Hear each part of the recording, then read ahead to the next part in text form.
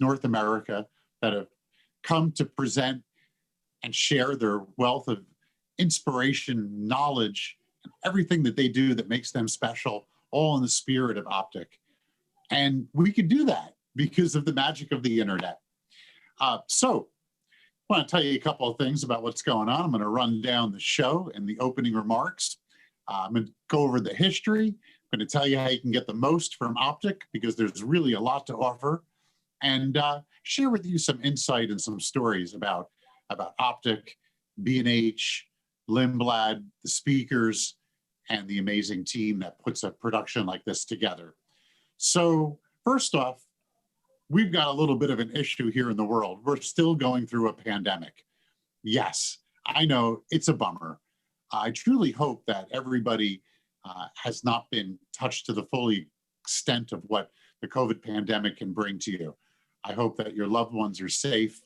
I hope that we were able to keep our economy and our steady jobs going. And if you did lose someone during this pandemic, it is with a sincere condolences that all of us reach out. But we are humans. We will endure. We've been on this planet for a long time. Catastrophes have come and gone, but we endure and we continue. OPTIC Spirit is about ecology and conservation. It's about our planet. It's about being a witness to it. It's about using our photography, our imagination as tools to record, document, and make sure that we take photographs and leave only footprints as we move about this planet. The pictures we take are very important, as we're going to go on and talk about later on in the OPTIC program. But I just kind of thought it was pretty funny. I'm an optimist. I believe that the glass is half full, that the glass is not half empty. I believe that when you get lemons, you should squeeze them and make lemonade. I mean, it's worked this long. I also want to share something else a little bit. I don't talk about this too often, but today's my birthday. I'm turned 53, and I can't think of a better way to celebrate my birthday than with all of you guys and gals, here at OPTIC All Stars. So let's start the program and talk a little bit about what's going on. So I'd like to give you guys a history of OPTIC. So OPTIC began as an idea in 2014 aboard the Lindblad Expedition's National Geographic ship, the Seabird. Now, the Seabird was in the Sea of Cortez, and we were in the lounge one night with Ralph Lee Hopkins, who's the founder of the expedition's photography program for Lindblad, Carolyn Delmonico, a marketing director at Lindblad Expeditions. And we also want to give a big congratulations to Carolyn. She's expecting, and I haven't heard from Carolyn in a day or two, and I just checked Facebook this morning to make sure that maybe that expectation actually came. So I hope, Carolyn, you're watching, and you guys are all well. In the lounge of the Seabird also was a great protagonist of B&H Photo and someone I'm very happy to call a great friend of mine, Gabriel Biederman. And we were on this expedition, and we talked about how we can take the magic of a Lindblad expedition, the expertise of B&H, and all the great speakers that National Geographic has to offer, and how we can bring them together with the sponsors and all the camera equipment, and we could create our own conference. And thus was born OPTIC, the Outdoor Photography Travel Imaging Conference. Now, I want to say something about this. This is a pretty cool endeavor because B&H Photo is a camera store, albeit a giant camera store and one with a footprint across the entire world. But we're able to come together and produce a conference. They tell me, that conferences and trade shows are a dying breed. Certainly, COVID canceling pretty much everything in 2020, that may be true, but I beg to differ because here at OPTIC, we've been growing since 2015, our first OPTIC, which took place at the New Yorker Hotel and also the AMC Lowe's 34th Street Theater. This was a very crazy OPTIC because we couldn't book the New Yorker for both days. They're a very busy hotel in Midtown Manhattan. So we had a split between the theater and the hotel. I have to say it was kind of tough because I made the staff break down the trade show and rebuild it at night after doing an entire trade show at the New Yorker and rebuild it into the movie theater. But we had some great speakers. It was a great lineup. It was a super energy experience. And that was the first OPTIC back in 2015. 2016, we're able to get our days booked at the New Yorker, and we also included something that we always wanted to, and it was a massive photo walk. This photo walk took place in Central Park, and we toured Central Park, and it was really a pretty incredible experience doing that OPTIC. We also did a sunset cruise, and it was an amazing experience. And about 1,000 people showed up to OPTIC that year. So OPTIC was growing. It was getting bigger and bigger.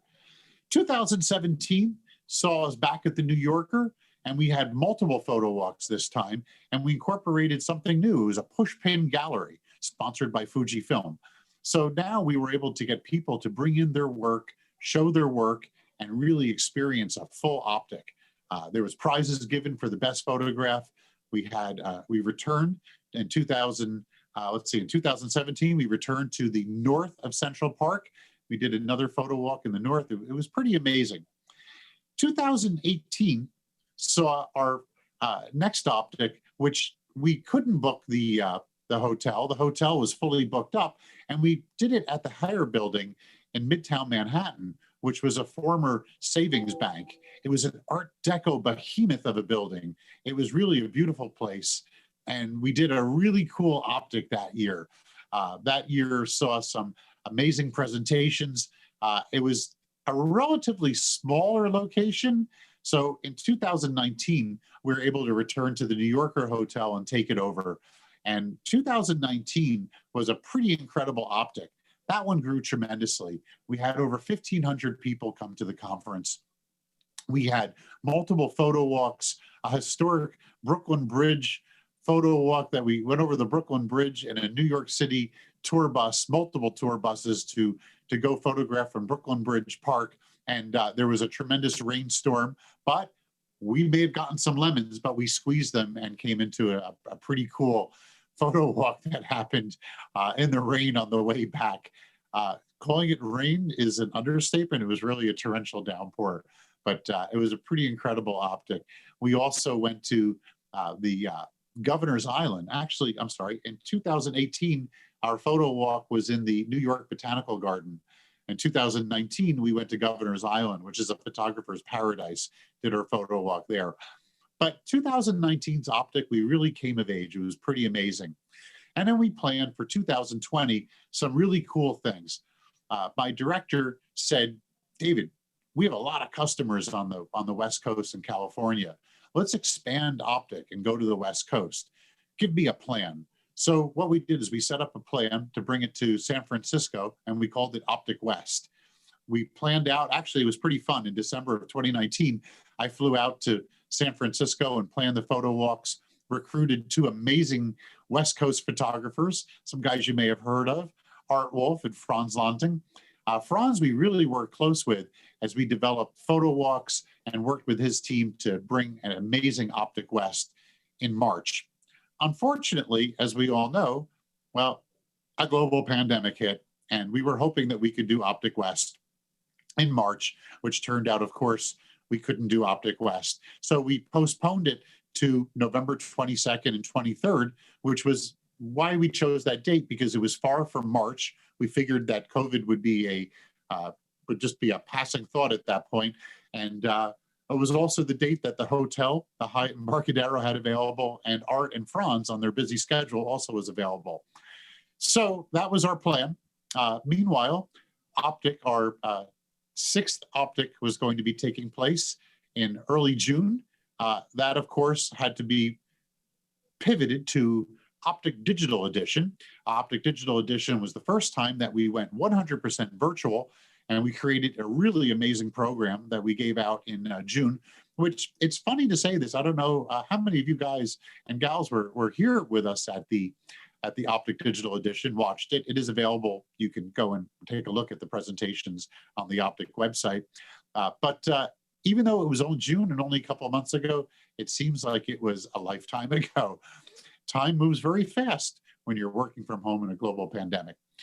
So we did our optical digital edition, and then around August, we realized that, well, the pandemic was definitely sticking around. So I went to my director and the team, and I said, hey, you know, let's do Optic West, but let's switch it. Let's make it Optic All-Stars. Let's invite back the best Optic presenters and keynote speakers and the magic that we've had from the past 6 years of doing Optic. Let's take all that we've learned from Optic Digital Edition and let's make the most amazing virtual Optic that's ever been seen, fill it with the best speakers, come up with some new and exciting programs, and let's do it. And guess what? It got green lighted. So we started working on bringing the Optic All-Stars, and here we are. That's the history. So we transformed Optic West into Optic All-Stars, and once again, we're squeezing lemons and we're making lemonade. Might even have to put a little bit of Jack Daniels in that lemonade. No, only kidding. That's called Lynchburg lemonade. But we're here and we're going to do this. So we wouldn't be able to make something as incredible as this possible without our sponsors.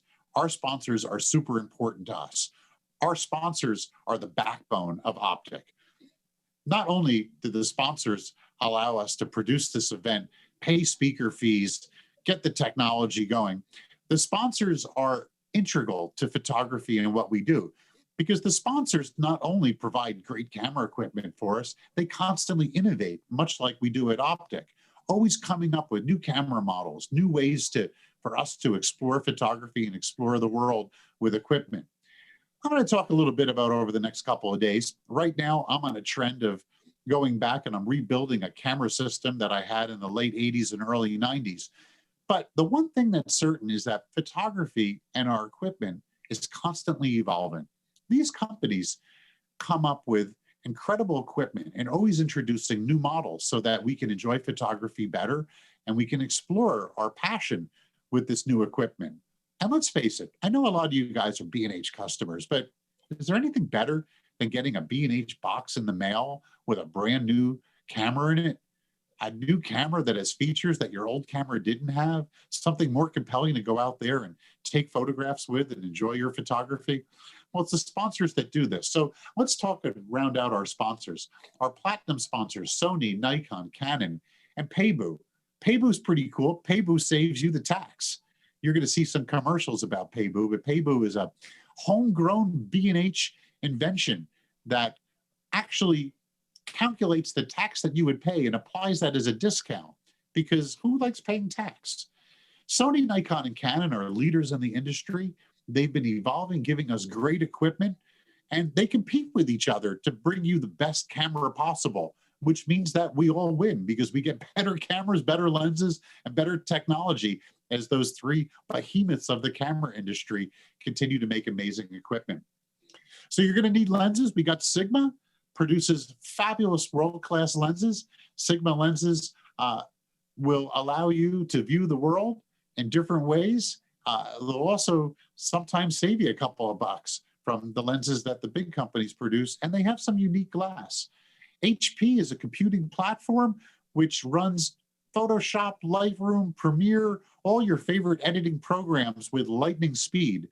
HP makes laptops and Pavilion desktops that make short work of the big digital files that today's digital cameras make. I want to talk about Luxley. Luxley is a lighting company from Norway that makes incredible LED lighting. We're going to, later on today, unveil a brand new product from Luxley, the Fiddle. So Luxley is a really neat company that takes lighting to a whole new dimension, and they do it all with Viking aplomb. Talking about Fujifilm. Fujifilm is one of the favorite cameras of mine. Fujifilm cameras are unique. They are a little smaller and nimble of a company than the big players out there. But Fujifilm is also known in the analog world. They produce film and they produce digital cameras. So they have a very unique perspective. They have wonderful color science, and Fujifilm is really fun stuff. I want to talk about Robus. Robus is a camera bag company. They're a homegrown company right from B&H, and Robus bags are pretty neat. Actually, excuse me, Robus is not a camera bag company. I'm sorry. I'm thinking of Rugged. Robus is a tripod company, and these are very heavy-duty, well-built tripods. So when you're putting your multi-$1,000 camera lenses on a tripod, you need it to be really steady, and that's where Robust comes in. Robust makes very high-end, lightweight tripods, and they've got gimbal heads and all sorts of really cool ways to support your camera equipment. NVIDIA is a color capture software, hardware component, which ensures that you get great colors and your processors run nice and fast. Then we talk about Rugged, the bag company. I actually just ordered a Rugged bag last week. I know I bought it through the employee purchase program. The Rugged people told me, David, you could have asked for a bag, but it was a really, I needed the bag right away, and it was a really neat bag, and came in at a really great price. Also talk about Bolt. Bolt is your camera tower company. Panasonic cameras are a leader in video technology as well as still technology. Panasonic's going to be having a great presenter. We'll be showing you William Inns later on. Wacom, I've been using Wacom tablets, which I've been using them since 1995. Wacom allows you to really experience Photoshop in very deep ways. Olympus is an incredible camera company. They're very venerable. They're from the turn of the century. Olympus cameras are small and compact. A number of our speakers use Olympus cameras, and Olympus is a great innovator. Also talk about Tamron. Tamron makes high-end optics for all your digital cameras. Really great stuff. Much like Sigma, they have some unique lenses that are out there. Also, Velo. Velo is an accessory company. They do the Shutter Boss, really neat products from Velo. And then Odom is a younger tripod company, makes a very economical yet very sturdy tripod. They have great travel tripods for when you want support and you really want lightweight work on, with Odom. We've also got PhotoPro tripods. This is a professional tripod system. They are lightweight. They are very sturdy, well-built. PhotoPro has the Eagle tripod, which is the combination legs and gimbal head. If you're into photographing birds, it's about the best in the industry. Want to talk about Seagate hard drives. These are a hard drive company that allows us to store all our digital files. SanDisk is our memory company du jour. SanDisk makes very fast memory cards and all the flavors, very reliable memory. It's your digital film for your digital camera. Let's talk about the Gratis Group, which is B&H's homespun group that produces really neat equipment and also at wonderful prices. LaCie hard drives. LaCie hard drives, the rugged hard drive. It's an industry standard for a well-built hard drive that you can take into the field with you. Let's also talk about Adobe, a great sponsor. Adobe is the Photoshop and Lightroom, which is something that after we take a picture, we live in. I've been working with Adobe since Photoshop 3 came out. Epson printers, which I truly believe the print is very important. We can't just use Instagram. We got to use Epson to make our printing. We also have Canon printers, which are large format program printers. You can check them out in the trade show. Talk about Moab paper. When you're going to be doing that printing, you can work with Epson and Canon's papers, or if you really want to get into some really exotic paper, you could print on Moab. Laowa is a optical company, which we have some interesting stuff from them. They make Venus lenses, and Laowa is very interesting and unique manual focus lenses. Very cool stuff. Hahnemühle paper, much like Moab, is a very high-end paper you can use to print museum quality. X-Rite, if your colors aren't right, then it's not right at all. You got to monitor color. You have to use a colorimeter to make sure that your colors are accurate from your screen. We have Nissi, we have Elix, we've also got Samsung, we've got Manfrotto, more tripods and different accessories. Lowepro camera bag company. Gitzo, another high-end tripod company. Nomadic, Canson, Infinity, more paper for you to print on. Ilford, more paper for you to print on and great film. We have Godox, which is an excellent lighting company for doing travel, bringing your lights into the field. Novaflex, a very high-end tripod head company, very machined to perfection. We have Shimoto, very unique gear, and we've also got Lee filters, some of the best graduated neutral density filters out there. So those are our sponsors. Definitely patronize our sponsors. Let's give a big shout out for the sponsors. Whenever we do it live, I ask the entire audience in the New Yorker to shout and clap for our sponsors, so the sponsors make it happen. Thank you, our sponsors. Okay, let's talk about the B&H Superstore. First off, the Superstore is open. located on 34th and 9th Avenue in Midtown Manhattan. The Superstore is a paradise for photographers and gear. And the Superstore is always innovating. The Superstore never stays static. Our latest innovation is a one-on-one video chat with an expert. It's a virtual experience. You can go online, book your time, and you can speak with a B&H expert who will actually hold up the gear in a virtual environment and work out with you any questions you have or how you can integrate that equipment into your livelihood. The B&H Superstore is 2 floors, and I was there earlier this week, and I'm happy to report that it is a very safe environment. There's plexiglass all over the place. Everyone's wearing masks, and it's very vibrant, and it's really fun to go into the B&H Superstore and check out equipment. They wipe down the equipment. We're using the latest CDC guidelines to ensure that your experience in the Superstore is safe. They're open.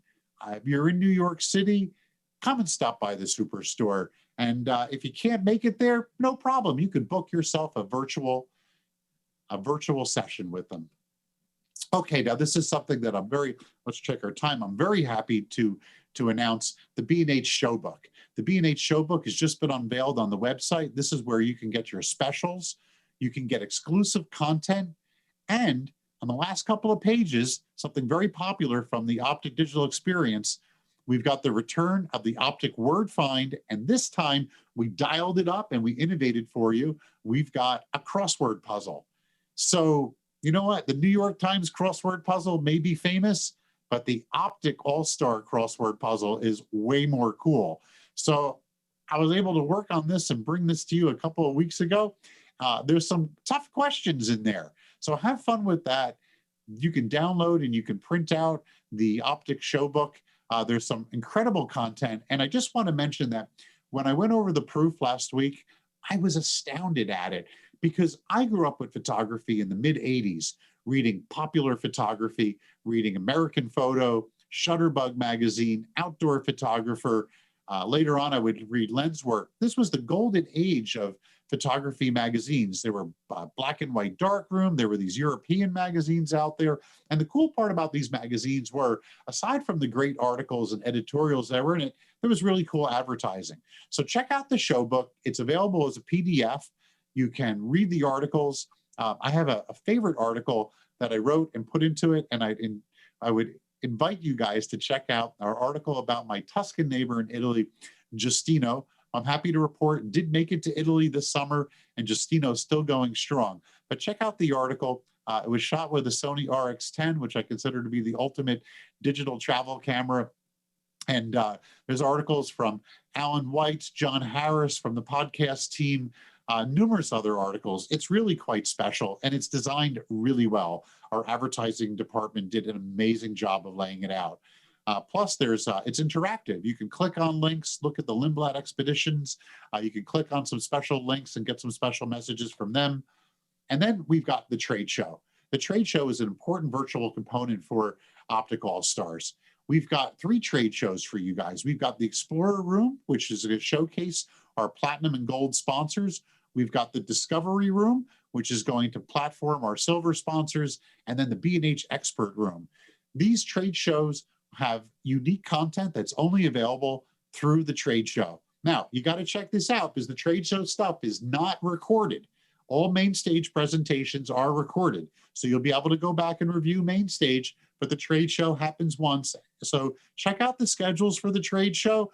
I'm sorry that we did post the trade show schedules late, but they were in constant flux, and we really curated an amazing trade show for you guys.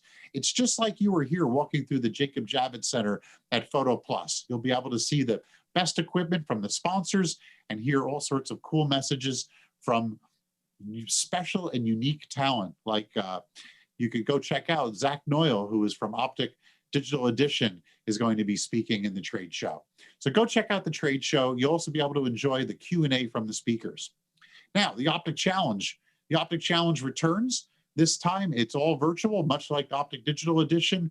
We had amazing speakers do the final judging for the OPTIC Challenge, and there's some really cool prizes in the OPTIC Challenge.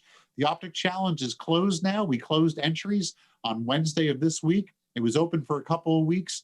We had almost 9,000 entries go into the OPTIC Challenge. It was very difficult to judge, but we saw some amazing work. At the end of this presentation, before I introduce our next speaker, Ralph Lee Hopkins, I'm going to announce the Paybu winner of the OPTIC Challenge. That's the marketplace, which I judged myself. Okay, so we did critiques. Frans Lanting really helped us out, and we want to give a special thank you to Frans. 2 weeks ago, we did a wildlife critique. Last week, we did the landscape critique. I'm sorry, not last week. Oh, it seems like forever. It was this past Wednesday, we did landscape. We had over 300 people join us for the critiques, where Frans went over 30 images for 2 minutes each. It was a comprehensive critique, but we recorded them. So they're available. So if you click on the critiques tab, you can actually watch at your own time the critiques. And you really learn something when you see the way Frans approaches cropping and how he looks to improve photographs through Lightroom. It was an amazing critique with Frans, and always fun to work with Frans. He's just such a wealth of knowledge. We've got exciting and experiential and inspirational content on the website. If you scroll all the way down, you're going to see 9 pieces of special content. But I want to point out something very special. We have a message from Art Wolf, and he talks about some really amazing stuff that Art Wolf is up to. So that's a pre-recorded one. At your own time, you can go through this extra special content, because OPTIC just gives you so much is going on with OPTIC. Okay.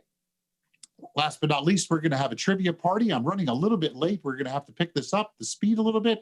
The trivia party happens on tomorrow night from 7 to 8 p.m. Pay attention to what you've learned here at OPTIC, and you can win some cool stuff. Trivia party will take place in the Explorer Room from 7 to 8 o'clock tomorrow night. Now, I want to give a very special thank you to the OPTIC team at B&H. OPTIC would not be able to be possible without this amazing team. So this is the advertising department, the Web UX, which designed the website. They were tireless. They proofed it. They created this website. They worked really hard, and that website is pretty amazing. I want to also thank the Explorer team, which wrote some great content, and the Explorer team also wrote our press releases and really kept up on helping out the Web UX team with amazing content. Also, I would ask you guys to go check out the Explorer blog at B&H. The Explorer blog is a team of passionate writers, product testers, and they really keep us on your toes for the new equipment that's out there. The social media team, Instagram, Twitter, Facebook, they did a great job, and I pestered them constantly. Get out our speakers' words, get out our images, and they really stepped up to the game and shared all the excitement that is OPTIC. I want to also thank the podcast team. The podcast team interviews some of the best speakers and best movers and shakers in the photography market. They're a highly acclaimed and top-rated podcast. So if you're into podcasts, check out the B&H Photo Podcast. It's really pretty amazing. I want to give a special shout out to the Web Space Marketing team. Web Space Marketing team works with our sponsors. They recruit them, and they provide a place on the internet for them to showcase and talk about equipment.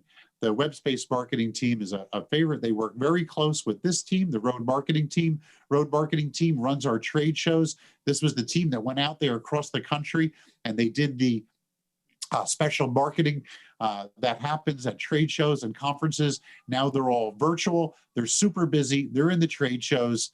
These are my brothers from the 5th floor of the office, and we love the Road Marketing team. I've been with the Road Marketing team at B&H since very early 2000s, or actually the late 90s. Too much time. I want to talk about the store team. They are passionate. They're in the store. They're there to help you and serve you in a safe manner. I walked through the store this week, and it was so good to see my friends from the store. Also talk about the sales team. These folks are in their homes answering phones for you guys. The sales team is managed by a great set of product trainers. They really know their stuff, and they're here to help you out. The sales team at B&H they are the arteries that pump the blood through B&H. Also, I would be remiss to not thank upper management. Upper management allows us crazy people, photographers, to be passionate and work this platform. Upper management puts up with us, and they greenlight us.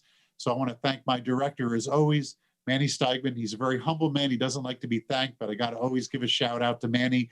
I've been working with him since the late 90s, and he's just an amazing guy who has really kept me focused and has had a vision. And it's always a pleasure to work with Manny. But I got a very special team at B&H. We've got a kind of a unique name. We are known as the Fellowship because we're all Lord of the Rings fans. And it's a little silly to call ourselves Fellowship, but we're readers.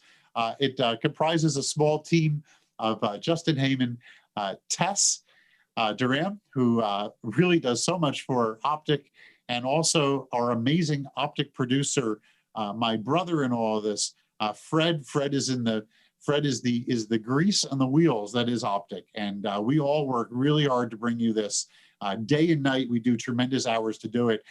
So that's the Fellowship. Long meetings, a book club, and it's an honor and a privilege to work with the Fellowship. And it's an honor and privilege really to work with everyone at B&H. So I want to give you guys a special message from Sven Lindblad.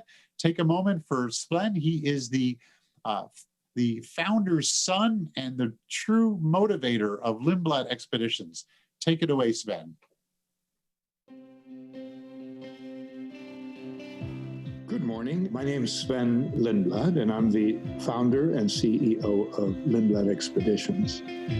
And I'm really, really happy to welcome you to this event co-sponsored by ourselves and B&H. I'm sure it's going to be very, very inspiring over the next days. So, a lot of people are wondering what is going to happen to travel now? What is going to happen to the kind of travel that we do?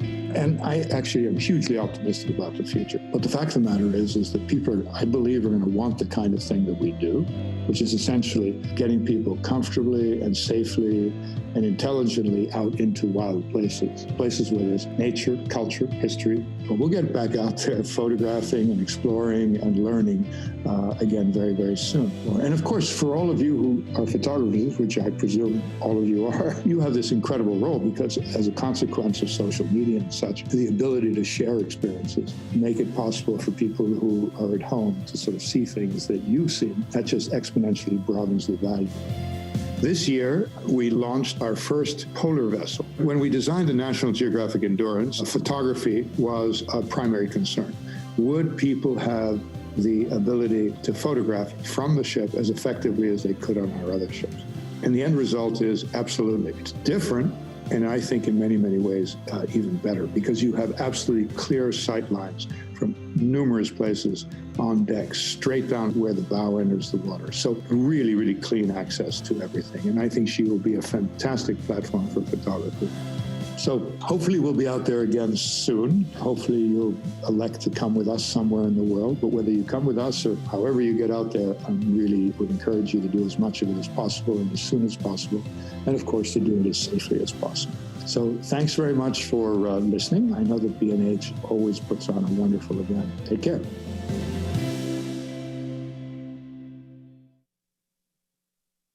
Thank you so much, Sven. It's an honor and a privilege to be working so close with your group. And I look forward to helping out on a Lindblad trip soon in the future. I miss the traveling. Thank you so much. Okay, I'm going to talk about the power of photography, but I'm going to spread this out throughout the whole presentation. We're running actually a little bit behind. We had so many sponsors, spent a lot of time on the sponsors. But I want to talk about some of the things that happen for you as a photographer. It's about change, it's about story, it's about truth, it's about meaning, it's about understanding, and mostly it's about passion, which is really what OPTIC is all about. And you're going to experience that as we move forward on the today and tomorrow in the programs. Speaking about all those things, change, truth, meaning, understanding, and passion, I would like to give you a special message from the 2020 OPTIC Digital Edition keynote speaker, our first woman keynote speaker, Amy Vitale, and she's going to talk to you guys about something that's really cool, Prints for Nature. We're going to be running this video frequently during the next 2 days because these are ultimate gifts that benefit our world and benefit anyone who would receive these amazing photographs. Take it away, Amy.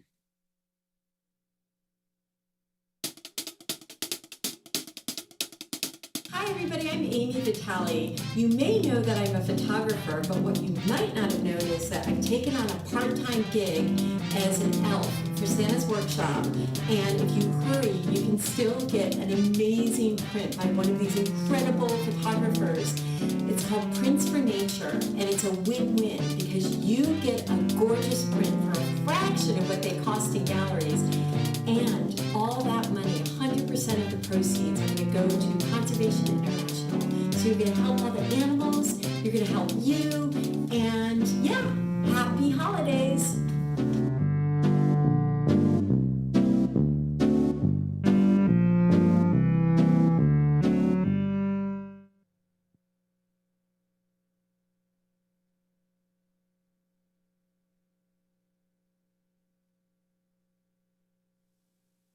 Okay, welcome back. Thank you so much, Amy. Those special deals are until November 27th. And I know what I'm going to be getting a few people. I can't wait. Something really cool is if you go to the website and check it out, a lot of OPTIC speakers, including some OPTIC speakers from the program that you're going to see at the All-Stars, have photographs available. So that's really, like she said, a win-win. It's an amazing gift. You know, I just want to throw, I got an email from Amazon and it had like the top Amazon gifts of this year for Black Friday. And they were really stupid gifts, like just things that are disposable and aren't going to last. Everything from a rice pressure cooker to an Amazon Fire Stick. I don't even know what that is, but I'll tell you what, an archival print that benefits the world we live in that you can put up, and the prints are fabulous. There's some beautiful work there. So go check that out. Some really amazing stuff there. Okay, so this is important. At OPTIC All-Stars, we're doing a lot for you guys, and I'm gonna ask you something that you can do. First off, it's my birthday, and all I really want as a birthday present is for OPTIC All-Stars to go viral. So please take and share hashtag OPTIC All-Stars, put a link to www.opticallstars.com and take a picture of you watching OPTIC All-Stars. So let's do that right off the bat here. It's going to show you a photograph that I took earlier and posted it on the Instagram. You can tweet this, you can Instagram it, you can put it on your Facebook, but let's get it out there. And this is pretty fun stuff. Here's what I shared. And this is a picture here of me presenting to you guys. And yes, I am wearing yoga pants, not sweatpants. This is 2020. We're classy here. We put on a tie, an untucked shirt, and we wear, and we wear yoga pants. And my cup of coffee is so important. Okay, everyone, let's get down to it. We're about to introduce Ralph Lee Hopkins. He's going to talk about comet chasing, but before we go, let's announce our first OPTIC Challenge winner of the day. So, OPTIC Challenge Peibu Marketplace winner. Before I announce this picture, I just want to share with you for a second. I was the judge for this one. I looked through all the pictures, and I gotta say, I'm pretty happy with the picture that we picked out, but I'm gonna give you guys a piece of advice. Get close. I saw a lot of amazing marketplace pictures, and they were very far. The one that I chose was a close-up because a wise photographer once says, if a picture isn't interesting, get closer. So without further ado, the winner of the OPTIC Peibu Marketplace Challenge is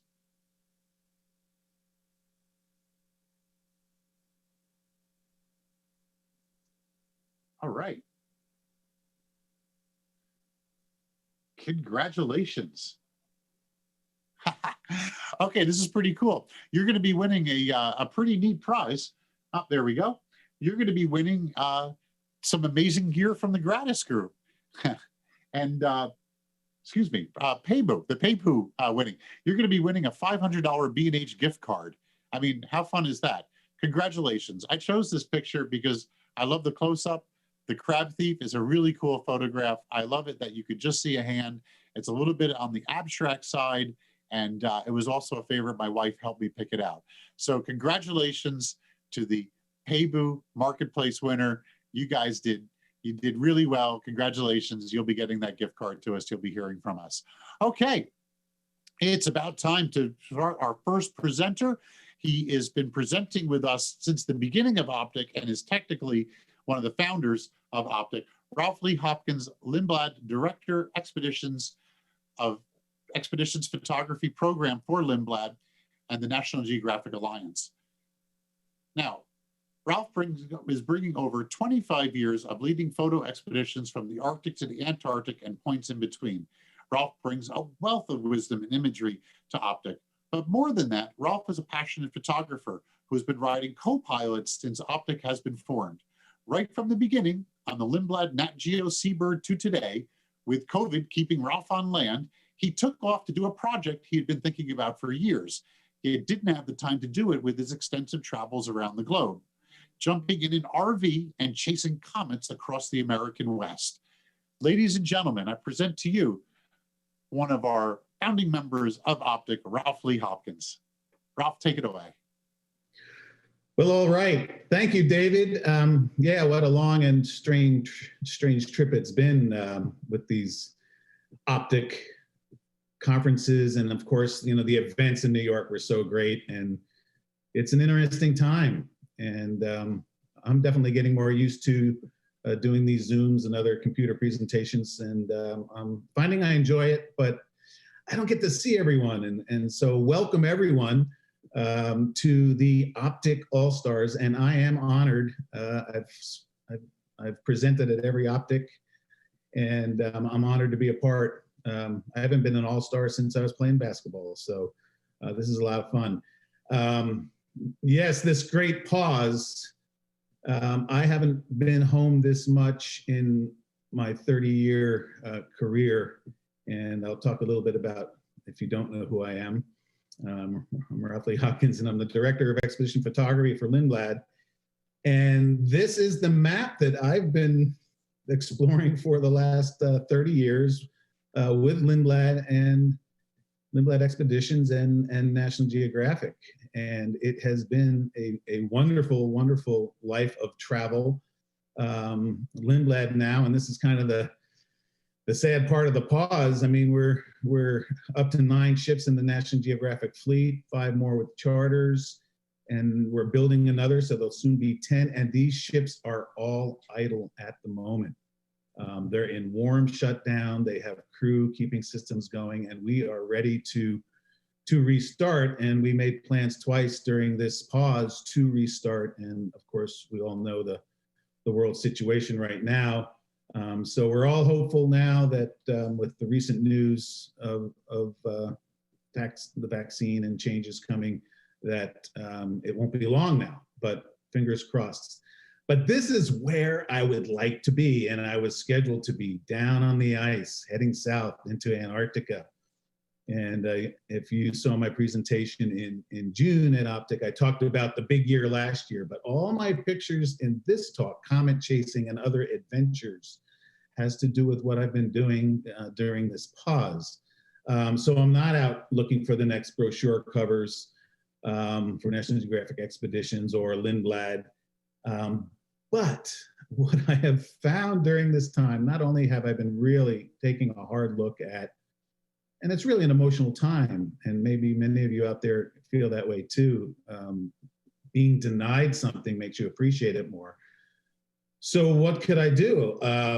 Here we are in this pause. So I thought about, what could I do for a self-assignment?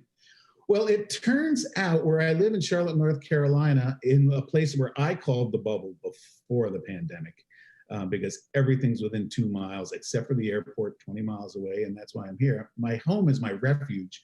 Well, it turns out on the golf course where I live, there's a bald eagle's nest. And I've always been traveling, but here they are setting up their nest back at the beginning of the pause. So I did a self-assignment, and it's a little different travel that I did for this assignment, is because I was able to commandeer a golf cart. And here I am at the nest. Well, it happened. Staked out the eagle's nest here on the driving range at the golf course. I've gotten smart.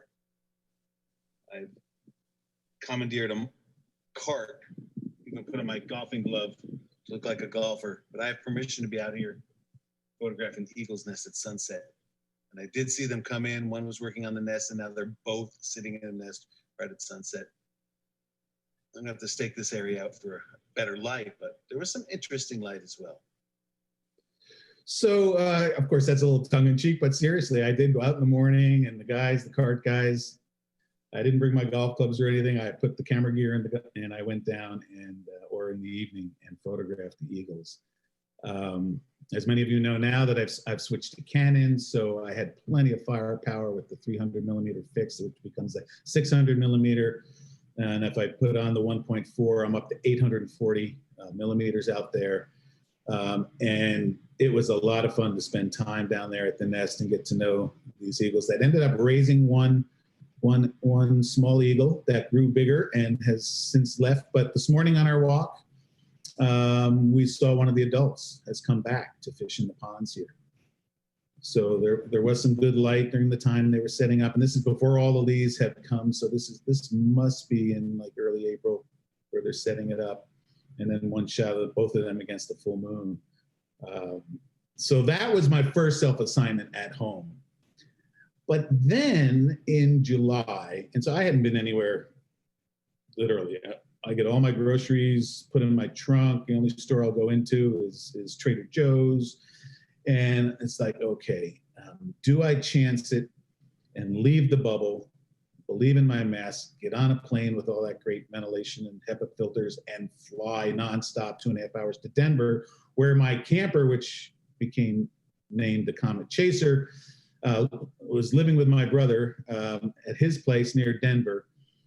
And who knew that there was this comet that was discovered in March that was going to make a close approach? So I went out into the canyonlands of Utah, which also was a time of reflection for me because I've lived in every four corner state, and I basically taught myself photography living in Utah. So I was revisiting places, and I was a 4x5 landscape photographer back in the early 80s when I started out with a Graflex Crown Graphic, moved up to a Lindhoff, both used historic cameras.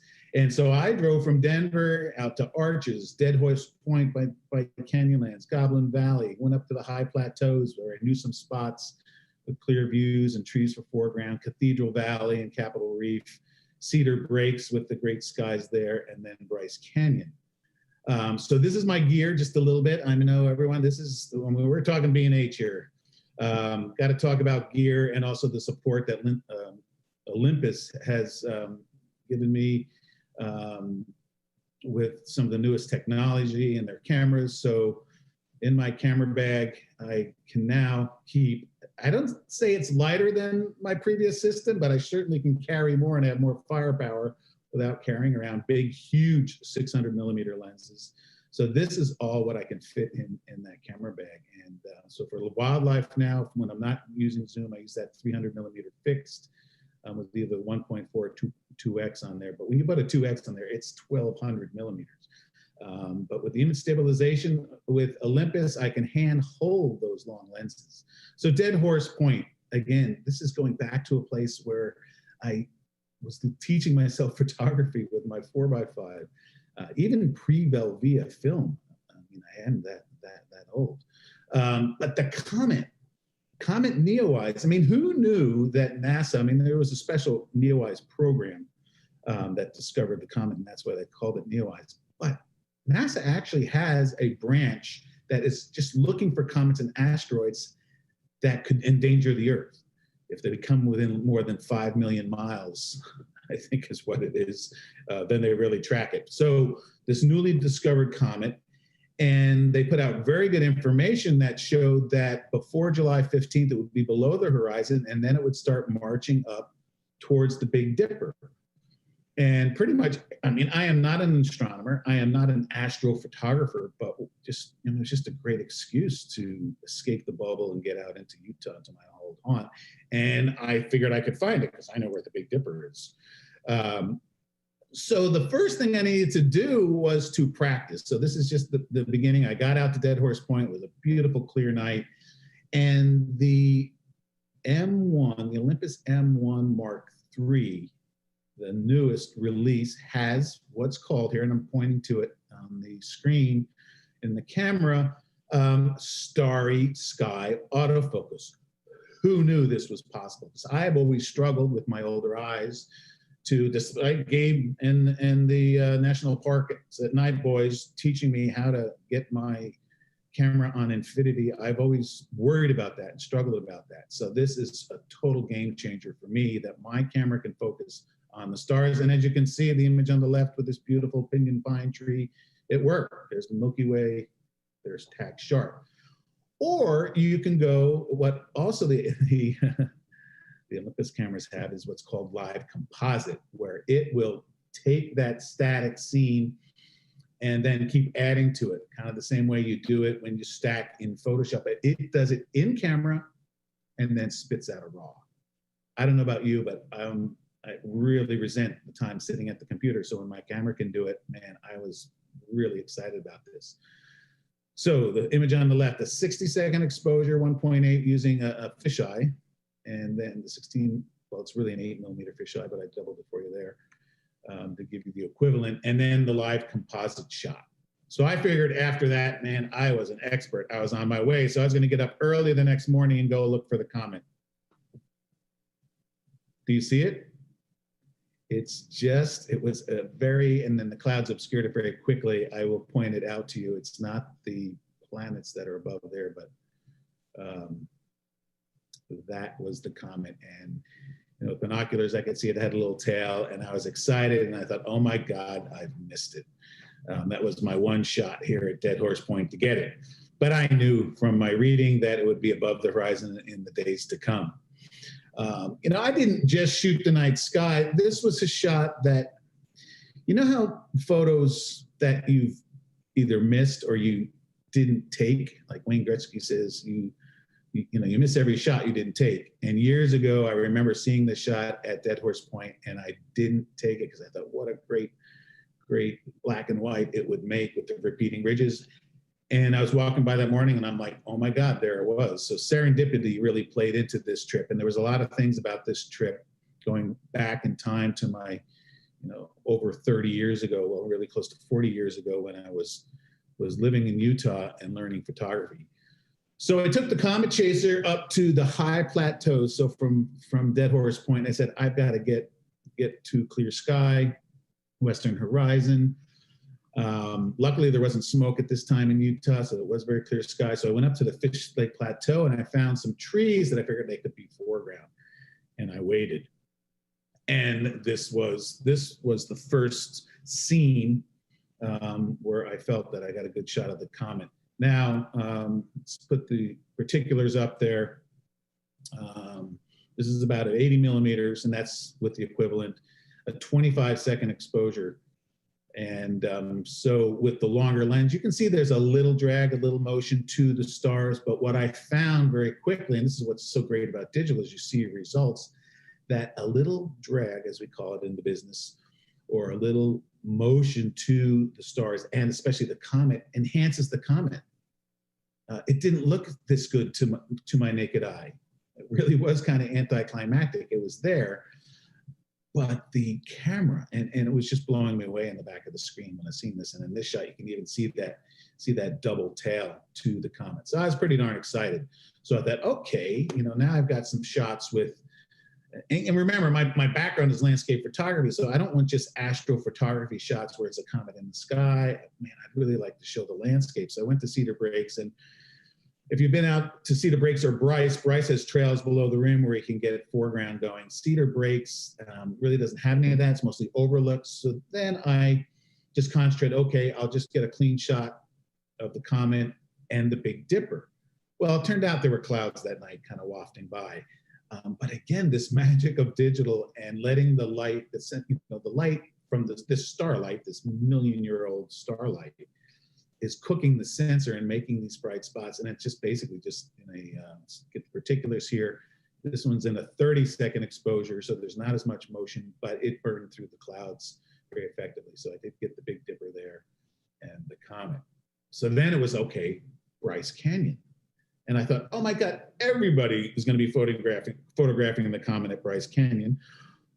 Well, it turns out that everyone was there photographing. And as you know, in this great cause, that a lot of people bought RVs and headed out who had never camped before. And there were a lot of people around. Campgrounds were full. I know kind of hidden places where I can camp, so that wasn't an issue. But normal people, they leave the overlooks and after the sun goes down. So I hung out, photographed this beautiful, beautiful sunset here at Bryce Point. And then I went down the Peekaboo Trail to look for locations where I could photograph the comet. Now, I had to predict where it was going to be, so I did use my star app and everything. And this is where there's a tunnel cut through the rocks, so I was able to use it kind of like an arch framing the sky in this one, and another 30-second exposure. But this is the one that I really loved, that really shows both tails. It does have one, that's not Thor's hammer, but it's one of the formations, and you can tell it's Bryce Canyon, also a tree for foreground. So I was really looking to compose images that gave context to where I was. Another place that I had been here, I think it was 1980 with my 4x5 into Cathedral Valley of Capitol Reef National Park. Just spectacular. And I'm a geologist by background, as many of you know. So the Entrada Formation out here is literally just melting into these beautiful, beautiful cathedrals. That's why it's called Cathedral Valley. And there's one spot called Temple of the Sun and Temple of the Moon. And what's in the foreground here is what they call Glass Mountain. It's actually a little mound, but it's these huge selenite or gypsum crystals that crystallized from an ancient shoreline, basically an ancient seaway, and then moves plastically, kind of like salt domes do, pushing up, and now it's been eroded at the surface. But what a great spot in this case, it's sunrise. But my goal was to shoot the comet, photograph the comet between the two. It was hard to get a good angle, though, to really show the scale, even though, there is a nice silhouette here of the two. I don't think that blows you away as much as just the comet in the sky. Again, a 60-second exposure in that shot. But what I loved was when I did a live composite. So I was done shooting the comet, and then for about, let me give you the particulars here. So it was about 2 hours of shooting the star trails at this is Temple of the Moon with Temple of the Sun in the background. So just a spectacular landscape. And I was having fun out there. I did not camp illegally there. I just told the ranger that I didn't go to sleep, but I stayed out there at those monuments. One of my other favorite places, again, going back to my early days of learning landscape photography and becoming a professional geologist, was Goblin Valley. It's the same formation as the cathedrals in Cathedral Valley, and we're really not that far away, but they weather much differently into these standing stones, these goblins. The first night I was there, the comet was covered. There's clouds to the west, so I concentrated on the Milky Way, and I used for light painting. So in this case here, I'm 25 seconds here, again with about 16 millimeters. And you can see I'm keeping my ISOs are down fairly low, 3200, 1600 in that range.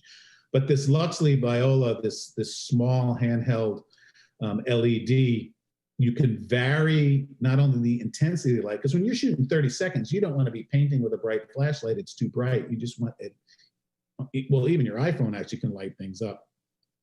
But you can also change the color balance. Is what I love about. So there's really two dials here, one for luminosity of it, how bright it's going to be, but then also for the color balance. So it's really fun for painting. And then here's a vertical just going with the Milky Way. And of course, these are all processed. If you have questions about processing, I listen to the national parks at night, guys. They have a great blog website that describes the different software, and none of these have been stacked in Photoshop or using. I'll show one image at the end. We'll show that comes out of, I think, Landscape Stacker. So this is about 2000 ISO, 30 seconds. But then the next night I was able to start shooting, and there are these formations called the Three Sisters right there at Goblin Valley. It was a favorable night to photograph the comet again. And this is where I did have to share my bubble with there was a couple of photographers there. The other nights I had it to myself. But then they went on the other side, I photographed this side, and then when they photographed this side, I went on the other side.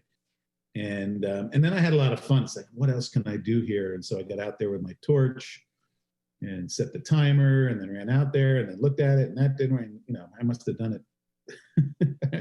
I must have done this 10 times, kind of running 20 yards and to make these shots.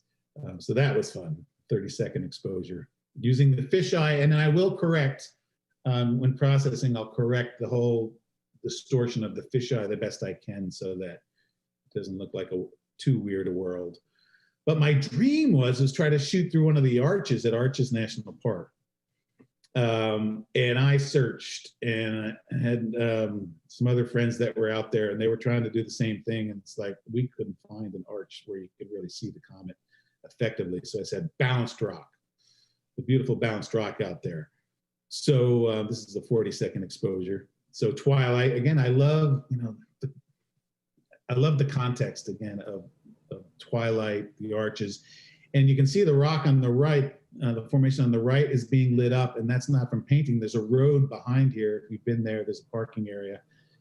And right after sunset, it's a parade of cars. So you had to keep shooting and hope that one of them worked. So this one worked, it wasn't too much light. Went for the straight silhouette here. And then just kept shooting. And a couple of maybe shooting stars here with it.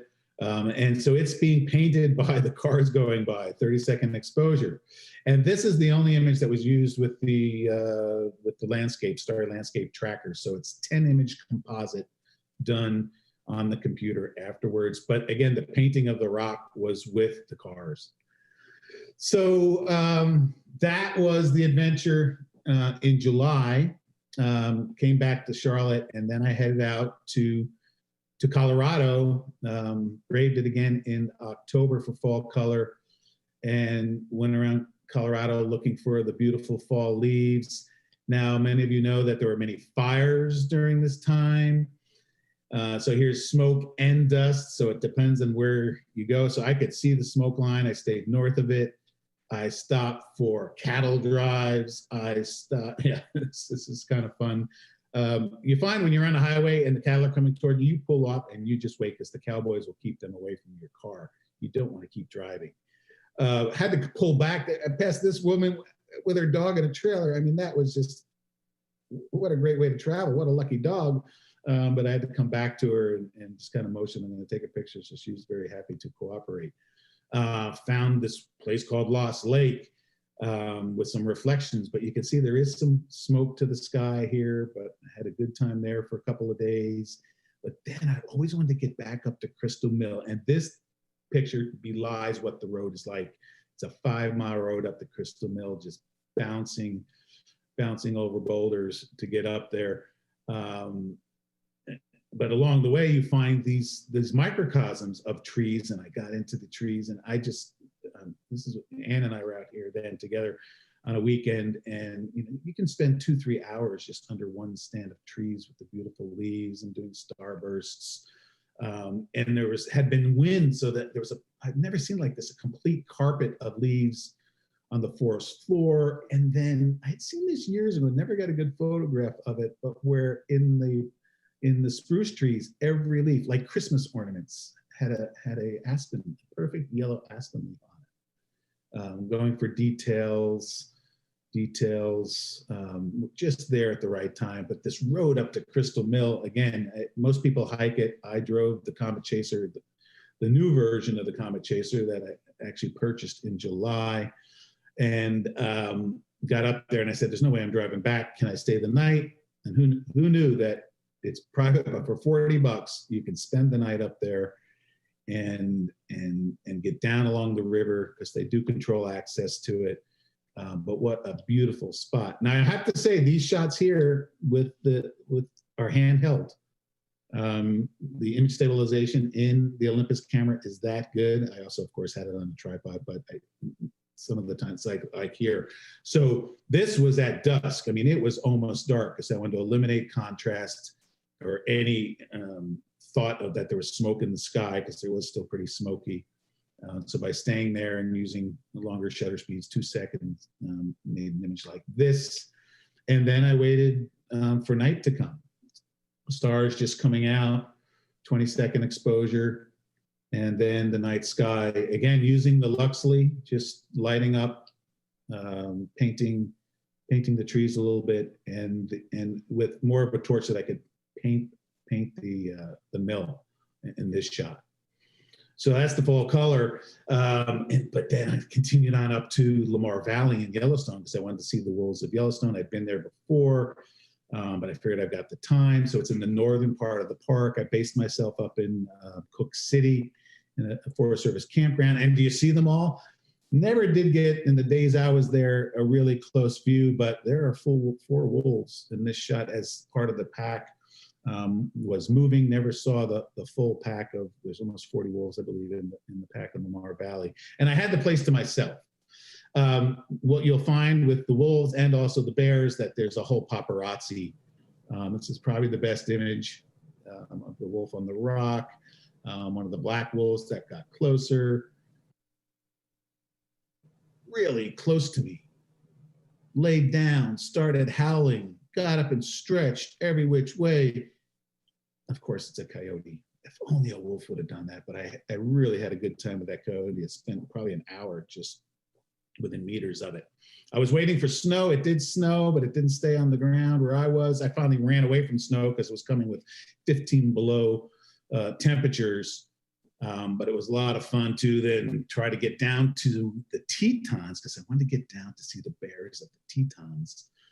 But there's traffic jams, and you get distracted by the hot springs, and you go take a walk with the rest of humanity. But everyone, I mean, it's windy and it's outdoors, and most people wearing bandanas, and many people wearing masks. But outdoors, I felt pretty safe, and I didn't linger and let everyone get into my bubble. But the culmination of this was seeing the grizzly bears. And if you Google the bears of Pilgrim Creek, you'll find Tom Mangelson's name, and I'll show you Tom in a second. This is Snake River Overlook that Ansel Adams shot.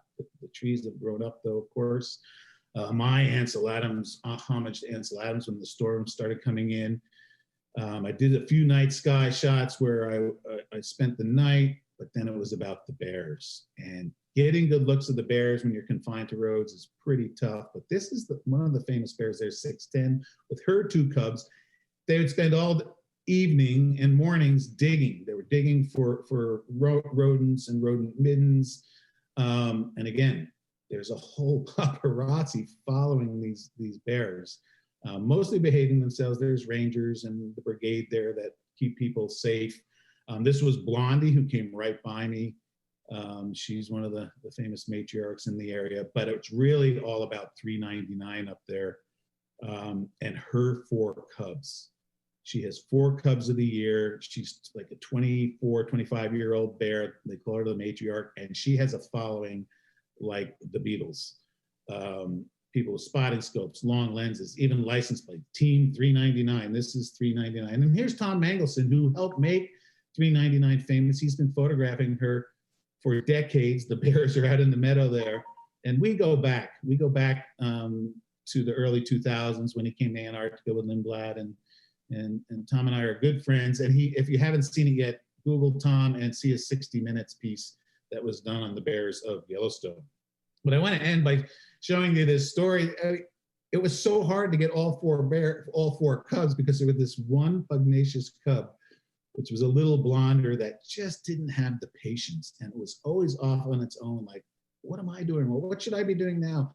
Am I doing something wrong? I mean, it looks guilty, the poor little guy. But there's Mom. There's the matriarch, 399. So that is where I would end, except if I have a couple more minutes. There's more, because I want to finish with one story. I mean, when you're out on these adventures, things happen, especially with vehicles, and that's part of the story. So I did need a little bit of hydraulic fluid. for the lift mechanism in my camper. And it was a Sunday in a small town in Utah, in Bears Ears National Mine, Escalante, Utah. So I Googled mechanic, and it turns out the Desert Doctor, this motorcycle mechanic, he said, come on over. I've got hydraulic fluid somewhere. This is his shop. It turned immediately into a photo shoot. Never did learn his true name. I said, what is your name? I mean, I'd love to do a photo. He said, I'm the Desert Doctor. But what he does is every time a motorcycle, he fixes a tire for a motorcycle, he puts up where these people are from. He's been there for 18 years, right across the street from the Mormon church. And he went on, it took me 2 hours to get out of there. In a good way, I was photographing and he was telling stories, and these are the type of things you just can't plan. And so we had a great photo shoot, and I'll be sending him his images. So if you ever need a motorcycle tire changed in Utah, head down to Escalante and meet the Desert Doctor. So I'll end there. Thank you all for your attention, for attending. And thanks again to B&H and Lindblad Expeditions and National Geographic and Olympus and Natural Habitat Adventures and everyone I've traveled with over my 30-year career, because I've been thinking back to just about every trip I've done. So much appreciated, and stay safe, everyone. Hope to see you live in New York in the future. Thank you. Thank you so much, Ralph. That was always a pleasure to have you on at OPTIC and work alongside of you. So our next speaker is going to be talking about travel photography in this crazy world and capturing awesomeness. William Innes. He is a Panasonic Lumix Global Ambassador and alumni of the 2017 OPTIC. William became fascinated with photography at an early age after being intrigued by the buttons and dials on his father's camera, a common occurrence. After a long career in the aerospace industry, William leaped into the wedding photography world in 2006 and never looked back. He believes that a great wedding photographer needs to be well-versed in all kinds of photography, including portrait, landscape, action, and product techniques. William loves traveling the world to experience the food, culture, and sights. To date, William has visited 42 countries. Pretty impressive. We caught up with William from his photo RV dodging hurricanes in Florida. William, happy to have you here, and take it away. Thanks. Thanks for that introduction, Dave. It's so great to be back at B&H and participating in OPTIC 2020. I was there a couple of years ago and really loved it. So since it's going to be a half-hour presentation, let's get right into it. So just a quick little bit about me. I actually started my photography career as a wedding photographer based in Los Angeles. I've been doing that for about 14, 15 years and would shoot about 40 weddings a year. But for photography, what I really love is travel photography. And as we all know, there's a lot of social distance going on these days. That's exactly what I've been doing. My wife and I left Los Angeles at the end of June. We've been on the road for almost 5 months. This is where we're living. We're living in a travel trailer. Today, I'm on a beach in Carabel, Florida, which is pretty cool. It's very low-key. We're going to be spending 2 weeks here. And traveling this way has enabled us to social distance and still do travel photography, because two of the things I absolutely love are travel and photos. So we're going to talk about that today. One of the things about travel photography, I think, is a good definition of travel photography. And really, what is it? It's sort of different today with the COVID thing. So some of these things apply and some don't.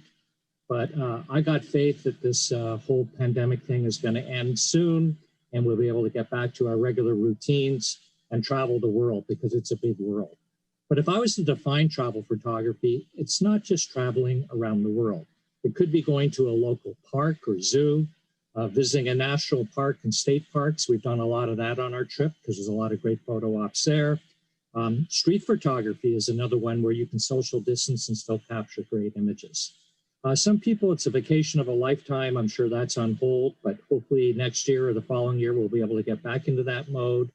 Traveling the world, that's one of the things that I really love doing. I've been to over 60 countries. I love food. I love culture.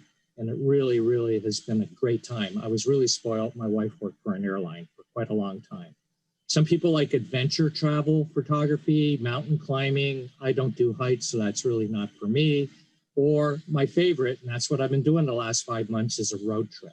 I did road trips when I was a kid with my parents, and they sort of present themselves with lots of opportunity for neat photography. So today what I want to talk about is the actual process of travel photography. So we're going to talk about how to research your trip, prepping for your trip, the actual travel part, some photography, some post-production, and then how to present your pictures. So this isn't necessarily going to be a presentation just with a lot of pretty pictures and telling how I got them. I want to share with you some tips and secrets on how to prepare and how to travel. And I'm sure a lot of this stuff maybe you already know, but hopefully there's a good tip for everybody in this presentation. So let's get started. Research. Before you go, you have to research. So one of the things you want to do is research where to go. I'm sort of been spoiled where to go, but I love getting online and exploring different places around the world and making decisions where to go. My wife and I recently did a trip to Ecuador, and that's what I did. I got online and I checked it out. The other thing you want to sort of do with your research online is where and what to photograph. So I'm going to show you an example in a minute of something that I wanted to photograph and what happened to me. The other real important thing is what time of year should you visit your particular destination, whether it be domestic in the United States or around the world. For instance, we went to Ecuador in August because my wife likes cooler weather and it happens to be cooler there that time of year. I led a workshop to Vietnam last year, and we wanted to take our students when all the rice fields were green, which happens twice a year over there. So yeah, I had to research when are the rice fields green in Vietnam. So we went in September. So one of the things I discovered was this church in Cuenca. Nope, I take that back. It was in Quito, Ecuador. And I wanted to recapture this picture. This is not my photo. It's taken by a guy named Luz Gill. And I wanted to climb up on the roof and capture this image. So I did my research about it. When we got there, lo and behold, one of the steeples was surrounded by scaffolding, and I couldn't capture that image. But because I had planned and decided to go to that chapel or church, I was able to capture this image. Then when I went downstairs inside the church, I was able to capture this image. So the story is, if I hadn't planned to go there and try to capture something, which didn't quite work out, I would have never got the two previous photos. So do a lot of due diligence, what you want to take pictures of before you go. What else to research? Maybe not photography related, but things to do. Are there tours you can do? Are there expeditions you can do? I love eating food. I love trying to taste and try all different types of food around the world. So do a little bit of research, what's popular, where you're going. And then the last thing I would say is rules and regulations. And that's very true today, even in the COVID world, even traveling domestically. For instance, some states have restrictions. I'm originally from Canada. I have my son up in Canada near Vancouver. I haven't seen him for a year, and the travel restrictions between Canada and the United States is sort of like cause us not to see each other. Even certain states have restrictions. So research that before you go. The other thing to research is maybe, for instance, in Ecuador, I took a drone with me. And doing my research, I found out that I could have been charged the full value of that drone as duty when I entered the country. Now, it wasn't a very expensive drone, so I rolled the dice and took it with me. But make sure there's no surprises. The only way to do that is to do your research. These are some of the things I use to do research. I go online. I love Afar, TripAdvisor.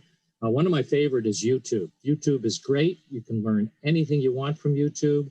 So for instance, on the Ecuador trip, my wife and I sat for about 3 weeks straight and watched a video on Ecuador every single night.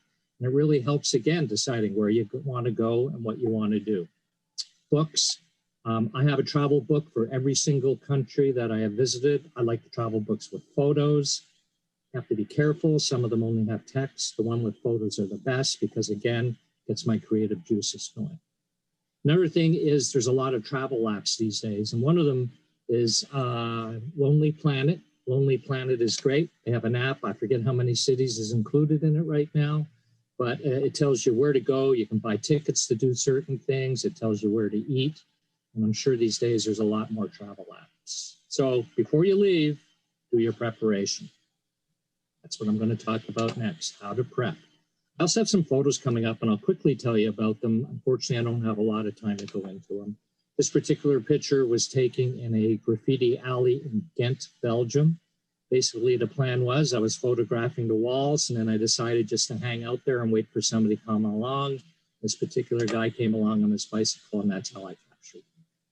So let's talk about what to bring when you travel. I tell people to bring as least as possible. I've actually done complete trips for 2 weeks with just a backpack, which included my clothes and camera gear. So I like to travel light. One of the biggest tips I can give you is to buy merino wool t-shirts and socks. Now, they're not cheap. They run anywhere from $50 to $150 a t-shirt. And there's a company called Unbound Merino. They're up in Canada. And they talk about being able to wear the same shirt for a month without washing it. You can even sleep in it. Now, I haven't gone quite that far, but I have worn them for a week or two, and I can attest to you, there is no stink. They keep you cool, they keep you warm. So merino wool is an awesome product to buy. I buy plastic sealable bags. I get them on Amazon. They have a special seal. They're like compression bags. So for dirty laundry, I can roll it up, let all the air out and compress them. Great to travel with. And then sealable bags to put clothes in. The other thing I use is packing cubes when I travel. That's another great travel tip. I bring a thin raincoat. Doesn't have to be an expensive raincoat. I went to REI and bought their own brand, and it's easily foldable. Doesn't take up a lot of space, but as you know, rain can ruin a trip. Your medication, always be sure to bring it with you. Passports, visas, have them with you. Another tip is to take a digital photo of your passport and any visa, any important documents, and make sure you store it in the cloud so it can be accessed anywhere. If you're abroad, you lose your passport, you can go get it on the web, find out what it is, and then work towards getting it replaced. Last, small headphones. I see everybody on planes with these big headphones. I'm wearing today these little Bose noise canceling ones. They fit in a very small pouch and take up no space. As far as photo gear, quickly talk about this picture on the right. This is one I just captured in Northern California on this trip. That was right by the Oregon border. My wife and I went on this hike, and it was absolutely gorgeous. It's probably the nicest hike we've been on in the last 5 months. When you travel with photo gear, what to bring is, again, keep it light and small. So I always ask people, what kind of trip is it? Is it a trip that only a point and shoot will work for you? Or maybe you'd actually need a camera body with lenses. Are you driving? Then you can bring a lot of gear. If you're flying, then you need a small camera bag. And that's where I think even micro four thirds cameras are great. We're going to talk about that in a little bit. Camera bag. This is an interesting one. Years ago in Morocco, I actually got robbed. I had a camera backpack, and they stole my Beats headphones out of the back by the time I felt them in my backpack. So what I do now is I have a nice camera bag. I take all the inserts out of that camera bag, and I stick them in a grungy looking backpack. So it still protects my gear, but I look like a regular tourist, and I don't look like I'm carrying anything expensive. Batteries and chargers. I would buy if you're taking more than one camera, make sure you travel with a universal a charger. I'm sure you can get one at B&H. And the beauty of it is bring a lot of batteries and bring a charger. Because the weird thing is traveling around the world is you can buy SD cards anywhere. You can be in the jungle and go to a convenience store and they have SD cards. But what they won't have is the particular battery to your camera. So make sure you pack a lot of batteries, because if you lost them or misplaced them, you wouldn't be taking many pictures. The picture on the right is from Japan, from a trip I took a couple of years ago. What else to bring with you when you travel? International power adapter is really important because you want to be able to charge things.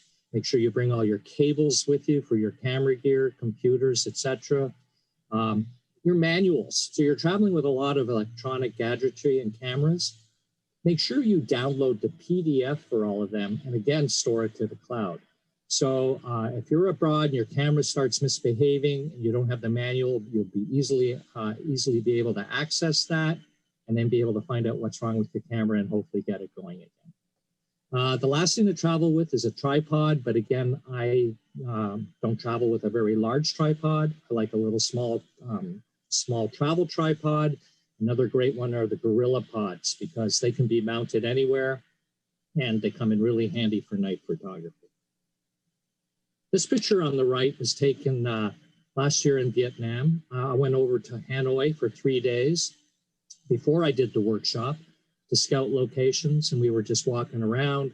I think I had a LX100 Mark II. Street photography, this guy was just sitting out having a smoke with all the motorcycles in the background. I love doing street photography. What else to bring? The other thing is to bring a small hard drive. I travel with a 4 terabyte hard drive. They used to be super expensive. Now they're super cheap. So bring that for backup. I leave my laptop at home. I travel with an iPad Pro and a Bluetooth keyboard, a very small Bluetooth keyboard, so I can send and receive emails. But my iPad Pro and the stylus, that's what I edit with. So even when I travel abroad in a backpack, even a laptop is too big for me. The other thing I travel with is a Narbox 2.0. It's the new Narbox. It's a great device. It's great for 2 things, I think.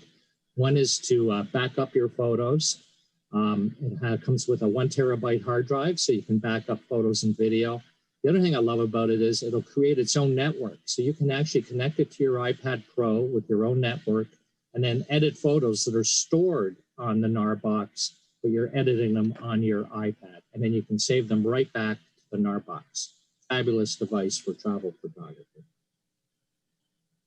The picture on the right is Edinburgh, Scotland. My last name, Innes, is Scottish, and I went over there and wanted to research my family name. They had a really cool registry there where you could get information, and it is an absolutely amazing city to visit.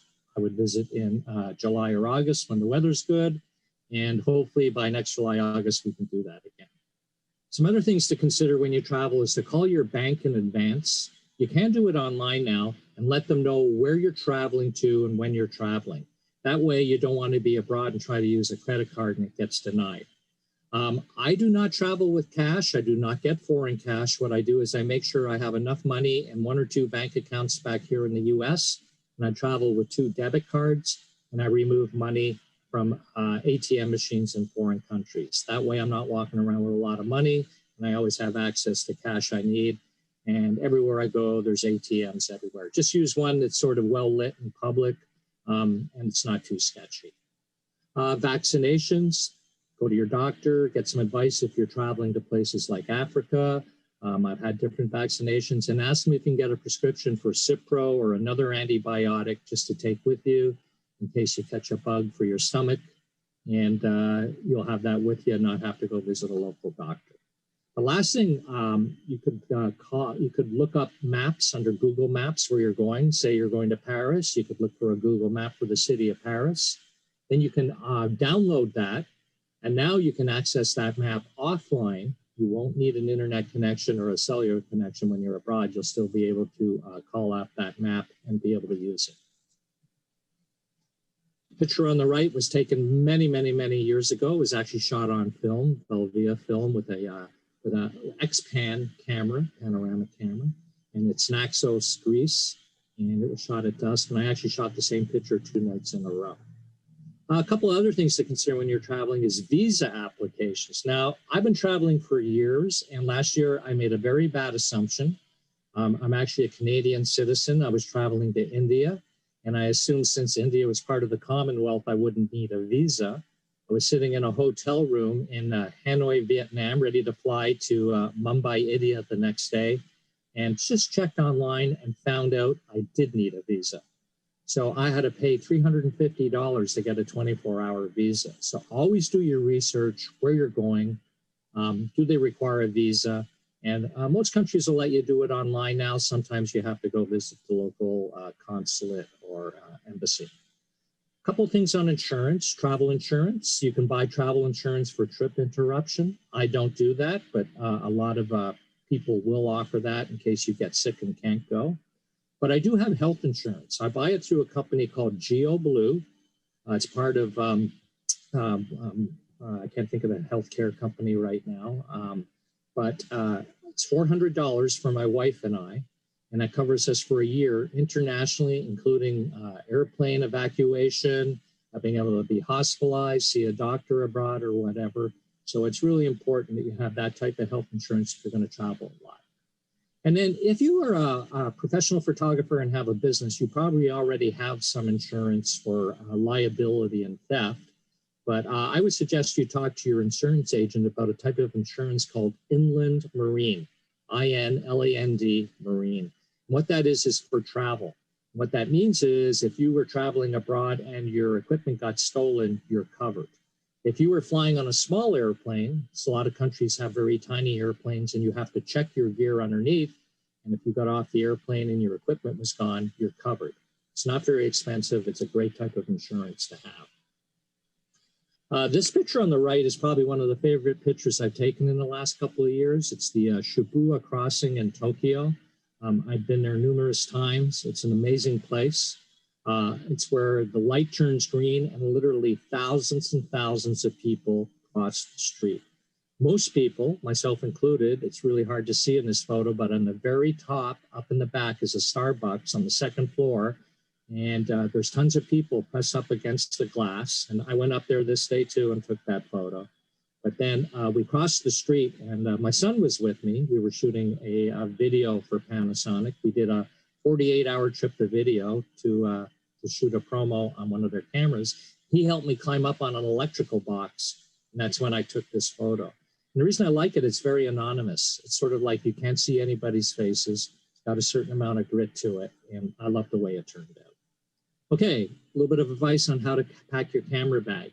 Make sure your lithium batteries are in your carry-on. They cannot be going underneath the airplane. If you have a tripod, and it's a little bit bigger, put it in your check-in bag. Put it in your suitcase, something you're checking in, so you're not hauling it around with you and trying to find a place for it. One thing, being a wedding photographer, pack your camera bag the same way every single time. Every piece of gear should have its own home. A slot for this lens, a slot for this body, etc. Because then when you're done shooting, you can look at your camera bag, and if there's an empty slot, you're going to know exactly what is missing, a lens, body, whatever. And then you'll try, hopefully remember where you left it and be able to go and get it. So always pack the same way. Do not pack densely. And by that, I mean, if you're traveling on an airplane, too much gear in a camera bag will get a flag from the TSA, will get pulled over, and get a really good search and possibly miss your flight. So they call it dense packing. Try to avoid that. Last, what I love to do is get a silver Sharpie. And on the lens covers, I just mark what the lens is. So when I open my camera bag and I look down, I can immediately tell what lens is what and be able to choose the right lens for the shot. Time, ready to fly. So, or maybe you're driving, motorcycle, bus, walking, whatever it is these days, but let's travel. So here's a tip, use a checklist. I went on a camping trip when I was 18 years old and I was gonna camp. I didn't have much money. I got to my first campsite and I didn't have a tent pole. So I ended up spending the trip in hotels, spent a lot of money. After that, I used checklists for everything in my life. This is a checklist that I use for my wedding photography business, and it goes through all my lenses. Are my cards been reset? Are my batteries charged? Do I have the right lenses? Do I have everything with me? And I go through this every single time because I don't want to get to a wedding and find out I'm missing something. If you travel a lot, you should have a checklist of what's important for you to bring. All right, some travel hacks and tips. This picture on the right is Hong Kong, basically a very colorful tunnel through a building, advertising a lot of movies. And I just happened to wait till somebody walked into the scene. So create and use checklists, we talked about that. There's two apps that I always travel with. One is called Gate Guru. It's great for air travel, which these days maybe not so much, but it will come back. The second one is called Rome to Rio, and that is an awesome app.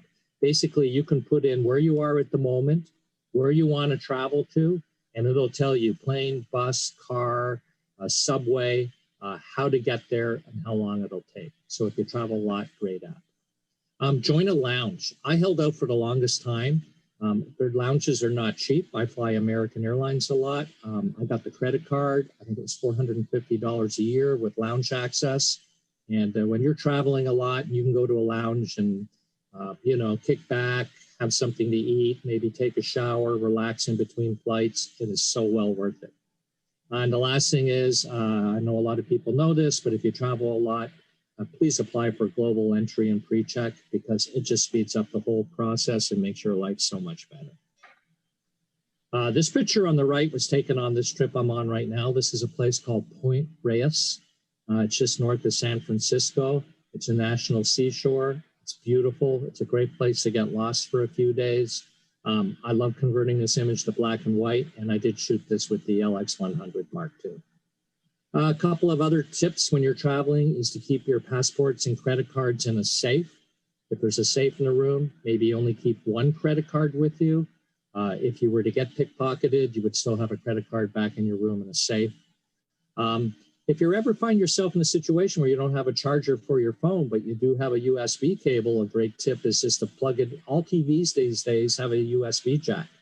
So just plug that into the TV in your hotel room and you can charge your phone right off the TV. Download movies, Netflix, Hulu, whatever you use, bring them with you on an iPad, on a computer. Sometimes you get to a hotel room and the TV's really bad or they don't have service. You'll be able to keep yourself entertained. And last is join a loyalty hotel program and try to frequent those hotels so you can get free stays. Picture on the right is from the Yukon, Whitehorse, way up in the Yukon, another great place to visit in the summertime. A lot of interesting things to photograph up there, animals, eagles, bears, and even airplanes. I love airplanes. When you're traveling, a couple other quick things. Roll your clothes, much easier to pack. I mentioned before, use packing cubes. If you want to keep your stuff smelling nice, take a dryer sheet. You know, you throw in the dryer to soften your clothes. Throw one of them in your bag. It'll keep everything smelling good. We already talked about merino wool. I keep a very lightweight hoodie in my backpack at all times, whether I be out and about or on an airplane. If I get a little chilly, because some of the airplane cabins can be cold, I use a hoodie. And then when you're traveling light, like I mentioned, I did a trip to Thailand for 2 weeks with just a backpack and camera gear. I travel with Polydent tablets. You know, those are the things, they're Evident tablets that people use to clean their dentures. All you have to do is throw your clothes in the sink, a little bit of warm water, one of those tablets. It fizzes like an Alka-Seltzer, and it kills 99.9% of bacteria. It's a very simple way to travel with something to clean your clothes. You don't have to have the hotel to do it. All right, so I got to really hustle here. A couple more travel tips. We talked about this. Use the hotel room safe. Don't use the do not disturb sign. Hang that on your door. Don't have your room clean. Ask them not to clean it unless you're going to be there a long time. And I take a lock with me called Add-A-Lock. You'd have to look it up. It's a device that really helps you to keep your door locked and safe, because if you're at an Airbnb, obviously the owners have a key, they can get in. This would prevent them from getting in. All right, let's take some pictures. Take a photo tour when you arrive at your destination. The reason I suggest this is you'll walk around or drive around, find out where to go and shoot, maybe where not to go and shoot. So wherever I go somewhere, I'm going to be there a week. The very first day I take a photo tour. You get to meet other photographers, have a good time, but what it really does is acclimate me really quickly what I want to shoot. Let's talk about mirrorless versus removable lens cameras and point and shoot. I like mirrorless cameras for travel. They're small, they're easy to travel with. I travel with just a couple of lenses. And I also love to take point and shoots. I love the LX100 Mark II and the ZS200 camera. They're awesome point and shoot cameras, and often that's all I'll take with me. I actually took a ZS200 to Vietnam, and that's all I took with me. You really got to think through your lens selection, taking a big 70-200, unless you're going to shoot animals from a distance. It's just too big and heavy for me. So that's why I like the smaller gear, and I like the Micro Four Thirds stuff, because the lenses are about a quarter the size and a quarter of the weight. Sometimes I travel with prime lenses, maybe one prime lens, maybe an 85 or a 50 if I want to do portraits while I'm traveling. What to photograph? I love shooting markets, local action, details, landscapes, cityscapes, signs, wildlife. I take selfies of myself. I know it's hokey, but it sort of helps me go back to time and place, architecture, and people. And even with the pandemic, if you go through this list, I bet you there's 80% of these things you could still do. So you have to get out there and shoot. Just be safe. Camera settings for travel. Picture on the right, sometimes you really get lucky. I was in a hotel in Hanoi last year and I stepped out. We checked in at nighttime. I walked out the next morning and this was right across the street. I mean, I didn't even leave the hotel and I had my first image. When I travel, I like to shoot either P mode, aperture priority, or on the Lumix cameras, they have IA, which stands for Intelligence Auto. Amazing. So I did a trip in Morocco 3 years ago, and every single picture I took was in that IA mode. And the reason why is if you're using manual, you're not going to have a good time. You're going to be spending too much time looking at your camera and not a lot of time looking around you and actually being one with place. I like to be present, so I don't want to think so much when I'm out traveling about the pictures I'm taking. Quickly, skills you need to practice to be a great travel photographer: portraits, landscapes, macro photography. It's just like being a wedding photographer. It's the same skill set. Photojournalism, action, sports. And then finally, I really encourage you to shoot some video. Every camera has a little red button on it these days. Take a little video. You can actually intermix that with a slideshow later on. Language issues, and I always get asked, should you tip or pay for images? So for instance, this young lady was 102. She was selling scarves. I nodded and asked if I could take a picture, and she nodded yes. I took the picture, and then I bought a scarf off her. It was $1 or $2. $1 or $2 goes a long way for a lot of these people, so I know it's up to you. I think it's an individual thing, but I don't mind giving a little money to capture a picture. Street photography I love. I told people to find a great location. This was Japan. Use a camera that's unassuming. Again, this was the LX100 Mark II camera, little rangefinder type looking camera.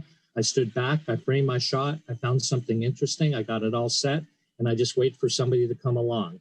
And then I shoot autofocus and burst mode because I want to capture 4, 5, 6, 7, 8, 9 images to make sure I get the right one. All right, a couple of other quick considerations is think like a storyteller.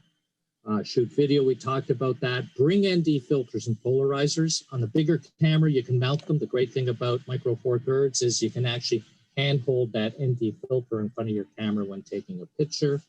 And then hire a local, depending where you are. I love hiring a local for an afternoon or a day and have them take me around to different locations. I get to experience the country, I get to experience the people. And again, they always know great places to go take pictures. Okay. What device to edit with? Desktop, laptop, or mobile devices? I love mobile devices. For software, I love Lightroom, CC Mobile. I sync it with Lightroom Classic on my desktop back home. Snapseed is my favorite app for editing mobile images. And then obviously Photoshop, but that's for some serious heavy lifting. I have another quick tip. I have to apologize to Android users, but if you're an iOS user on an Apple device, get this app. It's called Mextures.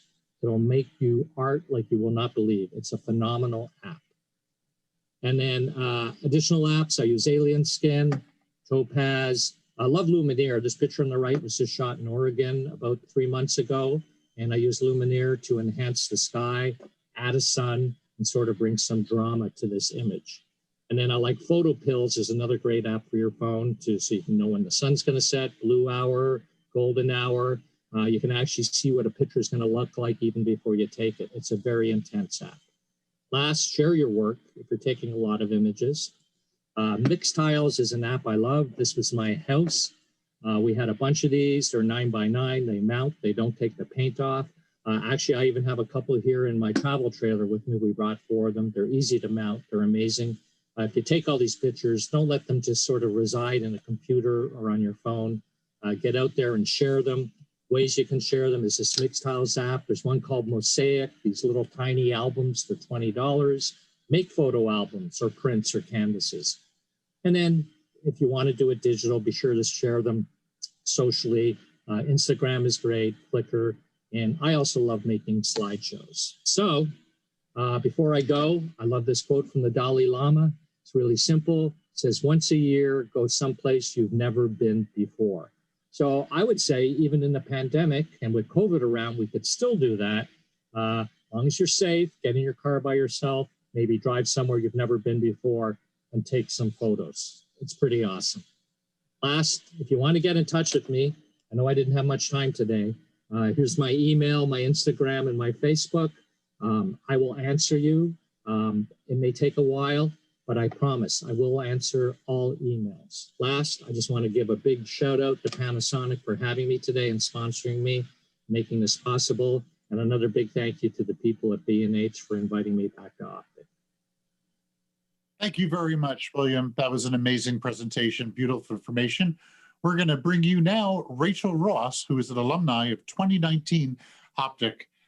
Now, Rachel is an acclaimed night and astrophotography workshop instructor. Rachel Jones Ross is a light-chasing, coffee-loving, intellectual junkie who is most inspired by a sky full of stars. Last year, she set on a personal challenge to me to spend 100 nights under the stars.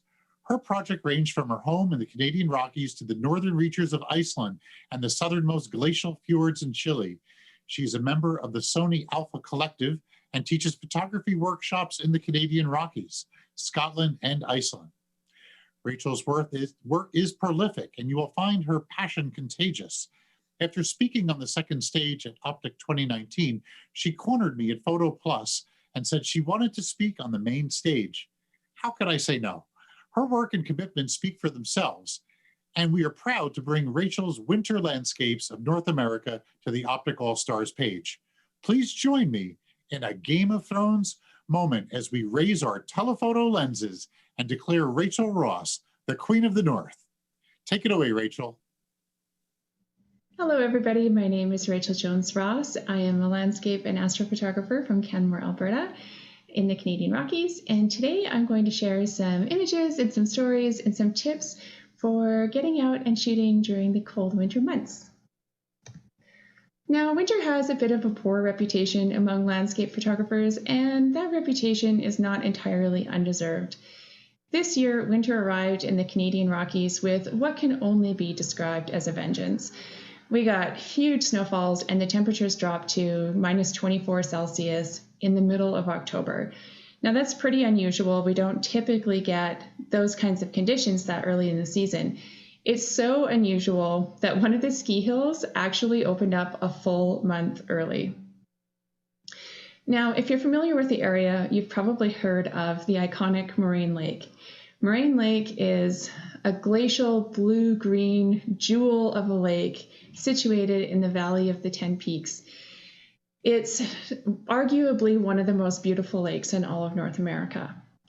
Now, if you live here or you have visited here and seen the lake before, you may know that the bucket list shot for this particular location is to get out and photograph it after the first snowfall, but before the lake actually freezes, which is a bit of a challenge because once the snow starts falling, Parks Canada will close the road due to avalanche risk, which means that you have to either get lucky and be there when the snow falls before the road is closed, or you can hike, bike, or ski in.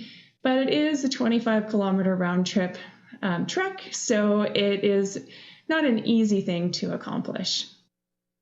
For the last 5 years, I have been teaching workshops in Scotland during this very short window between the first snowfall and when the lake would freeze. So this year, with travel halted, I made it my personal mission to get out to the lake and photograph it before the lake froze. This was no easy task, and everything that could go wrong did go wrong on this particular hike. So I managed to strain my hip flexor at about the 3rd kilometer up the trail. So I had 22 kilometers left with considerable discomfort. But I decided to push through because I've had that injury before, and I know that it's very temporary, and as soon as I rest, I will feel better. And I figured I would probably also feel better going downhill, which wasn't true, but that's what I told myself for the 9 kilometers going up. I was also super ambitious, and I had packed 2 tripods, 2 cameras, and 3 lenses, a gimbal. I was planning on doing some filming while I was up there. So my bag was really heavy with that and all of my winter gear. And between the heavy bag and the deep snow and my strained hip flexor, it was a very slow hike. I managed to arrive just in time to miss sunset. I was so gutted. I know that this was a beautiful sunset because as I was hiking, I just watched the sky explode with pink. I was watching this low cloud float through the valley, and I just couldn't get there on time, no matter how hard I tried. So I did arrive just as the light was starting to fade, and I did manage to get a quick shot, not even at a spot that I would love for composition, but I just managed to get something. And then I decided that I would wait it out and see if I could get some stars. Now, the weather forecast that night was not promising for stars, but I was watching the sky clear, and I figured I probably had a pretty good chance. And I love night photography. So if you follow me at all, you probably know that last year I embarked on a personal project to spend 100 nights under the stars, which turned out to be basically an invitation to the universe to give me 100 nights of clouds, because I really didn't see a lot of stars. But I do love being outside at night. It is the time that I feel most at peace and most connected to the world around me. So this night, I didn't just get stars. I got the last of the Milky Way season with the core just visible above the horizon and this low cloud floating through the valley. The lake was somewhat calm and gave me a partial reflection. There was some ice, and that ice just created a really beautiful leading line through the image. There was also snow on all the rocks in the foreground and the trees. It was pretty much everything that I would hope for in a night image out at Moraine Lake, and one of the most unique shots I've managed to capture from that location. That whole experience of, hiking with a strained hip flexor and being late and everything, it all just sort of melted away in that moment. I was the only person on the mountain. There was such a feeling of peace and quiet. It just made that whole experience worthwhile for me. Even though on the way back down, my hip flexor didn't feel one iota better. I managed to lose my cell phone and a light panel, and my water bottle kept freezing because it got so cold that I would fill it, and within 10 minutes, the water would be frozen. So this hike was an absolute challenge, but I feel like I would totally sign up to do that again if I knew I could get conditions like this. Just to have that experience of being out there at a time that's so unusual and watch the landscape transform. Winter is truly a season of change, and sometimes that change can happen really quickly. I was out on location one night a couple of winters ago, and I was doing a time lapse. And in the time that I had set up the time lapse and got my first few shots, frost flowers were starting to form in the ice in front of me. And by morning, there was this whole frost flower garden that had bloomed overnight. It was really fascinating to see. That change, that quick change, means that I can go and shoot at a particular location and get something different every single time. I can almost go to the same location every day and get something different, but at the very least, I can go to the same location every week and get something different. So that's one of the reasons I absolutely love winter. So after we got this absolute dump of a snowfall in October, we ended up getting a Chinook. If you're not familiar with that term, it's a term that we use here in the Rockies to describe a warm, dry, gusty westerly wind that will blow down the eastern slopes of the mountains and the western prairies. And the winds are so warm that it actually causes snow to basically just dissipate. So all of that snow that we had is pretty much gone in the town of Canmore where I live. And it also creates some really fascinating cloud formations. We often get lenticular clouds. So Chinooks don't typically last more than a couple of days, and we'll get these lenticular clouds closer to sunset. But it's just this really fascinating winter weather phenomenon that we have here that creates some really unique opportunities for shooting. So here you can see some lenticular clouds with Orion rising above Mount Rundle at Vermilion Lakes. It's just some really pretty conditions. Another thing that we get in the early stages of winter is that methane bubbles will get trapped in the ice as the ice is forming. Now, this happens on most of the lakes in the Canadian Rockies, but typically once we get the snow will cover up the ice bubbles, and then we just see this, blanket of snow. We don't get to see what's underneath. There is one lake here, however, that is so windy that the wind actually just polishes the ice pretty much every day. So you can get a big dump of snow. We can get 6 inches of snow overnight, and by the next day it can be completely clear because it's so windy there, and that's called Abraham Lake. So we get these fascinating formations of bubbles and cracks in the ice, and it's just really, really beautiful. When I say that it's windy, I'm not even joking this even a little bit. This was a little experiment I did with a friend. We just let go of the tripod on a moderately windy day, and she had to go chase it down. Luckily, she's a figure skater and enjoys just, being out there on the ice. I have had the experience, though, of the wind actually carrying my tripod with my camera on it, and that is totally terrifying. I had a friend visiting last January, and he had never been to Abraham Lake before. So he was busy taking pictures, and I wanted to get pictures of him taking pictures. So I had wedged my tripod legs into this crack in the ice, and I thought everything was pretty secure because, I have a lot of experience being out there, but I was wrong. My tripod was not secure. So I stand up, I take 2 steps over to take pictures of my friend with my phone, and the wind gust just grabbed my whole tripod, camera and everything, and just sent it sailing down the ice. And I had to full Forrest Gump, arms pumping, just chase my tripod down.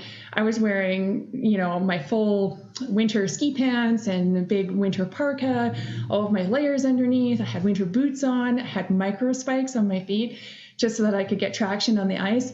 And I was having to chase my tripod down. Now, luckily, the tripod kind of hit a rough patch of ice, and it was really low with the legs spread out really wide, so it didn't tip over or anything like that. And I was able to recover it, but it is very windy out there.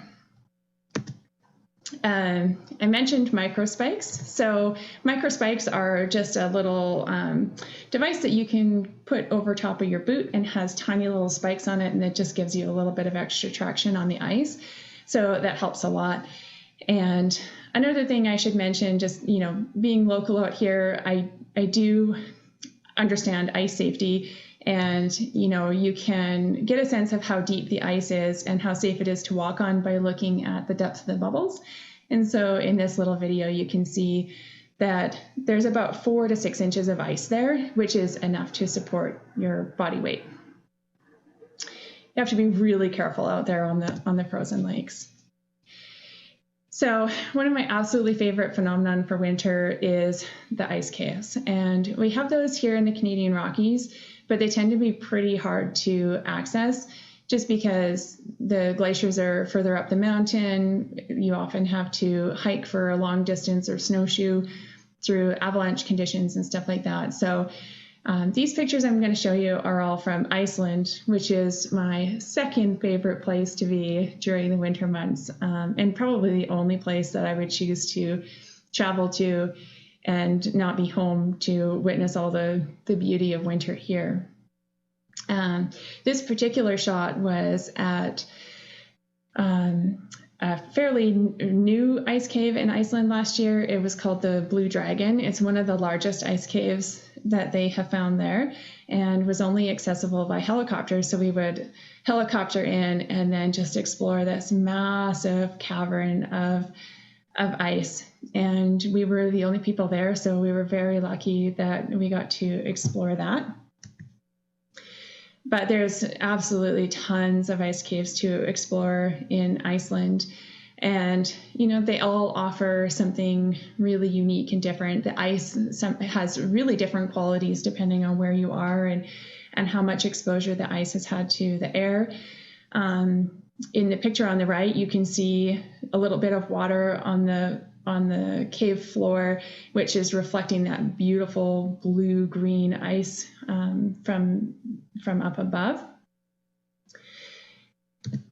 And you actually do get to see these really wild formations in the ice. This was looking up through one of the glaciers, and it actually had this heart shape. This is not Photoshop.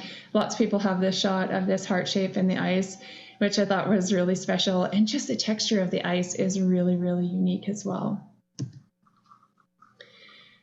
I love being able to just being inside the ice caves. That ice is so old and so beautiful and textured. There's so many ways to photograph it. This was sort of the entrance to the ice cave, so it looks very melty, but this was just a nice warm day, and the sun happened to be hitting this particular bit of ice. But the ice caves in the middle of winter are all very safe to go into. This shot was a really special one. This is Helen and her husband Erin, and they own Local Guide in Iceland. Local Guide was the very first company that offered tours to the ice caves.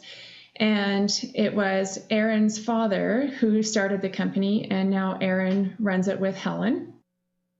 And they actually met, doing this, being out hiking into the ice caves and camping, and then they had their son, and so they don't get to go camping very often anymore. But so when we did this shoot, this was a little bit special for them because it was very nostalgic and, gave them some unique images of the thing that brought them together. Now, sometimes access in these, in the winter is really difficult. I don't know if you're familiar with the term post-holing, but that's what Helen is doing here as we were trying to get back to the helicopter. The snow here is extremely thick and crusty, and so when you punch through and you sink down to your thighs, it's actually really hard, especially in all of the winter gear, to pick that leg up and break trail into the next hole. I had a group last year in January, February, and I had an older gentleman with me who was, really tall and big shouldered. And I had a woman on the same trip who was really small, and she just seemed to just absolutely float on top of the snow. And Bruce and I were just post-holing the whole time. So we went out to Bow Lake to try to plan a Milky Way shot for the next day. And the snow was deep like this. At one point, I was breaking trail, and I looked back behind me, and I could see Bruce just buried in snow, like up to his waist. And he had to just kind of like roll out of the hole. And yeah, it was a super challenge. But the shots that we got were absolutely amazing. That's the shot on the left. So this is February Milky Way. You can see the core just starting to come up above the horizon there, and got those beautiful frost flowers overnight. Just a really, really lovely night. The image on the right is Orion reflected in that bend in the water. Night sky photography in the wintertime, I think, is absolutely beautiful. Snow is such a beautiful simplifier. It really helps to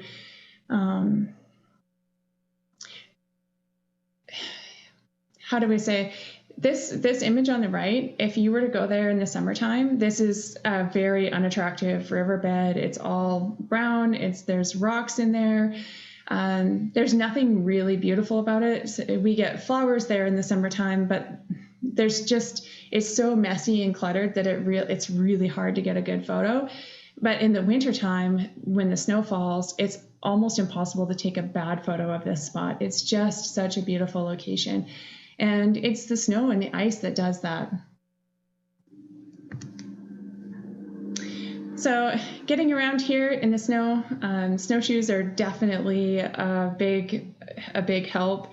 This is one of my favorite hikes in the Canadian Rockies. Actually, people kind of tease me about it all the time. Locals tease me that I will go here over and over and over again. But it's not very hard to see why. Look at this hike. It's so gorgeous, especially when it's all covered in snow. And then the image on the left that you see, so once you get to the mountain, there's a valley and a lake, and I managed to get these beautiful frost flower formations in the foreground, and that is the moon rising behind that mountain peak. It was a bit cloudy, so we don't get to see the stars in this particular image, but that early moonrise during twilight, it creates just a really beautiful pink cast on the clouds, and definitely worth the effort of snowshoeing. Even though I'm a terrible snowshoer, I find that the snowshoes are so wide that I kind of have to walk like a sumo wrestler, and I typically just fall on my face. So I really try to avoid snowshoeing where possible, but sometimes it's the only way to get to where I want to be when the snow is really deep. So yeah, you win some, you lose some. Another really beautiful thing that happens here in the Rockies is that the waterfalls freeze. So this happens more in the deep kind of cold of the winter. This is more of a January phenomenon. And you get to see these beautiful stalactites and stalagmites starting to form. The blue-green that you see there, that is the color of the ice as it forms, depending on the location. Sometimes I will use extra lights, and I'll use so for example, I have a light called the Luxley, and you can change the color temperature on it, and you can change the brightness settings. So if I'm in a really dark cave or a waterfall, I might use more blue settings to try and bring out some of the blue in the ice with that external light. Here's a good example of that. This is a night shoot as well. A friend of mine is an ice climber, so he was willing to pose for me. This was shot on my Sony a7R II. I have the R3 now, but it was just a beautiful camera, and I had the Zeiss 21mm Loxia. It's an extremely sharp prime lens, all manual, so yeah, good for night shooting for sure. The light here, it was set to a more blue tone because it was a night shoot, and just to help pick up the blues that already naturally existed in the ice. And winter, of course, is absolutely phenomenal for being able to capture the aurora. So the aurora can occur really at any time of the year, but winter, we get longer nights, and we do get more aurora activity than we do during the summer months, typically. The shot on the left was during basically stormy, horrible weather. There was a lot of clouds, but the aurora was just breaking through and just casting some beautiful, soft green light on, the foreground and the sky, and you could see those few stars above the clouds there. And the image on the right is actually on a full moon night, and this was shot at f8 ISO 3200 for, I think, 6 seconds. So that really bright moonlight actually aided a lot in the ability to use a nice sharp aperture and still get a quick shutter and a low ISO, and really just illuminated all of the landscape for me. So as I mentioned, you can go to the same location and get different results all the time. This is a really good example of that. This is Emerald Lake in the Canadian Rockies, This is just an iconic lake. I stay there with my groups most of the workshops that I do in the wintertime, just because it's a beautiful place to stay, and people can just go out and photograph the lodge at any time that they want to. It's constantly changing, depending on the temperature. So the image on the left was shot at -30, -32 Celsius. It was so cold that it actually created that fog or mist on the lake, because the difference between the temperature of the air and the temperature of the lake. So, that's a rare thing to see in January when this was shot, along with those frost flowers in the foreground. And the image on the right was taken during a snowstorm. You don't get to see the individual snowflakes because it's a long exposure, but I loved how the low clouds and the snowfall just sort of simplified everything. You couldn't see the mountain behind the lodge, and all that pillowy snow in the foreground caught the light from the lodge. So, this is the same location, and just really different shots that you can get depending on what's going on. I have probably photographed this no less than a few hundred times and gotten, basically a unique shot every single time I go there. So you're probably wondering at this point how I manage my camera in the cold. So the first thing to think about is you want to keep your batteries warm.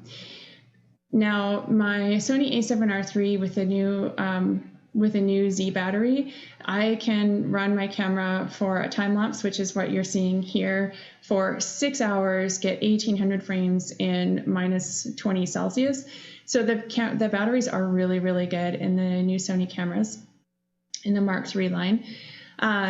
But you do want to protect your camera from these kinds of conditions. I had left my camera out shooting and went to the vehicle to stay warm, and when I came back, this is what I saw. Now, the battery had died after 1800 shots, but the camera was still totally fine.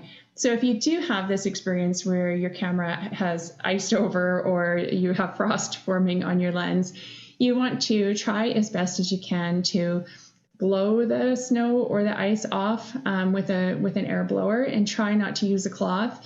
If you do use a cloth, you just want to be conscious not to melt the snow or the ice into the body or into the lens. This didn't hurt my camera whatsoever, but you don't want to take that risk.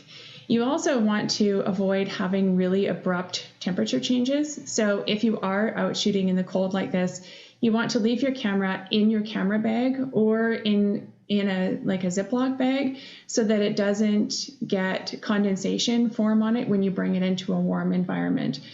So the hardest thing on our gear when we're shooting in the wintertime is actually to bring our gear from a really cold environment, like -32, to a warm environment of 20 degrees Celsius. That's a 50 degrees difference. So when I get ready for a hike or shoot or any kind of adventure in the Rockies, I have certain things that I pretty much bring with me all the time. So most importantly, I bring an emergency kit. My emergency kit has roadside markers for if I break down or something like that. There's an avalanche shovel in there so that if I get stuck, I can potentially dig myself out. And you might find this one to be a little bit odd, but a bag of kitty litter goes a really long way if you do get stuck, because you can put it under the tires and that can give you a little extra traction. So, whether you have cats or not, a little bit of kitty litter will help you out in the wintertime. I also carry my snowshoes with me, generally just because I don't know, when I get to a location, if the snow is going to be something that I can manage without the snowshoes, or if I do need the snowshoes, so they kind of just live in my car. I also bring micro spikes and crampons. Now, the difference between the two of those is the size of the spike. So the micro spikes and crampons will both just fasten over your boot, but the micro spikes are smaller. They're easier to walk in, and they're just really good for giving you a little bit of extra traction when you're out moving around, because sometimes we, when we're on location, we'll run into a patch of ice that we weren't expecting, and, that's it. So the microspikes just help you kind of get around, say, on the lakes if you're out shooting the methane bubbles. The crampons are much bigger. They're really designed for climbers. They're hard to walk in, and they can actually kind of trip you up. They're also a little bit excessive. I've seen people use them out on the lakes, and they chew the lake up really bad, so they'll leave big gouges in the ice. So typically we just need micro spikes, but if we're going to like a glacier or a frozen waterfall or something where there might be more of an incline there, we want to have crampons with us, just for safety's sake. I also try to have water and snacks with me all the time, and warm layers just in case I do get stranded. Sometimes, I've been in Jasper and been driving home and an avalanche has closed the road. So until that gets cleared, sometimes we have to sit and wait it out, right? So always good to have just the emergency supplies with you. I also, like I mentioned, carry a Garmin InReach. This device works by satellite, so even if I'm in an area where I don't have service, which is pretty much everywhere in the Canadian Rockies, I can get a message to loved ones or let them know if I'm in trouble. And I can also send an SOS to Garmin and get help that way as well. So having just thinking ahead to what you might need in an emergency situation is really useful.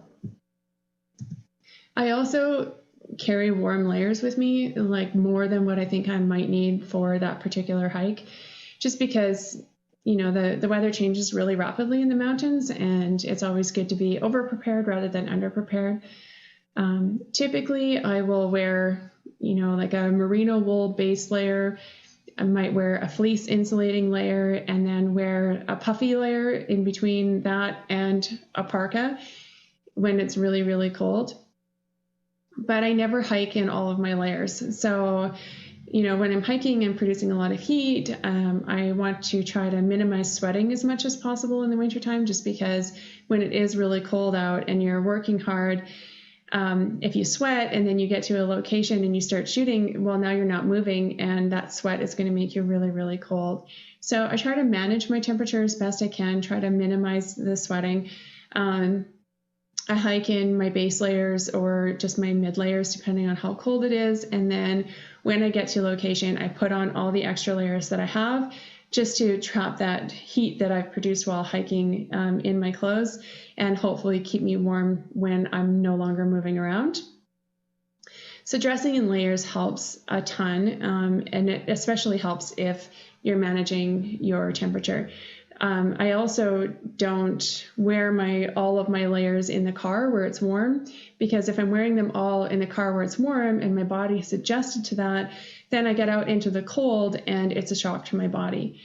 So even though it's a total pain in the butt, I will take off all of my heavy layers when I'm driving to a location, and then I will put all of those layers back on unless I'm hiking, and then I just put some of them on and I carry the rest in my bag. But it's really important, even in just going from the vehicle, which, is usually, room temperatures, let's call it 18 or 20 degrees Celsius, and then you go outside on a cold day at minus 20 or minus 30 degrees Celsius, that's as much as a 50 degrees difference, and can be really shocking to the body. I typically wear a face covering in the wintertime. I've had frostbite before, or frost nip on my face. And so my face is really, really sensitive to the cold. Just having something to cover up your skin is pretty much all that you're going to need. So 2 face covering and good layers. I also have the world's warmest gloves.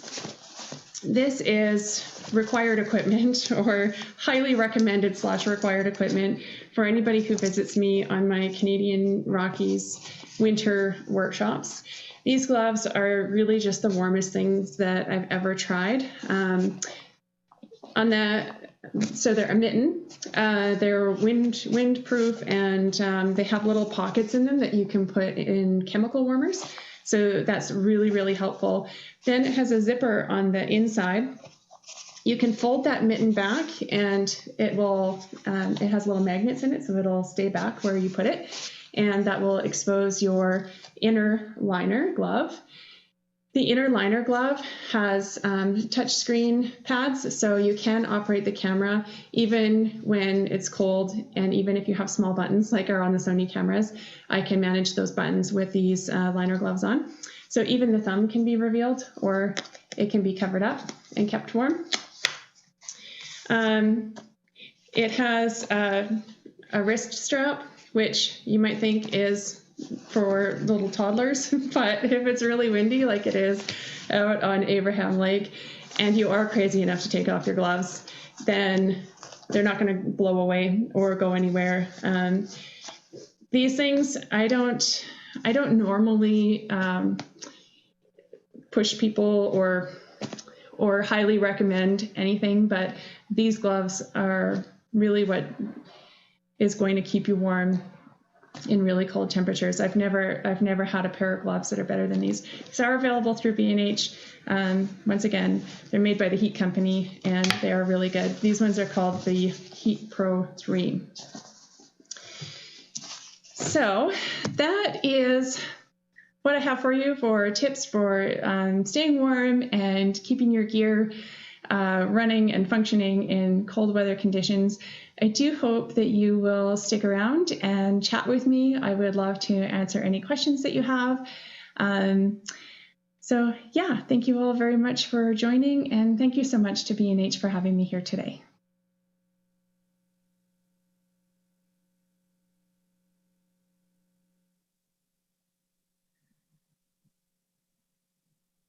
Hey, thank you so much, Rachel. You are truly the Queen of the North. That was an amazing presentation, beautiful work. Okay, our next speaker is very interesting. This is his first time joining us at OPTIC. Eli Reed is an American photographer and photojournalist. Reed was the first full-time Black photographer employed by Magnum Agency and the author of several books, including Black in America. Several of the photographs from that project have been recognized in jury shows and exhibitions across the world. And Eli has won numerous awards and has been nominated for a Pulitzer Prize. It was an honor to interview Eli and bring him to OPTIC, as he grew up in a neighboring town of mine, Perth Amboy, New Jersey. Eli is a loved photographer in the photojournalism world, and while never speaking at OPTIC before, he certainly is an all-star. It was my honor and privilege to actually do the interview with Eli. So without further ado, let's roll in conversation with Eli Reed. Eli Reed, welcome to OPTIC All-Stars. Thank you. It's nice to be here. It is an honor to have you here, sir. We've assembled some of the best photographers in the industry who have come and spoken for OPTIC in the past. And then I threw out some invites to some of the best photographers who hadn't spoken at OPTIC yet. So you are one of those. Welcome to the family. It's really great to see you.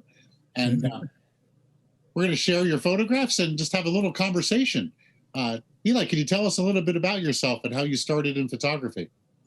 Well, the first photograph I ever made was of my mother in front of a Christmas tree when I was 10 years old with a box camera. You know, if you remember what that was like, you know, fun. And, you know, I treasured that photograph. That's the only, you know, photograph I had made of her. I was 10 years old. And that, unfortunately, the photograph got lost in time because somebody else was taking care of the photo album, that kind of thing. But that was, I think that might have been one of the reasons why I got into photography, and particularly documentary photography, because it's about getting close to what's going on. Even in the present time with coronavirus, there's ways of doing it, if you're careful, that you can do the work and not get sick, you know.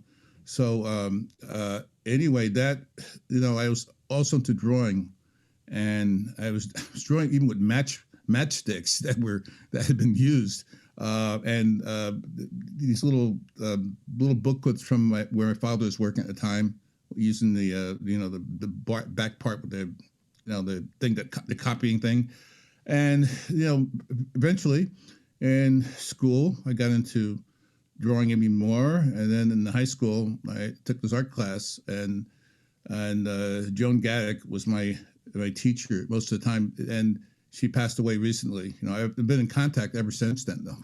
You know, and then into art school, and I was taking photographs the beginning of September after high school, after I graduated, and I was going to art school at night and working at an office in the daytime, and then eventually the next year I was able to go to art school. And you know, that was a great education for seeing and for being creative. And actually, it was extraordinary because you're not just studying art, you're studying the history of the world. So you get this look of things. And I'm looking at books like, there's a book about people that was, I can't remember the name of it now. I'm just maybe too early in the morning, I don't know. But there's all these photo books and photo magazines like Popular Photography, Modern Photography, Camera 35, and they'd have these annuals. That's why I really started looking hard, because you're seeing images from photographers from all over the place. And it gives you an idea of what can be, what is possible.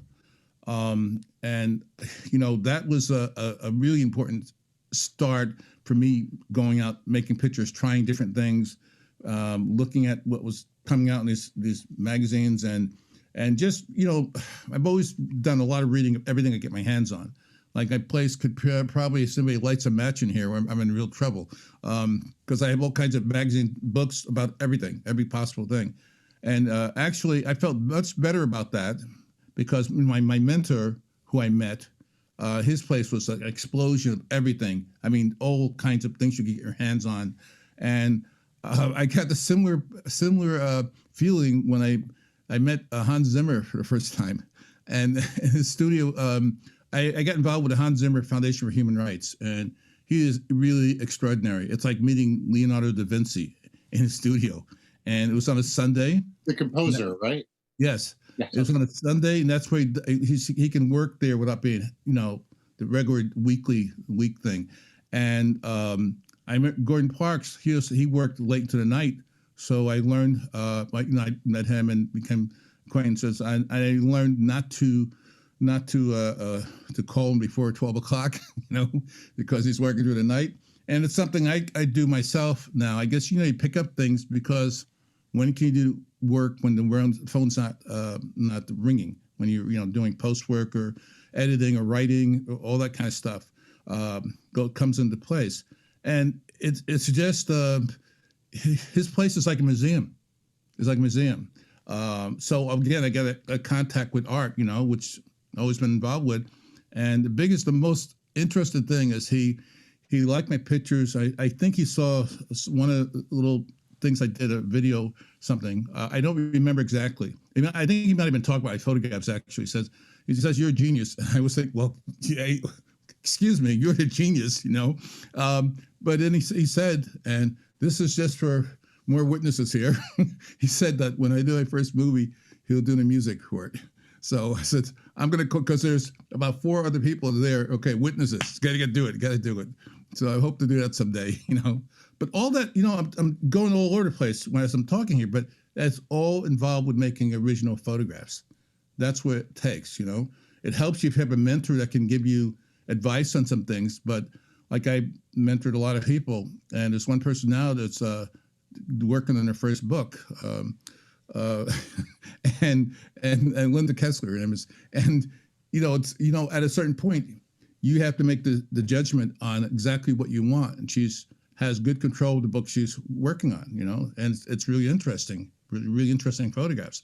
So it's like, okay, come on, let's go. You got to make a decision yourself about the work that you're going to do and how you want it presented, if you can do that, or you learn to work with people who are really good at what they do, and you have the conversations. Like my book, Eli Reed, A Long Walk Home. The director of photography, David Hamrick at the University of Texas Press.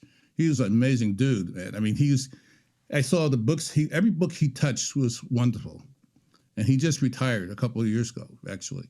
About a year ago, actually. But he's still going to work with me on the next book, which I'm happy about, you know. And, you know, there's so much, you cannot be bored when you're doing photography. You cannot be bored even if you're thinking about it. You know, people say, How do you ever get bored? How the heck can I get bored? I mean, it's the world is out there waiting for you to observe it and maybe make some kind of image that will explain it. So, speaking about the world that's out there, the OPTIC audience is really concerned with travel photography, wildlife, ecology, conservation, but especially in travel photography. When you go out and you observe, if you're taking a trip to a location that you have to get on a plane and go to, the environment is totally different than you're used to. Can you give some advice on how to soak up and find the story? Let's say you're going to Paris, and obviously you're gonna go photograph the Eiffel Tower. But what about the back alleys and the other things that are out there? How can you soak up the environment and tell a story? well, I think the best thing you do is observe from the moment you get there. You're noticing how people, French, are different a certain way. Every culture you're going to go to has certain things, certain movements. Some cultures move very fast through the streets. Other cultures are very not lackadaisical, but really enjoying the world. I always think of Paris that way. I always think of France that way. And what they do is, like, even if you're the first time overseas, working was in Central America and hostile places and also wonderful places. I learned so much about the culture because I had a great translator. He happens to be from Los Angeles, but he was my interpreter because I'm not really good at languages, even though if I'm there for a while, I'll pick up stuff and I'll be able even to have limited conversations. But this is a place where if you're African American, they think you're Cuban at the time. And this is during 82, that good time. I mean, if you could get shot just on sight. In fact, somebody tried to do that once. First time I came back from what's called Bang Bang, covering shooting, survived that experience. And even in that experience, I was one soldier came up to me and this look in his face. I knew he wanted to shoot me. And I just raised the camera and made a photograph of it, and that may be what slowed him down, because I don't know if he even saw the camera before, but he was just this black guy, he must be Cuban. What's a Cuban doing over here? He was like probably a spy or something, but, you get through that. But also because what happens is when you have a curiosity about people, you might make a picture and somebody looks at you like, what? Why did you do that? And that's why I say hello, whatever the common language is. You learn that, and say my name is Eli Reed, and I put my chest Eli Reed, and a photographer, and un photo, maybe to take another picture, and I'm so I'm really into this person. I wouldn't ask them if I didn't want to really photograph them, and that helps get through the thing. I mean, I think just being human, often trying to relax, not to look down at people, not to think they're strange, but just smiling and nodding to somebody, acknowledging their existence, I think is important. And you can get such wonderful things all the time. I don't really think about it so much. Even in hostile places, if you're acknowledging somebody, that may invite you into things. I've been invited to places, even in one place, Ground Zero, with these fighters, because I'm scoping it out by myself with my two friends, waiting in a car with a driver in Beirut, and this is like some serious fighting going on there. But you got there late because my driver, we had a little bit. The guy I was working with, we had a little bit too many close calls, and he lives there, so you got to be conscious of that. But also you get a little bit crazed yourself because I needed to get there before a certain time, because if you get there after a certain time, you become a target just because you're a moving car, and I had enough of that myself. But anyway, so I said that I was so irritated. This is crazy. I had told my two friends, wait here, I'm going to check it out. And I went up by myself, which is not necessarily a smart thing when you're in a thing, but I felt I had to do that. And the first thing I did was a picture of a black cat walking, but the background on the ground was an interesting color, so it was a nice picture. So it's not just photographing war, you're photographing what's there, And I come around the corner, and there's this big hole in the wall from a rocket that hit there. And, and you think about things like, hopefully hopefully a bad feeling in your stomach. Hopefully nobody got killed because of that rocket at a particular time. That's here and now. But then you're also thinking, we should have some reference point or somebody that might be walking by, and there's not many people walking by over here. It's it's front lines. And then I turn around, and there's this guy standing on a rock above me.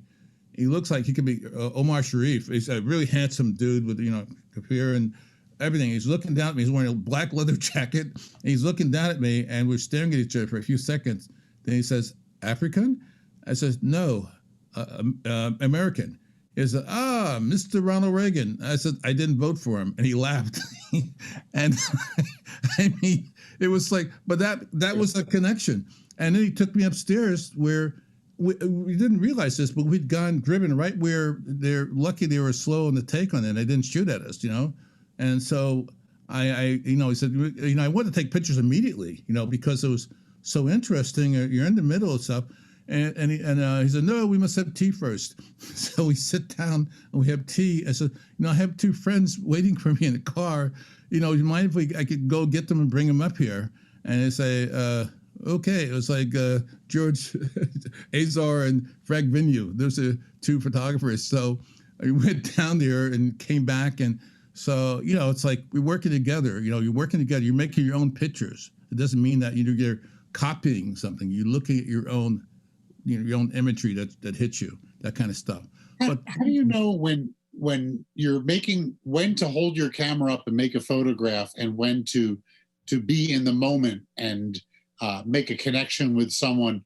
How do you is there any advice you can give for you've told me you kind of lifted up a camera into a combatant's face and took the picture. That's a little risky, but how do you follow intuition on that? How does that work out?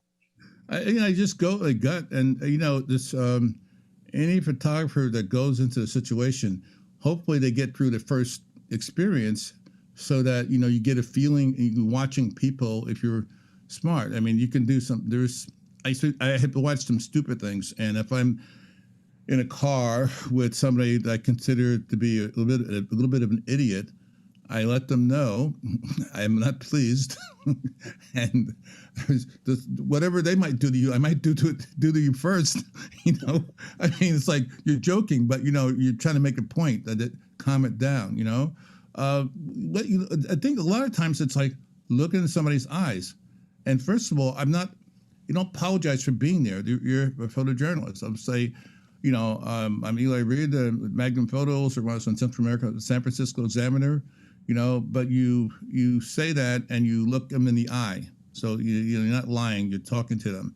And then you might raise the camera and somebody might say, no. And then the other person say, "That's okay. Okay, can I hang out for a while, with you?" And it's a process. It's not, there's not something you can write down, but just by being friendly, there's also people that are they're like some kind of force of nature. They move around, and the people who they're photographing can be hypnotized, and they may be cracking up like, "This guy's crazy," or "This woman's crazy," but they see the energy that you have, that you really want to photograph them. And people have gone through, you go some places, people have gone through hell, and you move slower, because you have to be very respectful about that, and think about, you can always go home. You're in a bad place, generally, even though a lot of energy getting there. It could be too crazy, and maybe it's time to leave. And but if you're there a long distance and you're the voice of the people, I mean, there's things that happen before, or where. This one photograph I made, I saw, this is the same place in northern Lebanon during the fighting. And the next morning you get there, and I see this old man, elderly man from a distance. I started telephoto lens, and I'm moving up to him until right in front of him. And at 24 millimeter lens, I raised the camera up, and I was like, eyes were locked in with his. And he puts his hand up in front of my, in front of my camera. And I ticked off somebody that didn't. That's the last thing you want, because they're going through stuff. But no, he takes me by the wrist and pulls me up the staircase, follow me. He pulls me up the staircase, and he stands next to this this bed in this room, and they were there during the fighting, and there's a big hole in the wall. Again, a big hole in the wall. If he had been sleeping or trying to sleep there, he would have been killed, from the shock of it. But he looks at me like, it's almost like, what are you waiting for? This is like, this is what my reality is. That's what his reality is. So you have an obligation to do the best, to make a picture that shows what his reality is. And that was a moment. That's just one of the more telling moments when people want someone to tell the story accurately. Not putting your own spin on it, but your own spin should be the truth. That's the reality of it. So. Eli, tell us, regale us with your favorite and most memorable assignment. You've been doing this, you said before you were 74, so you got some assignments under your belt. I'm sure you've been pretty much around the block and then some. So what was your favorite, most memorable? That's always so difficult. I can tell you lately, just this election day in the 3rd Ward, people were so great. It was like reminded me of growing up when I grew up in Perth Amboy, that people talk to each other. There's also some Third Ward. Now we're talking Houston, Texas, for New York Times. And the thing is, from the very first frame I made of people actually doing something, barber on the street. This is this regular barbershop open in the street, and it's just interesting that my friend Tracy Dolby, a co-professor at the University of Texas, we finished this. We have a fine cut of our documentary that takes place in a barbershop, but it's not like the movies you see, and it's really pretty good. And we did. I mean, people have liked it. There's a producer in Hollywood that likes it a lot. I don't know what's going to happen. We need to do post on it. And there's also an editor, a long time experience in Hollywood, who's very good. I've known him for a long time, and I hadn't seen him for a long time. And I sent the video to him, and he said he was going to give his input. So he had a pad, pencil, and he watched it for the hour and 2 minutes that it goes on. And at the end of the hour, he said he hadn't written one thing on the pad, and he had a very warm feeling. I said, yes, I felt that we did a great job, and I did a cinematography and working with Tracy, and we're going to do more stuff. That's just the beginning. What kind of cameras were you doing the video work with? All Sony cameras, every Sony. And there's times when I used, I'd have 2 cameras on a tripod, and one camera I'd have in my holding my stomach, basically sitting on one of those rolling chairs, so I wouldn't interfere with what's going. But it had a very long lens on it. It's a RX10 or RX100, RX104. I can't remember the model of the camera, but I got a really intimate view of the people when they're discussing things, and getting the sense of the place, the flavor of the place. And it come back. We did it for 3 years, just because I'm teaching at the University of Texas, which is going to be ending pretty soon.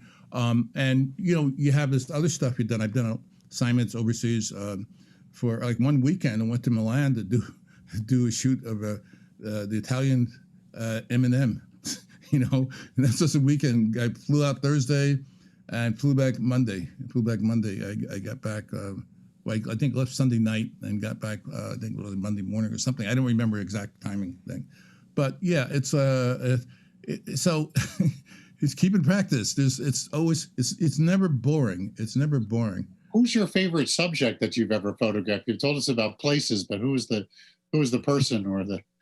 I have three favorites actually, maybe 4 favorites. Tyra Banks and John Singleton, a portrait I've done together. She saw those pictures I was making for myself while working in the movie, Higher Learning, and the pictures I was making for myself. And she saw some pictures I did one of the other actors, private life, and she asked me if I would make some photographs of her, and that was real interesting. And John, I'd gotten to know John. This was the second movie I worked with him on, John Singleton, and John was always had a fierce face forward, with a very serious look, and he was an amazing dude. He really was. And then this picture, portrait, I knew that they were going together, Tyra and John. So I asked, at one point, I've been shooting Tyra, And then John came by, you know, he'd been editing and he finished that for the day and so the day off. And he came in and he was just sitting there going through a book. And then I wanted to photograph the two of them, but I also didn't want to intrude on their privacy, you know? So John knows me by now. And he looks at me and says, let's do some pictures. So, but instead of having him, the normal thing with this beautiful woman, you know, extraordinary woman, and I told him, I told him to turn his back and let her embrace him. And I told her, you know, just how do you feel, you know, something like that. And she closed her eyes, and it was boom. That was it. That was the picture. Okay. You know, same thing. But you know, there's other people, but Russell Crowe. Working on the movie, I did some stuff first time I met was A Beautiful Mind, you know, and I found on the first day he's with it. He's also a very good photographer, by the way, you know. Anyway, I got to recruit him for future optics. Well, I have this idea. This one thing I've been writing. He was my first choice, and he's gotten older like anybody else. If he was able to get into your condition or anything, he'd be the guy I'd want, you know, but. If that, and you know, who knows if this will ever happen? I don't know. But anyway, what happened is he was very attentive and very conscious of, you know, I think the crew, what their needs are. He wasn't trying to direct the film, you know, and he was really serious about it. And he just won the award for you know, the Academy Award like that, you know. But he didn't have a big ego. He was very, very good that way. Anyway, when Cinderella Man, I was asked to come up to Toronto to make some pictures, and what happened, had this place set up with lights and everything else, this corner, and had stand-in. His stand-in was there, so I could, you know, where he got there, and I kept on looking at this light coming through the ceiling at this one place and over his table. I kept on looking at that, and you know, even while I was setting the lighting with the other stuff. And then, so when he got there, Russell got there, I said, Russell, we got to do this Last Supper. He says, excuse me? Well, let me show you. So I brought him over there. I said, look at the light, look at that table. He says, you're right. So never shot anything at that other place. You know, it was like natural light coming through. He actually styled the table of stuff, and he had 3 models. And I was wishing it had a 4th model. But I already figured out how to make the work with just the 3 models. Well, all of a sudden, there's 4 models. Where did that come from? And there was the makeup woman, young woman, used to be a supermodel when she was younger, and she had some problems like going on fashion shoots because she was young, and you know, you told like this, whatever, and so she'd quit. She was doing makeup. Rossow sees her, and that's the 4th model. You know, and it worked out really beautifully. You know, that's the fun part about doing. Like, you can't stay stuck in something when there's other possibilities. You always have to look around you or go with your gut, which I try to do all the time. And that's when but there's one other favorite picture though. Nelson Mandela. I was asked by his editor if I would, publicist for a movie company, asked me, I knew, we're acquaintances, and asked me if I would do a favor, do a picture for, I think for Jet and Ebony Magazine. And yeah, just a chance to meet Nelson Mandela, you know? And so the interesting thing, had to set up his lighting in front of the Ziegfeld Theater. So Cry to Beloved Country was playing, and that was the opening. And so he was coming out with the 2 main actors, and that's when I had to do the picture. Secret Service freaked out at first and had to make a correction. I had got an assistant, somebody had assisted me in some other stuff, and got the lights put in place. So then Richard Harris is one of the actors. He was like crazy. He's good crazy, but crazy, making me go nuts. And at one point, I'm begging, Mr. Harris, please, please. And Nelson Mandela was cracking up. He's enjoying it. So, I mean, because of that picture, because of Richard Harris, the picture came out really, really good. I mean, it was like a joyful kind of photograph. And an amazing guy. I'm glad I was able to help get Nelson Mandela, have him a few laughs there. So that's a favorite I keep in mind. I can't hear you. I want to change gears here a little bit, and we're running out of time. So I want to ask you a really important question. And this is one for everyone. How would you advise someone who wants to get into documentary photography, work for an agency like Magnum, get these like great assignments to be able to go cover Nelson Mandela, a personality like Nelson Mandela? What type of advice do you have for the next generation moving up, Eli? Well, things have changed a lot, and it's like now you expect to be able to do multimedia video, things like that. You know, it's but the most important thing is do something that you care about, something that interests you. Don't wait for somebody to give you assignments. Start doing work for yourself, and then people can take a look. You know, you show it to them, and who knows, they might even want to publish some of your pictures. Or I mean, when I went to for the first time for a book with my Black America work, I also brought my work I'd done in Beirut, because I don't like being put into one place. And it's easy if you're a Black photographer. That happened a lot, and you missed some things. But you know, you can't worry about that really. In some ways, you just have to do the work. That's the important thing. That's important to you. If you do that, more than likely, something is going to happen. Good people will see the difference between the work you produce and what everybody else produces. And I'm on this group called Comet. It's an organization of Black photographers that since 1963. And Magnum, you don't really work for Magnum. You work through Magnum. Magnum works for you, getting your work out. But it's a brotherhood and sisterhood now of a number of photographers who are really serious and think differently and work in different ways. And the clue to that is everybody started out the same way, basically. Nothing was given to them. They really did the work. I mean, Magnum started because a group of photographers, including Henri Cartier-Bresson, and, you know, I mean, that's the name you think of most, because he's that. Robert Capa was the documentary photographer, and you know, Henri Cartier-Bresson was the artist. And that grouping, it's been like that since the beginning. And you know, it's like it is. You're not. I don't work for Magnum. Nobody works for Magnum. You work for the good of Magnum. You know, that you can do work and can help the other photographers. I mean, it's organization. It's like anything else. It's like a family. Flows, goes back and forth. But at the end of the day, some good things are happening. It's always when I first got in Magnum, first got taken as a nominee. Philip Jones Griffin told me, he says, after the first meeting, he said, you can go to the first meeting, you think Magnum's on the way out. Says, don't pay attention to that. And I didn't pay attention. I watched the stuff go on. I participated in some places, and it's still going on, you know, and it's a good place to be at for yourself as an individual photographer who wants to say something with your work. And if you make pictures that are interesting enough, or you really reach out, people will want to see your work, or they'll want to be covered because of things are happening with them. You know, more and more today, particularly, it's always been this way, really. But today, particularly since everybody has a camera, everybody thinks that they're Leonardo da Vinci. Well, there was only one Leonardo da Vinci, you know? And it's like you have to reach into yourself and without any, you know, nonsense, and see, what do I see? What do I want to see? What do I think I'm doing here? What's going on? It's very personal. It's always very personal.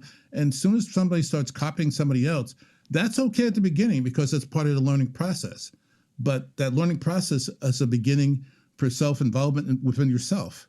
And then you go and you do the best you can. You try to produce images that you're satisfied with, or that you maybe question, and other people get excited about it.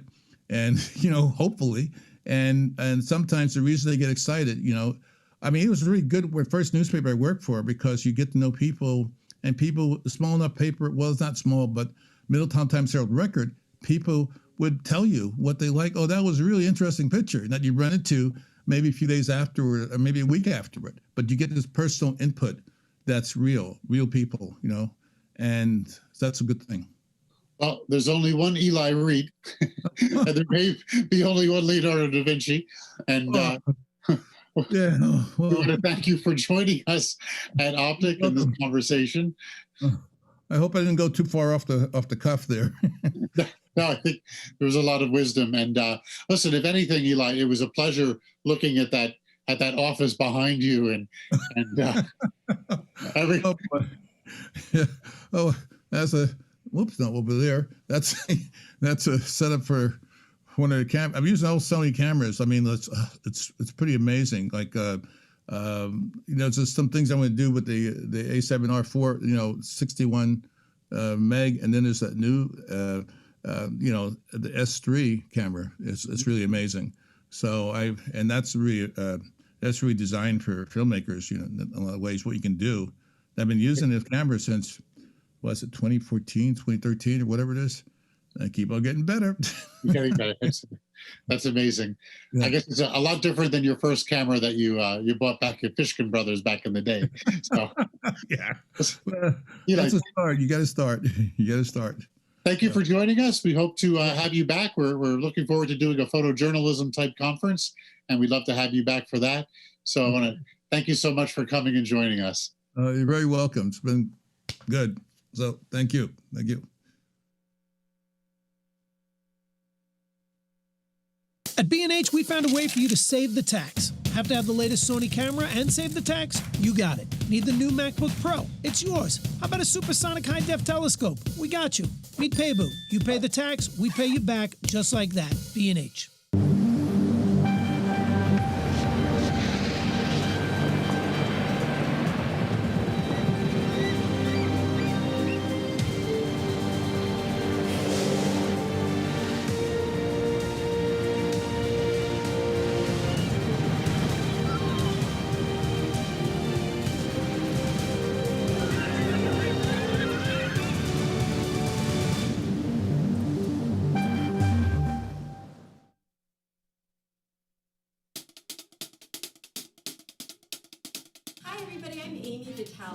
You may know that I'm a photographer, but what you might not have known is that I've taken on a part-time gig as an elf for Santa's Workshop, and if you hurry, you can still get an amazing print by one of these incredible photographers. It's called Prints for Nature, and it's a win-win because you get a gorgeous print for a fraction of what they cost in galleries, and all that money, 100% of the proceeds, are going to go to Conservation International. So you're going to help other animals, you're going to help you, and yeah, happy holidays.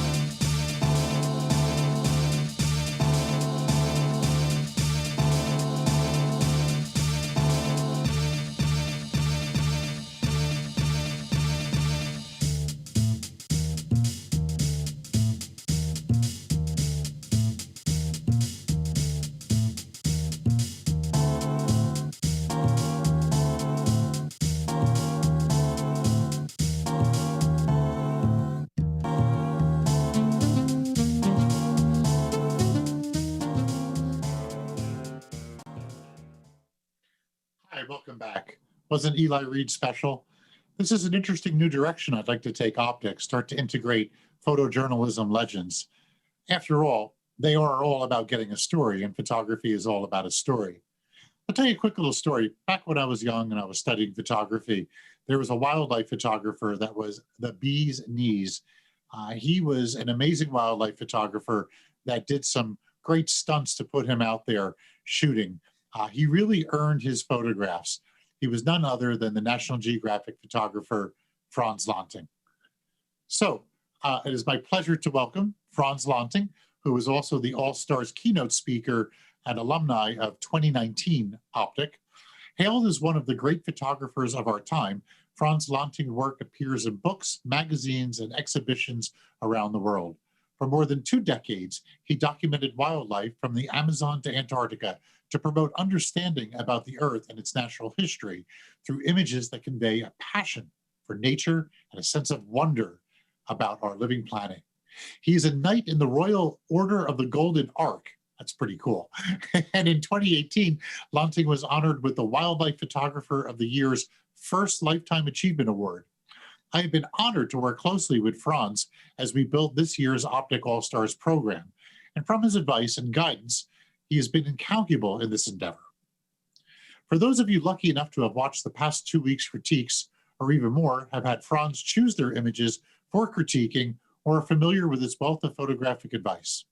These critiques were recorded and you may review them at your leisure.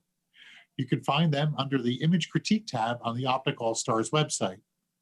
I would be remiss if I were not to thank his studio manager, Talia, and his team that we had the pleasure of working with while producing our critiques.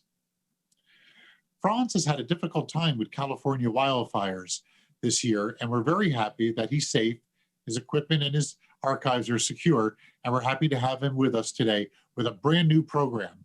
This is the first time that Frans will share this new work and speak about his photographic hero. Ladies and gentlemen, we are thrilled to introduce to you Frans Lanting, OPTIC All-Star Day 1 keynote presenter. Frans, take it away. Thank you for that introduction, David. I'm really happy to join you all from my studio in Santa Cruz, California, and I'm going to share a new talk with you. Then and now, photography and time. People say that photography is about light. Yes, that is true. But I think it is also about time and how you can develop a personalized perspective on time when you have a camera in your hand and an idea in your head. And that is what I'm going to be talking about with you today. Photography is uniquely suited among all the visual arts to capture time. Moments that are lasting just a few seconds and then they're gone forever. Like this biologist catching a new insect in a rainforest in Costa Rica. Photography can reveal moments that even the eyes can't capture, like a chameleon striking a grasshopper, or revealing the intricacy of the flying pattern of a hummingbird. And photography can bear witness to time as events unfold. The credo is F8 and be there. That is what the great photojournalist did, and that is what I also did with these wandering albatrosses during their courtship on an island near Antarctica. But with photography, you can also extend your perspective on time. You can capture longer slices, like I did here, capturing the whirring motion of insects in the Okavango Delta after dark during a long exposure. And we're all familiar with the patterns we can create when we set up our camera near water in motion, such as I did here at a waterfall in Argentina. But new camera technology also enables us to freeze the motion of water at ultra-fast shutter speeds of 1/4000th of a second. The same scene shown in the previous image looks very different here now. Icebergs are really snapshots of water frozen in time. I'm going to talk with you about time. I'm going to share examples with you from a couple of different projects that give you an idea how I intersect with time. I'm going to talk with you about deep time, how I created images that evoke situations from 1 billion years ago. I'm going to talk with you about photographic time, how I was able to interact with photographic history that covers 100 years using ancient cameras. And I'm going to talk with you about personal time, what I learned from some of my peers. And I'm going to end on a note that brings us all together in this moment in time. Are you ready? Let's go. The journey starts here on a sailboat off the coast of South Georgia Island during an expedition when I wanted to pay tribute to this photographer who worked a century before I did. He was a photographer during Shackleton's famous expedition to the Antarctic. The photographer's name was Frank Hurley. He became one of my heroes. He created immortal images during that expedition when the Endurance was frozen in pack ice. I have a special connection with Frank Hurley, even though I never met him, because I intersected with him across time. Hurley camped on sea ice, and I found myself not far away from that spot 80 years later during another expedition. Hurley captured emperor penguins, and I photographed them 80 years later, the descendants of these same emperor penguins, because I was close to the same colony. And I went to an island near Antarctica where Hurley and Shackleton and their expedition were marooned for several months. Here's the man. This is Frank Hurley. And this is his camera. And I have that same camera right here in my hands. Hurley was left with one camera and 4 rolls of film when he was marooned on Elephant Island. And he had to be extremely judicious with using those 4 rolls of film. And he expended 3 frames on this situation when Shackleton and his men took off in a sloop. Here's the 2nd frame. Hurley ran around, they got a better point of view. And here the sloop is taken off, and this is the immortal frame. And I found myself on Elephant Island 80 years later with a print of that image in my hand. And tourists were coming ashore, and I was racing up and down the beach, and I found Hurley's footsteps. Look at it. I'm in the same spot. Compare the rocks in the background with the rocks in the image. And it took me a couple of frames to line up everything perfectly. And here it is. Then and now, in one image. I became obsessed by Hurley. I went to the archives of the Royal Photographical Society and spent several days there with companions to dig deeper into Hurley and his work. We looked at the prints, we looked at his notes, and we tried to get closer to who Hurley was and what he did. And I was given this. This is a true treasure. These are the transparencies that Hurley made for Shackleton slideshows. They'd been sitting there on the shelves for decades and decades. These are really precious things.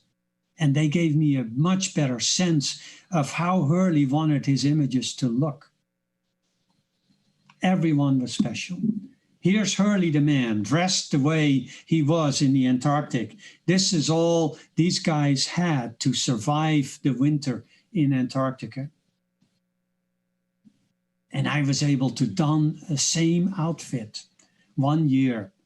And I had the same camera that Hurley used to get closer to the man and to try and imagine what it took to make these photographs.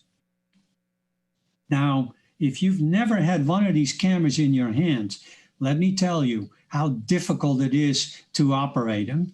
This is the size of the viewfinder. And of course, everything is upside down and ambient light goes into it. And look at this. This is the mechanism through which you control your exposure. 3 shutter speeds at best, 100, 150th, and 125th of a second in open shutter. And you get a couple of apertures that start wide open at f11. It is really very difficult to make anything happen. This is an image I made with that camera on South Georgia Island of a group of king penguins at the tide line. And this is an image that Hurley made on Elephant Island. It's amazing how he did this. The penguins are right there, the scenics are right there, and everything is perfectly exposed. And he did this, which I think is one of the finest images Hurley ever made. Technically really difficult to execute. Think of it, the highlights and the details in the shadows. I found a little ice cave and I had the same camera in my hands. And then the weather turned south on us. And after 5 minutes, I had to rush out of the ice cave and go back to the ship. And this is all I had. While Hurley spent months there examining every detail of those icicles in that cave. And as our Zodiac departed the island, I looked back, I was able to grab my Nikon with a long lens, and this is my memory of that place at that time. Looking back in time, using another camera gets you closer to the experience of photographers from 100 years ago. My takeaway to you is, if you want to refresh your vision, consider an old camera. Consider a camera you have to load with film, and it'll force you to deal with your subjects in a different way. It gets you closer to all these photographers who went before us. It's going to force you to do things differently, and it'll refresh your imagery. Now we're into deep time. I did a project about the history of life on Earth. I wanted to see for myself what the Earth looked like 1 billion years ago or more, before there was life. I ended up at the edges of active volcanoes. And I tried to imagine the Earth when it was still liquid at its surface, an imaginary landscape seen in a piece of sandstone. And I went to locations where scientists think life may have one day started on planet Earth at the edge of a geothermal feature. The very first things that we call life may have looked like this in a cross-section. Biologists refer to them as stromatolites. They're the colonial creations of primitive bacteria. Think of them as primordial coral reefs. And this is the only place where they still occur in living form, in a lagoon in Western Australia. Now, this doesn't look very inspiring, but I've done a lot of research. I talked with people about what this may have looked like 3 billion years ago. And instead of photographing them by daylight, as you see here, I ended up covering them at night. Because scientists had told me that the sky back then wasn't blue because there was no oxygen in the atmosphere. The sky looked more like Mars today, yellow, red. And by working around the edges of daylight at twilight, I was able to create images that created a much better sense of time. Early in the morning and late at night. This is what the Earth may have looked like before there was much of anything out there that we can call life. And then when these bacteria exhaled oxygen, blue entered into the atmosphere, and our planet hasn't been the same since. I became a time traveler with a camera in my hand, and everything that I photographed was meant to be a snapshot in time. There couldn't be anything in these images that was not true to the period when these creatures like this jelly first evolved. I photographed horseshoe crabs, the first creatures that colonized dry land. And they're still doing that when they come to the shores of New Jersey to spawn at the tide line. And notice there's no reference to modern New Jersey in my images. These are timeless photographs, windows in time. And even an ordinary house snail became a character in this project because I released it from its contemporary background and it became a pioneer on dry land. The first land plants released from their contemporary surroundings. And this strange reptile, which I photographed in New Zealand, called a tuatara. In nature today, we're looking at a tapestry of life. Things that are ancient merge with things that are modern. That is the essence of what we call biodiversity. Things living together. But for this project, I wanted to show the strands separately and show all these extraordinary things that happened in the course of the evolution of billions of years.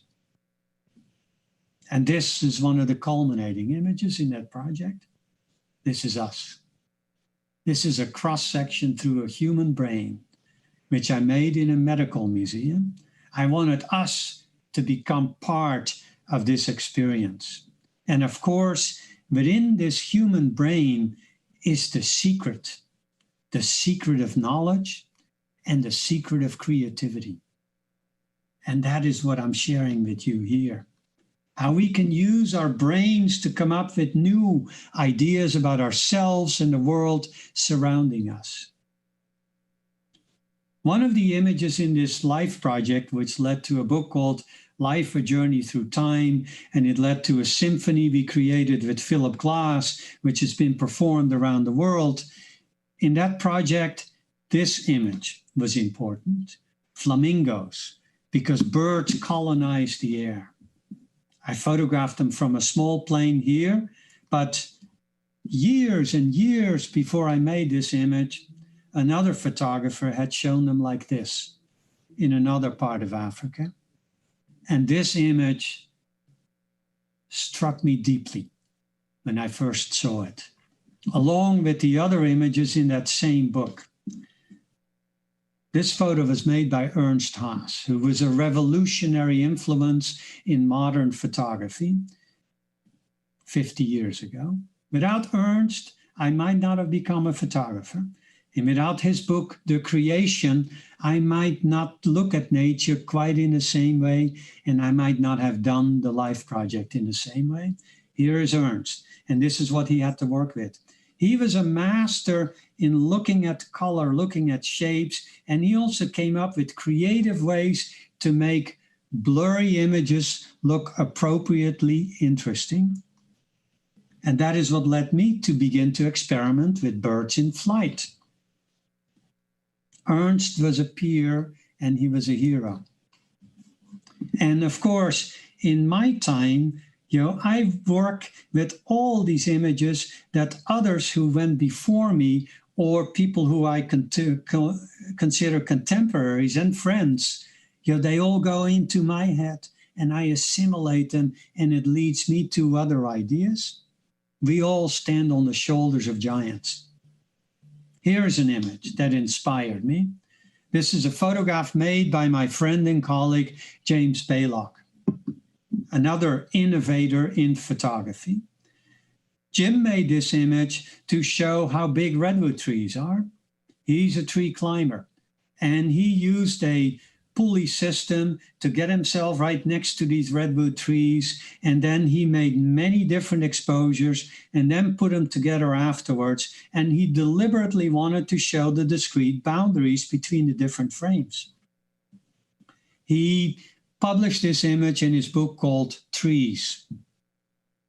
Then my friend Nick Nichols redid redwood trees 8 years later with a big support team, financed by National Geographic. Nick went to the sequoias in the Sierra Nevada, and they used similar techniques, also showing climbers in place to show the scale of the trees. But instead of showing the discrete boundaries of the dozens of different exposures, Nick and his team assembled them all seamlessly, and it became one giant tree without interruptions. Now, 2 weeks ago, I was able to do this.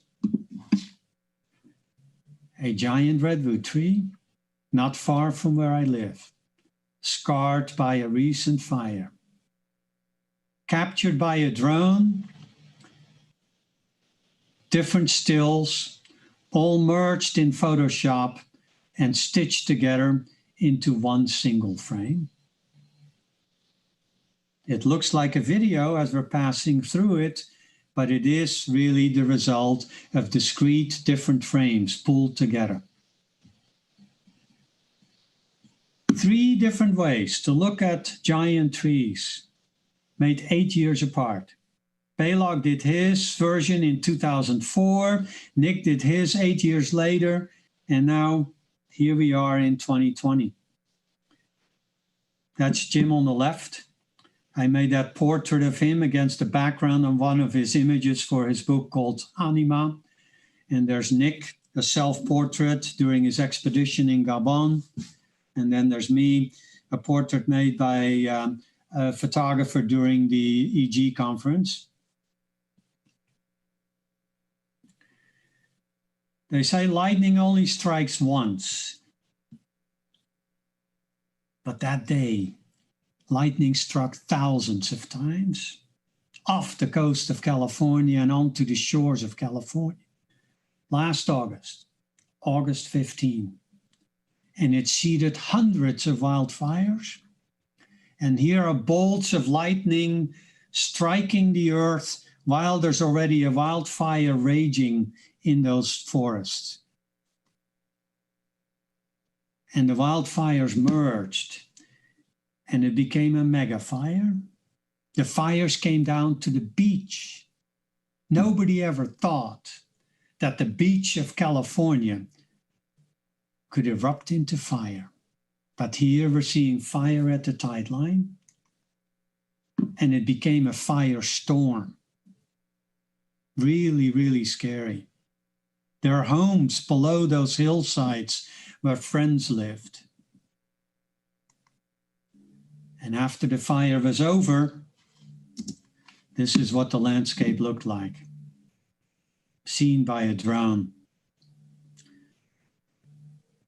As a ranger from California State Parks makes his way along the burned ridges, not much alive left there in those canyons. It looks like a moonscape.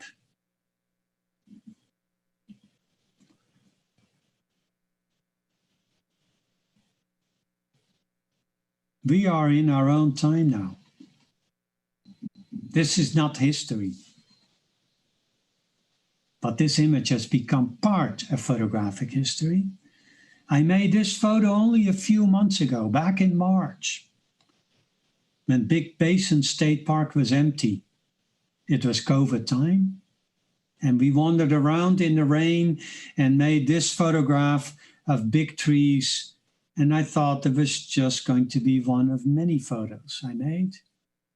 But then the fires raced through Big Basin, and you could see in that previous panorama how high the flames reached. In some cases, hundreds of feet up the trunks of those giant redwoods.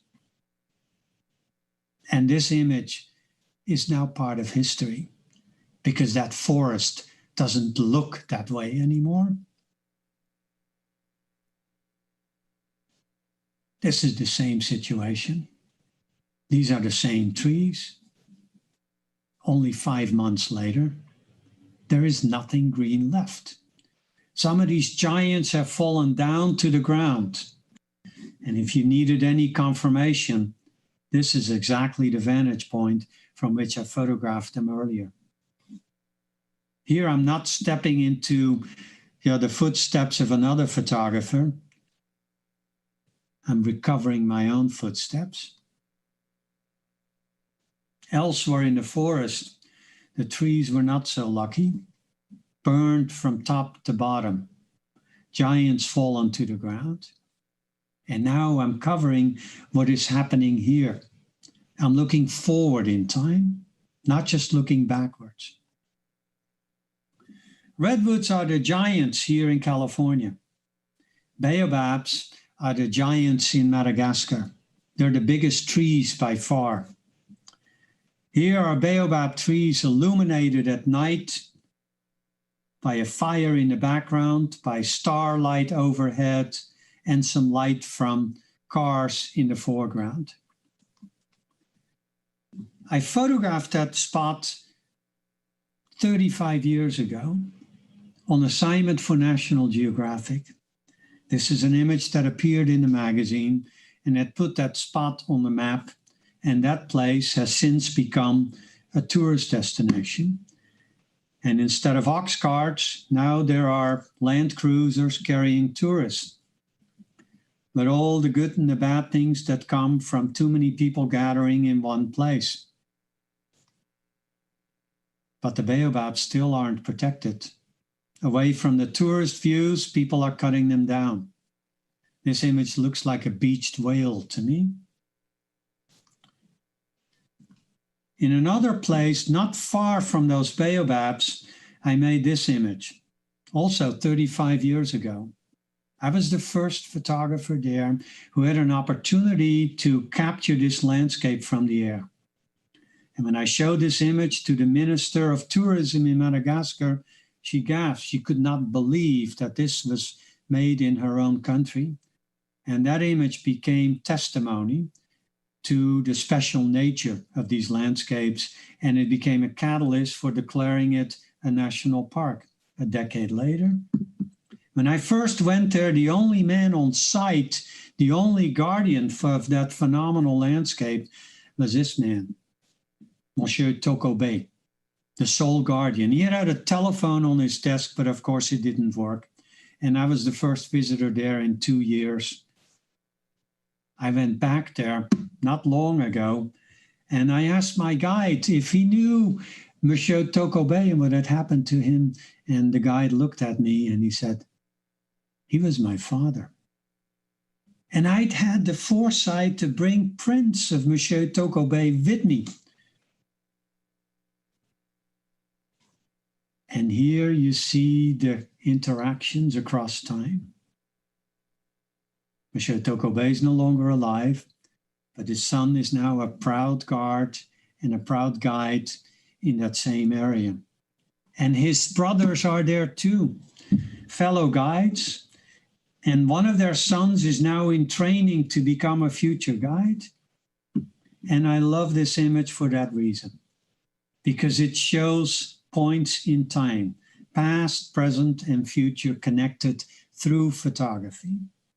And it also gave me hope that good things can happen when a new generation of conservationists is nourished and supported by tourists that come to see the marvels of Madagascar. Here's another image I made on that fabled island continent off the coast of Africa. Another image that was meant to evoke time, because this tribesman in southern Madagascar is holding the egg of an extinct superbird, the big bird, the famous elephant bird of Madagascar, which went extinct hundreds of years ago, and the only thing we have left are those eggs. Madagascar's not in good shape. The forests keep retreating, and what you're seeing in this aerial view are just the naked skeletons of baobabs and other trees. The forest is retreating ever further into the outreaches of the island. And of course, that is not just nature suffering. Ultimately, it is also people suffering. From aerial perspectives, you can see what is happening on the Earth and what we're doing to planet Earth. From an airplane window seat flying over Greenland, it is very clear how the ice is melting as a result of our collective impacts on planet Earth. When you're there closer to the action, you can see massive icebergs falling apart, and local people will tell you about the changes that they've witnessed in their own time. And now, this past year in California, we've experienced collectively what is happening in our own time. More fires and bigger fires than we've ever experienced before. Is it a wake-up call? Is it a reason? Is it an excuse? Is it a clarion call for us to come together? This past year, the earth has been scorched by fires. Humanity's been hurt by a virus. And our society has been torn apart by divisions. But I do think there's always a way to make new beginnings. Just like these ferns are arising from scorched earth after that terrible fire here in the Santa Cruz Mountains, I believe we can re-emerge. We have to re-emerge. And we have to have cameras in our hands, and we have to have ideas in our heads. We have to combine the spontaneity of creativity with the wisdom of time. Just like these burned redwoods are regrowing themselves from the base of their burned trunks. And that I would like to pass on to you as evidence that yes, we will re-emerge and we will do better in our own time, and the time is now. Thank you very much.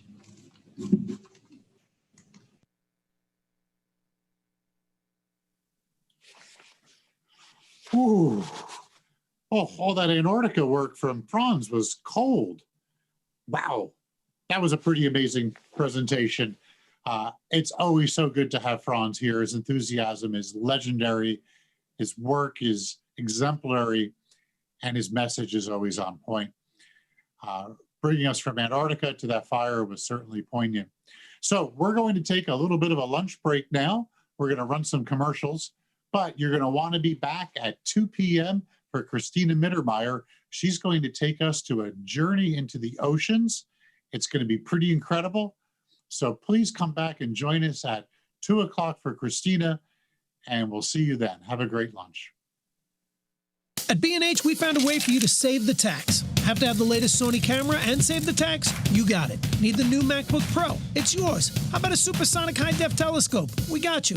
Meet Paybu. You pay the tax, we pay you back, just like that. B&H.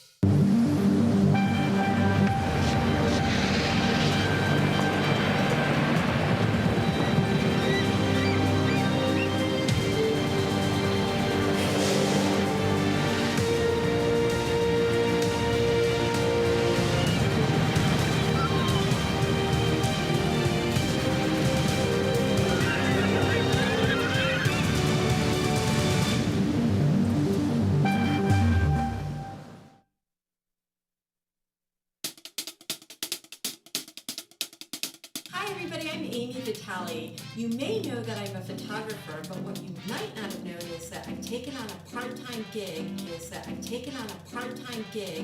as an elf for Santa's workshop. And if you hurry, incredible photographers, it's called Prints for Nature, and it's a win-win because you get a gorgeous print for a fraction of what they cost in galleries. And all that money, 100% of the proceeds, are going to go to Conservation International. So you're going to help all the animals, you're going to help you, and yeah, happy holidays.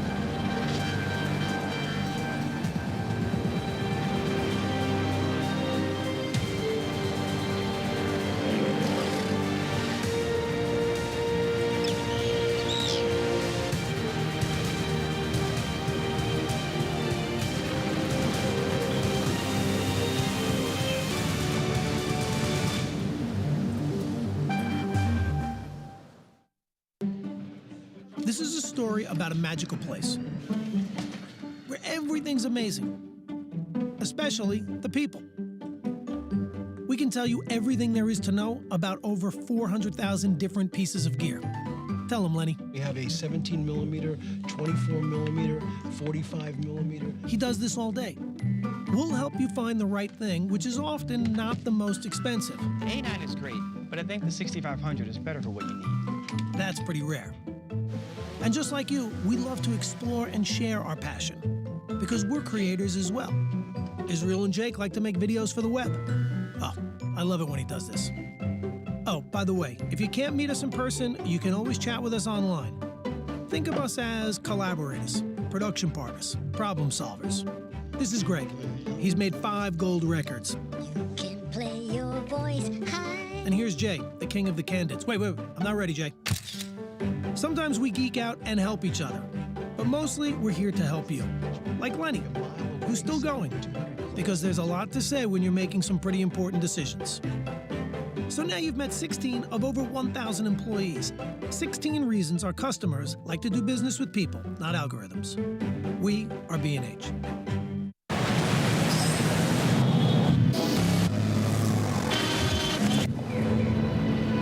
Every creative has it. Potential. Do you know what it is? It's that blank canvas inside of you. It's every creative possibility in your future. It's where your story begins. It's not always easy to find, but you will find it if you dig deep.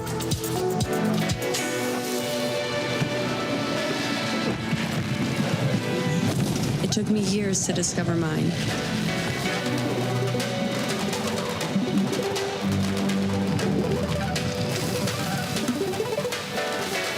It took less than a second to recognize it. Feel it and grab it. And hold it tight.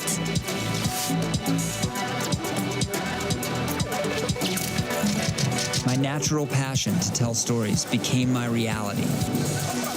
Now find yours. It's there, right in front of you. Setbacks? There will be plenty. Learn from them. Leave them behind and get closer to your creative destiny. Realize the hidden hopes and dreams. There is a place for them in this world. So share them with all of us. Don't leave your canvas blank. Be true to yourself. Find your true potential. It's time. Ignite your passion.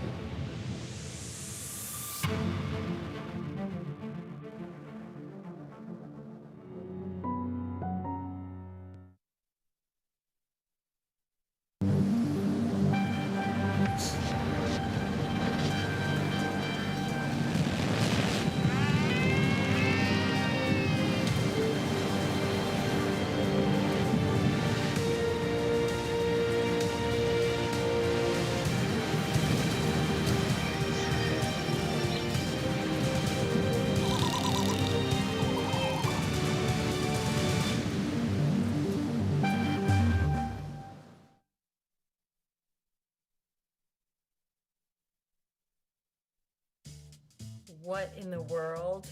I've got my little elf hat on because it's like Santa's workshop over here.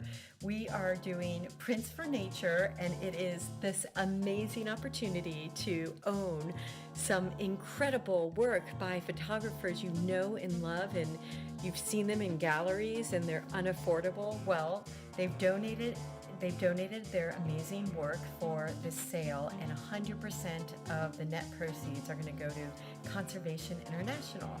So it's a win-win for everybody. Nature wins, you win, we all win. Bye.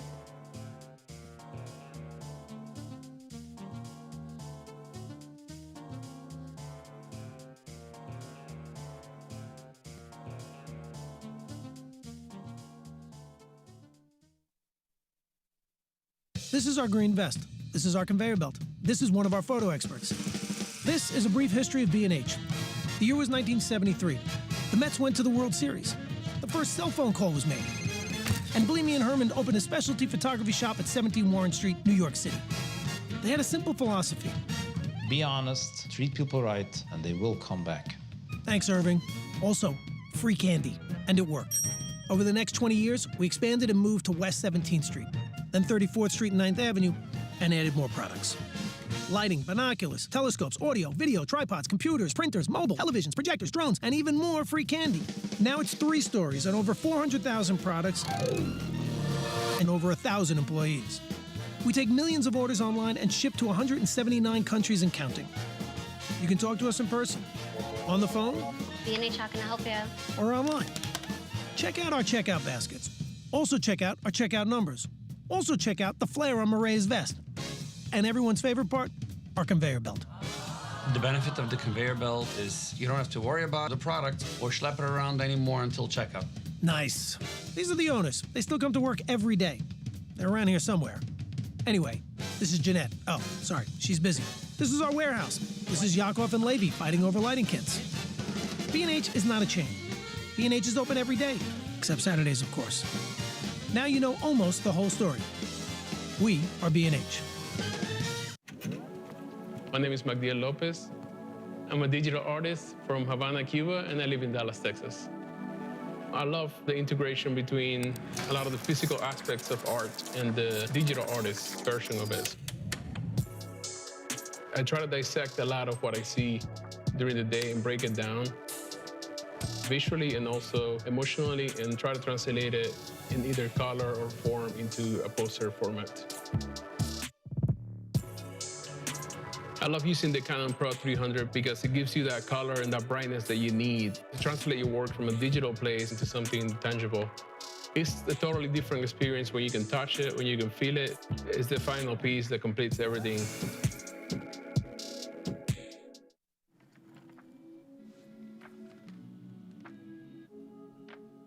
I definitely consider myself an introvert. I was the kid who didn't want to play outside, who didn't want to play sports. I was just like, where's the crayons and where's the paper? Let me close my door and just create. Women of color are often the center of my work. I found that I wasn't really reflected in art, so I really wanted Black women to feel seen. I also think my use of color is something that stands out amongst the crowd, and how I choose to mix colors together to evoke different emotions within each piece. I love using the Canon Pro 300 because it's compact enough to sit at my desk, and it allows me to print professional prints in my own home. I know exactly what I see on screen is going to print out. It's gonna look perfect. These women that I draw, they're so powerful, they're so sure of themselves. And that kind of reflects how I want to show up in the world.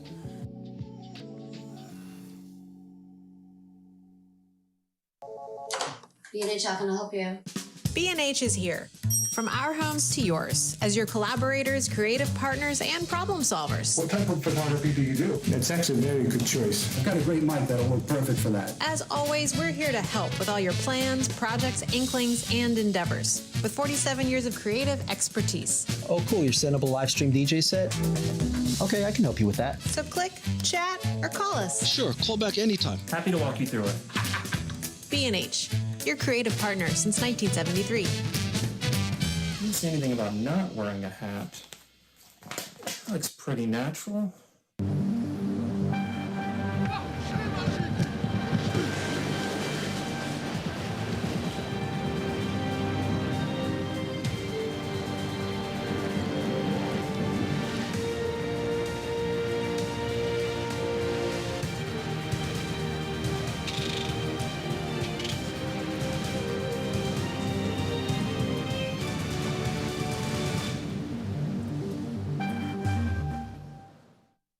At B&H, we found a way for you to save the tax. Have to have the latest Sony camera and save the tax? You got it. Need the new MacBook Pro? It's yours. How about a supersonic high-def telescope? We got you.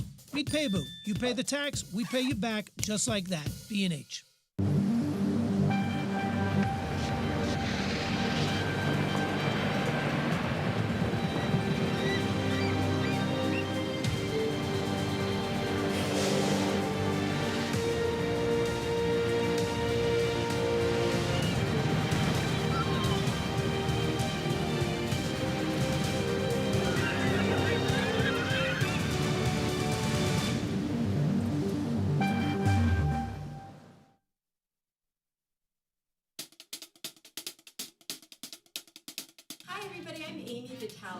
You may know that I'm a photographer, but what you might not have known is that I've taken on a part-time gig as an elf for Santa's workshop, and if you hurry, you can still get an amazing print by one of these incredible photographers.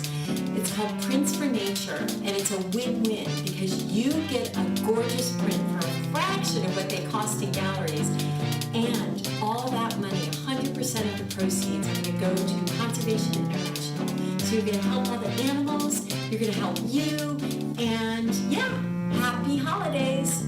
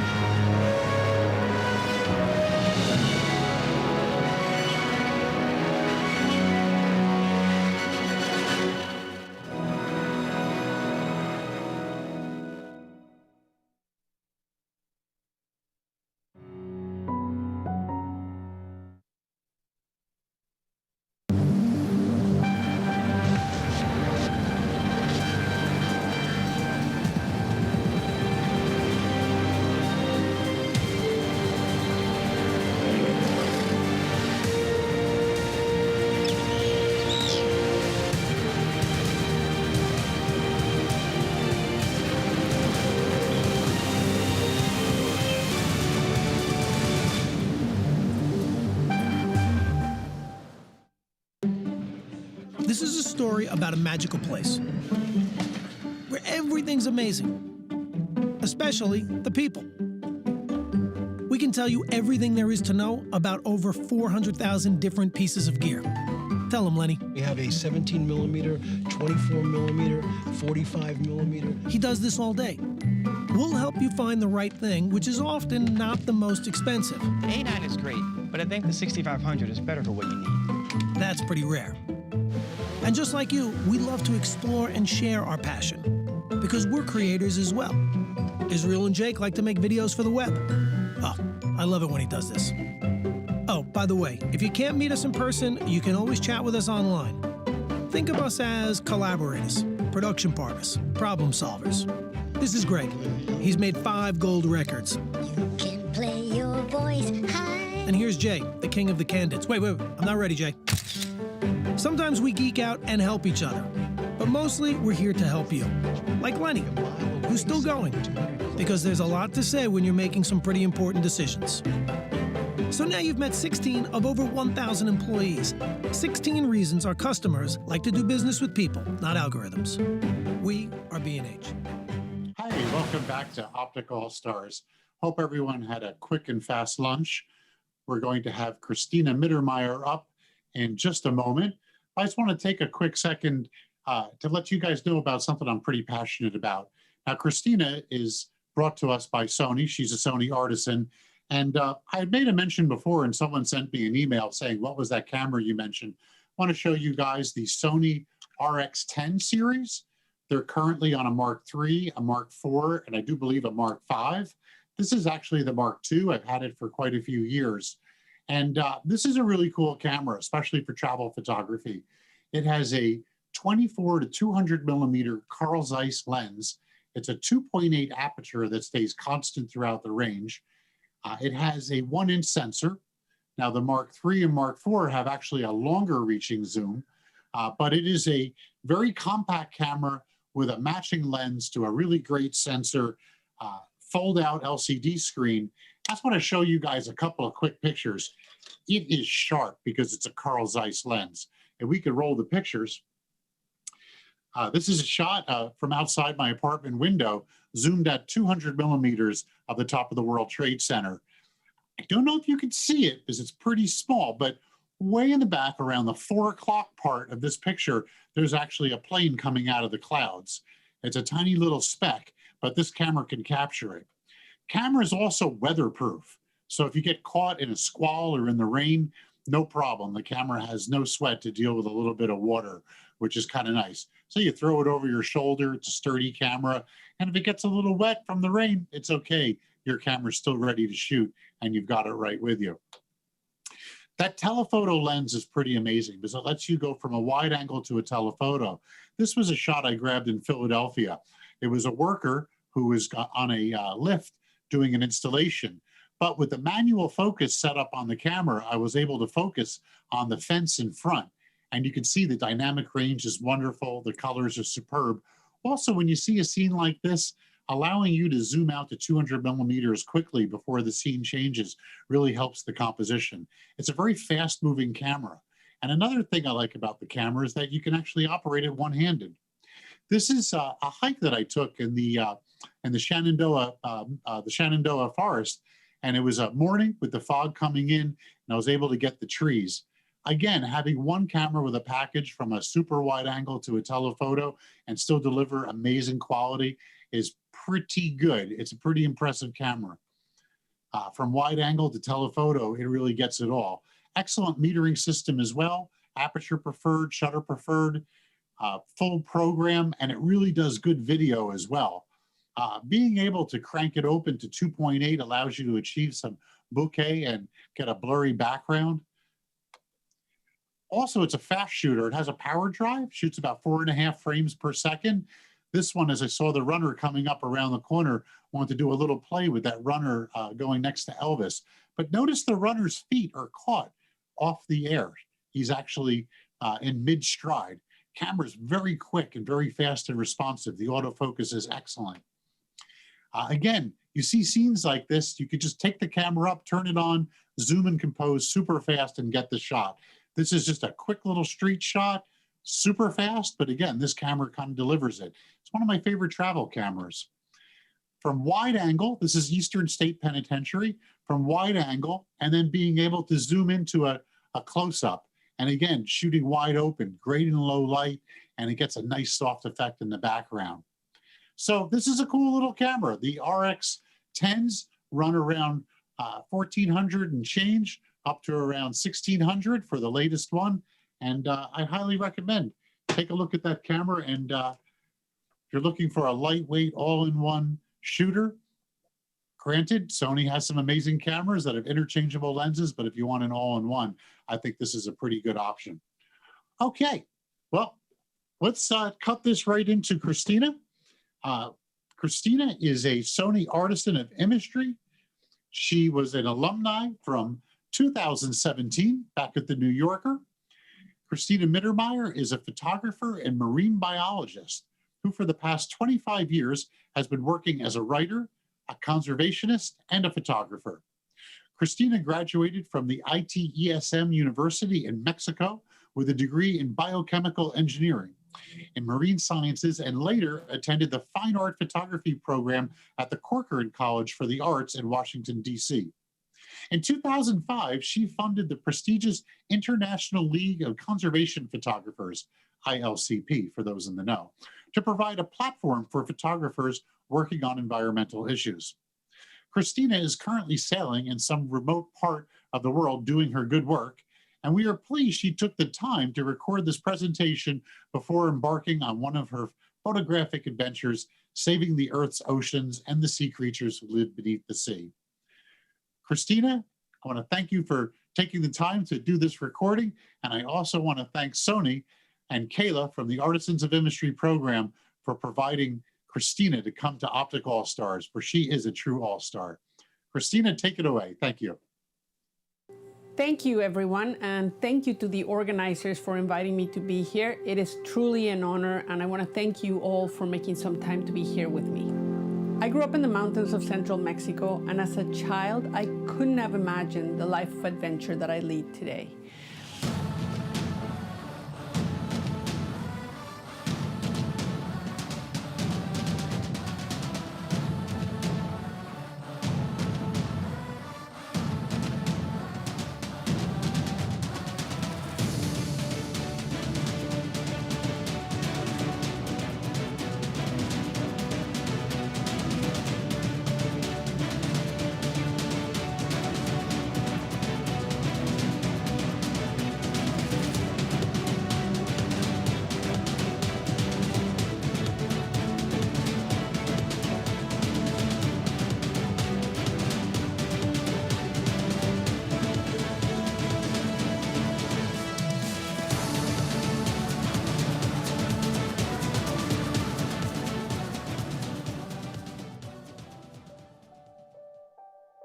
I was drawn to the ocean because I used to read National Geographic, and I remember one day when my dad came back to our house. We were a middle-class family, 4 girls and a boy, and he had a present, and it was the most amazing book. It was Jacques Cousteau, The Underwater Kingdom, and the book was not for me. It was for my brother, but I coveted that book. And when he got tired of looking at the book and he just tossed it aside, I would sneak into his room and I would spend hours just looking at the pictures of these amazing animals.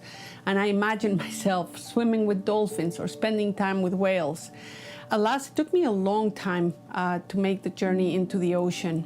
When I finished high school, there was somebody who came to my university and he made a presentation about a career in fisheries biology. And he had these amazing photographs of kids that were studying out in the ocean and spending time on boats and on the beach and in the lab.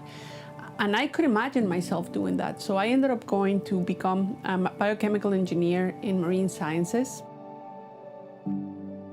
Although I loved the opportunity to be in university close to the ocean and to study sea animals, I was pretty disappointed and pretty distraught just with the scale of industrial fishing that happens in the world. I went to university to study about how to protect animals and, you know, the interaction that amazing marine creatures have with each other and with humans. And instead, I learned how to catch more fish more efficiently and faster. At the beginning of my career, when I was very, very young, I honestly thought that it was going to be through academia and science that I was going to be able to convey the sense of urgency that I felt for the ocean. I was at the time sharing an office space with a photographer, and I collaborated on one of his books. It was a book that married science and photography, and when we launched the book, I realized that people were not really reading the text. All the hard effort we put into writing the pages, nobody was really reading it. But people were browsing through the pages, and they were looking at the pictures. And when I realized that they were asking questions about those pictures, I had a eureka moment. And I realized that photography is just an incredible vehicle we have to invite more people into what I think is the most important conversation we could be having as humans on this planet. And so I became a photographer. And just like any journey that's worth having, it didn't happen overnight. It took me 20 years to really reach a level in my profession where I was not just proficient and successful, but where I was able to get a microphone to finally share the ideas I was so passionate about.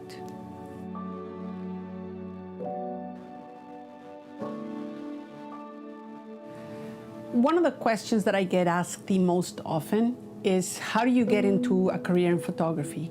And for me, the answer was super easy. I started by volunteering. At the time, I was working for Conservation International, and I had the opportunity to go on my first assignment. They sent me to a remote village in the Amazon. And I had been practicing back home, doing photography and being able to work on your feet and react to things that are happening around you is not always easy. But I had a little business back home where I was taking portraits and I was doing prom pictures and weddings and engagement photographs. So I had some training. And when they sent me to the Amazon, I was able to start using the same skills that I had been developing in my home business to make some portraits of the people that I was encountering. At the beginning of my career, I had imagined myself becoming a nature photographer, and that was something that was pretty popular back in the 1990s when I first started my career. I realized pretty quickly that in order to be a nature photographer, there has to be an enormous commitment of time and equipment and energy and frankly of money. I was attending conferences for nature photographers and realizing that as a mother of 3 young children, it was going to be almost impossible for me to make the kind of time that is required to go and sit in a blind and wait for a bear or for a wolf to appear. You know, it might be weeks, even months for a good photograph to materialize. So instead, I started focusing on the people in the villages. At the time, my ex-husband was a primatologist, and so he would take off and chase monkeys all day. Well, I would stay back in the village and spend time in the community, you know, talking to the men and spending time with the women. And it was the first time that I realized that there were few, if any, photographers that were focusing on the intersection between humans and nature in rural and indigenous communities, where I felt that there was like this really intimate intersection of nature and humanity. And so I decided to point my lens into that type of narrative. And it really served me well, because over the 25-year span of my career, I have been able to travel to some of the most remote corners of the planet and spend time with people that are still living in an intimate relationship with nature. Indigenous communities in particular may be the last people that are still connected to the operating system of our planet. They have been carving a living out of the earth with their own bare hands for millennia, and they have witnessed every sunset and every tide, so they might know a thing or two about how our planet works. I think we will do ourselves an immense service if we start paying more close attention to what Indigenous people have to say. As I started spending more time with Indigenous cultures, I made this observation, because they seem to be a lot more content and a lot happier, although they had a lot less in terms of material wealth. And what I started realizing is that when you don't measure happiness by the things that you have, by the stuff that you own, you can actually be a lot happier. So instead of thinking of happiness by how much money we make or how many things and, stuff we accumulate, let's think about, the things that really make us human, that those are the things that really make us wealthy. And enoughness is, it's a feeling that comes from inside, of feeling like you have enough and you have enough to give back. And that sense of having enough comes from the relationships that you foster, your family, your community, by your rituals and your religions, your traditions, by having the opportunity to speak your own language and have your own culture. And more than anything, it comes from having a sense of purpose and living a life that has meaning, by doing work that really means something to you. And so cultivating that sense of enoughness is a personal thing. It's like cultivating a sense of financial responsibility or yoga. It's something that we can do for ourselves and that we can do every day. So next time when you're out there and you see a trinket that catches your eye, ask yourself, do I need this to be happy, or do I already have enough? And you will be surprised by how often you find yourself walking away from material things that just burden you. Stuff is just something that costs money, that needs to be stored and maintained and insured, and that holds you down. So understand how much you need, how much is enough for you to be happy and to give back and to have enough. And then after that, just fill your life with the things that really matter, and you will begin cultivating this amazing sense of enoughness. One of the things that I want to do today is take you on what it's like to be on assignment for National Geographic. And perhaps my favorite assignment that I ever participated in was a trip that I did to Greenland with National Geographic and Pristine Seas. The name of the story was called The Last Ice, and it had to do with an ice bridge that used to form between Greenland and northern Canada. And the Inuit people that lived in both places used to use that ice bridge to travel back and forth. Before I went to Greenland, as you can imagine, being a Mexican woman who never really traveled on the sea ice or been to the Arctic, I did quite a bit of research, and I found the work of an anthropologist called Knoot Rasmussen. He was known as the father of Eskimology. He spent most of his life traveling from Eskimo village to Eskimo village, collecting words and songs and artifacts, but more than anything, he was collecting stories.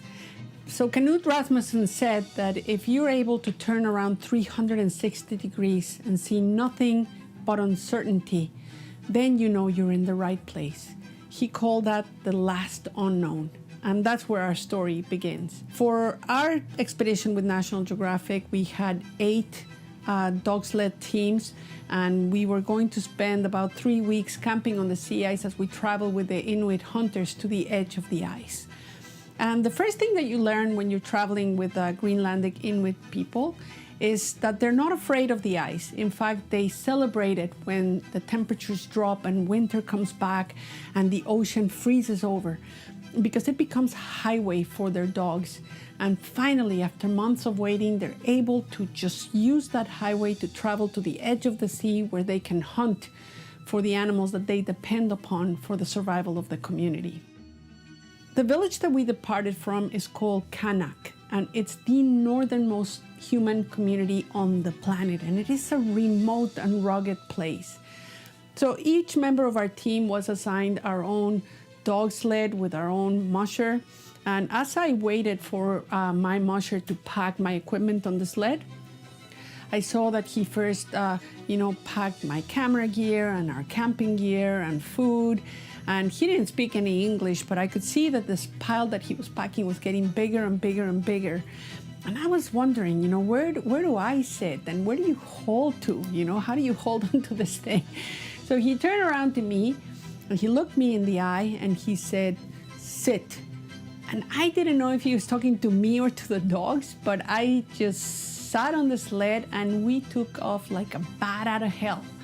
And as I'm trying to hold on with one hand and take pictures with the other hand, one of my gloves fell off. And I tapped him on the shoulder and I say, hey, excuse me, can we go back for my glove? And he didn't even turn back, he just said no. And I thought, what happened to, well, he doesn't speak English, but in any case, if you're courageous enough to survive the indignities of being a Mexican in the Arctic, I can tell you that traveling by dog sled is one of the most extraordinary experiences of my entire career.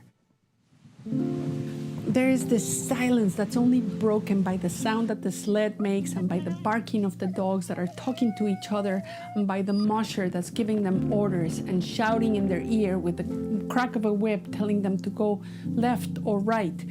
And you realize pretty quickly that the safety of the entire team depends on the dogs and the relationship that they have with the musher. We tend to think that climate change is something that's happening to other people in that far distant future or in faraway places. But for the people of Kanak and of northern communities, it's something that's already knocking on their door. One of our dog teams ventured into thin ice and the entire sled with all of the dogs fell through the ice. And you can imagine the sled that's loaded with hundreds, thousands of pounds of equipment, and the dogs are tethered to it. So as the sled is sinking, it's taking the dogs down, and the entire team, we all had to jump and help bring the sled back up onto the ice and, help the dogs dry out. And thankfully, we only lost one of the animals, but you can see how perilous and how dangerous it is becoming for people that live in the northern regions. On the trip that we did, we were traveling with Greenlandic Huskies, but they told me a story. They said that 1986 was the last year that the ice bridge formed between Baffin Island and Greenland. And on that year, a team of Canadian Inuit crossed the sea ice and came to Greenland.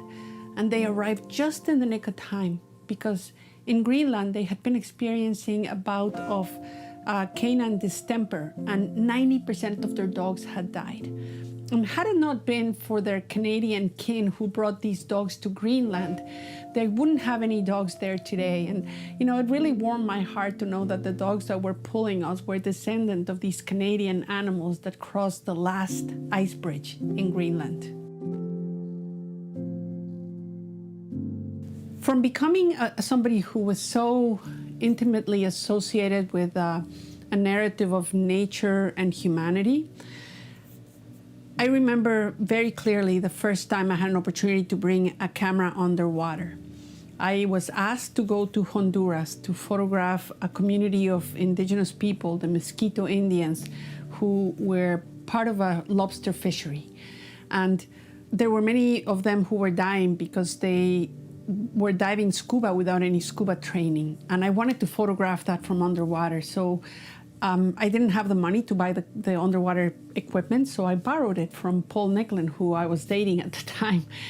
And putting that camera underwater and taking my first look in the viewfinder and seeing so clearly the moment when you take the lens beneath the thin blue line and you expose what's below, but also what's above, was for me a huge revelation. And I have become addicted to that kind of photograph because it's almost voyeuristic, I like sharing with people who may just see the surface of the ocean and haven't had the opportunity or the curiosity to dip their mask underwater.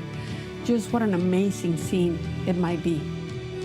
So from that moment on, I became hooked with underwater photography, and over the past 10 years, I've spent a lot of time photographing creatures, big and small, and all the wonders that I had imagined all those years back browsing the pages of that Jacques Cousteau book.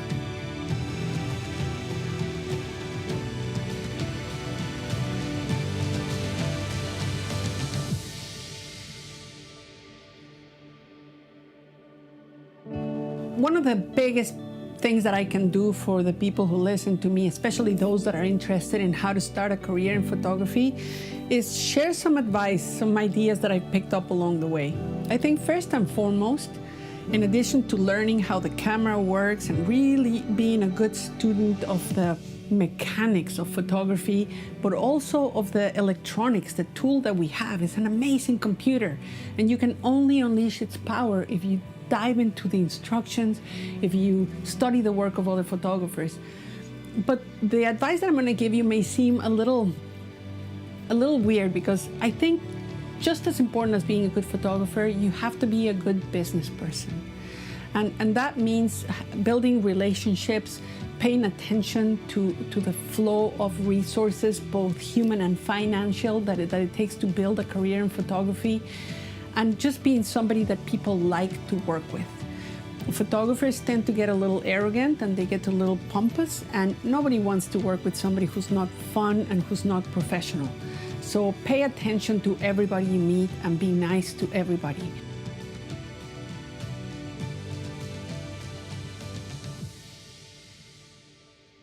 People ask me all the time how being a woman has made it easier or more difficult to become a photographer. And the answer is it has worked both ways. On the one hand, it is way more difficult to travel alone and to deal with all the equipment on yourself, and it actually can be quite dangerous. But the silver lining in all of it is that being a woman is like having a superpower. When you arrive in a village, you encounter these amazing sisterhood of women that exist all over the world. And when women realize that you're traveling alone, especially when I was traveling with my young children, they were an amazing way of getting access to this sisterhood. And women usually lend a hand, they want to protect you, they want to give you shelter. And in doing so, they were opening their intimate spaces, you know, the places where they live and work and laugh, to me as a photographer. And it was the first inclination I ever had of what photography can really be, when you can infiltrate in a very candid way the lives of people and make yourself a part of their everyday without interfering. And I truly owe it all to the fact that women tend to be amazing to each other. And for that reason, I've always felt indebted to women, and as I have been able to rise in my own career, I really make a point of trying to lift all the women around me with me as I go. And I love mentoring. I love teaching young women about, more than anything, how to challenge the limitations that we grow up with, the conversation that we have in our own head, the way that we're raised to feel like some things are not meant for women, and that is just not true. And so if I'm able to do it, anybody can do it, and it's just a matter of convincing ourselves and silencing the peanut gallery in our own head that tells us that these things are not for women. But more than anything, what I feel is so important is the big challenges on our planet: climate change, fascism, extinction. These are challenges that are going to require every single person on this planet to participate and to be engaged. And when you think about the fact that 50% of the population on this planet may still be disempowered to have a business, to speak out, to even have their own bank account, and to feel such limitations, well, we're not going to be able to solve these big problems if we don't lift women everywhere. I am pretty much convinced that some of the solutions that we need for the big challenges of our planet already exist. And they may be in the mind of a young person who was born in Africa or Latin America or Asia. And that young person may be a woman. So let's make sure that we lift women up, that we empower and educate young girls, and that we really give women a seat at the decision-making table in every aspect of our lives. And of course, the most important thing that you can do as a photographer is find your lane, you know, find out what is it about photography that really attracts you, because it's such a big profession and you can go in so many directions. You can choose to go into commercial photography or photograph models or do editorial, and it takes a little bit of time to really hone in on the thing that really attracts you. And so for me, it was that mix of wanting to have a purpose and wanting to be of service, and at the same time doing something that was really creative and that really spoke to my artistic side. But I wanted it at the same time to be successful and to help me make a living. I know that photography is probably never going to make me rich, but I also didn't want to have to worry about how to pay my bills. And more than anything, I wanted my photography to really be something that was good for the world. And so it was in discovering this path in my career that I came across this concept of ikigai. It's a Japanese word. It's spelled I-K-I-G-A-I, ikigai. And it means the purpose in your life.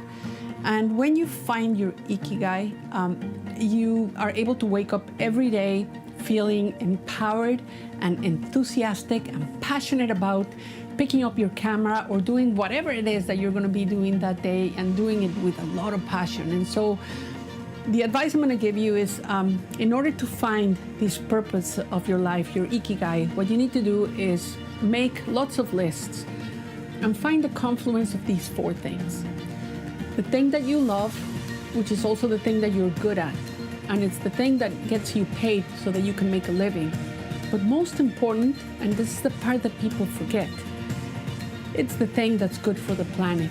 So when you find where those 4 things come together, you will find the purpose of your life. And I promise you, you will never regret it. You will never feel like your life was left without a purpose and without a meaning.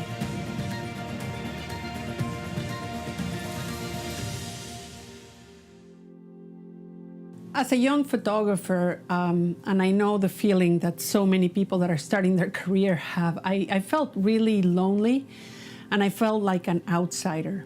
And I was trying to find my way in, because at the end of the day, being a successful photographer is not just about the quality of your work, it's about the relationships you make, and it's about knowing the right people who will publish and celebrate your work. So I was going to a lot of conferences for nature photographers. And in the early 1990s, when I was starting my career, it was very much a very white and very male-dominated profession. And I was so shy because my work wasn't really of nature. I didn't really have pictures of animals. I had all these photographs of indigenous people. And I felt like they didn't really fit into these places where I was trying to learn and show my work. So I would raise my hand, and when people were gathering in these conferences and asking questions about, the kind of equipment and the latest filter and the latest location, I would raise my hand and I would ask, how can we use our photographs to protect the places and the species that we're photographing and that we care so much about? And I was pretty much told to shut up and sit down. At the time, people felt like being an environmentalist was polarizing, and it was a little bit of a tie-dye thing for hippies, and they didn't want to have any part of it. But I was noticing that a handful of the photographers that I admired the most, which I also thought were the best photographers in the whole community, were not just taking pictures of nature. They were using their skills and their camera and their influence to protect the places where they worked. But they were not recognizing themselves as anything other than a nature photographer. So I set out to define and describe a new discipline in photography, and I called it conservation photography. And what I was thinking is, there was a lady that attended the conferences that I was going to, the North American Nature Photographers Association, and she used to take photographs of flowers in her backyard. And at the same time, I admired Nick Nichols so much. He had just walked 2,000 miles on the mega transit from the jungles of Cameroon all the way to the coast of Gabon, and he traveled along the trails of wild elephants in places that no human had ever gone before. And when he finished this 3-month expedition, he took those photographs to President Bongo of Gabon, and he convinced them to protect these jungles, and together they created 13 new national parks. And I thought, well, Nick is a nature photographer, but he really is so much more. He's using his photographs with purpose, and for him, the real work was not when, he tripped the shutter. It's when he came back and he put those images to work. And so in my mind, Nick Nichols was the quintessential conservation photographer, but there were many others. I was particularly inspired by the work of a Tasmanian photographer Peter Dombrowski's. And I found his work by accident on a family trip to Tasmania. Every time we stopped in a little convenience store or to get some gas or fuel, I would go into the store and I was finding these beautiful little postcards. They were like jewels, so I started collecting them all. And by the end of the trip, I was probably his biggest fan. And as I learned more about him, I realized that he had been a very shy man. He was not somebody to raise his voice or make things about himself. But when he realized that the Premier of Australia had slated the Gordon and the Franklin rivers, where he used to photograph, to be dammed for hydroelectric power for Australia, and that the whole place was going to be destroyed, Dombrowski's made his images available to the environmental movement that was trying to stop the dam. And quietly, in a dignified way, allowing his images to do the talking for him, they succeeded. And lo and behold, the Franklin Gordon rivers and the vast wilderness of Tasmania became the first wilderness to be protected in the world. And today it is just such a beautiful place. And it was thanks to the photographs of this one man. So I took a lot of inspiration from Dombrowski's, and I knew that conservation photography was not something that I invented. It's lived for generations in the work of people like Ansel Adams and Robert Glenn Ketchum, and so many others who have used their talent and their voice and their influence on behalf of Mother Nature. And that's what I wanted to do. So in 2005, I convened a meeting along with the World Wilderness Congress in Alaska, and I just sent out emails and invited people to come. And to my enormous surprise, over 200 of my favorite photographers showed up. And the first time when I opened the meeting, and mind you, at this point I'm just a housewife, right? I'm barely starting my career as a photographer. But on the front row, some of my favorite photographers, people like David Duboulet and Frans Lanting and Art Wolf and Nick Nichols, they're all sitting there. And they all came because they wanted to know more about this idea of conservation photography. And together, we gave birth to the International League of Conservation Photographers, which in 2020 turned 15 years old. And I'm super proud of the role I played in giving birth to this movement, because today there's thousands of photographers around the world who are using the same passion, the same purpose, and they're making their images be ambassadors for the things that we love so much. Today, I know that what I want to do with the rest of my career is take all those skills that I learned, the time spent with indigenous and coastal communities, the time spent photographing animals and nature, and the time spent as an underwater photographer, and put it all together so that I can point my lens from the ocean towards land to tell the story that I think is the most important and interesting as humanity goes forward in a changing world. The coastlines of this planet are changing so rapidly and are so threatened. And while it is a dramatic story, I also think it's a beautiful story. It's a story of resilience. It's a story of the relationship that people have with the planet that gives us everything. And it's a reminder that the ocean is the foundation of our planet's life. And so that's what I'm going to be doing for the next 10 or 15 years. Working as a National Geographic photographer is one of the most exhilarating and exciting things that can happen to a photographer anytime. It really is like working for the big leagues. But like any other big institution, it moves really slowly. And for me and for Paul, we were getting quite frustrated because a story can take a year, 2 years to be shot. And then the magazine might publish, 10 to 12 photographs, and they're there 1 month and gone the next. And, as people that spend a lot of time in the front lines of ocean conservation, we were witnessing things out at sea that, we thought were really important, and we wanted to tell those stories.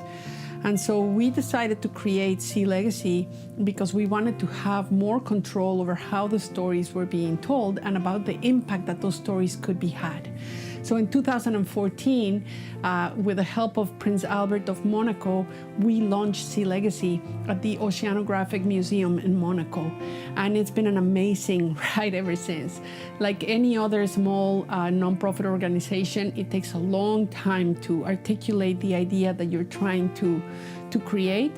But I think for Paul and for me, you know, we've been so lucky that we spend so much time in what I think is the most magnificent spectacle on our planet, and that is underwater in our world's oceans. So at the beginning, Sea Legacy, the only distribution channel we had was our social media. And we started posting stories, and we really wanted to make it personal. So for the first time, because National Geographic doesn't really allow you to talk a lot about yourself as a photographer in the stories, we started posting photographs and stories about what it feels like to be in nature with these animals. And to our surprise, people really reacted, and they really loved imagining themselves, you know, swimming with sharks or with whales. And in a matter of just a few short years, we had amassed millions of followers. I often think of it as Forrest Gump, you know, when he starts running across the country and he looks behind him and there's millions of people following him. That's a little bit how it felt. But we started asking ourselves the question, when you have so many followers on social media, what can you do with all these people? Can you engage them beyond liking or sharing? Can you really activate them to become part of the solution? And the answer is yes. And so over the past 3 or 4 years, we have been experimenting with technology tools that allow us to deploy our followers to become activists and advocates and investors in solutions. And it's all so exciting. So Sea Legacy is on this great mission to use 21st century cutting edge media and technology to build a sense of community and forward motion, not just for our world's oceans, but as a solution to climate change. And I know that this is something that we can do together, and that's the excitement that I feel through Sea Legacy, that we have been able to invite a lot more people into this important conversation, and we have been able to make them investors in some of the solutions, like restoring coral reefs or mangroves, or signing petitions that really move the agenda forward. Sea Legacy is by far the most exciting thing I've ever done in my life, and I love it. It started with a vision. After years of working on the front lines as photographers for organizations like National Geographic, we wanted to do more for the ocean. We were looking for a way to give it a voice. So in 2014, Paul and I founded Sea Legacy.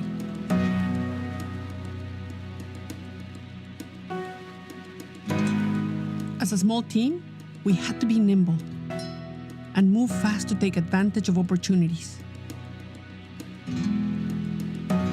But time is not on our side, and the challenges we face as a global family, the state of our environment, and the shape of solutions have picked up speed since we embarked on this journey to create healthy and abundant oceans. So we too have evolved in response to these changing times. Today, Sea Legacy is able to bridge the knowledge gap and bring awareness about our oceans to millions of people around the world. And now more than ever, we are focused on being strategic about how we show up for the ocean and all of those who depend on it. We have a small window of opportunity to act. But we know where to go and what to do. And we want you to be a part of it. We no longer need incremental changes. We need a sea change of attitudes and ideas. And we can only do this together.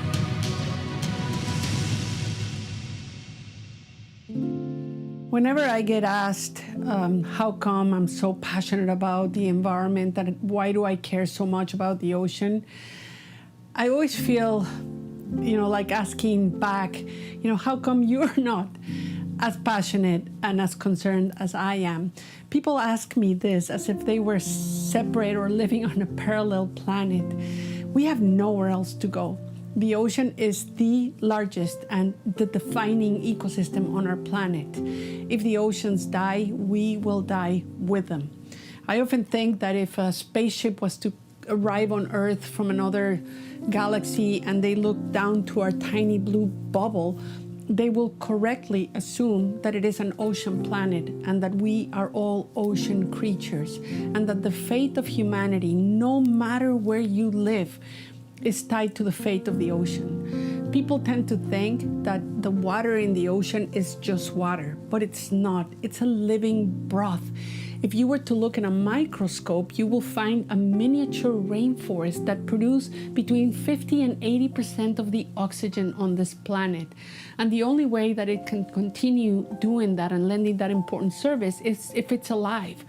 But if we continue dumping carbon dioxide and other pollutants into the ocean, we are taking away the viability of the ocean to keep us alive. And so the reason you need to care about the ocean is because you too, whether you know it or not, are an ocean creature. And as we travel across our galaxy in this tiny blue marble called Earth, we need to understand how it works so that we can take care of it. One of the things that I get asked most often is, how can I help? How can I become part of the solution? And we realize that people are busy, with their jobs and raising children, and they don't have time really to research and investigate. So we are trying to make it as easy as possible. We have created an app, a technology platform, where every piece of story, every piece of content that we publish there, and we try to make it really beautiful and inspiring, but everything that you watch or read is attached to an action you can take. And so we make it very easy for people to consume content in a way that's entertaining and at the same time have a chance to actually be activated in a positive way. And my favorite thing is that after you take the time to sign a petition or to donate a handful of dollars to a project, we use storytelling to take you back and show you how your small contribution of time or money actually has an enormous impact.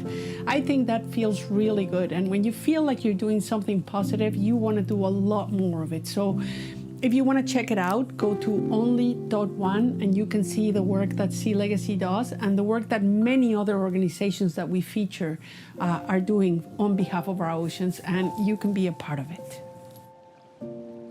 The ocean is full of secrets. For centuries, we exploited, pushed it to its limits, before we understood. But now, we are unlocking perhaps the biggest secret of all.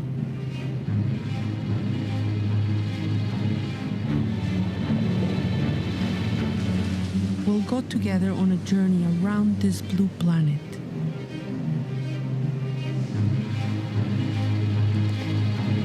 Discover the hidden power of the ocean to sustain us, to protect us, to heal our climate. Learn how every small thing you do can make a huge difference. And how by helping the ocean, we help ourselves. This decade, we rewrite the future. Be part of the story.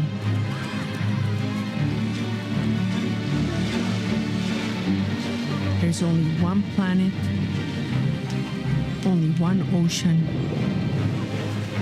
only one way to do this.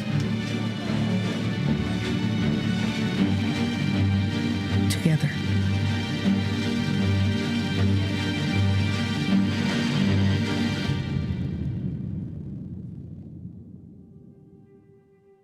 And for myself, when I'm in my deathbed, and I hope that's not for a long time, I hope that people will know that I lived my life doing something that I really love, that I think I have some talent for, that enabled me not just to have enough for myself, but to give back, because that's the real measure of having enough. And finally, I hope that my work is making a contribution to inspire others and to move the needle so that we all can have a better planet. At B&H, we found a way for you to save the tax. Have to have the latest Sony camera and save the tax? You got it. Need the new MacBook Pro? It's yours. How about a supersonic high-def telescope? We got you. Meet Paybu. You pay the tax, we pay you back, just like that. B&H.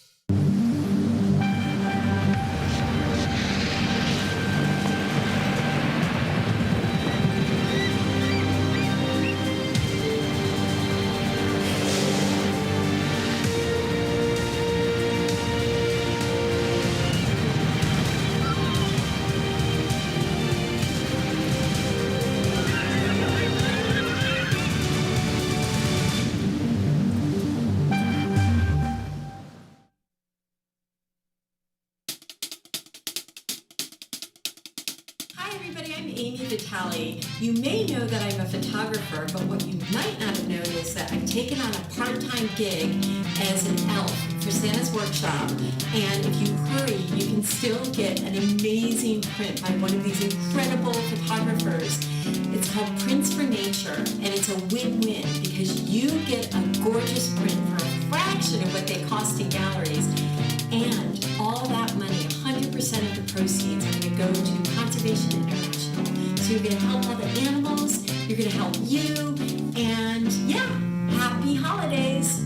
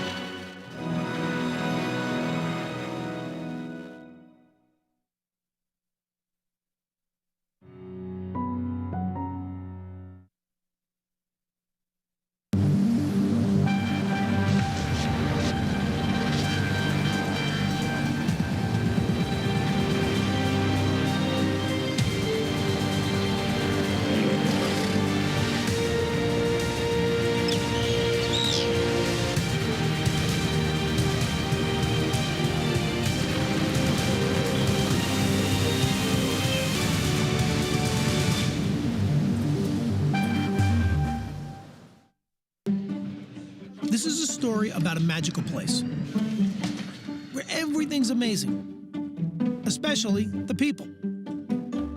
We can tell you everything there is to know about over 400,000 different pieces of gear. Tell them, Lenny. We have a 17 millimeter, 24 millimeter, 45 millimeter. He does this all day. We'll help you find the right thing, which is often not the most expensive. The A9 is great, but I think the 6500 is better for what you need. That's pretty rare. And just like you, we love to explore and share our passion, because we're creators as well. Israel and Jake like to make videos for the web. Oh, I love it when he does this. Oh, by the way, if you can't meet us in person, you can always chat with us online. Think of us as collaborators, production partners, problem solvers. This is Greg. He's made 5 gold records. You can play your voice high. And here's Jay, the king of the candids. Wait, I'm not ready, Jay. Sometimes we geek out and help each other, but mostly we're here to help you. Like Lenny, who's still going, because there's a lot to say when you're making some pretty important decisions. So now you've met 16 of over 1,000 employees. 16 reasons our customers like to do business with people, not algorithms. We are B&H.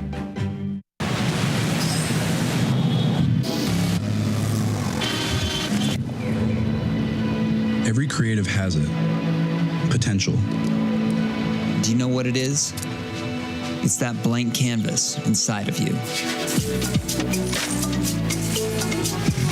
It's every creative possibility in your future. It's where your story begins. It's not always easy to find, but you will find it if you dig deep.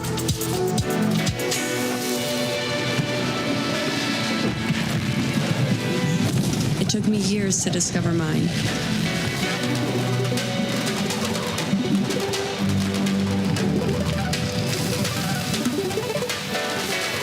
It took less than a second to recognize it. Feel it and grab it. And hold it tight.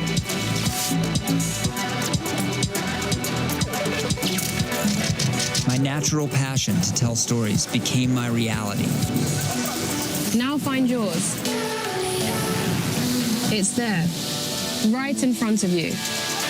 Setbacks? There will be plenty. Learn from them.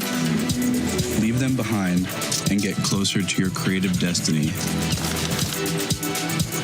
Realize the hidden hopes and dreams.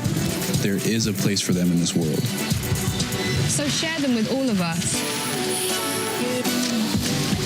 Don't leave your canvas blank. Be true to yourself. Find your true potential. It's time. Ignite your passion.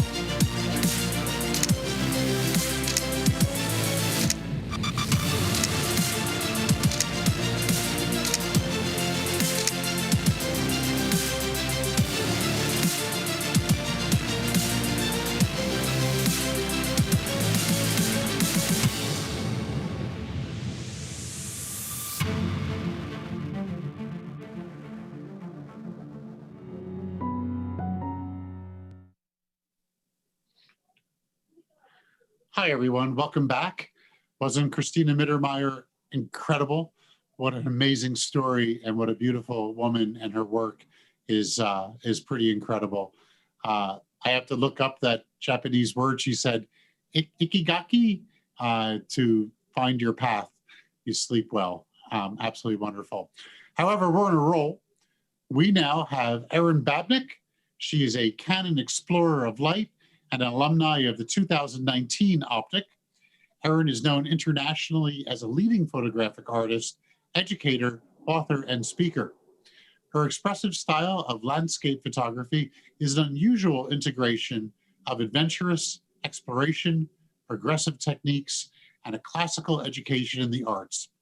In her writing and public speaking, she explores topics with a unique blend of art historical, philosophical, and instructional ideas, an approach that has made her one of the most notable voices among the current generation of landscape photographers. Her all-star talk is in the spirit of OPTIC, as she will dazzle you with intricate images that have a message of ecology and voice. We at OPTIC and Canon are very fortunate to have Erin join us today. I'm particularly very excited because at OPTIC 2019, Erin spoke on a second stage, and I only got to meet her for a few minutes in between programs. But we had many attendees come up to me expressing how amazing she was. I really felt bad that I missed. So I was able to capture her now. Listen, stay tuned, because after Erin's talk, we're going to announce her choice as the winner of the landscape category for the OPTIC All-Star Challenge. Without further ado, ladies and gentlemen, Erin Babnik. Thank you, Erin. Take it away. Thank you, David. It's really great to be here. Today, I'm very excited to present how landscape photographs tell stories. And I'd like to thank Canon for sponsoring me to be here.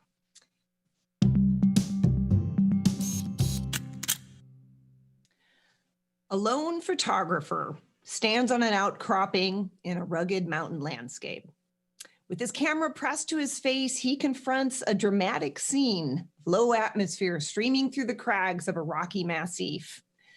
We can imagine a day of hiking that led to this thrilling moment, a special experience in nature. We can assume that the photo that he creates will be a precious source of memories for him forever after. He is the protagonist in this image, and all other details help us to construct his story. When a photograph depicts a person, it's likely to suggest narratives. And it does that in a fairly straightforward manner. Even only hints of human activity may express stories. Footprints, vehicle, a tent, personal belongings, any indication of human presence can provide easy clues for us to weave into a likely plot. But what about landscape photographs that present no such indications of human presence, or even any animals in relatable scenarios? How do these photographs tell stories? Today, I'd like to help you to appreciate the stories in your own landscape images and in those that you take in as a viewer. I'd like to unpack the idea that photos can be bearers of meaning, not just as documents or in some objective sense, but also through how they resonate with viewers and how they lend themselves to interpretation. So how I'm going to break this down is like this. Stories can be of a few different sorts, and there's probably more, but this is how I'm going to organize it for you. The nature story, the personal story, and the metaphorical story. But before we get into any of that, let's back up a little bit and let's just talk about the nature of stories. So students often ask me how they can be sure that viewers will see the right stories in their photos. Will the viewer see a story at all? Richard Volheim, who is a philosopher mostly of the 20th century, wrote in his book, Art and Images, something that I'm going to have to paraphrase here because he sort of lays out this thesis over the course of many pages. But essentially what Volheim said about images is this, that the artist will always intend more than the viewer will see, and the viewer will always see more than the artist intends. And that's okay, because that's how art works. If the image is compelling enough to the viewer, they are likely to see some story in it. And it doesn't necessarily have to be that same story that you, the artist, had in mind, what you were seeing. So to put it another way, Ansel Adams once said, there are always two people in every picture, the photographer and the viewer. And I ask you to keep that in mind as I go through these three sections about landscape images telling stories, because each of these two is important in constructing those stories, but there are actually even more characters in any image, and I'd want to be able to put that out there for consideration as well. So let's look at the nature story. The nature story is the one that is probably the most straightforward in landscape imagery, where there are no people or animals or anything like that. For example, with these mud tiles, you could think about the way that they form in nature. The rain falls and creates pools of water, and that starts to dry up. And then as it's still kind of wet, more rain falls and it leaves little dimples all over them. And perhaps you can see that even in the screen image of this, it's pockmarked with little dimples of rain that clearly fell when the mud was still kind of soft. And then the sun starts beating down on them, and it starts cracking the surfaces afterward. And then they start shrinking from all the high heat out there, and you get these tiles. So that right there is a story in itself. Just an aside, I've been told that once mud tiles separate like that because of some interesting point of physics, they can never go back together again. A super bloom of flowers in a harsh environment. The sand verbena like this environment. There's a story in there, in that point, and just a story in the fact, from a documentary perspective, that there could be such a generous bloom of them out in the desert. This doesn't always happen. This was in 2017 following the major super bloom of 2016. 2017 was the year for the sand verbena. That was the year that they came out, and that too is just a little nature story. Death Valley is full of stories like this. All of the salt in Death Valley that ends up in Badwater Basin, which is famous for having something like a mile deep of salt, all of that salt comes from underwater ground flow, coming from miles from the north down into Badwater Basin. And there it collects. So the water is part of that story. And if you wanted to take an image that told the nature story of the water bringing the salt down into Badwater Basin, well, something like this might do the trick. Salt does all kinds of cool stuff in Death Valley. Salt, when it's inside these big pools of water, when they evaporate, sometimes there are gases that form underneath and little bubbles come up. And those gases, if it happens really quickly while the evaporation is going on at very high heat, you'll get these formations of tubes. So each of these tubes is about 2 inches tall, and there were carpets of them, almost the size of a football field. It's really an incredible thing to see, and it takes very specific conditions for those sorts of formations to occur. It's a similar sort of thing with bubbles in a lake. The gases emitted from plants on a lake bottom often do this, and as those bubbles are coming up, they get trapped into the ice, and there they stay, making these beautiful formations that are visible on the surface of the frozen lake. Layers of sediment and erosion are often visible in places like Death Valley, where you can see, eons and eons of these layers playing out across time right there because of the way that they've been exposed through shifting and erosion. The sediments are quite beautiful and colorful. It's all throughout the park. And the way that the waves of the land kind of flow through sometimes in opposing directions to the sediments tell a story about not only the buildup of the sediments, but then the subsequent weathering and erosion. Colorful volcanic sediments in Iceland with moss growing out of them tell a story about what happened and then what happened after that. Gale force winds in Iceland formed this whorl-shaped jetty in volcanic sediments on a lake, and there is a volcano there behind it. It takes a lot of power for wind to carve something so beautiful. Water and wind are very, very powerful elements, and they can present themselves on the landscape quite clearly. This waterfall, the water's so powerful here that the water shoots upwards before it falls back down. And if you can see in the distance, there's a deep groove in the rock where the water has been carving into that rock for probably millions of years. And it's created this long groove to show its progress. Here in the French Alps, as was with the last scene, you can see glacial runoff just trickling down the side of a mountain and carving into the limestone all of these incredible grooves where cascades can form as they drop down to the next level. That process of erosion is absolutely fascinating to me, and there's definitely a story there about water carving its way and making its mark. Water can do cool things even to sand.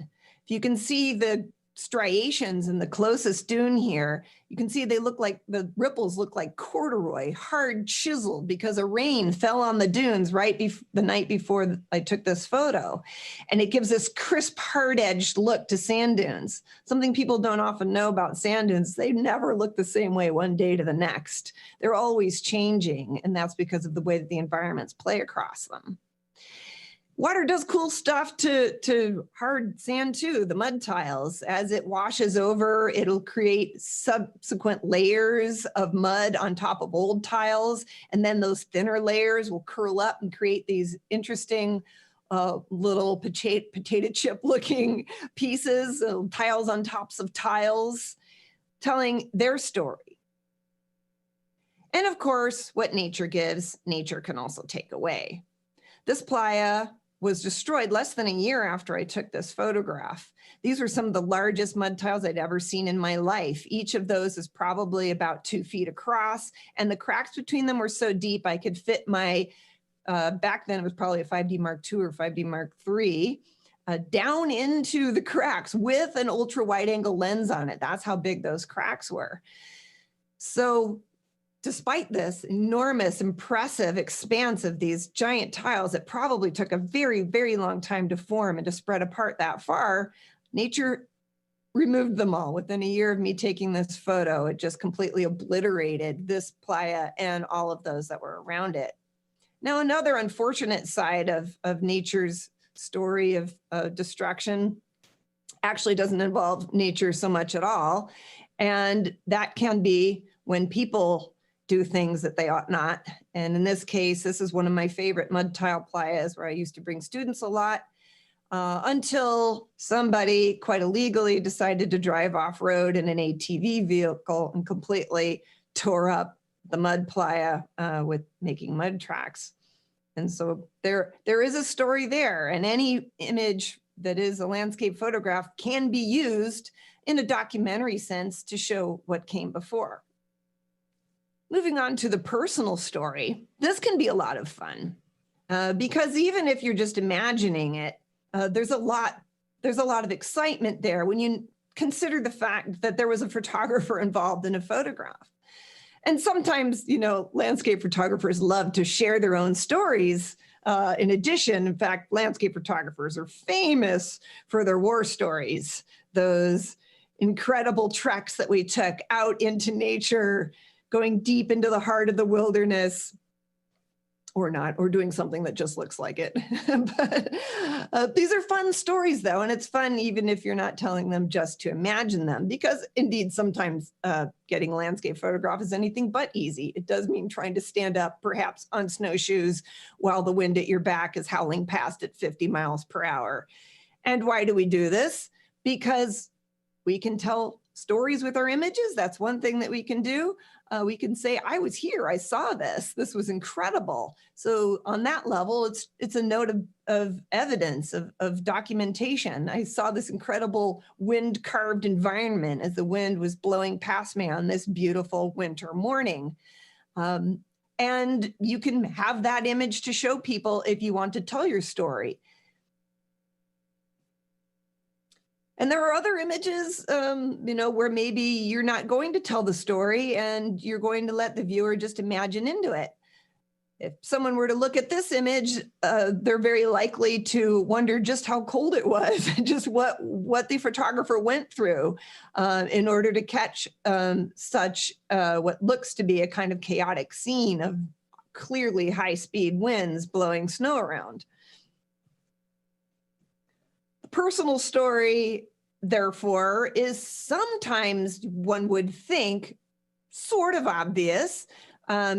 Looking at a photo of a sandstorm, you might think, oh, that must have been pretty crazy to stand out there and see sand being blown around at that much, and what you must have had to put up with, quite some exfoliation, a lot of grit in your teeth, perhaps. But actually, it's not even always the case that people do see those stories. In fact, this very image was the reason that I had one of my students came out to visit, to work with me in Death Valley. And he said that he came because he had seen this image in a magazine and he wanted to produce something similar. So when we got out onto the dunes in the day when it was fairly windy, he said, "What are we doing here?" And I said, "Well, I think it was you who said that you were really quite charmed by that particular image. That's exactly what we're doing here today." And he said, and it had never occurred to him that in order to take a photo of a sandstorm, you have to be in a sandstorm. So some people, perhaps do not quite intuit the same stories. But as I said earlier, if an image is compelling enough that a viewer really is taken by it, it will speak to them in some way. And for them, there will be a story there. Extraordinary conditions might make the viewer wonder what it was like to witness them. Seeing a photo like this one might make you dream a little. What did it take to be in a position when you could catch beautiful backlit mist in this Lord of the Rings type environment? What was going on there? What was that like? These sorts of moments are special. And when we see them in an image, we may replace the photographer with ourselves. We imagine ourselves into the image in some way. And it doesn't matter what the photographer's actual story was. We can imagine many, we can dream. If you know an environment like this one fairly well, or if you've been there at all, this is Death Valley, you might be surprised to see a photo like this one. And that might make you think back to your own experiences in a place that were maybe quite different. To see a cloud inversion mingling with colorful hills at an artist palette at Death Valley is truly extraordinary.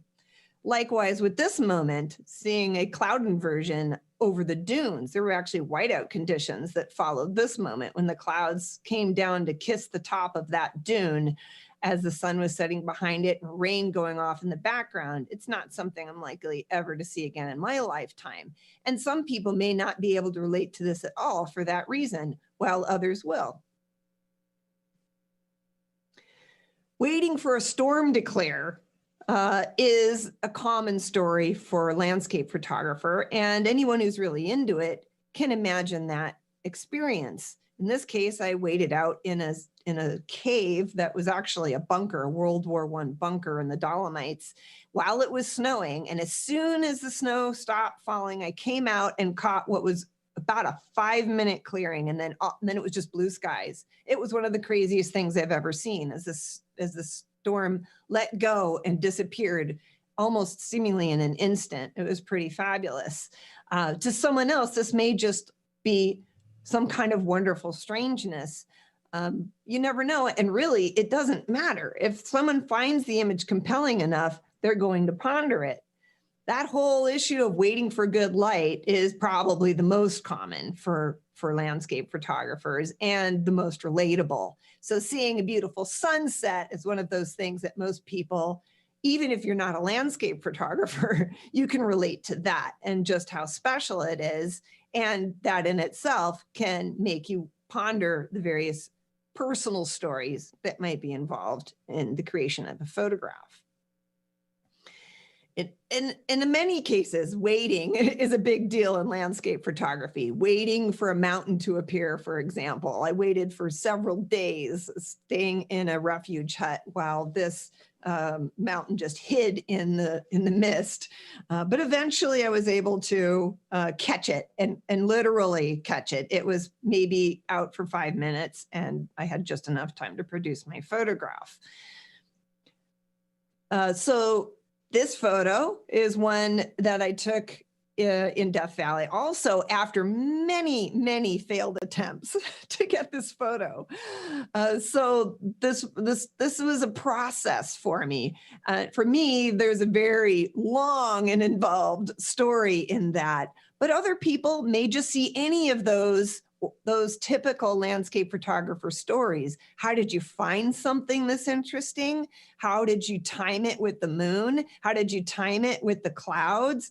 And perhaps even if you're really into photography, what shutter speed is that? And all the rest of it. And was there focus stacking involved? Yes, there was, and it's 30 seconds.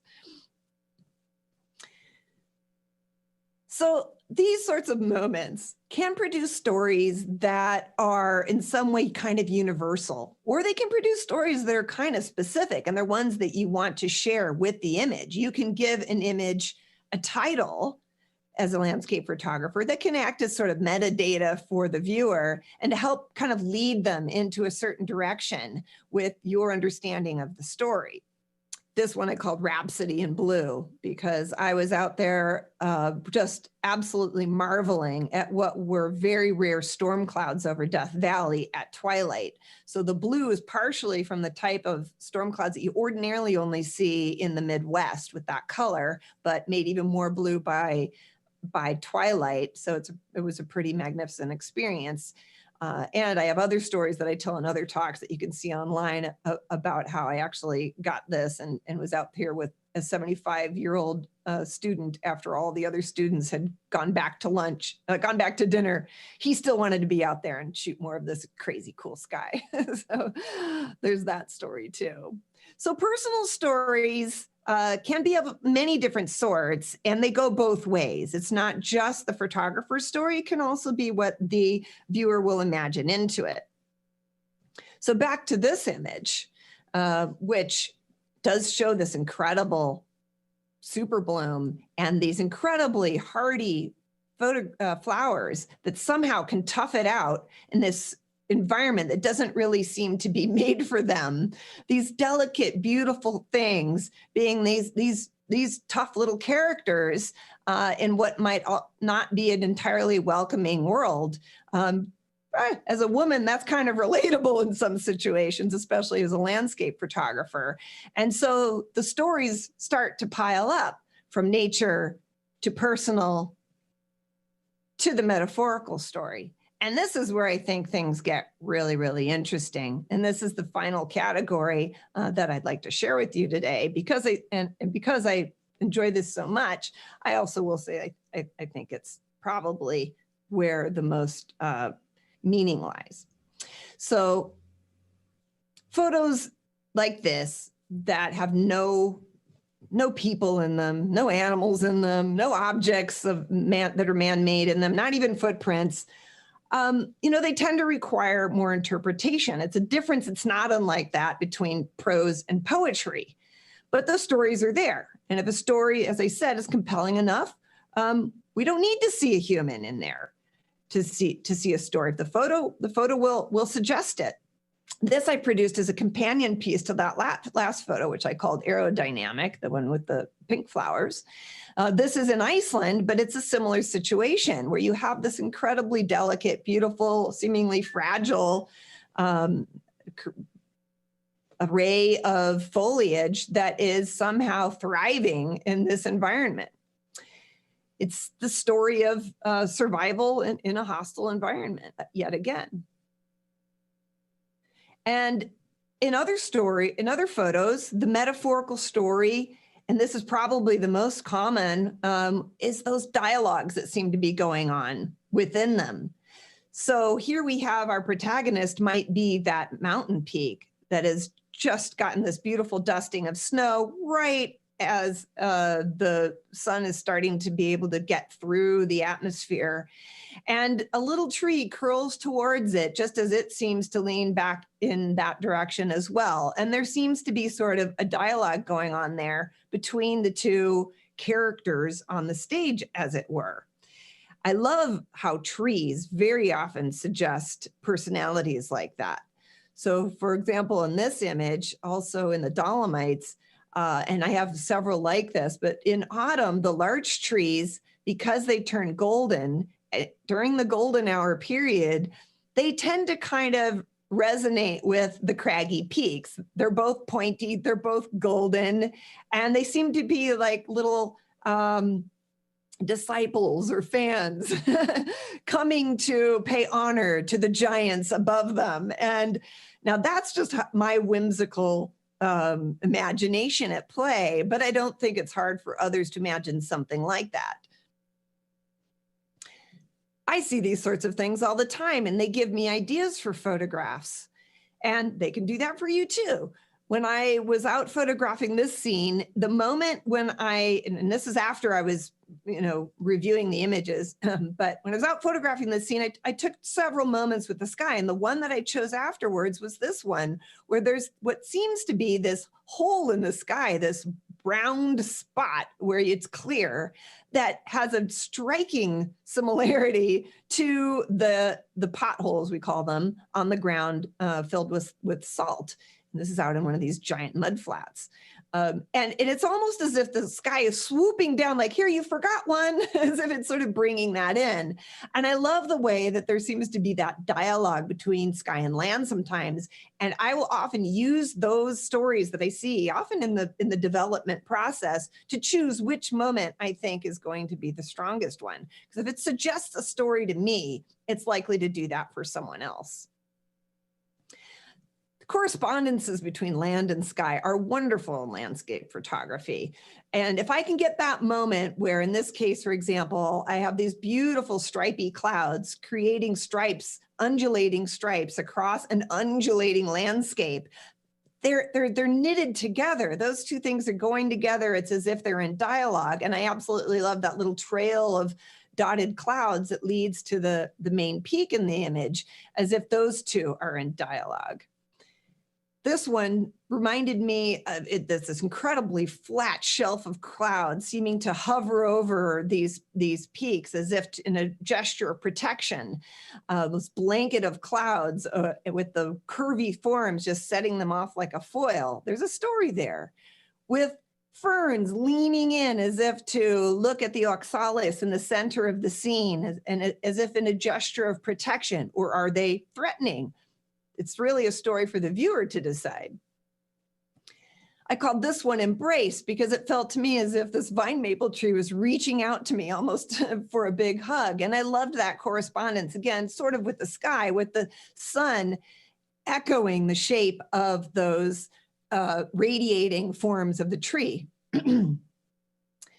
Trees are great. I love Joshua trees because they're so kind of comic tragic. They're such goofy looking trees. They always look like they're dancing. And I loved how this one seemed to be catching the moon and dancing with it while all of its friends sort of joined in and danced around him. Or this tree that seems to lean out of the way as the light tries to make through while others lean in to see what's going on. Or these trees that seem to hold hands in this kumbaya moment as the sun is rising up behind the mist, making this glowy effect right at sunrise. Or these trees that are on the shore of an alpine lake, seeming to look across at their friends reflected on the other side. Like, sup, bro? How's the weather over on your side? Cool. I can imagine dialogues, and often they're of a whimsical nature. For example, this image, I called this one Octopus's Garden, because to me, it looked like this very neatly combed garden. It's just seagrass in a tide pool area. But I thought of the Beatles song, Octopus's Garden. I thought, well, if an octopus did have a garden, it would probably look something like that. So if your personality is one that leans towards whimsy, it's very likely that you'll be able to see these sorts of things too. And they can inform what you do as a photographer. Here I saw a mountain in this snow squall, seemingly taking a shower. It really seems to kind of be singing in the snow there. And it charmed me over all of the other things I could have pointed my 400 millimeter lens at. I had a lot of options without even having to move my feet. But that moment really spoke to me. And I loved how that character seemed to be sort of well set within its little stage as the story unfolded. Other times I see small details that really button up the story for me. For this one, the peak in the background reminds me of someone photobombing, you know, like it just stuck its head up to see what's going on. But of course, that necklace of atmosphere swirling around the closer hill was what first caught my attention.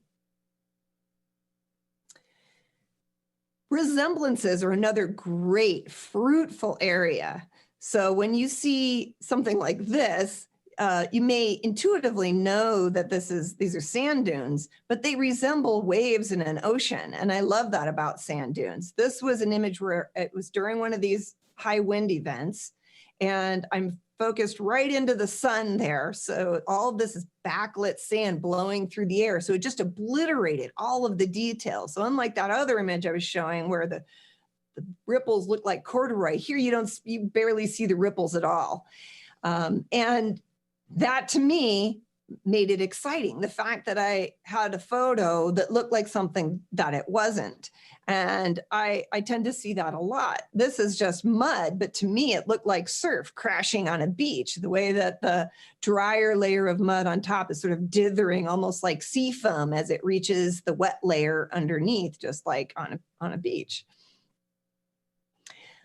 And back to this one, this resembled to me a giant moon, actually some time-telling instrument. I called it moon dial because it seemed like a big clock with a needle pointing right to where the moon was, trying to tell the time.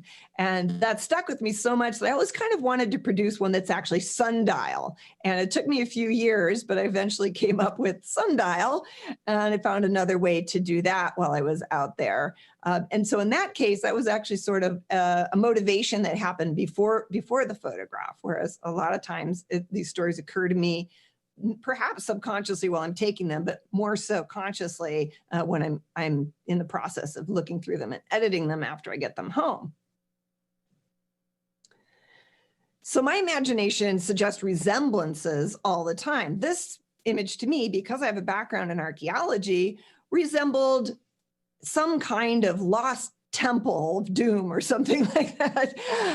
It reminded me of an archaeological scene of some sort, when in fact, it's really just a tiny little collection of small sand tufas that are about knee high, maybe 2 feet tall at the most. They're very small, but the idea to make them look like grand temples came from that background that I have in archaeology. And this one resembled to me a sailboat or a figure in the center with the wind at its back and maybe a cape fluttering or a sail fluttering, that pointy peak in the center just sort of moving along through the atmosphere. When I see these things, and I might have, with this kind of fast moving atmosphere, like I said, I might have 5 or 10 different shots, and it'll be the one there's the story. I see it in that one. That's the one that I choose. It helps me a lot. Sometimes with pushing the shutter button, sometimes with selecting the moment afterwards. And this one, similarly, I saw what looked to me like a big rocket ship taking off. And this one, I saw what looked to me like an asteroid flying through the air. It's not a portrait of a mountain, it's an asteroid. So the protagonist in a photo, a landscape photo, doesn't have to be a person. It could be a crag of rock. It could be a pyramidal shaped peak with, as the atmosphere reaches out to grab onto it, there's definitely a story in that. It can be a collection of peaks. I called this one Good Company because it showed all of my favorite peaks sort of nestled together like they're congregating. And it can be these sorts of instances where you see something that seems to be two wings that separate. They veer away from each other, but they manage to come together again. Perhaps a message for our times. Those dark moments where the light can get through. Those things that seem completely disparate, and yet there's that one thing that holds them together, that echo that makes them the same, that crack in the mountain and that big dark crack in the sky. Somehow there's a connection there. They're in dialogue. This one image, for example, how do rainbows form? Rainbows form because it rains, the sun comes out, and things start to dry up, and this beautiful color starts to show. How do mud tiles form? Well, the rain falls, and then the sun comes out, and things start to dry up, and the mud tiles form. So there's not only a visual correspondence going on in this image, there's also one on the metaphorical level, too. These two things are just asking to be compared, put together, synthesized. And that's what's so special about many landscape images, is that they have that beautiful open-endedness about them. You don't have to put too fine a point on them. This image can be brought even further. Now, on a universal level, people understand rainbows as something beautiful that happens after a storm. Doesn't matter what culture you're in. You probably understand that much about it. And for that reason, they seem to be sort of harbingers of something good down the road. And so you might even go a little bit further with an image like this and say, well, it could have an even deeper meaning. It could mean that, well, maybe you had sort of a rough time. You've got sort of a fractured past. It's a little bit leathered and beat up right now, but the storm will pass and that rainbow will come. And things will get better. And indeed, my personal story at this time was exactly that. As a viewer, taking a moment to consider a photograph's possible narratives will slow down the viewing process, allowing greater appreciation of what an image has to offer, which is infinitely more rewarding than having a knee-jerk reaction while consuming images in rapid succession. And I do fear that all too often, especially in this age of social media, that's what we're encouraged to do, is to have a purely aesthetic reaction to landscape images. Are they beautiful or not? But if we take the time to slow down and to let ourselves get into the image, they can provide so much more and make that viewing experience just so much more worthwhile and so very rich. As a photographer, contemplating the stories of your photographs can help you to pour more of your own self into them, which is sure to result in your viewers getting more out of them. Thank you.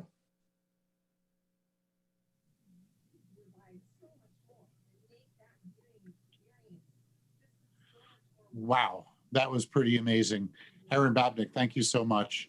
You are a wonderful and beautiful photographer, and your work has so much meaning. There was a lot of points that you made that was pretty impressive. So, ladies and gentlemen, we have a big announcement to make, about as big as it gets here at OPTIC All-Stars. We're about to announce the winner of the landscape category of the OPTIC Challenge. Now, why this is a really big deal, let's talk about the prize. The prize is a Canon EOS R6 camera and a 24-105 f4L lens. This is a kit that runs $35.99. That's 3,600 big clams for you guys. That's a $3,600 camera outfit. Now, when I went out and I was scouting for OPTIC West last December, I actually took an R6 with me with that lens to do the scouting and to work around town. And I have to say, I'm used to some analog cameras, and I'm going to share them. This was a very modern camera and a super cool camera. I got nothing out of focus, everything properly exposed. If you have a camera like that, the only mistake you can really make in a photograph, you just can blame yourself because the camera just nails it. It's really a beautiful full frame mirrorless camera from Canon. So again, this is the winner of the landscape contest. The winning prize is a Canon R6, EOS R6 camera with 24 to 105 L lens. And could we have a drum roll? And the winner is Paul Kazarian, Golden Fire. Congratulations, Paul. You've won a Canon EOS R6 camera with 24 to 105 lens. Wow, what a beautiful photograph. Golden Gate Bridge. I'm going to assume, Paul, that maybe you photographed that during the fire season and that's what caused that amazing red glow. But what a beautiful landscape photograph. And it also has something to do with the environment because of the red glow and the fire. So congratulations, Paul. Wonderful job. We're going to get that camera out to you in a week or so. You'll also be notified via email in case you're not watching. But congratulations, Paul. Wonderful work. Thank you very much. Okay. All right. So next, we're going to have Kristi Odom, a Nikon ambassador, come up and talk about macro photography and photographing in your parks. But first, I wanted to share with you guys something, considering we just had a Canon shooter up on the screen. So as you can tell by my gray beards, I've been at this for quite some time. Now, back in the 80s, I picked up photography and I was a professional photographer. And I went to school for photography to Middlesex County College, and I had this kind of a cheesy Konica camera. And when I graduated and it was time to get a real camera, I took a job at J.C. Penney. J.C. Penney back in the day used to have a photo department. And one day, I opened up a new shipment of cameras came in. I believe it was 1987. A new shipment came in, and there was a a special camera that had just come out called the Canon T90. Now, the T90 was the top of the line Canon camera in manual focus. This was before the EOS system came out. For those of you that don't know, EOS stands for Electric Optical System, which is Canon's autofocus cameras. So this predates the Canon autofocus cameras. This was Canon's top of the line at the time. And when I opened up that box next to the stock room, I was amazed. This camera didn't look like any other camera that was out. All the other cameras of the day had very hard angles and was a little bit blocky. This camera had round edges. So I bought the camera, and eventually I took a job in a studio, and my job was to go to high schools and colleges, photograph sports and student life. And I did quite a bit of photography. I went out and I got myself a dark room, built a dark room into my parents' house in the back room. And that was really how I really cut my teeth on photography and learned it. That Canon T90 really did pay my bills for many, many years. Eventually, in the early 90s, I moved to Seattle, Washington. And unfortunately, that camera and the camera bag with all my lenses and equipment got stolen. I was heartbroken. From that point forward, my next camera would be a Contax camera. That's a story for another time. But I always yearned for my T90. My T90 was a cool camera. It was very innovative. It had 3 motors built into it: a motor to advance the film, a motor to rewind the film, and a motor to charge the shutter and the mirror.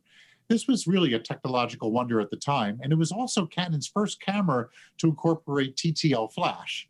So it worked out great for me back in the day, but I always regretted that my T90, it got stolen and I never had it again.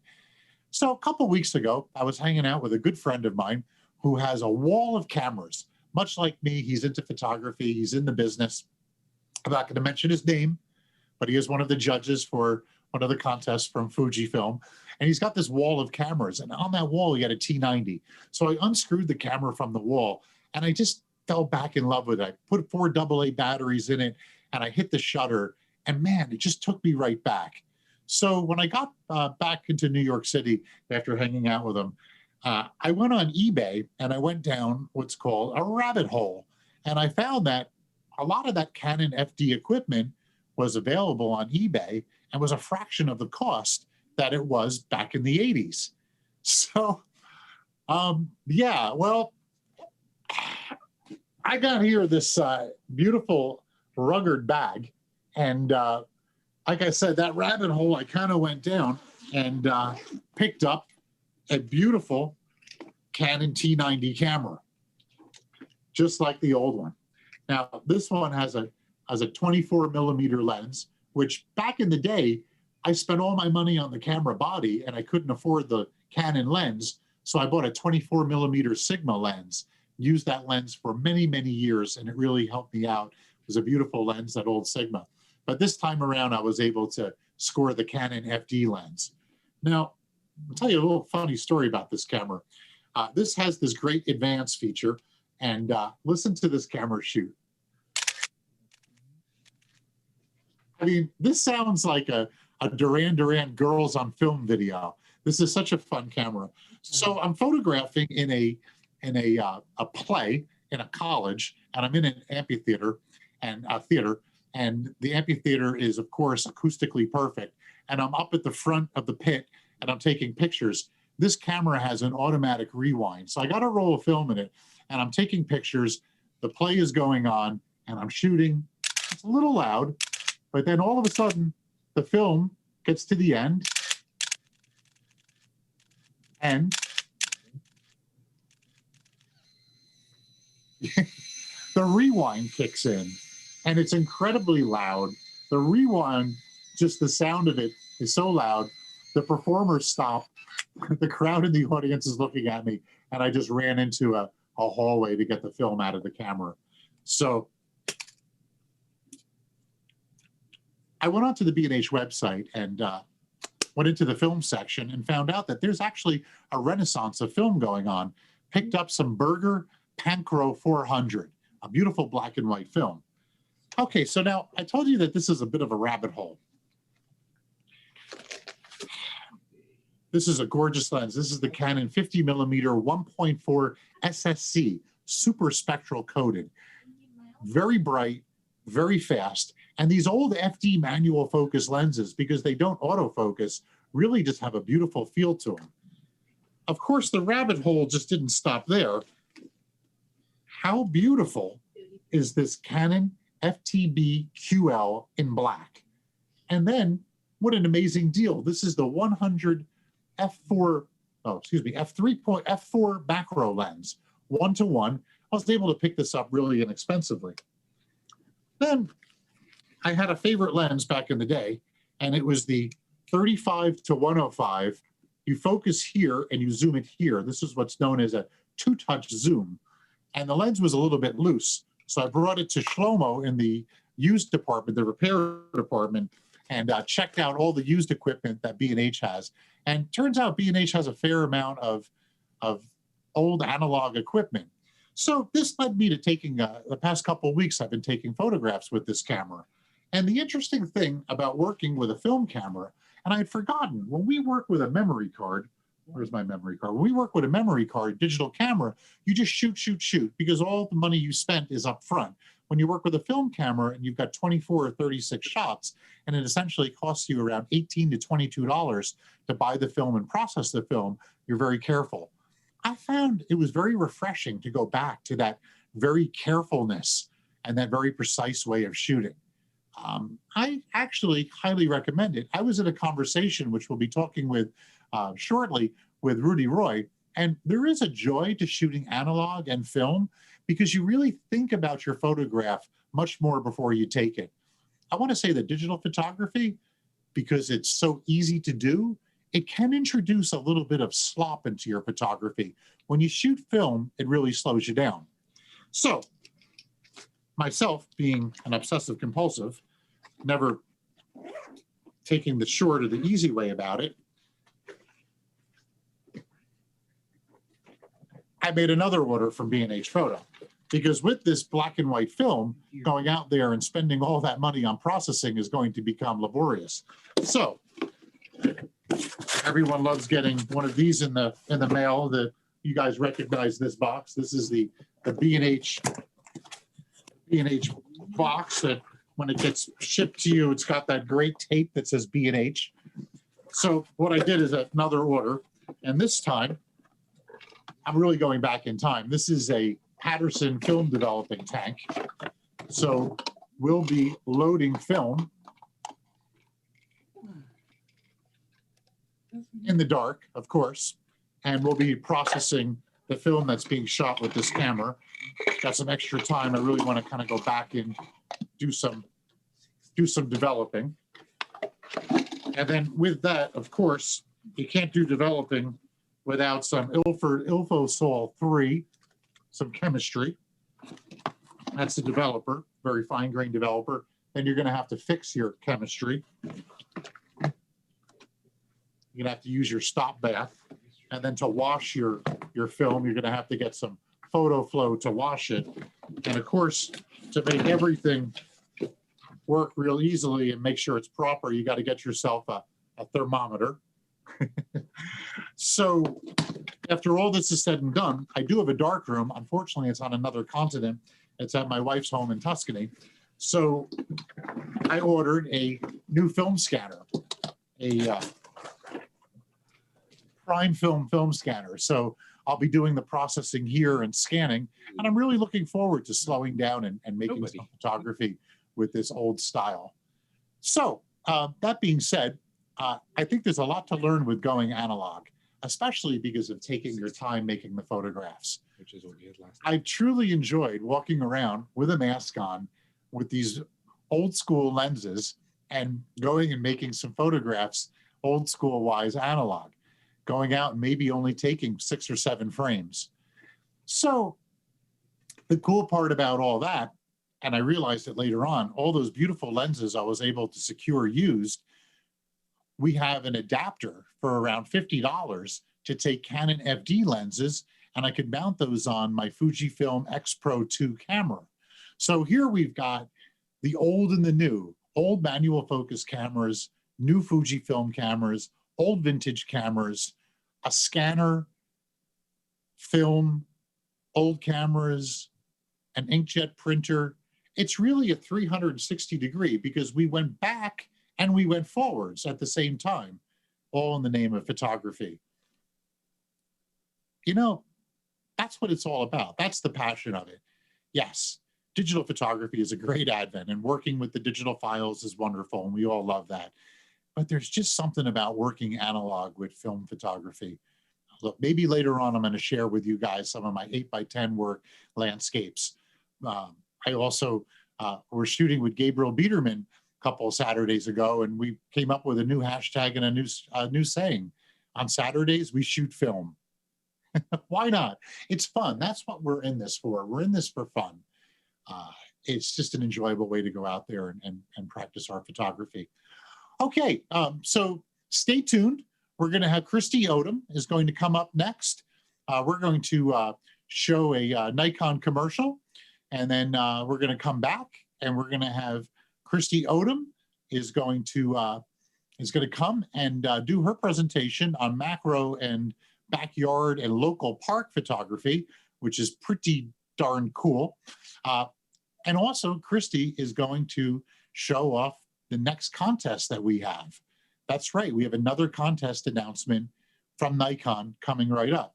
And let's take a look at the B&H schedule here and see what contest we have. So this is a big one. This is the wildlife and mammals. So this was a big entry, and the prize on this one is a Nikon Z5 mirrorless camera with a 24 to 50 millimeter lens.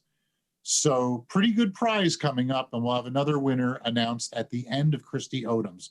So stick around, let's roll the Nikon commercial, and I'll see you guys in a moment. Thank you so much.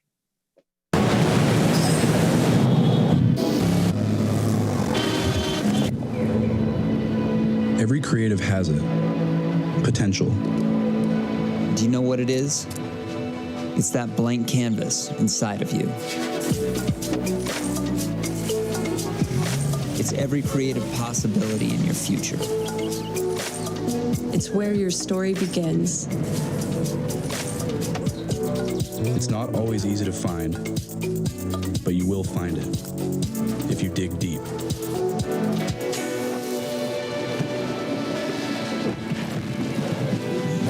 It took me years to discover mine.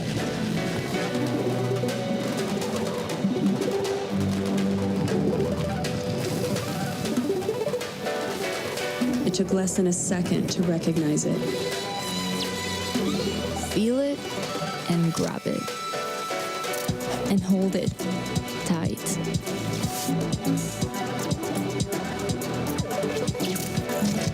My natural passion to tell stories became my reality.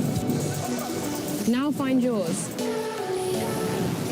It's there, right in front of you.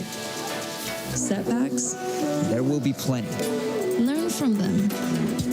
Leave them behind and get closer to your creative destiny. Realize the hidden hopes and dreams. There is a place for them in this world. So share them with all of us. Don't leave your canvas blank. Be true to yourself. Find your true potential. It's time. Ignite your passion.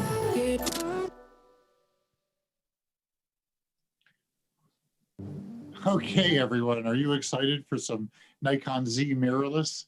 I certainly am. Welcome back. We're going to have Kristi Odom coming up in a moment, and Kristi's going to be unveiling the winner of the Mammals Wildlife Contest category for the OPTIC Challenge at the end of her presentation. Before we start, you might notice that here I am with a Nikon vest. Nothing says photo geek like a Nikon vest. Now, before I was talking to you guys about some manual focus vintage equipment. I happen to love Nikon. My brother shot with a Nikon camera when I was a kid. I had a little Polaroid. He had a Nikon FM, and some would say the golden age of photography of the 1970s. And I always admired my brother and his Nikon FM. I had an uncle, like so many of us, that was also into photography. And my uncle gave me a Nikon S camera from the 1950s. The Nikon S is a rangefinder camera. So I kind of fell down a rabbit hole and I got into and started collecting Nikon cameras. This is a Nikon S2 circa 1954. And you'll notice that it is a rangefinder, much like the very popular Leica cameras. Now, Nikon would eventually release the Nikon S3, the SP, which was the ultimate version of a Nikon rangefinder. And then they actually released the F series. The F series is more of like a modern Nikon that we're used to because that was an SLR, a single lens reflex. The S series was a rangefinder camera. So pretty cool. But back in the day, when you looked through the viewfinder, you only saw the focusing in the view for the 50mm lens. So if you want to put other lenses onto it, you had to attach what was called a varifocal finder to it. And the varifocal finder would allow you to use different lenses, much like what do we have here in our pocket? This is a Nikon 105 2.5 portrait lens. So when we embrace and we talk photography, there's really a rich history of equipment. And let's face it, we all love equipment. We love getting new equipment from B&H. We love fooling around with equipment because it lets us realize our artistic views. So isn't photography grand? I mean, it's so much fun to partake in photography like this. Okay, let's talk about Kristi Odom. So Kristi Odom is a Nikon ambassador. This is her first time here at OPTIC, so she's a brand new all-star. She's an internationally acclaimed photographer, a filmmaker, and a Nikon ambassador. She's also a motivational speaker. With a background in sports, concerts, and wedding photography, she now works solely on her biggest passion, which is wildlife. Her work focuses on connecting people emotionally to animals and celebrating those who have a connection to the natural world. She runs an adventure company with her husband, taking photographers around the world, providing life-changing experiences while teaching advanced photo skills. This is Kristi's first OPTIC, and we shared an amazing moment while on the phone discussing her OPTIC program a couple of weeks ago. I was online to cast an early vote in the 2020 election, of all places, at Madison Square Garden here in New York City. I'll always recall our conversation and democracy in the same thought. Who knows, maybe we'll conduct an OPTIC at the Garden in the future. I think that'd be pretty cool. Do you think we could pack the Garden with 26,000 people all into photography? Well, listen, Who knows? Stay tuned after Erin's program, where we're going to unveil the winner of the landscape category of Optic All-Stars Challenge. But for now, Kristi will show her program that is as timely as she discusses macro and biodiversity right in your own backyard or at the local park. Kristi, welcome to Optic, and congratulations on being an all-star. Thank you so much. Take it away, Kristi. Thank you, David. You know those moments, the ones in nature, where it's like the whole world disappears, and you're left with these split seconds of pure beauty. It's like all the noise, all the insecurities, everything goes away, and you're just left with what's in front of you. I live for those moments. I'm Kristi. I'm a nature photographer and filmmaker, and I live right by the airport. For years, I've traveled all around the planet to take photos of wildlife. My goal and my mission has always been to connect people emotionally to animals and to celebrate those that have a connection to the natural world. I love using photography to show that animals have emotions, that they have personalities, they have feelings, character. The more and more I've gotten out there in the world, the more I've seen that animals show emotion through body language. They show character through expression. They show compassion through touch.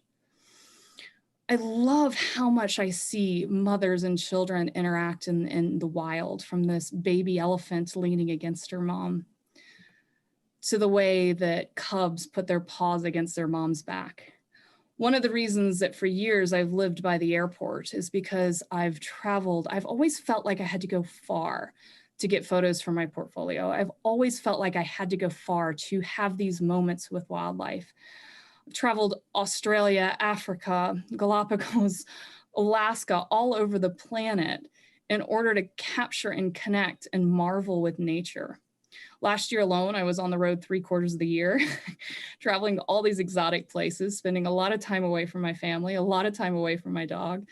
It's really funny though, because I actually have this massive fear of flying. So being on the airplane, I've grabbed random strangers' arms because of turbulence.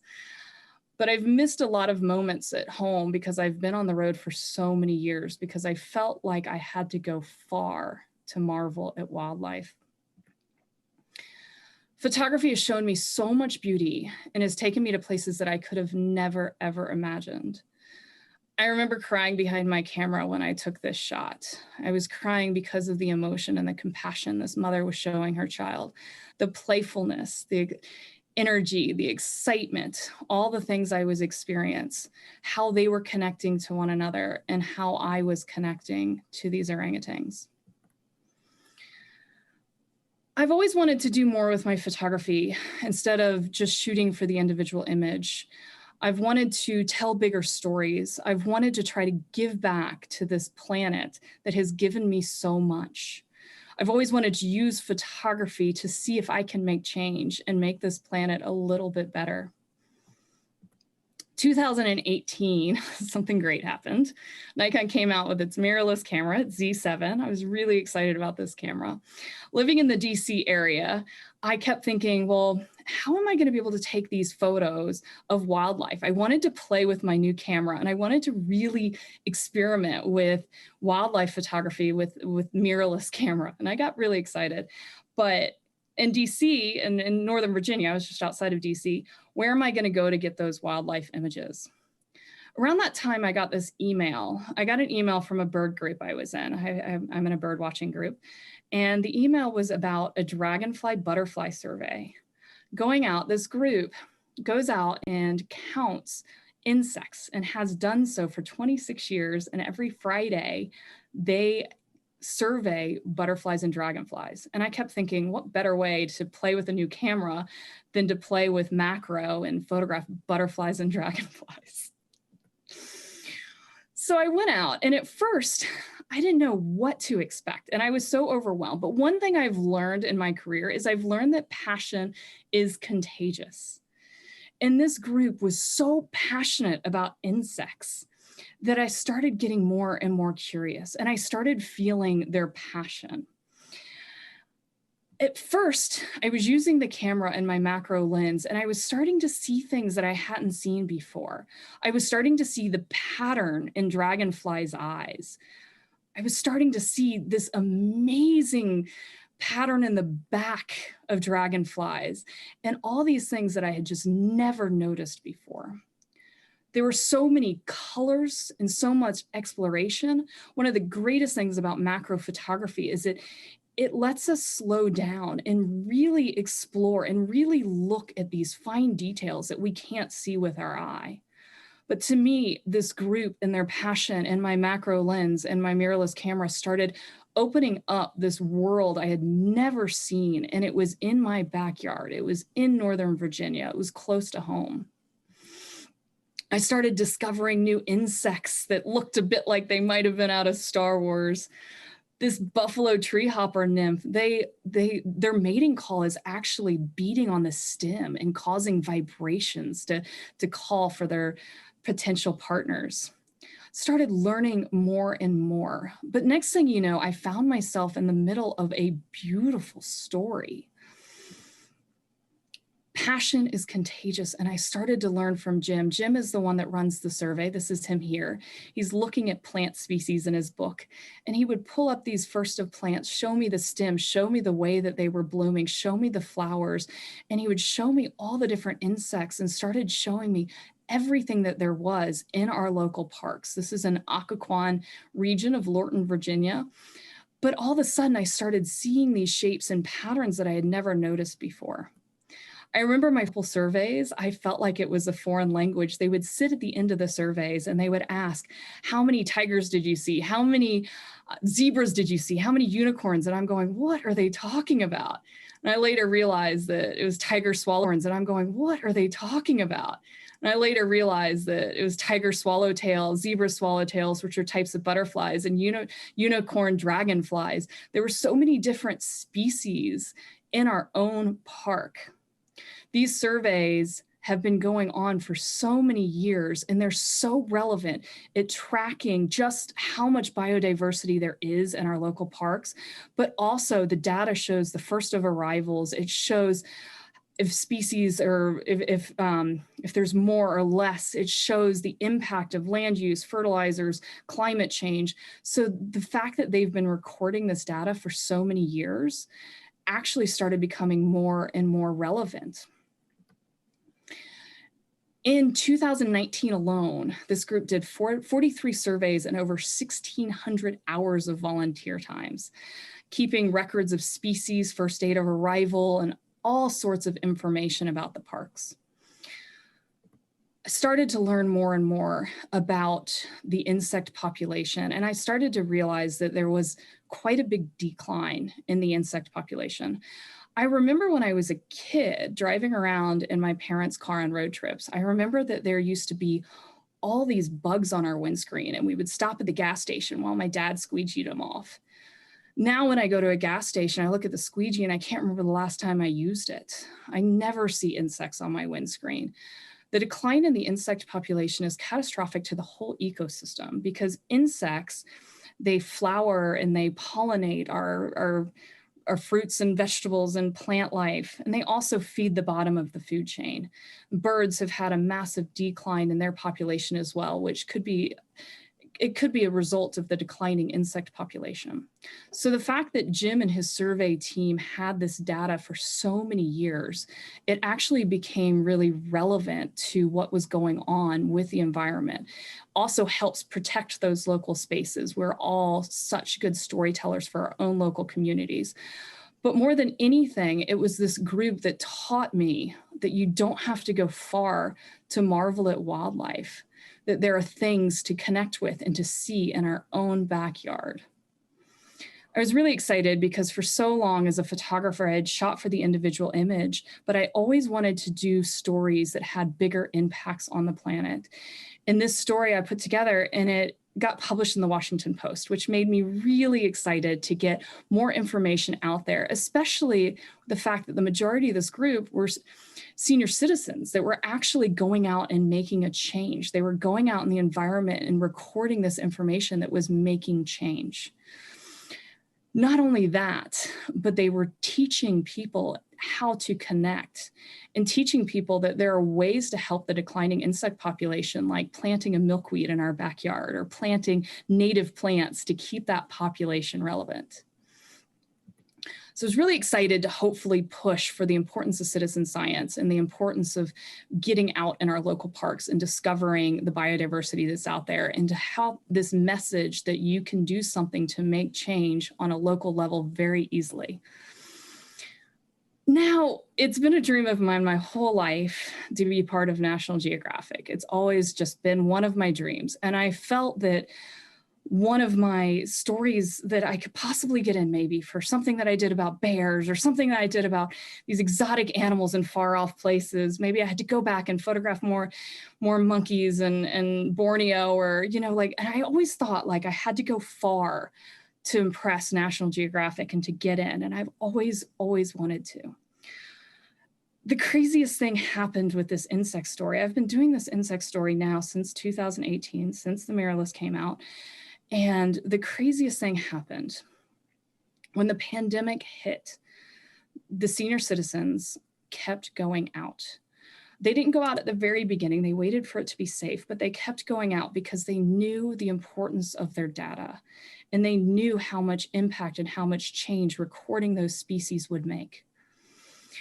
During this time, scientific research stations and, you know, like academic programs were shut down, and travel was restricted because of the pandemic. So the numbers that were collected by citizen scientists became very relevant, and it became relevant to National Geographic. And I was really excited because this insect story became my first published story from National Geographic. It went on their online. It went on Nat Geo Online. I was really excited about that. But here's a little bit about it. Americans are observing nature during the pandemic, helping scientists with research. I can't believe that my first story for them happened to be one that was local. It wasn't exotic. It happened to be in my own parks and my own backyards. And it happened to be a story that changed my life and changed my mindset about where we can find subjects to photograph, where we can find stories, where we can marvel at nature. But I loved being partnered up with a writer. It was really beautiful getting this story and putting it together. You don't know what's there until you know it's there, Wagner says. That's Jim's last name, the one that runs the surveys. That's what repetitive surveys can do. Peel away one layer after another of nature, so you just see a bit deeper into what it's all about. The more and more I went to these parks, the more I discovered all the things I could photograph. And I'm really excited to dig into macro techniques and different techniques of photographing in your own backyards, so that you too can share images of beauty that is all around us.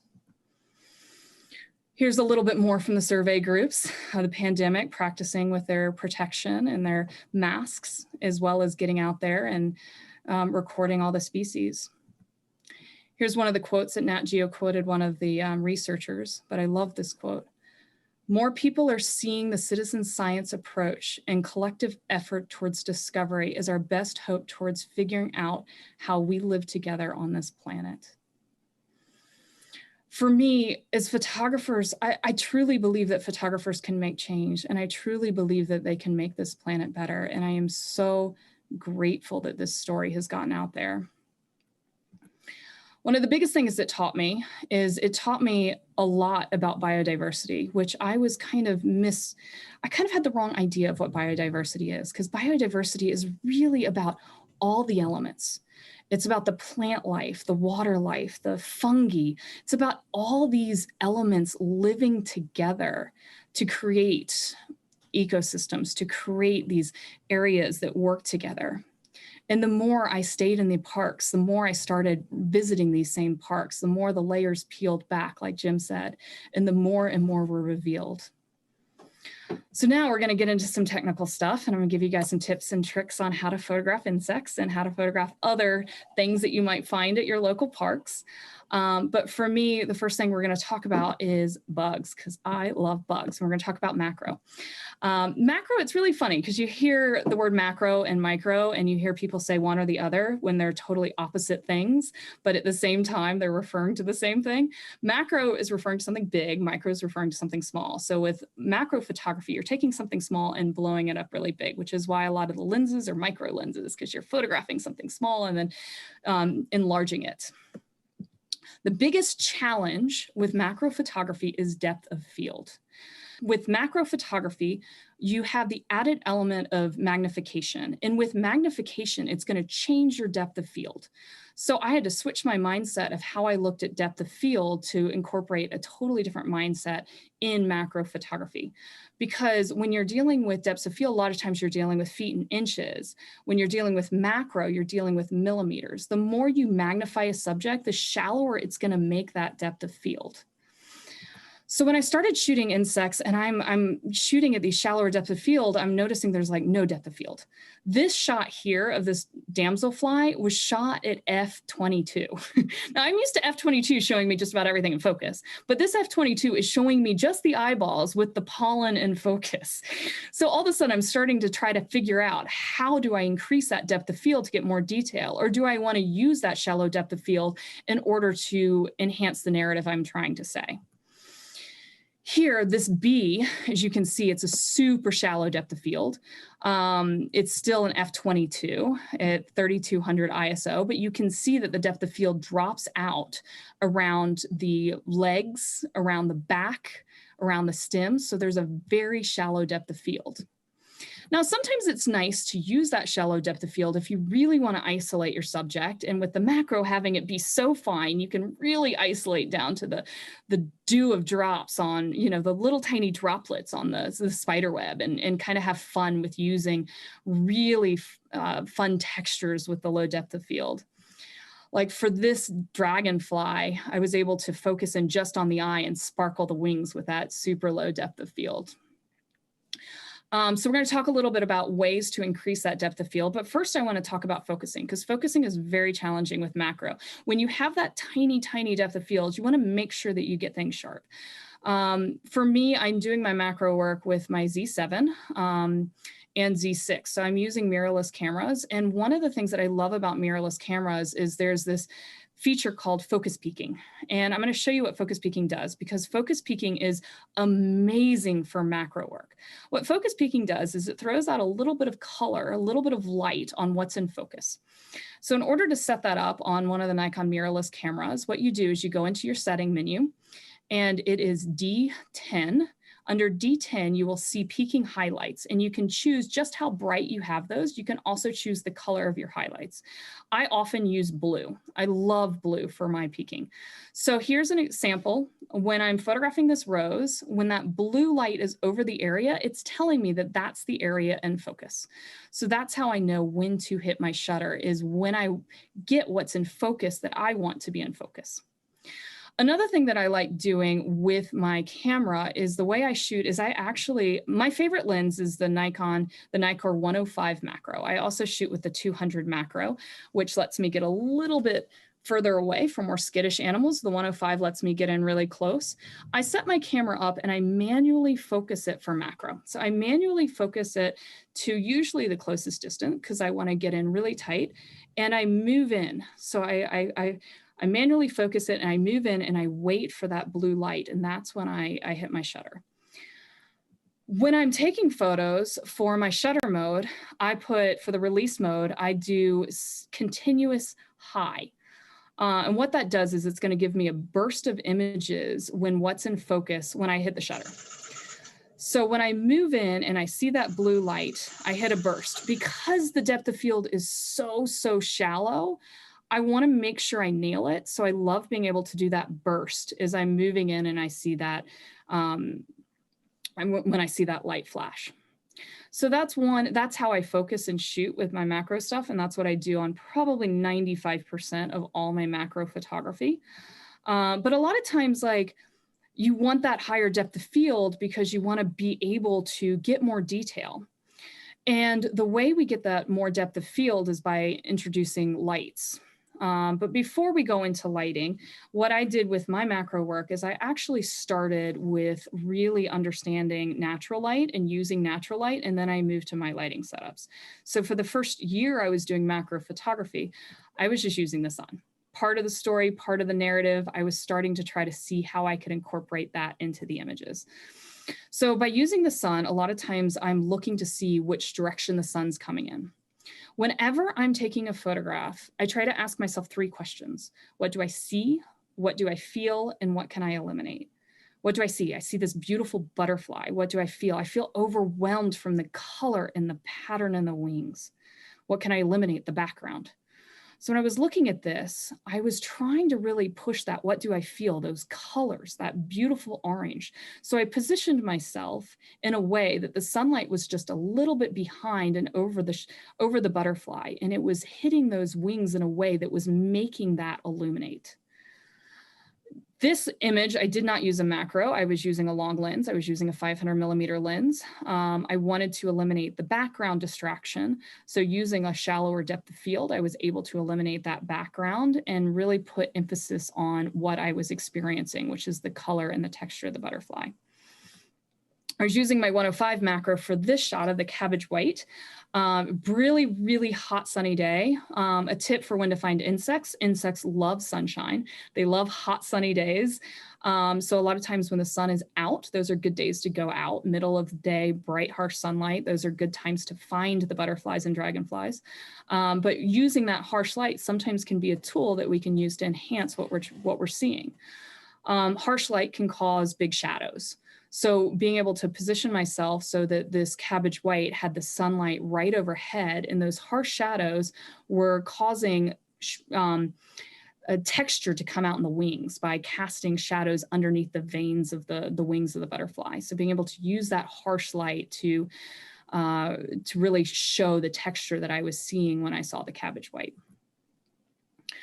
Photographing this frog in a little pond, I remember there was really speckled light. It was the middle of the day and the light was just all over the place. And one of the biggest things for photographing any sort of wildlife is having patience. And I remember watching the light. I watched the light, and at first this frog was in shadow, and then the speckled light kept moving as the wind hit. So the wind would hit the trees above, and all of a sudden a speckle fell right on the eyes of this frog, which I thought was beautiful because the light brought your eye right in. So I just waited for the light to hit it just right. Always love looking for reflections. I got really close. I shot this with my 105 macro.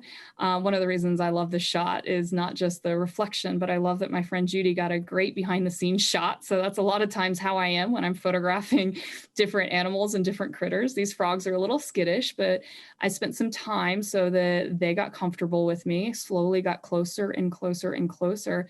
And the next thing you know, this frog is totally calm with me getting in and taking photos. I remember when I took this photo, I got to completely nerd out. I was really excited because of the fact that macro, this was shot with my 200, my Nikkor 200 micro lens, because you've got such a shallow depth of field, to be able to, I really wanted the sparkles from the water. I wanted the sparkles in the background, but it was really challenging because I really wanted the dragonfly in flight. And when dragonflies fly, they're really fast and they go back and forth a lot. So to be able to get this shot was a really challenging shot. I had my camera, I was manually focusing my camera. The dragonflies, a lot of times they're repetitive. So if you see them flying to and from on one path, from one area to a branch or to a flower, they'll continue going on that path. So I was ready on this path. And I had my camera set up with the peaking highlights.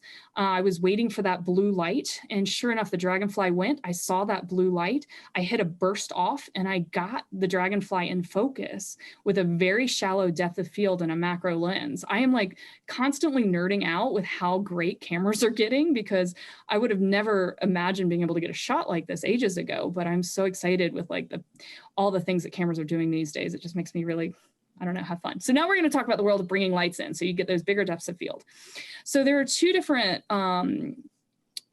lighting systems that I kind of use when I do my macro photography.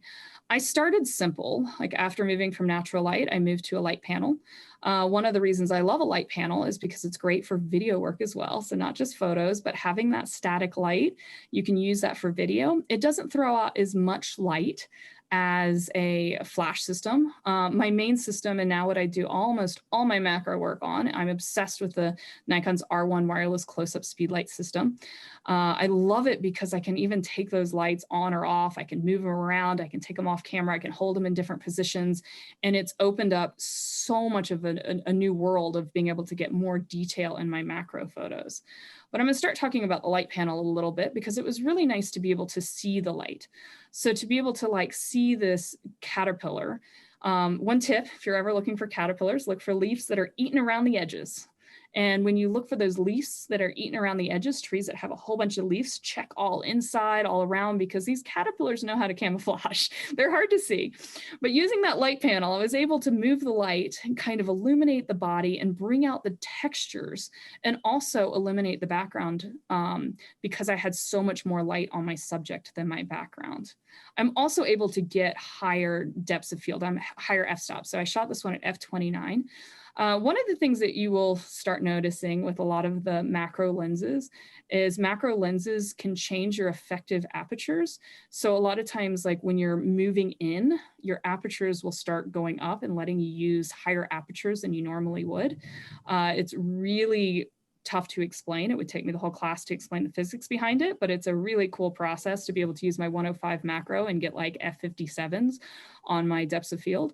But if you're curious about all that, let me know, or let one of these guys at the shop knows, and they can talk to you all day about effective aperture range and why they change with macro lenses, but it's really cool to be able to do that.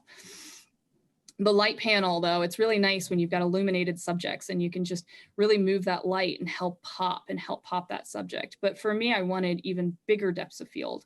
So that's when I started using that R1 kit. The R1 kit was great because I could get to f57 and get so much more detail in the eyes and texture of the eyeballs. So I started having fun with putting that kit on my camera and being able to, like, this is with the kit on the ring of the camera, being able to get that more detail.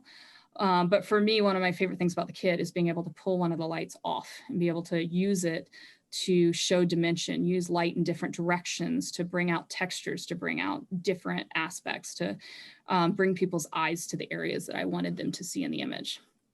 I love photographing flowers. I love photographing local flower fields, but being able to take that flash off camera, take one light. I took one of my lights off that R1 kit. I put it in an extreme angle so that I could get this beautiful texture that comes out, a little bit of dimension to the flowers. I love being able to see spirals. I love being able to see, make your images not flat, make them feel like they're popping out. But a lot of times too, having that one off-camera light, I can really emphasize where I want people to look. When I saw the sunflowers, I was really excited about the different textures, and I wanted to emphasize texture and isolate what people normally see, which is the center of the sunflower. So I took one light off, I put it sideways, and I used that directional light to bring out the textures of the flower. For these cabbage whites, when I saw them, what I was really impressed with was the face and the shape of the face. So by being able to take one of my lights off camera and put it underneath and shine it up, I was able to light that part and bring people's attention to what I wanted their attention on, which was the face of the butterflies. Also, it's really cool to be able to like pop your image a little bit. So in this case, I'm using the R1 flash kit again. I took one light, I pulled it off, and I put it a little bit behind to add a little bit of pop and pull a little bit more detail, also get a lot more depth of field to the dragonfly image here. Another way to increase your depth of field, which we're not going to get into too much today, but is focus stacking. One of the things that totally changed my world with focus stacking is learning about just how great software was for focus stacking. I particularly use Photoshop. I love the stacking features that Photoshop has. There's all sorts of other programs that have amazing features as well. But for me, one of the biggest game changers for me was learning that I don't need to have everything 100% lined up. when I'm doing my stacks, because when I'm out, honestly, I'm not very good about bringing tripods. And a lot of times with wind, there's movements in the insects when you're taking a lot of photos. So for me, being able to align my stacks in Photoshop is great. All right, I'm gonna take one step back. Focus stacking, what it is basically when you're taking photos of subject and you take an image and you move your focus to different parts of the image and you take a series of images. And you take that series of images and you put them in a program like Photoshop and you tell Photoshop to stack the images. And what it'll do is it'll mask all the areas that are sharp and in focus, and it'll put those together as one single file. So that's what a focus stack is. And literally you have to put your camera on manual and you move your focus point, or you can get your camera to do it in camera a lot of times. You move what's in focus between each frame. So for me, when I was photographing this dragonfly was really still because it was newly emerged. It had just come out of its shell and it was, or just emerged, and it was waiting for its wings to dry before flying off, which gives it this great luminescence. So when I was photographing the dragonfly, I was shifting my focus back everything between each shot. I went into Photoshop, I told it to auto align and to stack the images, and it gave me this, which I was really excited about. Same thing here with this frog that was really comfortable with me.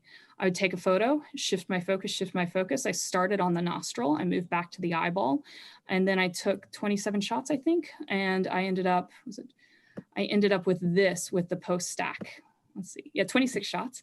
I ended up with this image when I put it into Photoshop and told Photoshop to do the stack. And I got so much more detail on the nose, the eye. I mean, when you're dealing with such small depths of field, you sometimes have to do these little tricks to get even more depth of field in your insect and macro work. Talk a little bit about insects in flight. One of the great things about insects is they tend to go back and forth to the same spot, which I think is wonderful. So being able to photograph, like if you see a dragonfly flying to and from, focus in on that one reed, and you can get that moment when the dragonfly goes in and out. So a lot of times it's just a lot of patience. It's a lot of waiting in one spot, and it's keeping yourself nice and focused on that area and waiting for them to go back and forth. When you're doing the insects in flight, you have to go really high with your shutter speed. A lot of times I'm in the 1/8,000th range. This shot was one of the ones that Nat Geo shows for their online article. I focused in on this reed and I literally waited for the cloud to be in the right spot in the background because this dragonfly, he or she kept going back and forth and back and forth. And I waited for so long because I wanted that cloud to pop it.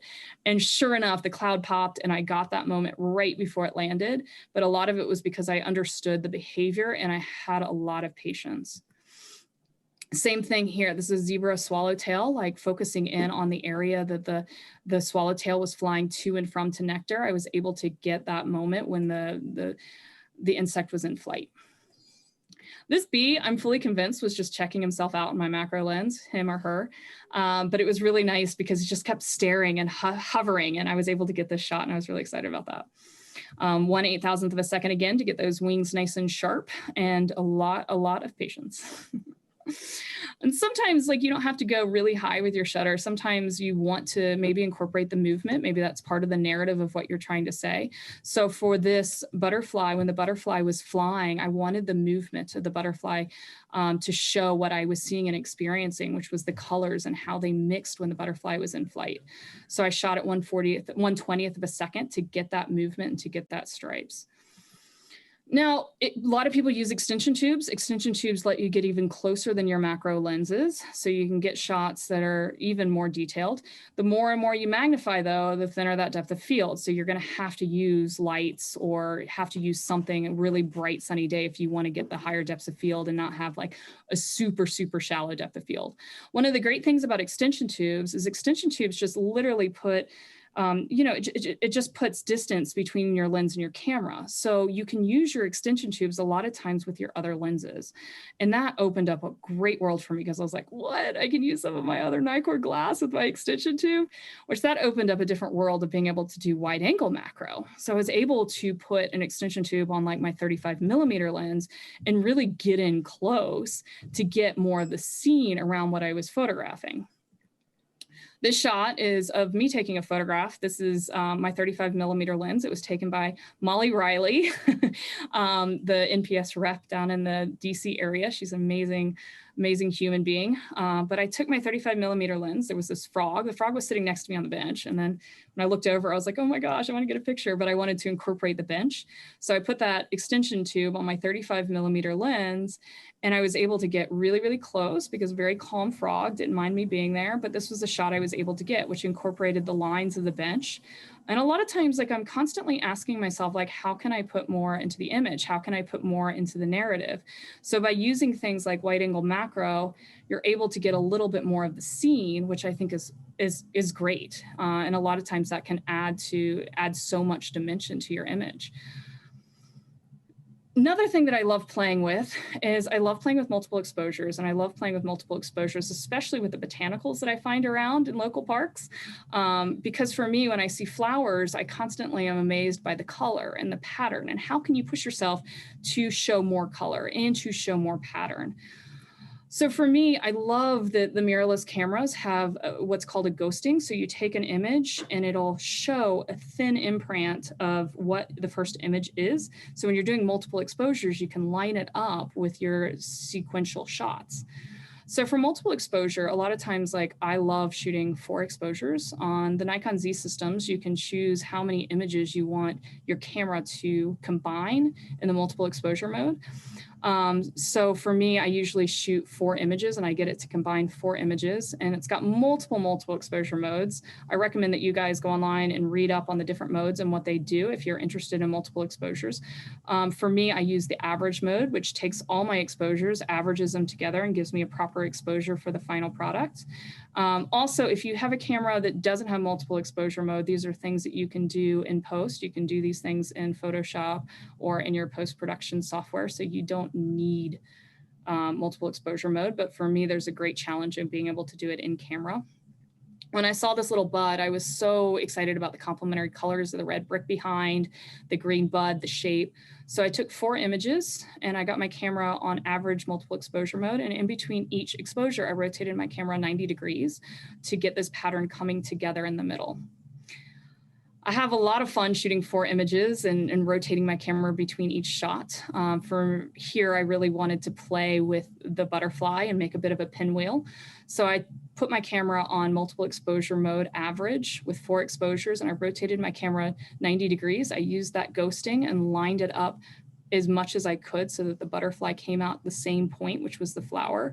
And I came out with this, which I was pretty excited to get this from an in-camera shot from multiple exposure mode.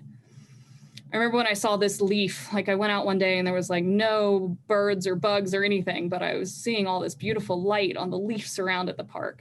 And I saw this beautiful red and green, the beautiful complementary colors, got really, really excited about it.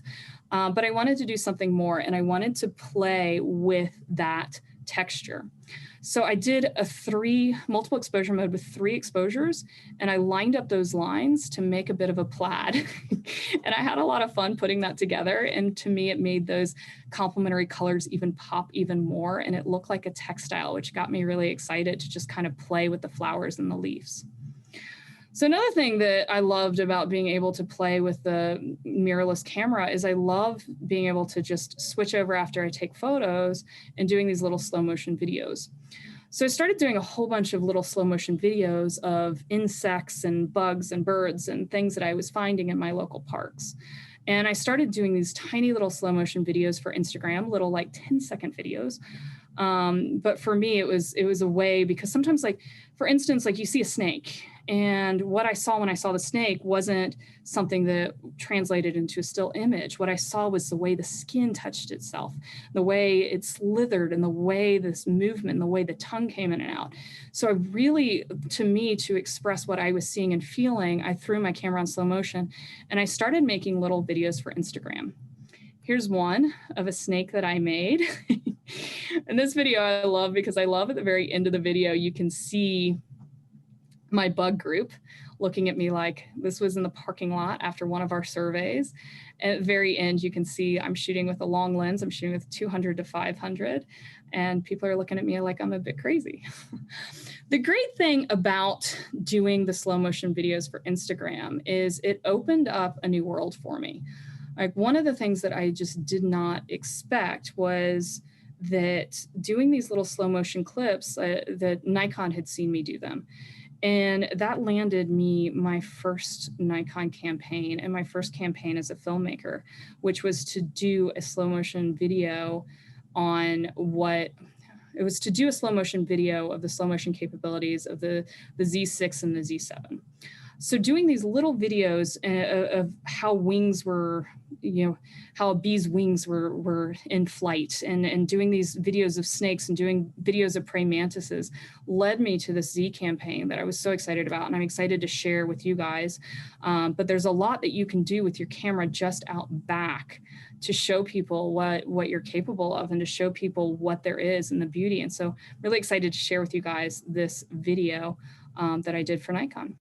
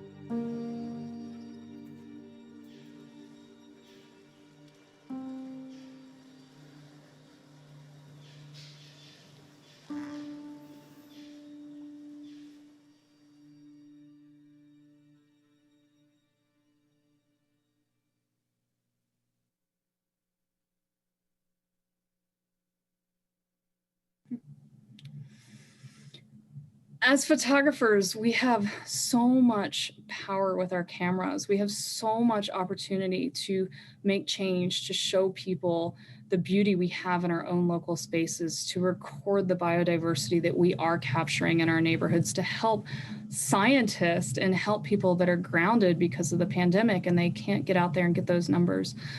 I want to encourage all of you guys to show people the beauty there is in our local spaces.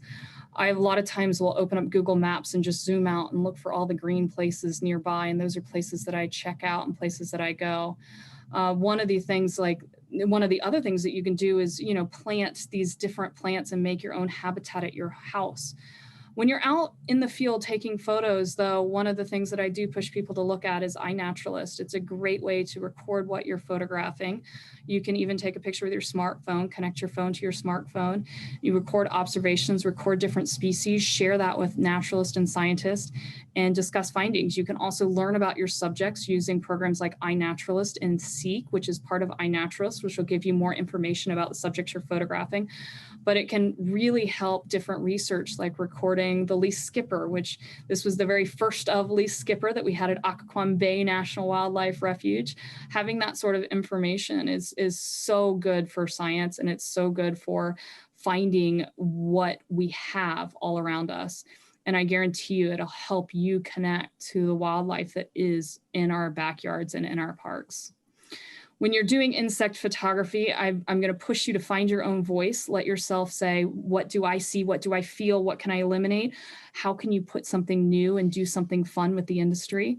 A lot of times I'm looking and using those shallow depth of fields because I'm like, oh my gosh, like when I look through my macro lens and I see the backbones of a dragonfly and I'm like, wow, that shape, it looks like something a superhero would have.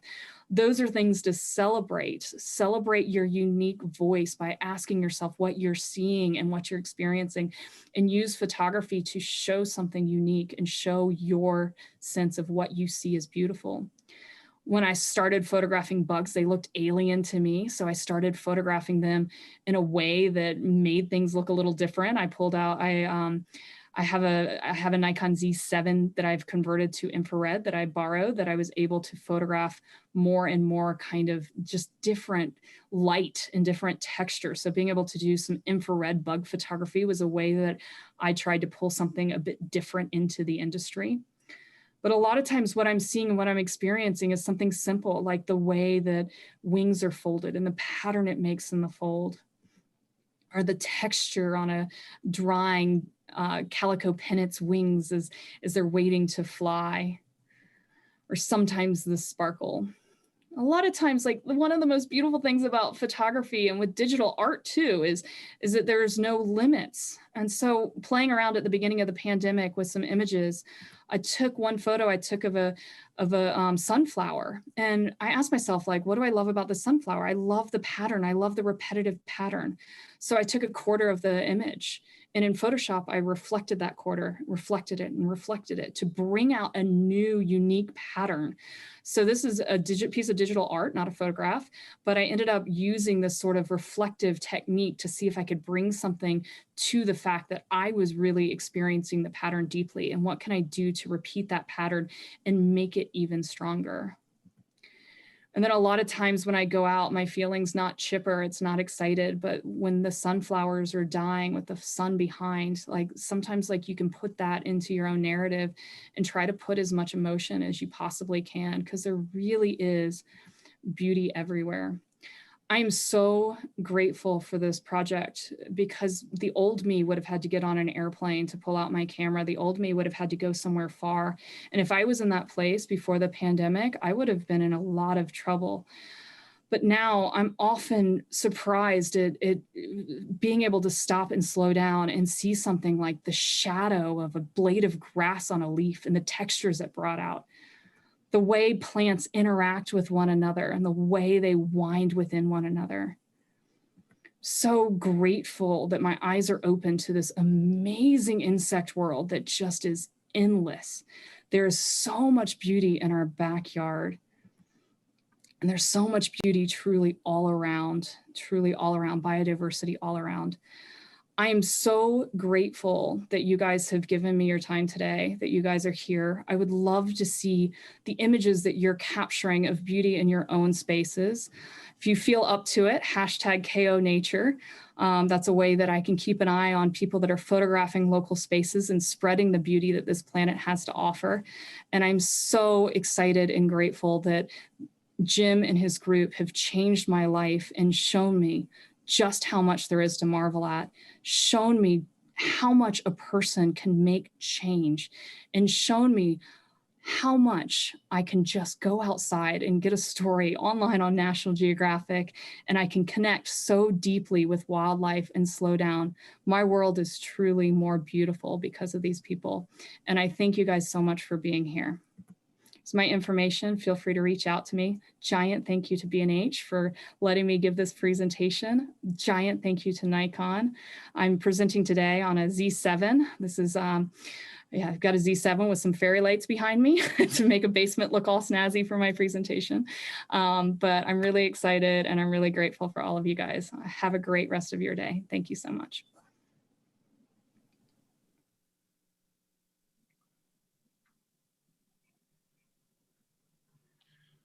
Thank you so much, Kristi Odom, Nikon Ambassador. That was a beautiful presentation. And now we're going to unveil the category in the OPTIC Challenge for wildlife mammals. This is a pretty big category. There was a lot of entries into this. There was a lot of work on knocking this one down. Kind of makes sense because we all love to photograph animals. So I'm going to warn everybody, the winning image is very cute. There are worse things in the world than a very cute picture. But the cool part about this photograph is that the winning item is a Nikon Z5 with the 24 to 50 millimeter lens. This is a super compact mirrorless camera that packs a punch. It's great for doing video. It's great for doing live streaming, and it's an awesome little photography tool. That's the Nikon Z5 with 24 to 50 millimeter lens. Retails for $1,696. However, if you check your OPTIC specials, we actually have it on sale, $200 off. So it's coming in just at $1,496. Pretty good camera for that amount of money. However, if you're the winner of this contest, you don't need to buy one because you won one. Okay, so ladies and gentlemen, let's get a drum roll, and we're about to unveil the winner of the mammals wildlife photograph chosen by Kristi Odom. And roll it. Baby Teeth by Erin Schmid. How cute is that photograph? You know, let's just dissect this. Why is it a winning photograph? We've got a beautiful horizon at 2/3, very pleasing colors that are complementary, that blue sky, and then the sand, the Serengeti, I guess, behind. We don't see the big cat, but we see the little cubs. And I think what really gets it for me is just that little teeth. That's so beautiful. That baby teeth just really makes it, and the playful nature. Great positive and negative space. Really a beautiful photograph, formidable. It's also a fun photograph, and we like fun photographs. So congratulations, Erin Schmid, on an amazing accomplishment, winning wildlife mammals in the OPTIC Challenge. That's pretty good, as Larry David would say. You want a nice camera in a beautiful, hard, competing category. Well done. Okay, so we got a couple of minutes. We're going to have Ben Knoot on from Olympus, and we got some really cool stuff going on with Ben Knoot. So first off, Ben is going to be showing a reveal, a brand new product lens from Olympus that he's been testing. It's pretty cool. He's also going to announce the winner in the Birding Aviary OPTIC Challenge competition. So today's a great day for competitions and challenges because winners just keep coming and beautiful photographs keep happening. Now, Ben Knoot is sponsored by Olympus. He's an Olympus visionary. And, you know, I got some emails and some calls about all this talk with analog cameras. And I reached into my collection to show you guys a few more cameras. Now, I'll tell you a little bit about Olympus. Olympus is a very cool company. Olympus has been around since the early 1900s. They are a Japanese manufacturer company. And Olympus cameras are named after Mount Olympus, which is the Greek home of the gods. And the cool part about Olympus is that every once in a while, they let their designers go hog wild and design their own camera. Now, why is this cool? Because that brings us cameras like the O product. The O product is built on the chassis of an Olympus stylus, which was a simple 35 millimeter point and shoot autofocus camera, but they took the innards of the stylus and put it inside an aluminum housing to come up with this really neat design camera with a miniature potato masher style flash. So this is a cool little camera and aluminum body. And also what's neat about it is this was from 1988, this was released. And this actually is serial numbered. This is 17887 of 200,000 cameras. So it's kind of neat that they lined it all up. It's just a beautiful little camera, and it's very stylish. Olympus is so great with that. Another time that they let their people go crazy with the Olympus Ecru. Now the Ecru, again, is based upon that stylus body. The Ecru is an all white.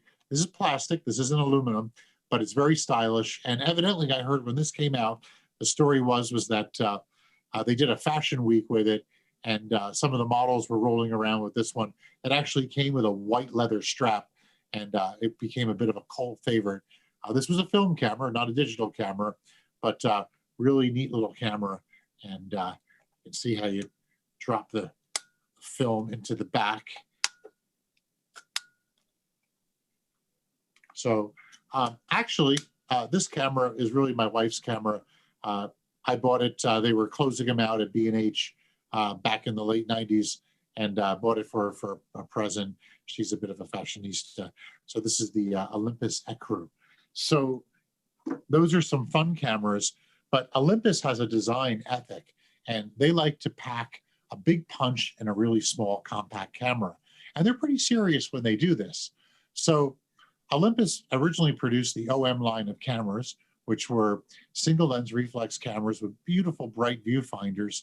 And then they came up with an even smaller version called the pen cameras. Pen cameras were available in the late 60s. And taking a nod from the past, Olympus has been producing pen digital cameras. So Olympus uses some very innovative technology using the Micro Four Thirds sensor, which is a really small sensor, but it's a very well-designed sensor, very well matched to Olympus Weco lenses. So they maintain a high level of quality in a small package. Now, the Olympus digital pen cameras that are out are a nod to the original Olympus Pen FT. The Pen FT was a SLR type camera. It had a mirror, and it did have a prism built into it. But the cool part about this camera, let me make sure I don't have any film in there. No, I don't, was that the Pen FT, and I did have film in there, whoops. The Pen FT has a half frame camera.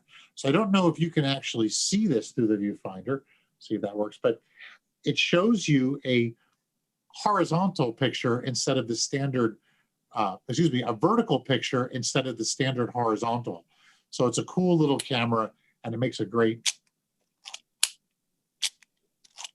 shutter sound.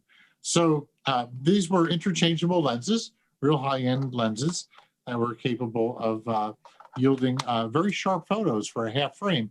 And they were very economical because with a roll of 35 millimeter 36 exposure film, guess what? You got 74 pictures per roll of 36. It was very economical. Really neat little camera. That's the Olympus Pen FT, and then they modernized it with the digital cameras. So it's that type of innovation that we love in photography. We love these camera companies that can come up with new technology that harkens back to what they've been producing for the past 100 years, because these companies are over 100 years old. All right, we're rounding up on 5 o'clock. We're about to have Ben Knoot come and talk about using gear and making fabulous photographs with really cool gear. I want you guys to stick around, because after Ben, we've got a mentor of mine coming up. We've got the incredible Keith Carter, a fine art photographer that's going to curl your eyebrows. But right now, we're about to unveil Ben Knoot, and you're going to want to stay tuned for after Ben, because we're going to unveil the winner of the birding wildlife avian. And you know why you want to really stay around for this, because this is pretty good. The prize for that, for avian birding, is an Olympus OMD Mark V, OMD M5 Mark 3 with a 14 to 150 lens, which is equivalent to a 28 to 300 millimeter lens. It's a little powerhouse of a camera. So I wish the winner of this good luck. Thank you for entering. And without further ado, let's get into Ben Knoot. Is an Olympus visionary. Ben Knoot is a nature photographer based in Arizona. Before graduating in 2018, he studied environmental policy and environmental education at Western Washington University in Bellingham, Washington. Ben now leads photo tours and workshops for tropical birding tours. Ben's goal while guiding is to provide a memorable, exciting, and successful experience so that other people can enjoy photographing Earth's beauty as much as he does.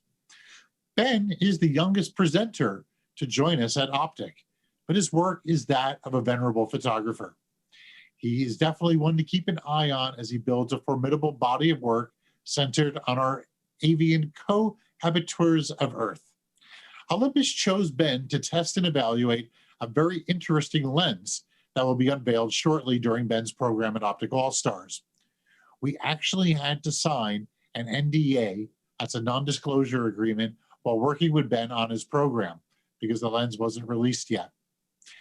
Ben's program will speak extensively about gear because let's face it, gear that we shoot with is only secondary to our vision and our skill.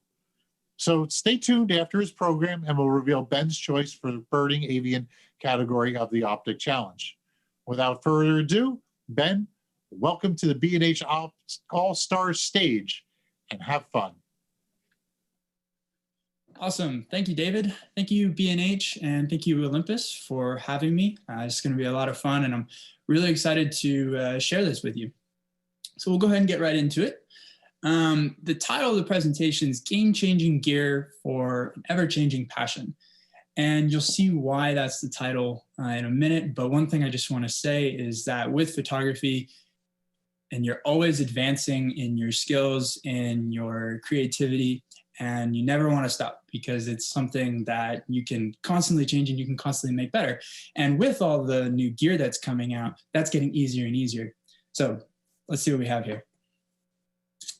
So I want to start with these photos to start with. And the cool thing about these photos is that these were all taken when I was about 8 years old. These are about 16 years. And I just want you to take a look at them real quick. And we're not going to hang on to them too long, but just take a look at them and see them for what they are, okay? Now, as I mentioned, I started when I was 8 years old. That's actually my dad's old film camera, and that's actually my dad's old hat as well. But one thing that I wanted to do when I was 8 years old was I just wanted to ID the birds, and I wanted to, get to know them. I wanted to understand them. I wanted to just learn. I wanted to learn about the wildlife and the birds, especially around my hometown of San Carlos, California. And something that really helped me do that was photography. And my dad took me out and we actually got to photograph a common raven. And I got to kind of see the bluish green purple sheen of the feathers and the hairs on the bill. And that was one spark that got me going. And of course, I just wanted to be outside and enjoy nature because I was never a video game kid or anything, or reading. I still don't really like reading that much, but I always wanted to be outside. So having that in mind, I just want to quickly go back to these photos and I want to tell you a little bit about them. So this snowy egret here, when I first saw it, it absolutely captivated me with the plumes. And from that, I learned that backlighting in a camera can be very useful. The black skimmer here, I learned that one, tracking birds in flight can be very, very difficult, and that also having the patience to wait and understand bird behavior was very important. The Brandt's cormorant here just basically captivated me with its gorgeous blue eye and blue throat, but also taught me that perspective is something that you need to really look out for in photography. And as hummingbird, well, hummingbirds, as we all know, are an amazing natural phenomenon, how fast they can flap their wings, the fact that they can hover down and up and backwards. I mean, it's just incredible. And that taught me a lot about shutter speed. And bufflehead. Bufflehead didn't necessarily teach me anything about the camera, but what it did teach me was that just because you can't see it right away doesn't mean it's not there. So with both birds and wildlife and photography, they all have something to offer that maybe is just not apparent right away. So you need to keep watching and you need to keep learning. So through the years, I was able to refine my camera skills. So, I understood finally what ISO was, shutter speed, aperture, exposure compensation, all of that. And I got to evolve the use of my camera to where I can do it, blindfolded or, without really looking at the camera and just do it very quickly, which is a very important skill in my opinion. The other thing I got to do was hone my field craft. So how you approach birds, where are you gonna let the light come in, or anything like that is gonna make your photo a lot more interesting. And then I also started really looking for images. So I went beyond looking to get an ID photo just so I can learn. I started actually wanting to go outside and find an image that I could capture. So for instance, I really wanted to go out and find that bufflehead, diving into a glass-like water so I can get the reflection, that kind of thing, So I actually started enjoying the photography process a lot more through the years. And as I started to get a little older, this is now in my early teens, I started understanding light, composition, shutter speed, background, angle, perspective. I started understanding all of that a little bit more. And we started to kind of find, my own little bird and wildlife photography niche.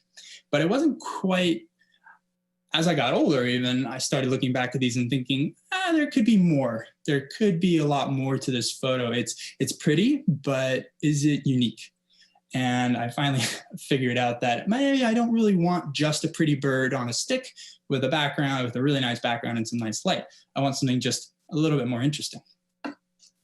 So as I matured, so too did the photography, and stuff started to kind of come together a little bit, where I started using a little bit more landscape in the image. I started taking light a little more seriously. I started exposing images a lot better, that's for sure. And then I just started trying to play around with adding additional elements, because that is kind of what I think makes the world so interesting, is all different elements working together, but also just makes the photo a little bit more captivating. So as I matured, so did the photography. But I continued to push and look for new compositions, because I'm still learning and I'm still pushing through. So then I switched to Olympus. And there are a lot of big advantages with Olympus, and I'll go over a couple of those now. But I immediately had an attraction to this. One, because I travel a lot.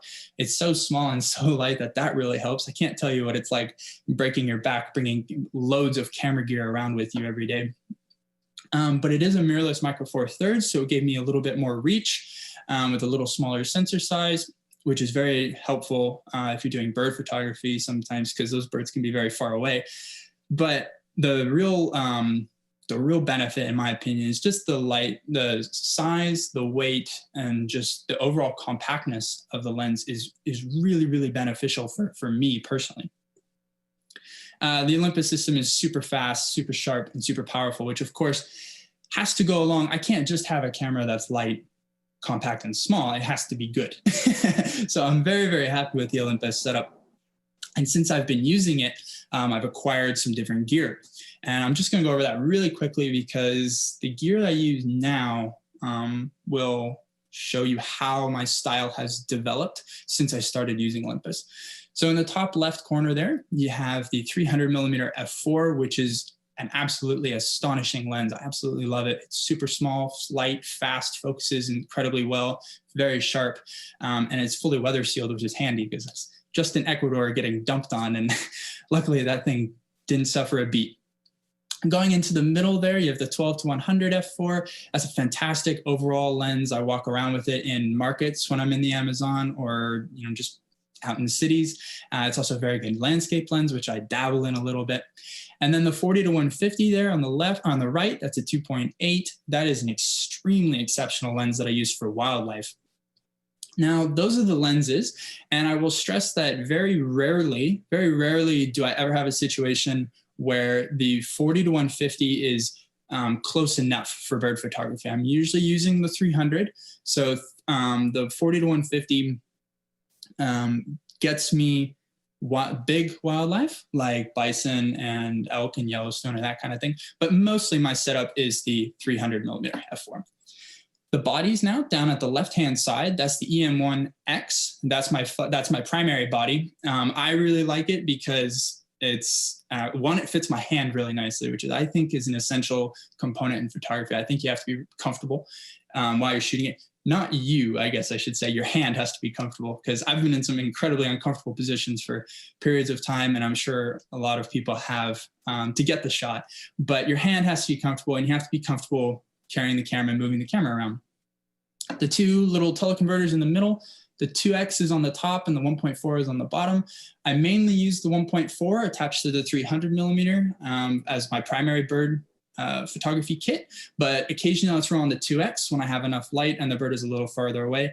Both are excellent. Both do not disrupt any focus, speed, or quality as long as you have enough light for that 2X. And then their newer body is the EM1 Mark III down there on the bottom right. That is essentially the same body as the EM1X, has a couple of extra features in the menu like Starry Night Sky or focus settings, something like that, but it's just a smaller grip. So I use that primarily attached to the 40 to 150 for wildlife. So I'll have two kits with me at the same time. Now, the reason I brought this up again is because with birds, my primary setup is the 300 with the 1X and the 1.4, which means that mostly my setup is fixed, okay? So I can't, in order to zoom in and out, quote unquote, I have to move back or move forward, all right? So it's one of those things where even though that's what I have to do, I managed it because that's what you have to do. So when I use those two in combo, I was able to really start pushing more composition and more light. One thing I really want to stress is that all of these images are not edited to look that way. They're all taken that way. It's something that I've been playing with, and something that I'm really enjoying is pushing highlights and shadows, like really finding where things kind of where shadows and highlights kind of counteract each other and where something pops. So for instance, on the top left there, you have a sun grebe from Costa Rica that was just in this gorgeous dark slough with a spotlight of sun coming down on it.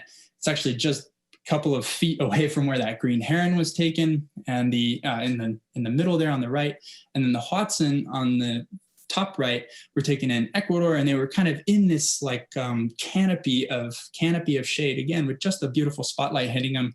But for all these images, the biggest advantage the reason that they turned out the way they did is because I was using the Olympus mirrorless system, because I could see exactly the image I wanted in the viewfinder. Because of the mirrorless, I was able to expose these properly in camera first time without having to edit them. And that's a huge advantage for me, because I can explore my new composition and my new lighting type in my camera. I don't have to wait until the editing process. And the other thing that really helps is that most of these were taken in very dark or very interesting lighting situations. So the image stabilization on the Olympus just keeps everything nice and sharp. The fast drive mode, the 15 frames a second, at least make sure I capture, any kind of cool pose or interesting situation. So it's just the Olympus system doing what it does to help me evolve my photography. And I'm incredibly grateful for that setup.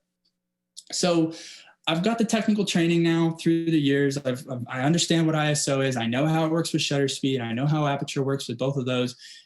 I get the field craft, although that one I'm still perfecting, because I don't think you can ever perfect field craft, but I'm getting there, and I'm learning, and I've got the Olympus gear. So the question is what else could I possibly have? And this goes back to the current kit that I'm using, which is the 1X, the 300, and the 1.4, which is a fixed magnification, okay? So introducing the Olympus M Zuiko 150 to 400, 4.5 with a built-in 1.25 teleconverter pro lens, okay? This lens is Olympus's newest and greatest addition to their lens lineup. And I had the absolute privilege of testing it out and essentially just getting to play with it. It was a lot of fun. And I'm going to kind of go over my first impressions, my actual experience with it, and I'll even show you a couple of photos I was able to grab with it. So first impressions, I pulled it out of the box. I was giddy with excitement. And the very first thing I want to mention is that it is white. A lot of people have seen it as white, and the color has to do with how Olympus have, Olympus have colored it that way to help with its heat control, so it doesn't overheat and it keeps its body cool. So that's the first thing. They haven't copied anybody, but the size is bigger, obviously, than the rest of their lenses, because if you think about what it is, it's essentially a 300 millimeter to 800 millimeter f4.5 all the way through, or it's a 420 to 1000 millimeters 5.6 when you flip the 1.25 teleconverter all the way through. So there's a lot of glass in there, there's a lot of mechanics, but even so, it still only weighs about 4.5 pounds, which is insane when you think about it. It's absolutely insane. The entire setup that I'm hopefully going to be using in the future is going to weigh less than 7 pounds. So that is what I'm looking forward to for the size and the weight. The outer features, besides the awesome 1.25 teleconverter, which I will show you in just a little bit, that's just a little lever on the right-hand side of the lens. It's got the normal autofocus, manual focus switches. It's got the normal focus ranges, and it even has some cool customizable focus buttons around the lens. And Olympus have done away with the focus clutch that the 300 f4 has. It now has a quote unquote normal manual focus ring that's extremely smooth and quick. I'll go over that a little bit more. But overall, this lens is very, very exciting, and it is very, very good. So my experience with it. I'm going to go over versatility, the focus, and the performance. I've touched on these a little bit, but I'm going to go in a little bit more in depth here. As you can see there, I'm unpacking the lens from my Pelican, and there's actually, I don't know if you can really see, but there's nothing really else in that lens or in that box, and that's simply because with an effective range of 300 to 800, there's not really much more I would need. Not to mention, with a flick of a switch, you can have 375 millimeters to 1000 millimeters f5.6. I don't know about you guys, but I usually recommend when I teach photography that you need a minimum of 300 millimeters. And then obviously there is no maximum as long as we can handle it. But a minimum of 300 millimeters all the way up to essentially 1000 millimeters gives you that range to be so versatile. And if you want, you can even add a 1.4 or a 2x to make it even bigger. I did play around with those, and I can tell you they work very well, again, as long as you have enough light for that 2x. So really, what do I think about its versatility? It's an all-purpose lens. You really only need that lens when you go out in the field for bird and wildlife photography. Of course, there will be times when you might wish, oh man, I wish I had a 24 millimeter wide angle lens. Well, okay, that's a very, very specific instance. But in general, having the range of 300 to 1000 millimeters is incredibly exciting. Without the use of a teleconverter, that's incredibly exciting. Focus. The focus range is 1.3 meters, which is awesome because I would love to take a portrait of a bird that's 1.3 meters at 1000 millimeters. I would love to do that. I can't wait to do it. I didn't get a chance to do that, but as soon as I can, I would love to see how sharp and how detailed that is. So having that close focus range is really, really nice. And I wasn't probably quite that close, but I was probably about 2 meters from a couple of these birds. And I was really happy that the lens was still really nice and quick to focus on those. Again, Olympus have done away with the focus clutch on the 300 f4. So the manual focus ring is very smooth and it's very quick. The AF is also extremely fast, and it locks on, holds that bird in focus for you, and it's very quick. It was very impressive. I was actually kind of shocked. I was like, wow, that was fast focusing. And like I said, the manual focus ring, very smooth and very fast. Performance. So overall, it was awesome. I mean, it really was. It was amazing. It's light. It's fast, it's sharp, it has that versatility I was talking about with the range, and it's just so easy to swing around. And with birds, they do not hold still. So when you're trying to follow a bird around for a couple minutes at a time, and it doesn't sound like a long time, but you try holding up a lens for a couple minutes at a time, your shoulder does start to hurt a little bit. But with this one, it was just so easy, and it made for some of these shots to be possible. So here's just a couple of photos. I only had a day with this lens. So I tried to I just went out to my local park and tried to get a couple of nice photos, but each one of these photos kind of represents something a little different. So I'll give you a quick look at them, and then I'll go into kind of what each one means a little bit in terms of how I shot it and how the lens really helped me to get it. So we'll just do 3. I took a lot more, but I don't want to take up too much time here. So again, these are just a few photos, but the Gila woodpecker and the American kestrel, that Gila woodpecker was bugging that kestrel for a couple of minutes, actually. I guess the kestrel was a little close to its nest. So I was holding that lens up for quite a while. I had already flicked down the switch to 1,000 millimeters f5.6. So I was holding it up for a long time, and it just made me really appreciate how important having a lot of mag that I could hand hold for a long period of time was to bird photography. It's critical, in my opinion, and I only shoot handheld. So having this be so light and so easy to move around is really and truly awesome. The great blue heron there in the middle, that represents the versatility I was talking about. So I saw this heron sitting there, and I have always wanted, in my 16 years of photography, I still don't, well, now I do, but I didn't have a blue heron in the reeds with a reflection. I don't know how, but I didn't. So when I saw this guy at the golf course, yeah, these were pretty much all taken near a golf course. But when I saw this guy, I was like, oh, finally, and I have a zoom. This is perfect. So I got there, I set it up, I zoomed out just enough. That is nearly full frame. So there's no loss in quality. It's just a straight image out of the camera, little minor edits in contrast and saturation. But that is the product of being able to zoom and compose in the camera.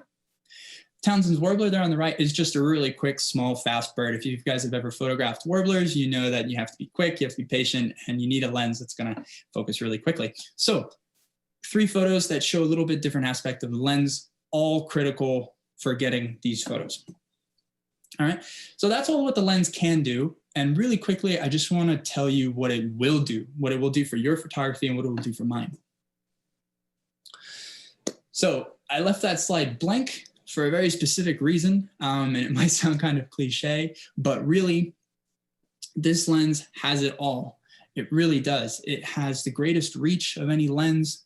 It has the versatility of the 300 to 1,000, or even if you want to, you can put, so 300 f4.5 is going to be your minimum, and then you can put the 2x on with the 1.25, and you can get 2,000 millimeters. If you want, if you have the light. I didn't actually get to play with that, but the versatility of this thing is amazing. Its size and weight, it's for what it is the smallest and it is the lightest. That's just the fact. Speed and sharpness, it's incredibly fast and it is incredibly sharp. I don't know if you remember that warbler, but it was incredibly sharp. So this lens, you really, if you put it onto the Olympus system, which you will if you get it, you'll have the makings of anything you need to grow your photography into whatever you can imagine. And that's why I left that slide blank, because there is nothing I can put there that this lens can't do. So if you want to go out and you want to compose your image in camera, you want to capture it with some incredible low light that you need, that image stabilization of the Olympus system has, or you need to capture something that's super far away, you can do that all with this lens and just this lens. So you can bring just this lens into the field with you and have the world at your fingertips. So that's the power and the promise of the new lens. And I just want to say that Olympus, I honestly think you've made something incredible and game-changing, and I cannot wait to own it. So thank you for letting me speak. I hope you guys will go and check out the lens and go look it up and go and keep expanding your photography, keep trying new things, and keep evolving your photography. And if you do have any questions, please feel free to contact me. You can get to me at my website, my Facebook, or my Instagram, or just my email. And from that, I just want to say enjoy the rest of the online event, and yeah.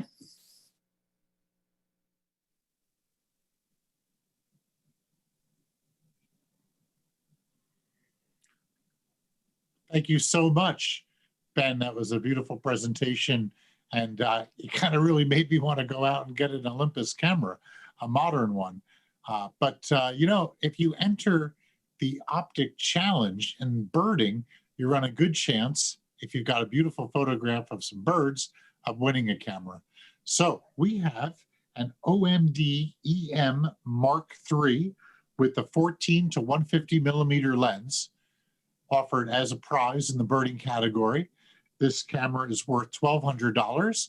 It's a beautiful little traveling camera because it doesn't weigh a lot, packs a punch with that lens, great reach, small size, awesome autofocus system. It's really a win-win. So let's see who won that awesome camera in the birding category for the OPTIC Challenge. All right, and the winner is Cormorant Confab by Vince Chiero. Congratulations, Vince. You've won beautiful Olympus camera and also the bragging rights. And that's just a stunning photograph. Let's keep it up on the screen for a second and talk about it. What I find really cool about this photograph is the details and the cormorants just below the sun. So you've got some really great profiles, positive, negative space with the silhouettes off to the right. You've got a well-exposed sun. You've got that beautiful silhouette of the cormorant taking flight, which is just perfect. The plumage is well described, the beak, feet hanging down. And then what I really dig is the cormorants that are just underneath the sun, in the shadows, backlit, the way they just come out. And I love the overall warmth of this image. So Ben picked this one out. Congratulations. Vince, you've done well. You got yourself a new camera, bragging rights. Congratulations. Okay, everyone, don't go away because we've got some really cool speakers coming up for you. We've got Keith Carter coming up. Then we've got the National Parks at Night boys coming in. They're going to talk about light painting. Can anyone tell me in the chat, what does Greek for photography really mean? Put that in there. See if you get that one right. Test your knowledge. And then after that, the NPAN guys, we have the last presenter of the night. We've got a really cool guy who grew up in a town adjacent to mine and actually graduated from my high school, except long before I graduated. So pretty cool stuff. So stick around. We got some amazing presentations coming up. But the next one is really special. And I jumped into my library and I pulled out Holding Venus. Holding Venus is a gorgeous monograph, by Keith Carter. Keith Carter is our next speaker coming up. This work is stunning. He's got a ton of style going on with this work. Square pictures, wonderful theme. Looking through this book is like remembering a dream that you had in the middle of the night underneath a full moon. Keith Carter is a personal mentor of mine. I really adore his work. And he's also one of the reasons why we can integrate some fine art photographers into OPTIC, because I understand advanced birding photography, wildlife photography, some of that technical that's going on. But when you got a guy like Keith Carter, he just really grounds it down when there's poetry in the books that he makes. So before we go, I just want to just quickly read something. The spiritual is a decidedly troublesome concept and intellectual thought. The word itself is difficult to use in the politicized, thin-skinned, touchy world of contemporary scholarships and criticism. We whisper it as some people once whispered sex. But spiritual need not suggest any kind of close-mindedness, any kind of fundamentalism, or even any deity for that matter.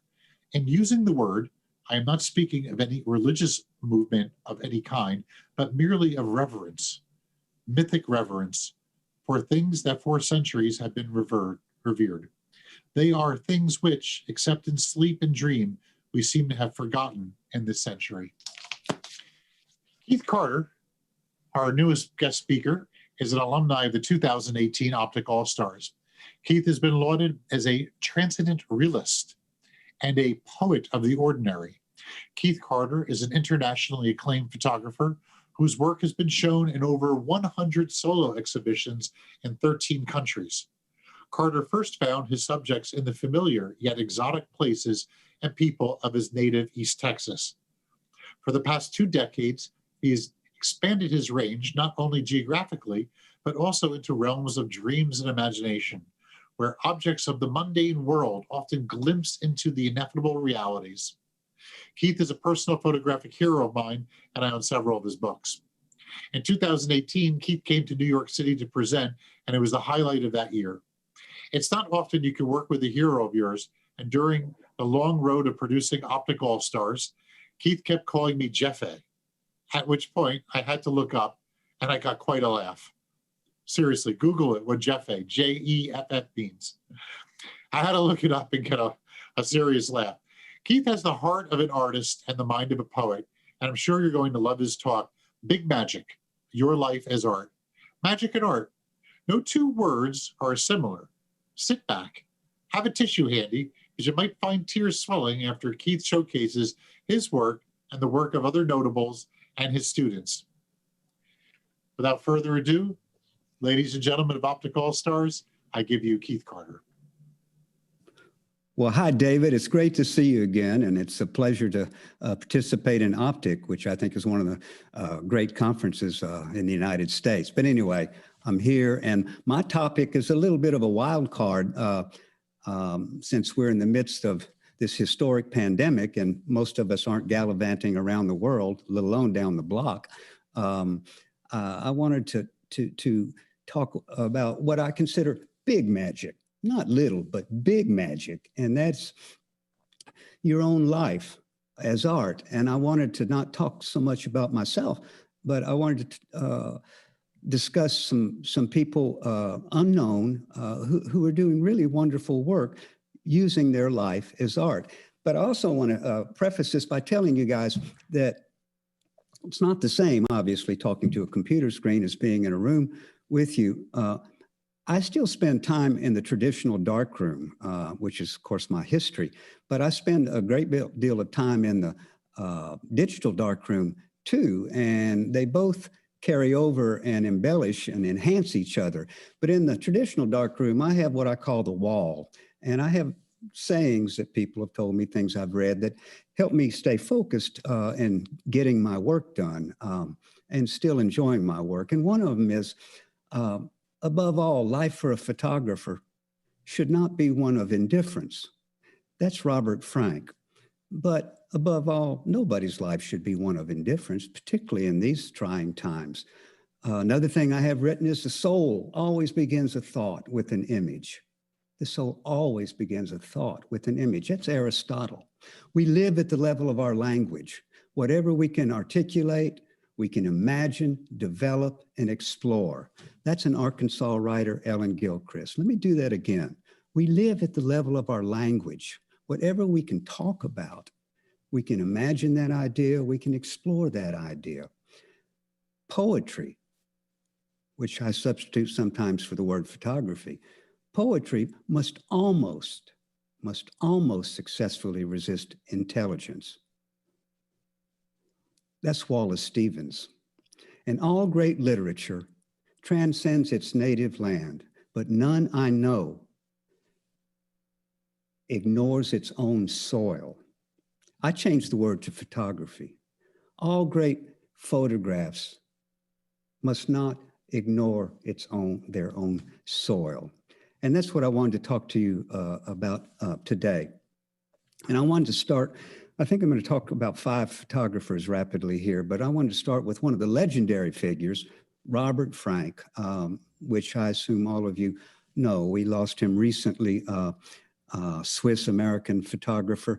But you can make the argument that everything Robert Frank did was also autobiographical. Everything he did was pretty much about Robert Frank, and God bless him for that. It was personal, poetic, rough, edgy, et cetera, et cetera. He's a legendary figure. His first book, 1958, The Americans, which caused a little bit of outrage in America among photographers because it was a gritty look at how he looked at our country rather than we looked at our country. And he thought we were a little bit too fascinated with money and the gloss of high living and so on and so forth. So the book was hugely important in Europe, but it took a while to catch on. Now it's still in print after all these years here in the United States. But he traveled the United States and he photographed with things that looked slightly disaffected to him. It was a traditional photojournalistic approach. And I won't belabor the point because I think most of you know this work. This is from the book, an early photograph made in Charleston, South Carolina. But later on, which is where to me it really gets interesting, you can find throughout his entire body of work, there are times when all the pictures are really about his life at that time, whether it's his apartment in New York on Bleecker Street, developing film, sprocket holes, silhouettes, shadows, things that were symbolic in a number of ways, making life of his own art, becoming disaffected with culture in some ways and moving to the cold, barren regions of Nova Scotia. Later in his life, he still revisits his early work. He still revisits the issues that are important to him. But if you deconstruct the photograph, it's just wacky and wonderful. A clothesline, a barren, a snow-ridden landscape, overcast light, which he liked a lot.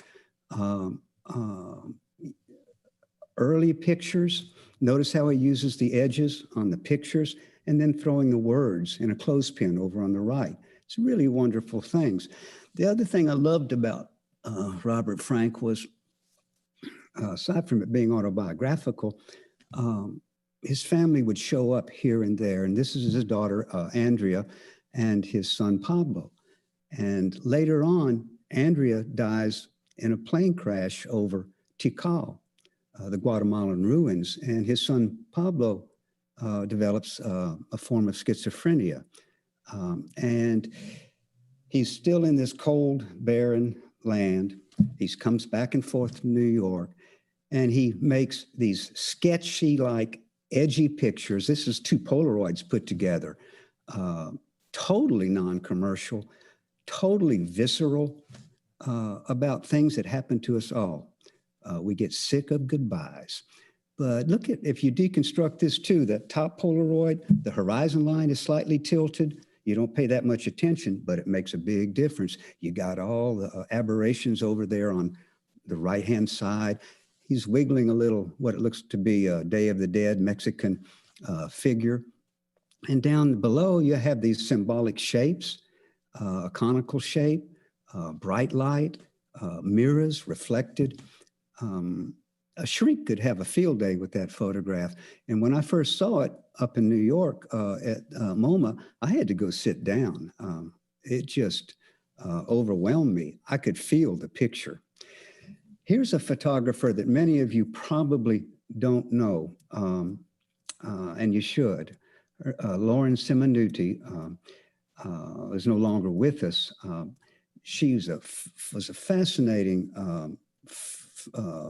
artist who had a degree in photography, and she's a wonderful writer also. And I want to read a little bit about what she wrote, which will give you a better idea. Her photographs now are in the Whitney Museum and the Milwaukee Art Museum and so on and so forth.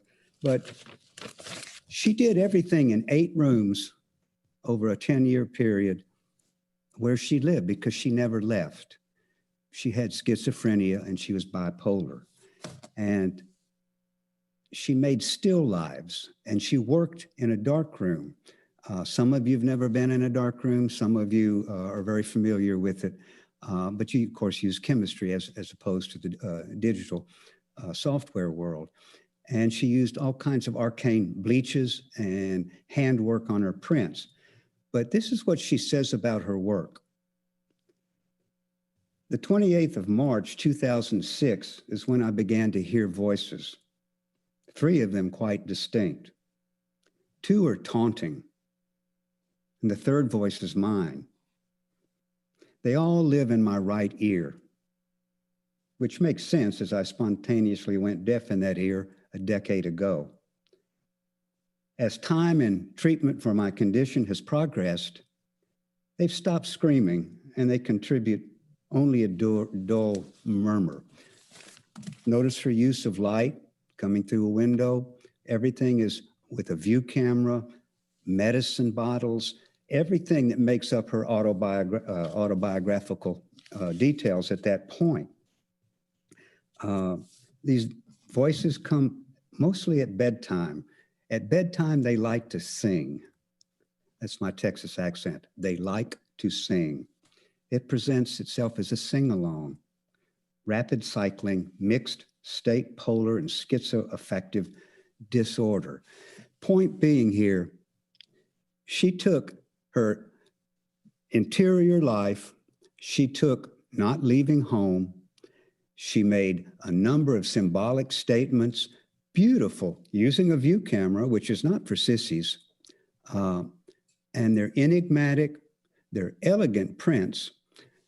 In the darkroom, you can, we'll call this split toning. Part of it is a regular toned black and white print, and part of it goes slightly sepia. She does that with bleach, probably a potassium ferrocyanide. But everything is formal, elegant. Notice her legs going to the blank, oversized book, the mottled walls. Again, symbolic. And when I first saw her work, I was just overwhelmed. I just thought it was distinctive. And in my world, half the time I feel like I'm living if I find somebody new who elevates my own aesthetic. Doesn't mean you want to make photographs like them, but it means you're paying attention to something besides yourself or your own specific aesthetic, shall we say. So what exactly she's saying, I couldn't tell you, but they made my life richer to know about. This is a wild card, a true wild card. And I hope I can do this justice. Teague Hudson was my student when the pandemic started back in March. And we leave school. We don't know what's going to happen. Everything goes virtual. And Teague was in his 2nd semester of photography. He's an art student and never said much in class, much at all. And I gave them an assignment, and he was late turning it in. This is all virtual, no more classroom. And he wrote me an email saying, Mr. Carter, please forgive me. When the pandemic hit, my father lost his job. They live in the shadow of a great big refinery, which dots this landscape, which is fairly surreal where I live. Anyway, and I'm sorry I'm turning my work in late. We had to move, and then the house was not as they told us was, the new rental, and then we had to move again. And I haven't been able to do much more than help my family. I gave them the assignment to take 7 of your favorite paintings throughout art history and recreate the painting using any kind of photographic technique you want. And of course, this was mostly digital at this point. So these are the 7 paintings that he worked with and he sent to me. And when I saw them, I don't know if I can do this justice. It really overwhelmed me. You had to give it the context of the time, this particular landscape, petrochemical, family kinds of issues. He used his brothers to make this assignment work. And he picks girl with the pearl earring. What I love about this, and when I first saw them, I just almost fell out of my chair.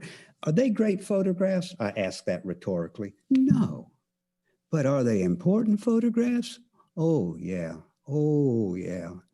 And it's the fact that he uses whatever's at hand, towels, ratty bathrobes, and his long-suffering brother who is helping him and really getting into it. Notice he even pays attention to the catch lights in the eyes. If there are no catch lights, eyes psychologically recede from you. If there are catch lights, they advance towards you. I just thought it was wonderful. Never going to make a great fashion statement. This is Van Eyck's Man in a Red Turban. His brother with a ratty towel, looks like it just came out of a dryer with lint all over it. It looks like you need a shower. Tack up something black in the background. I loved what he tried to do. Our Lady of Sorrows from the 15th century, I believe. Again, his brother, who's gotten into the role. It was like folk art or outsider art, but not really. The famous, what do we call this? That's the famous corn poppy painting.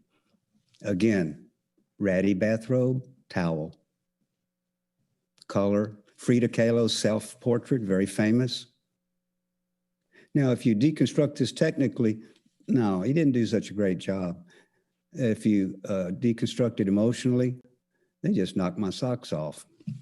So that was an interesting experience. Van Gogh's portrait of Dr. Gauchot, I believe it is, and he in his hunting outfit. And Grant Wood's famous American Gothic with his two brothers.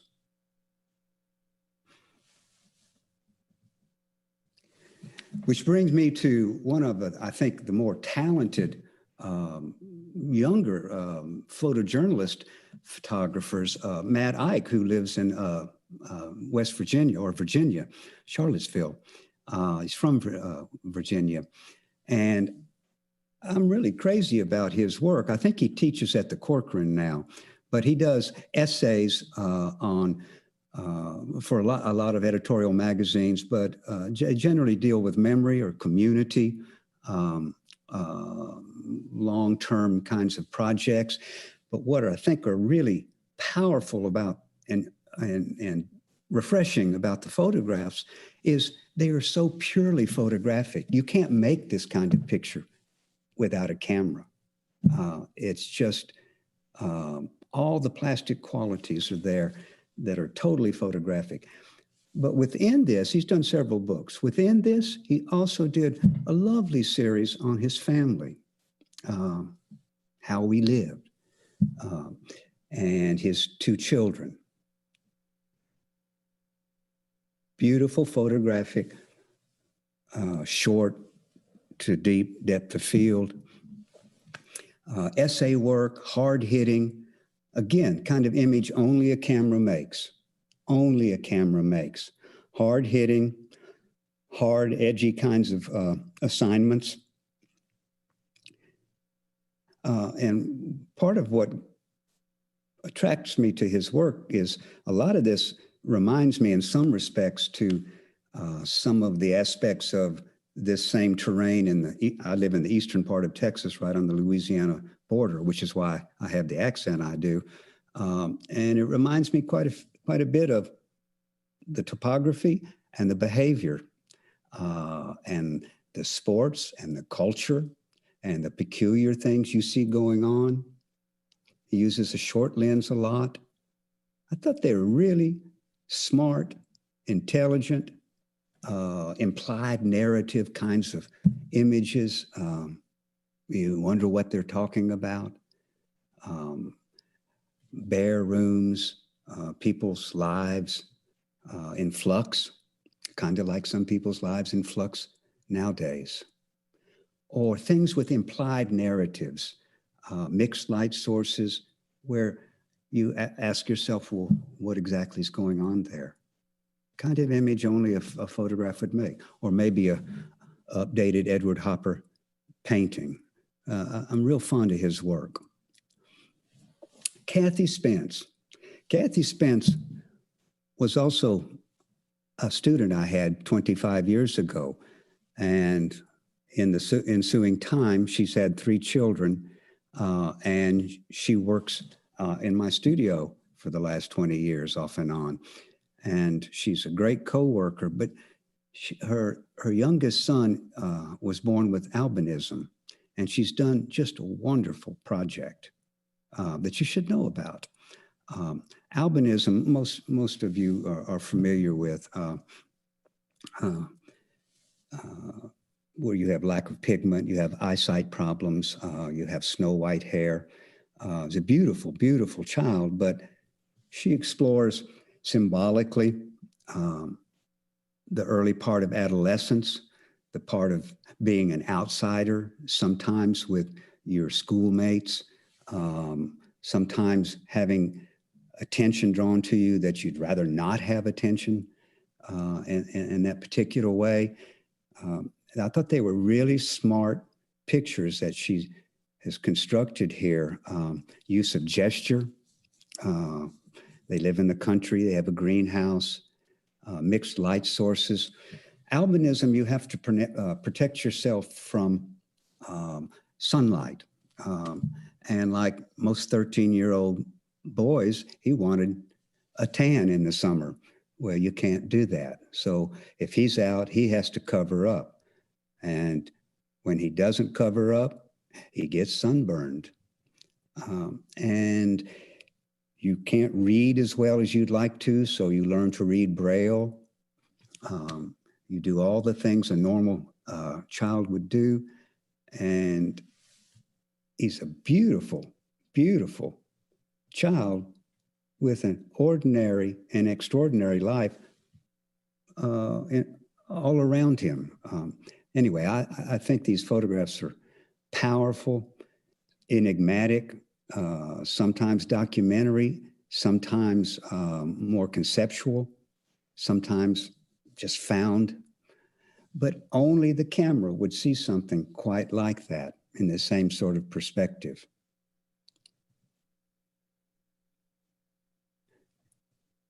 Not exactly Sally Mann. Bless her wonderful work.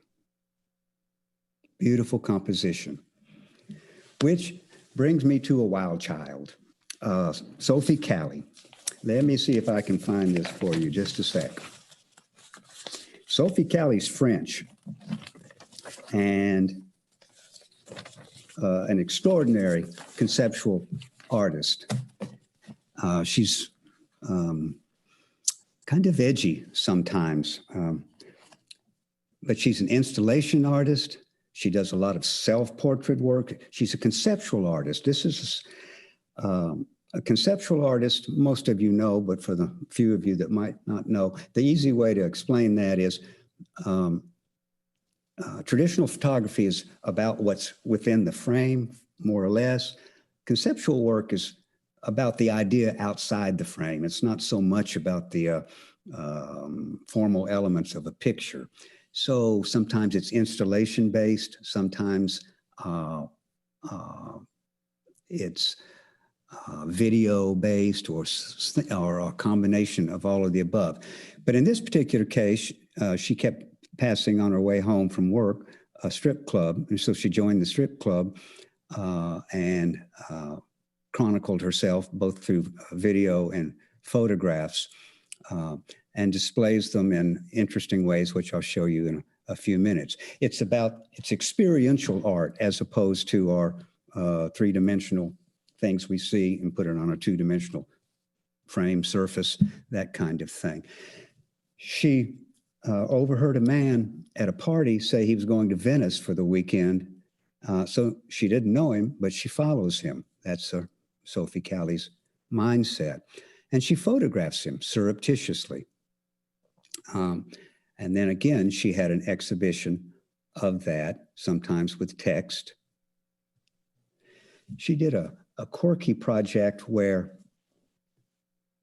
she finagled video footage of a ATM machine where we get money during the day, et cetera, et cetera. And she took these frames and printed them really large. And what she concentrated on is people standing there having put their order in for their money. And as the money starts coming out, how their faces change. Purely conceptual idea, using appropriated imagery that you didn't make. And when you see them, they make you think in a different way. And it's a good conceptual project. And then they're framed, shown in museums and grids. She's quite well known, particularly in Europe. But the most wonderful one, the one that I just loved, was one that she calls, a project she calls Take Good Care of Yourself. And she gets an email that she prints out from her lover breaking up with her.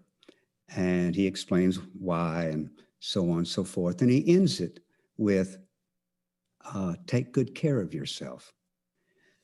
Well, once she gets over the emotional upheaval, she says, she contacted 107 women and had them deconstruct his letter and say what they thought he really meant. And they were not particularly kind to him. They redacted some things. Basically, they called him not nice names. But when you, and this was exhibited at the Venice Biennale, which was attended by tens of thousands of people, her exhibit. And you can see the beautiful formal installation, the letter itself, the notes on it from other women, and so on and so forth, talking about something that happens to a lot of people, a bad breakup. The last thing I'm going to show you is me, moi. And when this pandemic hit and our lives changed, this was back in March, like many people, I was more constrained to my block and my house and virtual living. And historically, at least in my small part of the art world, the things that I had done for decades were generally black and white because I come out of the traditional darkroom. And I always looked for ordinary events that were had some sort of transcendence to them, at least in my life and in my thinking. So I made photographs like this. Sometimes they were symbolic, sometimes they were purely documentary, and essentially they dealt with rural culture, R-U-R-A-L. And they were open-ended, and they had implied narratives rather than specific documentary things. Well, when the pandemic hit, I started walking early in the morning, right at sunrise, at a place on the edge of town called Cattail Marsh, M-A-R-S-H. And it's swamplands. And I started making photographs just in that 15 minutes before the sun rose and those 15 minutes right after it rises. What the French call, in the new wave cinematic world, they called it, I don't speak French well, as you can see. I don't speak it at all. Entre chien et loup. But that means roughly between dog and wolf. And it had to do with the light, where just before it comes up, right after it comes up, it's neither dog nor wolf. So I started using that 30 minutes, and everywhere I walked, when it was a cloudy day, I started noticing the clouds in the water.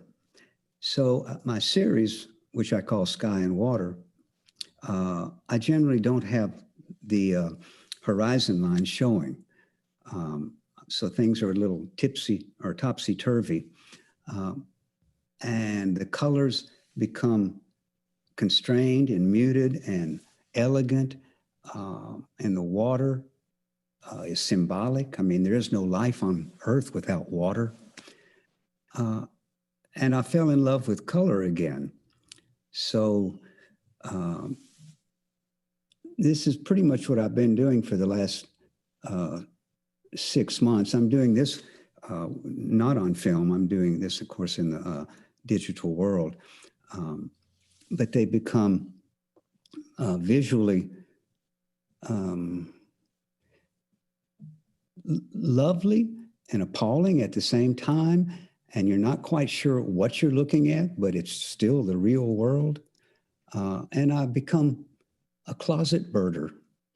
I've really gotten fond of, that's an ibis on the left. Well, both of them are ibises. They have the curved beaks. And there are two types I now know. There's the glossy, and then there's the white ibis. They're beautiful birds. So it's a topsy-turvy world. Alligators, purple gallinules, American bald eagles. Yesterday I saw a golden eagle. That may not be big for you guys, but in my world down here, that's like you want a genuflect. And I've just had a wonderful time doing this, and to reach this stage and still be so in love with the medium of photography, whether it's traditional or digital, totally in love with it and totally in love with the project. So here's the teacher in me. Pick a project. If you're feeling a little bit bereft, pick a project. Make it revolve around your own life. Make it revolve around the 3 square blocks of where you live. Pick a project. Go make 35, no, let's make it 36 photographs. See what it might do to you. After all, it's your autobiography. It's your work, and it's your life. So that's mine down here on the Texas-Louisiana border. And I thank you so much for the opportunity to show you and tell you a little bit about what I've been thinking the last few months. And I'll leave you with my man, Walt, Uncle Walt. Love the earth and the sun and the animals. Go freely with powerful, uneducated persons and the mothers of young families.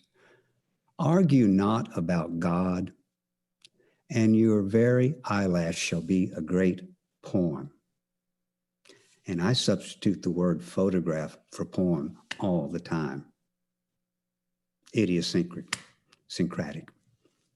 Thank you. Take care of yourselves.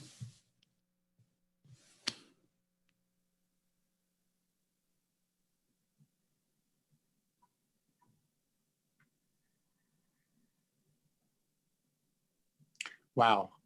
Keith just gets me when he quotes Walt Whitman. That was a very powerful presentation, and definitely a little bit different. That's what you get at Optic All-Stars. This is not your normal conference. We're going deep here, folks. We're going very deep. Okay, we're going to lighten things up a little bit, and I'm very happy to introduce to everybody Krista Rossow. Krista Rossow is a 2-times alumni. Since 2016, she's been with us at Optic. Krista Rossow is a freelance travel photographer, photo editor, and educator based in Oregon. She began her career as a photo editor at National Geographic Traveler magazine, where she shaped compelling stories from world-class imagery. As a contributing photographer to Nat Geo Travel, she has shot stories in New Orleans, San Francisco, South Africa, Costa Rica, Asheville, New Zealand, Japan, and Canada. She judges Instagram contests for @NatGeo Travel and teaches with National Geographic Expeditions and the Santa Fe workshops. I've been working with Krista for over 15 years and have traveled with her on an epic Lindblad expedition to the Galapagos. The only thing that Krista does better than photography is swim. Try keeping up with her as you snorkel the open seas is a lesson in futility. Krista swims like a dolphin. We asked Krista to share her wisdom on how you can integrate passion, skill, and story. I'd like to warmly introduce you to the amazing Krista Rossow. Krista, thank you so much. Thank you for the intro, David. I'm really glad to be back at OPTIC All-Stars. Big thank you to B&H for hosting us in this virtual community, and a thank you to Lindblad, who I've been working with for the last 6 years. Today, I wanted to talk about why we photograph, what brings us to this medium and brings us together. A lot of times it's as simple as we all simply like to pick up our camera and get lost in the moment and make images. We love that technical part of making images. Sometimes we take pictures because we want to show that we've been to a place. We want to show the experience of travel, of being in other locations, and the beauty. Sometimes we take pictures to show emotion, such as pure joy that this woman's showing standing in the misters in Slovakia. Or sometimes it's because we're in front of a beautiful situation, just pure beauty, the sunset in Galapagos off the bow of the National Geographic Endeavour 2. A lot of times we take pictures when we find something interesting or intriguing, like this pattern of holes in a leaf in the Amazon in Peru. Or perhaps it's the juxtaposition of storks on ancient Roman columns in Morocco. But I think overall, we share because we create community, just like we are all here now in this community with OPTIC and sharing our love of photography. But whether you're sharing after the fact or in the moment, I think photography can bring us together. And what is so beautiful to me about photography, and I think to all of us, is that humans are storytellers by nature. When we have conversations with each other, we're communicating by telling each other stories. There's an author named Jonathan Gottschall. He wrote an entire book about this, and I just want to share this quote. "We are as a species addicted to story. Even when the body goes to sleep, the mind stays up all night telling itself stories." And I found that so fascinating, and it is true. And another thing that's really interesting with storytelling is that when we tell each other stories, we're tapping into that sensory part of our brain. And as visual people, we all can relate to that. Whereas when we're relating facts or data, it can be very powerful and hard-hitting, but it doesn't go to the same receptors in our brain. So just even thinking about, if I wanted to tell you the story about one of my favorite days in Alaska when I was sailing with Lindblad, I would be using my words, my adjectives to describe what it felt like, what the experience was like. I probably would start by telling you that as we navigated up Tracy Arm in Southeast Alaska, it was a rainy day, it was full of mist, the clouds were just hanging to the sides of the mountains. And as we approached the Sawyer Glacier, which was our final destination for the day, we lowered the zodiacs and we started exploring. And the sun came out and it would light up parts of the granite rock face, and we would navigate the zodiacs through the beautiful bits of ice from the glacier face. And then the sun was coming through the clouds. It was like nature's spotlight, and it just would hit the ice and make it glow in the most amazing way in front of the glacier. And everyone was just astounded when the glacier would calve, and we'd hear that crack and rumble and even feel the waves moving our zodiac as the repercussion went across the fjord. And then we had a rainbow, the finale of a rainbow. And I think it was at this point that I asked to be let off on some of the ice so I could just stay here forever, because it was just the most spectacular day. So even in just speaking those words to you, I'm using a lot of descriptive words. And if you're out taking pictures, just stop for a minute and think about how you would tell this story through words, and envision how you can make images that would match those words. And I think that's a helpful way to be able to bring your story home through the visual medium. It's very, very important to capture with intention. I spent a lot of time in Europe in 2019 in the summer, and it was just astounding how many people would arrive to a beautiful place, a famous destination, and immediately pull up their camera and put it to their face and experience the world through the camera, but without even stopping to look. So I want to give you some tips today to just remind you to be an intentional storyteller, to move from just taking pictures to creating or making photographs. So we don't want to be the casual clicker. We want to be a photographer with a voice and a message to share. And part of doing that is, like I said, it's slowing down. It's becoming an observer. And I think when we go into a situation, sometimes I think as photographers, we feel an urgency when we get to a place to make some images. We have to make a good image. We need to start taking pictures. But if you can just remind yourself to pause and take a second and observe the situation, whether it's observing a market like we see in Morocco here, or observing animals doing a certain kind of behavior, you start to notice what is happening in a different way. You notice the important things, you notice the best scenes, the best moments to take pictures. So I arrived at this market. This is in Fez in the Medina, and it is, if you've been there, it's in crazy chaos. It's wonderful chaos, but it's almost too much. So I was very intentional as I roamed this part of the market where it was fresh produce.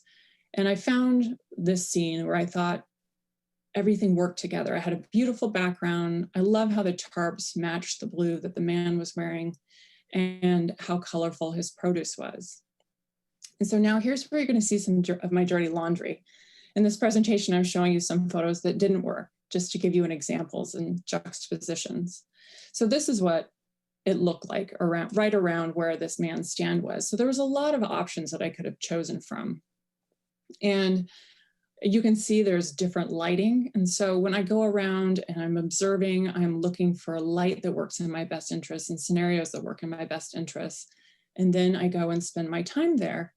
And because I took the time to photograph that man, then I ended up having another opportunity to make more of his portrait. Once we didn't share any language, but somehow I made a portrait of him, and he picked up this can of daisies that he had next to him.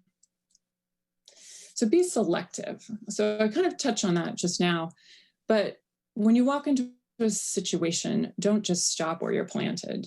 Be choosy, be picky, start to learn what makes a really good photograph by understanding that I think we've all been in places where it's really beautiful or interesting in front of us, but it doesn't always translate into a good photograph when you click the shutter and freeze it in time. And when I say good photograph, I mean interesting, I mean engaging, something that you want to look at. So this is in Galapagos on Genovesa Island. There's an area that has these beautiful green mangroves. And every time we go there, there are the red-footed boobies nesting in the trees. And I just love the juxtaposition of the color of the red feet against the green of the mangrove. But if you just walk up and pick an arbitrary bird or stop where you planted, it's not always going to be the best photograph to be made. So just by shifting around, I was able to find a better vantage point for myself, because oftentimes they're nestled in the back of the trees and you need to find a clear shot. So it's being selective, being picky, knowing when a scene merits pulling up your camera or maybe moving around and working for it. In this example, I saw this beautiful lighting on this foliage. I love the way it looked, but I didn't just pick any of the foliage. I was very intentional to choose this bit that had the darker shadow behind it, because I knew that that blackness would make the foliage stand out more in my image. So letting light lead. If you can be a student of light and start to understand what makes effective light, and I don't use the terminology good or bad light, because I think that there's light that's just better suited for different purposes. So if you were to go and take my photograph in the middle of the day in high contrast light, I don't think either of us would be very happy, because I would have very dark shadows and lots of contrast on my face, and it wouldn't be flattering. So for example, this is in Patagonia in Chile. we went to this glacier. It was an overcast day, very, very flat light. It does not work for this landscape. The only way I am trying to create depth here is by the physical elements in the picture, with the rocks, with the people in the background, and the glacier going up the mountain. But I knew that this lighting wasn't great for the landscape shot, for the overall image, but it was great for a tight shot that showed texture and color, because overcast light will saturate the color more, and it just really made the texture of the glacier pop out. In Patagonia as well, this was near Torres del Paine, I was with some gauchos after a horse ride, and they invited us back for some mate. And this was where I was sitting when he began to pour the hot water into the mate. And you can see that there's this window behind him, there's backlighting. It's not really the best scene. And so I decided to move to the side, and I had to give up on the portrait because the way the lighting was working, it didn't quite work with his head and to get something flattering. So I just decided I would make a detail of him pouring the hot water into the tea. So I let the light tell me where to go. And I think good photographers, especially travel photographers, are really great puzzle solvers. And I'm not going to call it a problem. Sometimes we get into situations and it's, you know, I'm on assignment, I'm in a place, it's probably could be the only time I'm there. Maybe I only have one shot at it, and I am dealt the cards that I'm dealt. The lighting that I'm given, whatever situation's in front of me with the animals, the people, whatever is happening. And if it's not working the way that I want it to, I need to solve that puzzle. And I think instead of approaching it as a problem and thinking of it as a puzzle, it becomes more engaging and more of a fun challenge to accomplish. I was on assignment in Asheville for National Geographic Traveler, and I had scouted this place. It was called Black Balsam Knob, and this is out on the Blue Ridge Parkway. It was my last morning to be able to go photograph along the parkway. And so I'd scouted this the day before. I wanted to show up here, and my vision was beautiful sunrise, you know, up on this mountain. It was going to be fabulous. But when I showed up after driving through the dark in the pre-dawn light, and I arrived here, it was pea soup. This was not the moment that I arrived. This was much later in the day. And so I went into plan B mode. What else can I do? And I knew that there was a viewpoint nearby that would show all of the mountains layered and stacked up and show the Blue Ridge Mountains in their glory. So I went down and I started working on something different. And I knew that there was an iconic mountain, and I was able to include the iconic mountain, which is on the right, with this fabulous light that I ended up getting for about 1 entire minute. That was as long as the sky turned cotton candy pink. And then after that was over, the light went flat again, and I decided to go back up to the original place that I showed you just a few images ago. And then I was able to also make this kind of image. So by viewing it as a puzzle, I just kept shifting it, changing the way I was thinking, going from plan A to B to C to D. So just keep trying. There's always a photo to be made. It's just not always the photo that we have in our mind. So allowing the light to dictate what was happening really helped me shift my mindset and find something new. So I was a photo editor for National Geographic Traveler for 7 years, and I'm often finding images that work in an essay, work in tandem together to be able to tell a story. And I love that about being a visual storyteller, is how we can group images together to give a whole picture of a place. But I have to admit, I was a little bit jealous of writers, because a writer can go into a place and see it and capture the essence in a tight, well-edited paragraph. And for a photographer, I don't think it's that easy. You can't just show up to a place and always find the right scene that tells everything about a place and captures its essence. You can get the individual images and we can link them together and do the essay, but I'm always, as a photographer, looking for images that speak without me having to give them a caption. So they have unique elements of a place that you can just guess by looking. They give sense of place. So here, most of us probably would guess this is Asia. Maybe you'll guess that it's Japan. So I was lucky enough to see these two women. I actually had met them just a little bit before I took this picture and had photographed them in another place. And they had come from a wedding, and that's why they were wearing these beautiful traditional kimono. And I'm on Miyajima Island, known for the deer that they have wandering free there. And I knew that the deer come up to people. And so when I had rounded the corner and I saw these two women looking at the deer, I knew the deer was going to come up. So I have the element of the traditional dress. I have the deer that's typical of the island. And even in the background, you can see that we're out on an island. So it just starts to tell a lot of meaning in one photo without me having to explain so much. But does it read? This is something I'm always asking people when they're taking pictures. When you freeze this moment in time and you show it to a complete stranger, will they understand what is happening in the picture? So always thinking about that. I was in Antarctica with Lindblad, and we were at a place called Brown Bluff. And there was this amazing behavior happening with these Adelie penguins. And what was happening is it seemed like there was this endless conveyor belt of Adelies coming down from their colony and coming along the water's edge, where they would then congregate. They would gather in these groups and they would work up the courage. One of these little fellows was, or could have been a gal, would come up to the water's edge and take a peek out and suss out if maybe there was any predators in the water, such as a leopard seal. And then that one brave penguin would just jump into the water, and then her friends would dogpile in after. And I just loved this behavior. I thought it was so fascinating. And then I was able to make this image that told more of the complete story, that read, if I showed it to a stranger, you can see the behavior of the penguins all jumping into the water together in these large groups.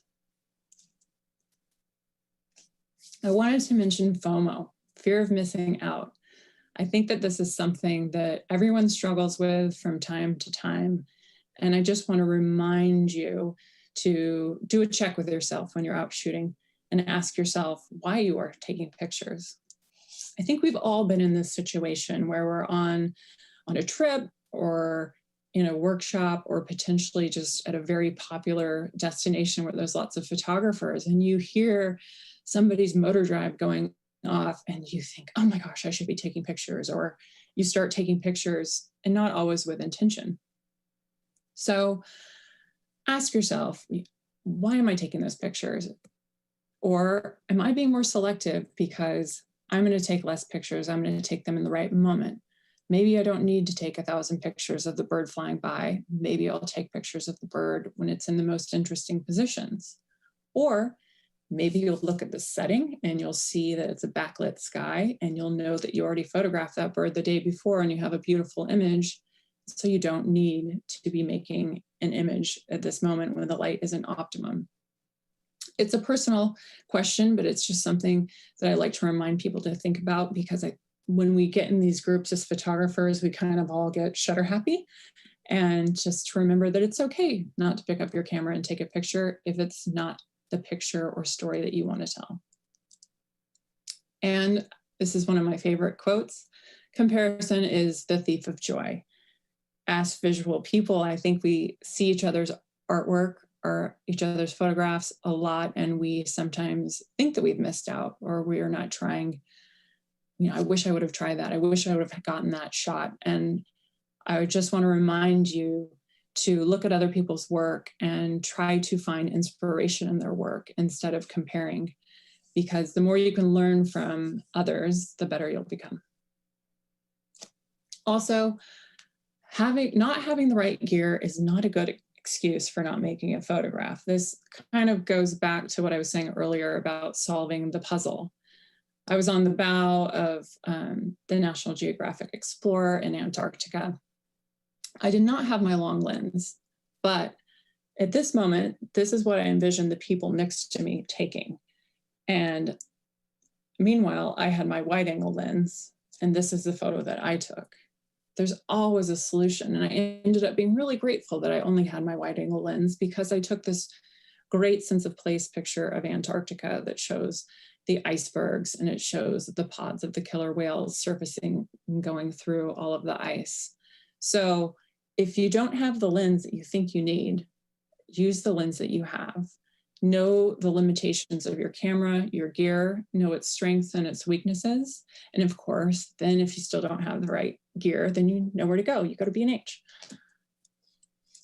And a final reminder that when you are photographing, ask yourself if the act of photographing is putting you more in the moment or less in the moment. And I have to say, I've answered to both questions. Sometimes I'm fully engaged, like this woman here who's very happy to be photographing these sea lions in Galapagos.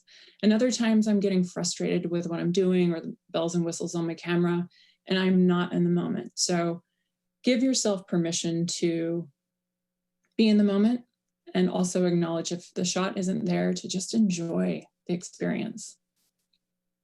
So now I want to talk about sharing the story, because none of us take pictures because we want them to sit on our hard drive or on our cards. And I think a lot of us have been guilty of that.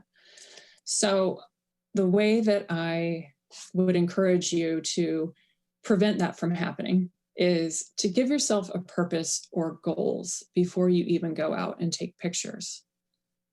Sometimes, like if I'm on a trip, maybe my goal would be something simple as I'm going to share one photo from every location on my social media, or I'm going to do a photo essay from each destination.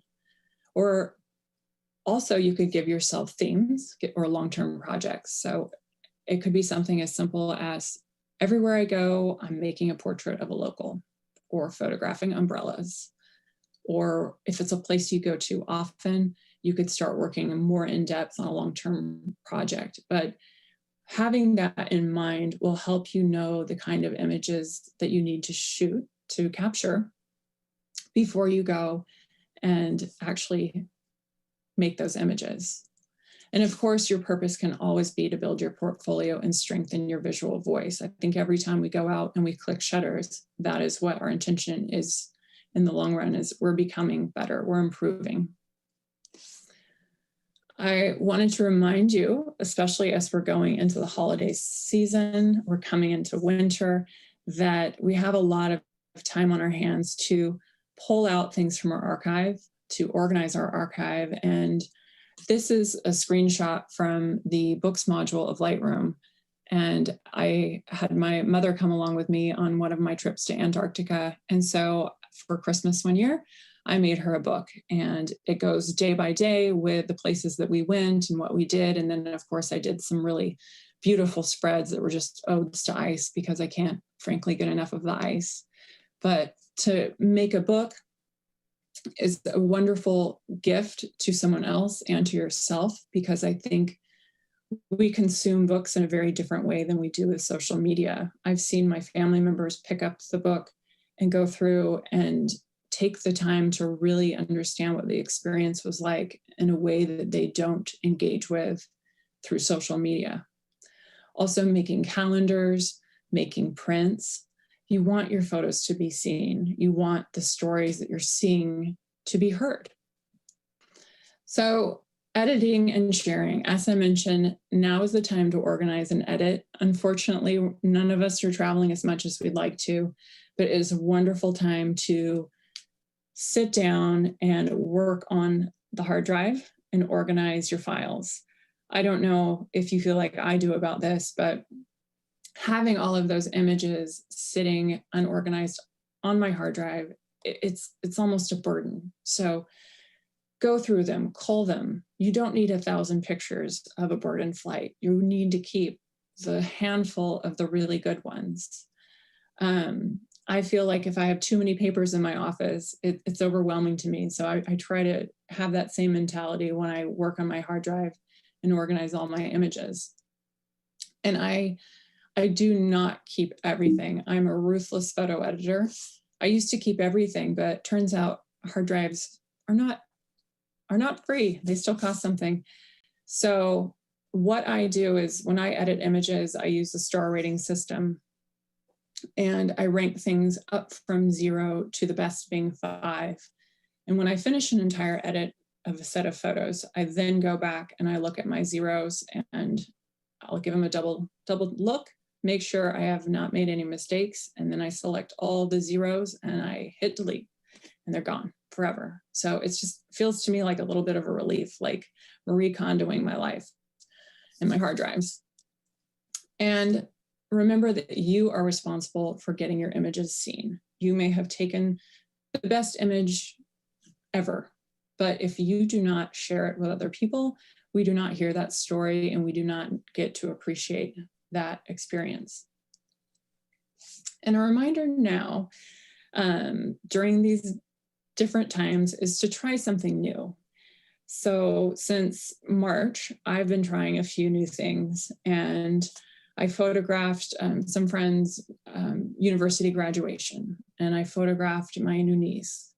And then I decided to get creative and do a few self-portraits. So here is one of my self-portraits that I took in the spring. And then also, since I was able to be close to home this year, I started a small cut flower farm. And so I've been using my photo skills to build my website for my flower farm and make images to put on social media and to be able to populate my newsletters and documents. So it's just been a great way to keep using my photography. I'm using it in a new way, using it for new purposes, for the product page when I'm selling arrangements. But I would encourage you to keep shooting, keep making images, find opportunities, even though they may not be what really gets you excited about photography. Maybe you love a certain kind of photography, but go out there, try something new, because I think any experience with photography that you have is going to make you become a better photographer. And I like to tell people that if you can't make a compelling photograph in your own backyard, what makes you think you could make one anywhere else? So why waste an expensive trip learning to become a better photographer? Now is the time to do it close to home, do it in your apartment, do it in your backyard, do it in the city that you live in, and just keep taking pictures, because you're only going to get better. And then when we're able to travel again and get out and see this beautiful world, you're going to be that much better to be able to make images and tell the story of our beautiful world. So I hope that you got some information from that you'll find useful during these days, and have a great time taking pictures. And thank you for listening.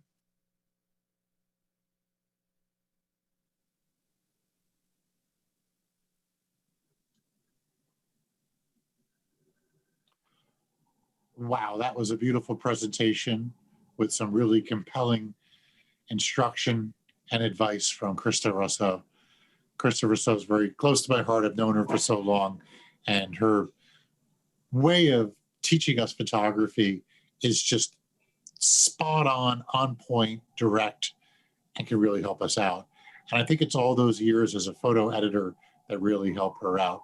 You can jump over to the B&H experts room if you have some Q&A for her. I think Keith Carter is still speaking over there, but she'll be joining that shortly. Okay, moving right along. We're in the home stretch for the evening, looking at our, we've got a reliable 775 people still watching the live stream. You guys are dedicated. It's great to see you here. We're about to really step into something that's pretty amazing right now. We have Luxley ambassadors since 2016, the NPAN boys. That's the National Parks at Night. National Parks at Night leads night photography workshops and tours that provide world-class education both in the classroom and in the field. The 5 partners of NPAN, Chris Nicholson, B&H's own Gabriel Biederman, Tim Cooper, Lance Kiemig, and Matt Hill, have over 60 years of combined experience teaching night photography. They published 5 books on photography, which have been translated into 8 languages. And our weekly blog is one of the premier resources for all things night photography.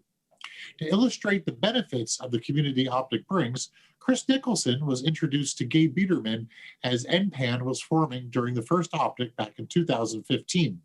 At OPTIC 2016, all 5 NPANers took the big stage for a wonderful panel discussion on night photography. Today, we're fortunate to have 3 of the NPANers, Tim, Lance, and Chris, speak about a unique technique that truly encapsulates the definition of photography, derived from Greek, painting with light. You got it. So, without further ado, I would like to turn this over to the NPAN boys to talk about some light painting. David, thank you for that introduction, and thanks for having us back to OPTIC yet again. We really enjoy being here. And thanks also to Luxley for sponsoring us today. So we are National Parks at Night. There are 5 of us: Chris Nicholson, Matt Hill, Gabriel Biederman, Tim Cooper, and myself, Lance Keimig. Chris and Tim are with me here today, and we're going to be talking about light painting with LED light panels. So National Parks at Night is a night photography education program. Our flagship offering, as you might say, is we do workshops and tours focusing on night photography in national parks and pretty much any inspiring place we can find, from the natural to the urban and anything in between. We also have a weekly blog, which is free every weekend. We publish something about night photography or about dark skies, the national parks, what have you. We also offer one-on-one tutoring. We've got videos. We've got a very active YouTube channel. And just this year, we've gotten pretty serious about publishing ebooks as well. We just published back in the spring. We did one on photographing meteor showers and one on tripods. And we've got one coming up about today's topic, light painting. So, go to our website and sign up, and you can get access to all this information. Well, let's jump right into it. We're talking about light painting specifically with LED panels, but a lot of these techniques will be able to apply to whatever you're lighting with.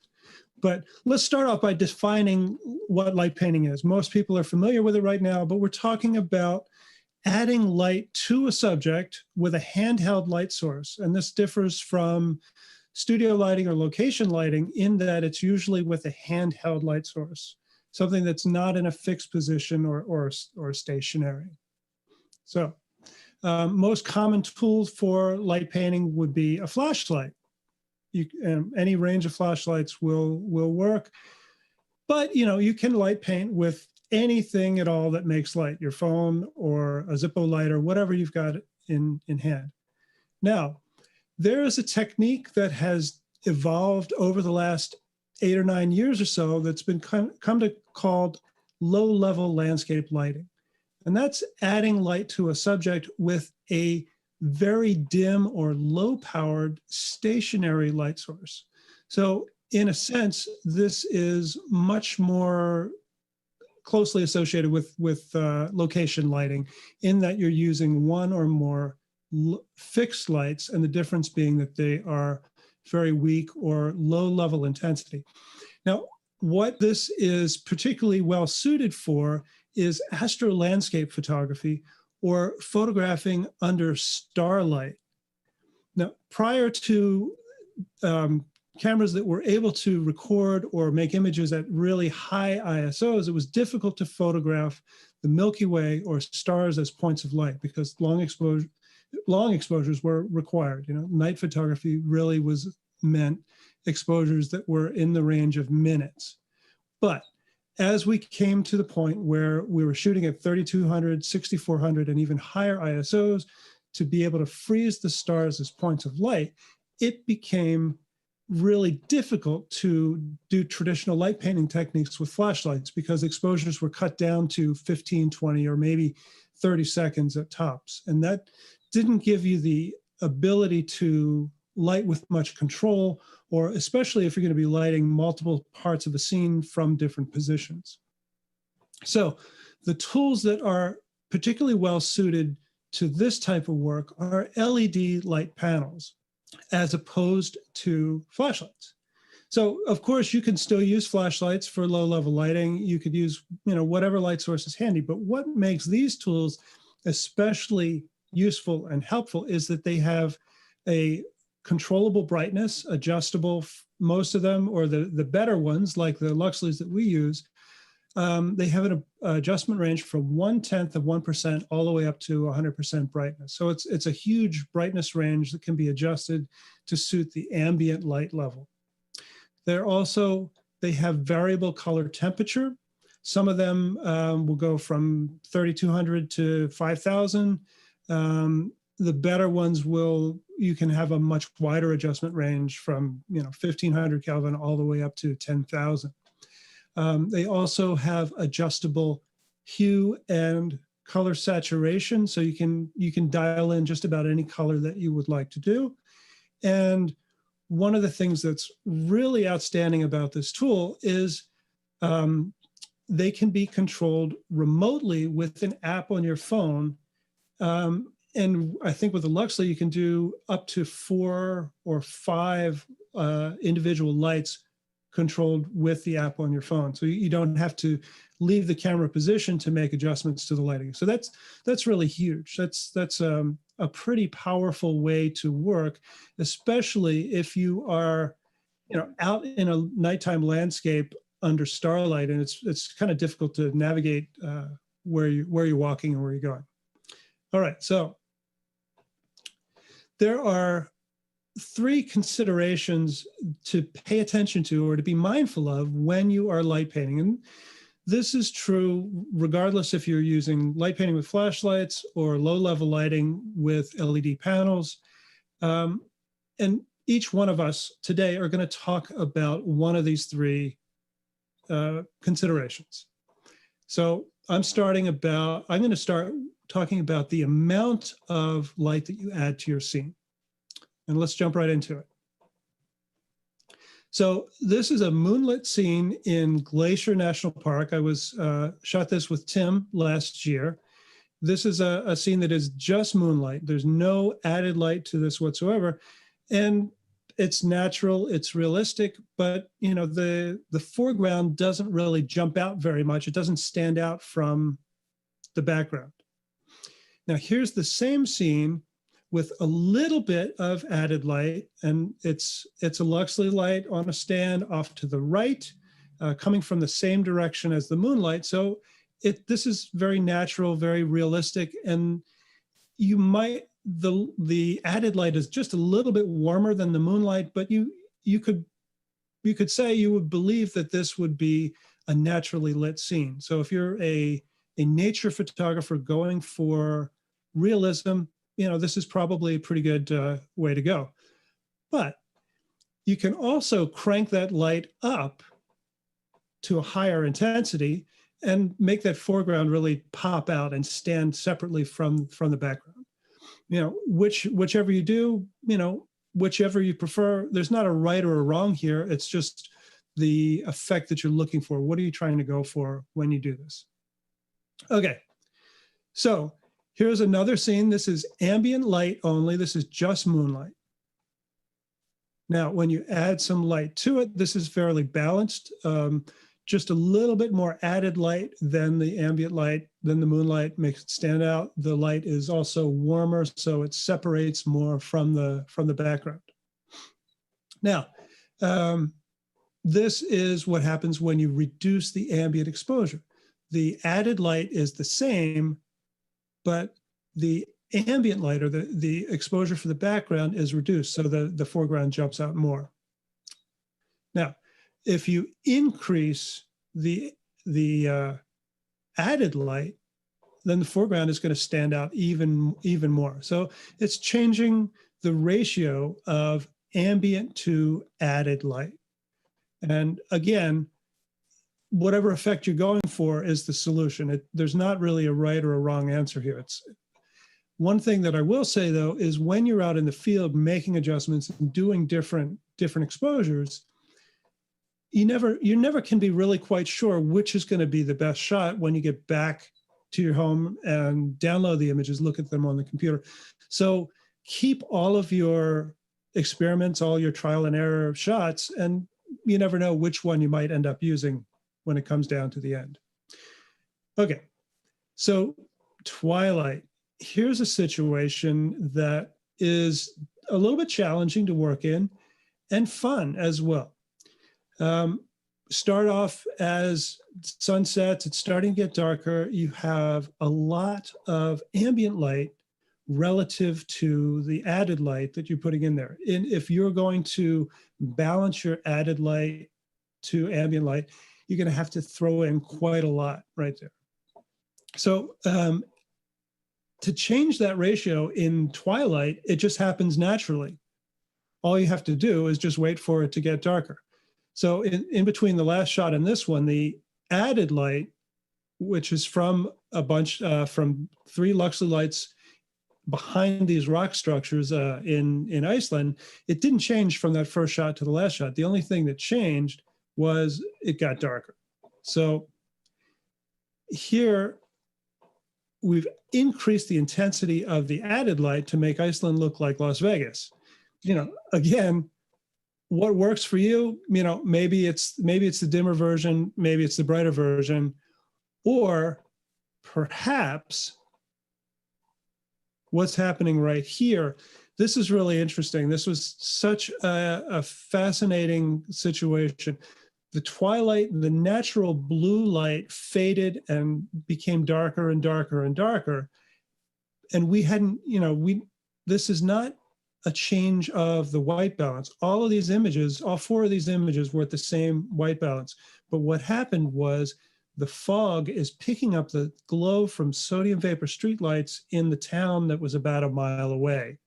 So the ratio, not only the ratio, but the ratio and the color of the light changed over the course of time. And then of course the alien appeared just at the last minute as well. But so being mindful of the change of natural light and how that transforms, it can make a huge difference going from ambient light such as this to ambient light that's completely different in color and the quality of that light as well over the course of time. All right, so now knowing when to say enough is another factor that you have to be, it takes some experience to get used to. And again, when you're making different exposures, keep them all, because you never know which one you're going to really prefer. So this is Alabama Hills in California's Eastern Sierra. Again, like that first image, it's very realistic. There's minimal added light here. You know, this could work. You could say, sure, this is an acceptable exposure. There's just enough added light on the foreground to give you a little bit of shadow detail. You know, for me, this is over the top. This is too much added light. It really kind of kills the whole shot for, you know, the way I see this scene.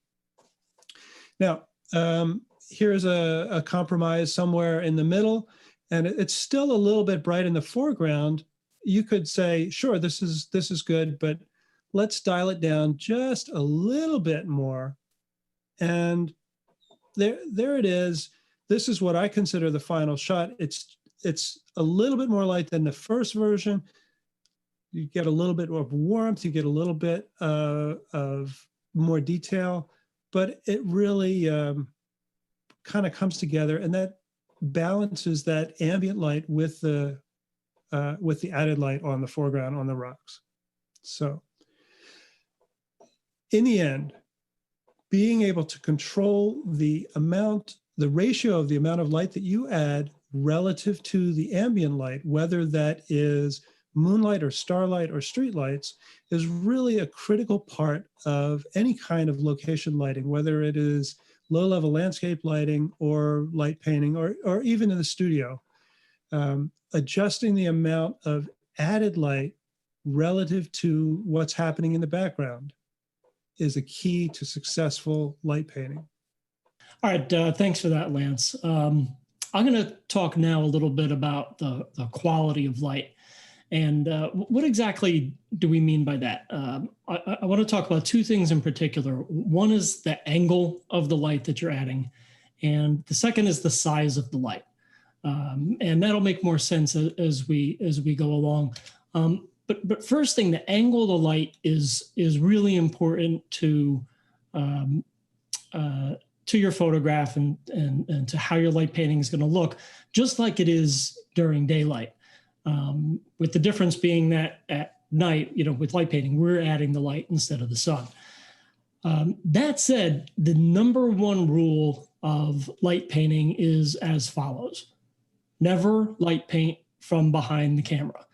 That is the number one worst angle that you can light paint from, because when you do, everything looks flat. It's the exact same sin as photographing with the sun to your back. When the light source is hitting your subject directly, you don't get any shadow, you don't get any depth, you don't get any texture. So you always want to move your light off of that axis. So here's an example. This is a standing stone in Scotland with no light added to it. And what I'm going to do is I'm going to add light painting to it from different angles. So you can see over at the left is a diagram of what we're looking at and where the light's coming from. So you can see right here, if we light paint from the angle of the camera, everything is flat. Like I said before, right? There's no texture in that stone. There's no depth to this. It's just very flat light. But when I move that light just 45 degrees off of the camera axis, you can see that now we're starting to get some depth. So the right of that standing stone is now in shadow, as are all the little nooks and crannies of the rock face, all have a little bit of shadow to them. And you can see how that adds some texture. But we're still not there. 45 degrees usually for me is not enough of an angle. I want to get as close to 90 degrees as possible because that's where I'm really picking up texture. So you can see by having the flashlight over to the left of the stone, it's scraping the front, and now it's really picking up all that texture. And where's that texture coming from visually? It's the shadows, right? So the light is hitting the very edge of all those nooks and crannies and creating shadow to the right of them, which to us as the viewer gives us texture in that rock face. And then you can see that the right side is still more in shadow. Now you can get really extreme, and with a lot of subjects, you could even get behind and light paint from 180 degrees from the camera. It doesn't always work, but it's something that I always like to try and look at. It can work great with trees or grass or anything where there's a lot of detail that can pick up that backlight. In this case, with the standing stone, I combined that. So for the final version of the photo, I'm light painting from 90 degrees to the left, and then also from behind. So also think about how you can combine the angles of light. Here are a couple of examples. This is up in Lassen Volcanic National Park. And you can see from the texture on the front of the rock that I'm light painting this from pretty much exactly 90 degrees. It's a very sharp angle to the subject. And that light just coming across the rock face is what's creating all that texture. And then this is almost completely backlit from a complete backlit angle. This is up in Death Valley. And I wanted that effect of the shadows kind of coming toward the camera. Now, I'm not directly behind the bush because there wasn't enough room to hide. So I went way far in the back and came at as much of an angle as I could to create that backlight without actually being in the frame. But again, before, I mentioned about how it leaves, branches, things like that pick up backlight very well. This is a good example. All that light's coming from behind. Okay, now the size of light is the second thing I wanted to talk about. Now, why are we talking about size? What does that matter? Well, it comes down to hard light versus soft light. So with hard light, we're talking about contrast, where the edges of the light, the edge between the light and the shadow is very distinct and very sharp. There's contrast there. Soft light or diffused light, the edges are going to be softer. So there's less contrast along the edge between the light and the shadow. And what I like to shoot with a lot is getting like really soft and really diffused. I kind of think of it like a big cotton ball of light, where the difference between the light and the shadow is very gradual. And we'll see some examples of that coming up. But you see this in daylight too. Again, so light painting it's like shooting in daylight, except we're adding our own light instead of taking it from the sun, right? So everybody knows from daylight photography, you're out shooting in a sunny day and there's a lot of contrast, but shooting the exact same scene in diffused light gives you a completely different effect. So that's the same kind of thing that we're going for with light painting. This is up in Colorado, and this is an example of high contrast light painting. I was relatively close to the subject. There's, you can see the light painted parts are very bright, and the parts that aren't light painted are very dark, and there's not much softness to the shadows in between. This is more of a high contrast light painting. This is very low contrast. So for this, I was off to camera right, and I was moving the light, which kind of affects the size of it. And we're going to cover that in a minute. But the idea was to give a very soft, kind of like that cotton ball, big cotton ball of light that I was mentioning before. I wanted a very soft effect to the foreground to contrast with the contrast of the background. Okay, so size of light. We're looking at a small light source versus a big light source. And this is the way, one of the ways that we can control the contrast or the quality of our light. So say we're light painting a bear, and we've got a small light source. That's going to be more contrasty. That's going to be harder edges to your shadow, as opposed to a large light source where it's going to be kind of less contrast, and you're going to have more graduation between your light and shadow. Quick disclaimer, we do not recommend light painting bears. Just a little legal obligation there, but you get the point. This is in Joshua Tree, great rock formations there.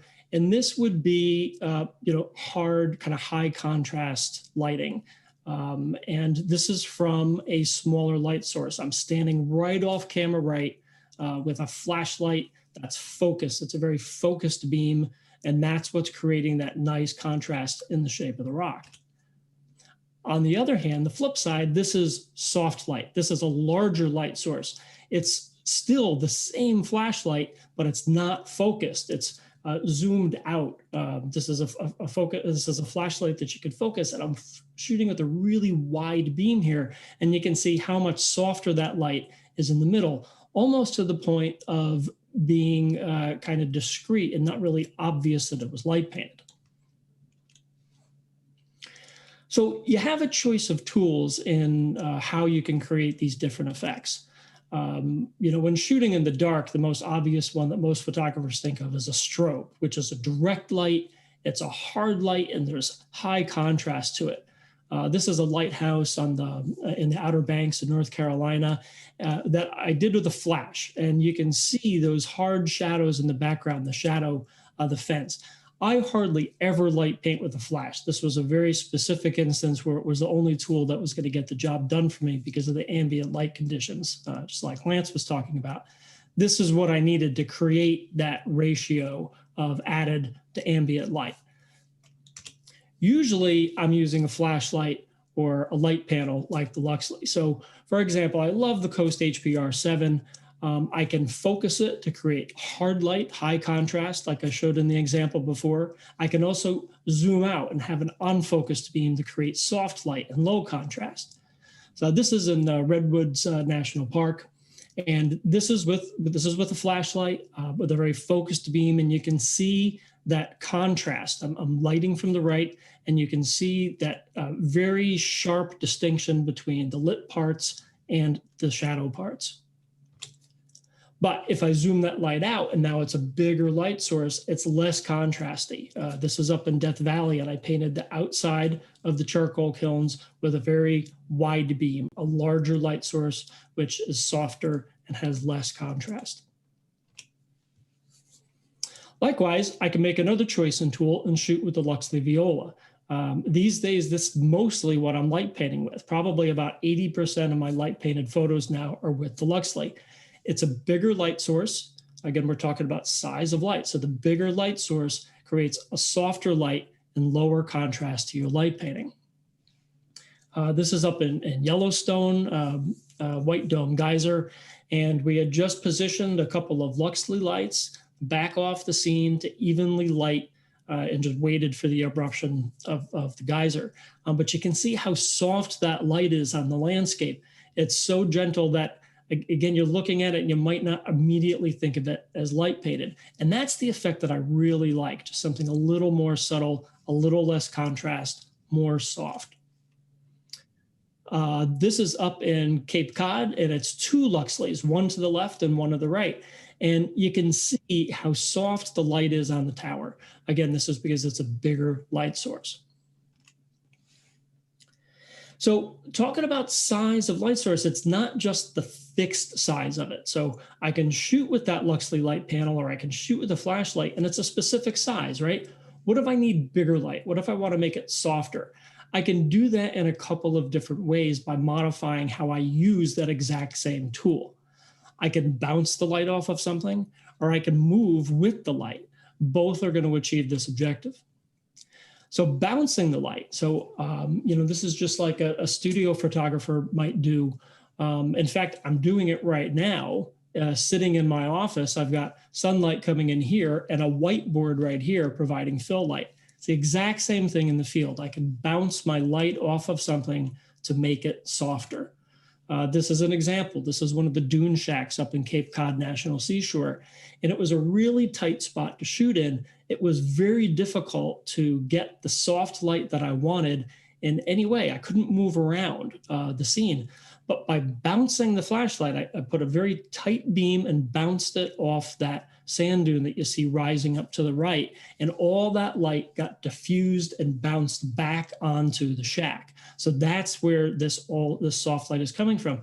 And that bouncing off the dune is essentially creating a larger light source out of something that's a small tool.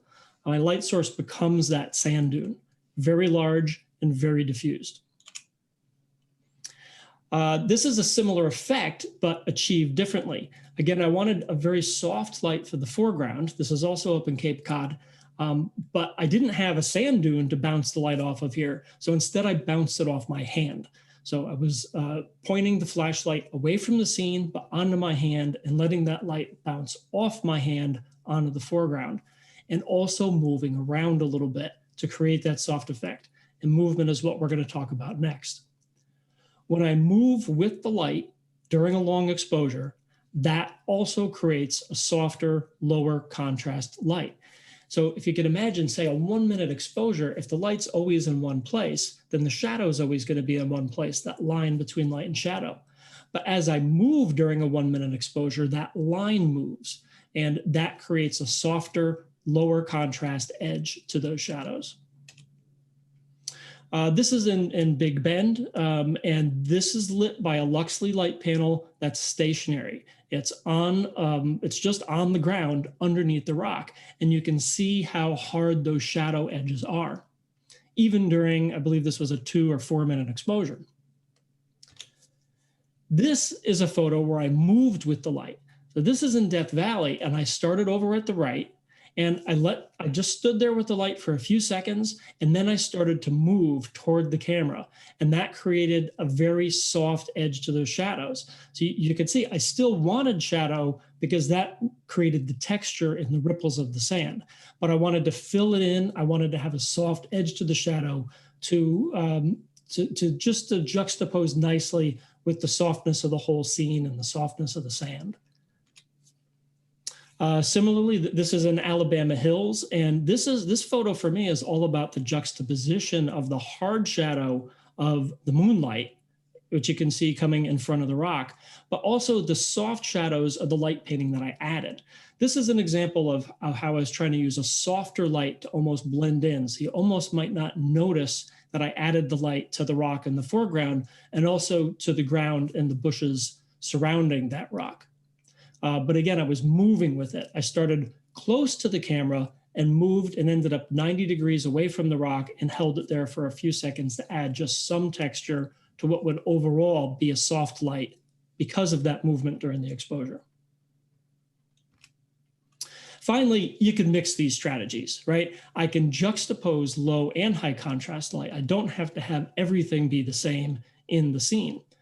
In fact, mixing the strategies and juxtaposing, just like you can with color, which Tim's about to talk about, or with exposure that Lance talked about, is I can use contrast in different parts of the scene to draw a difference between them, to show the contrast between different things in the photo.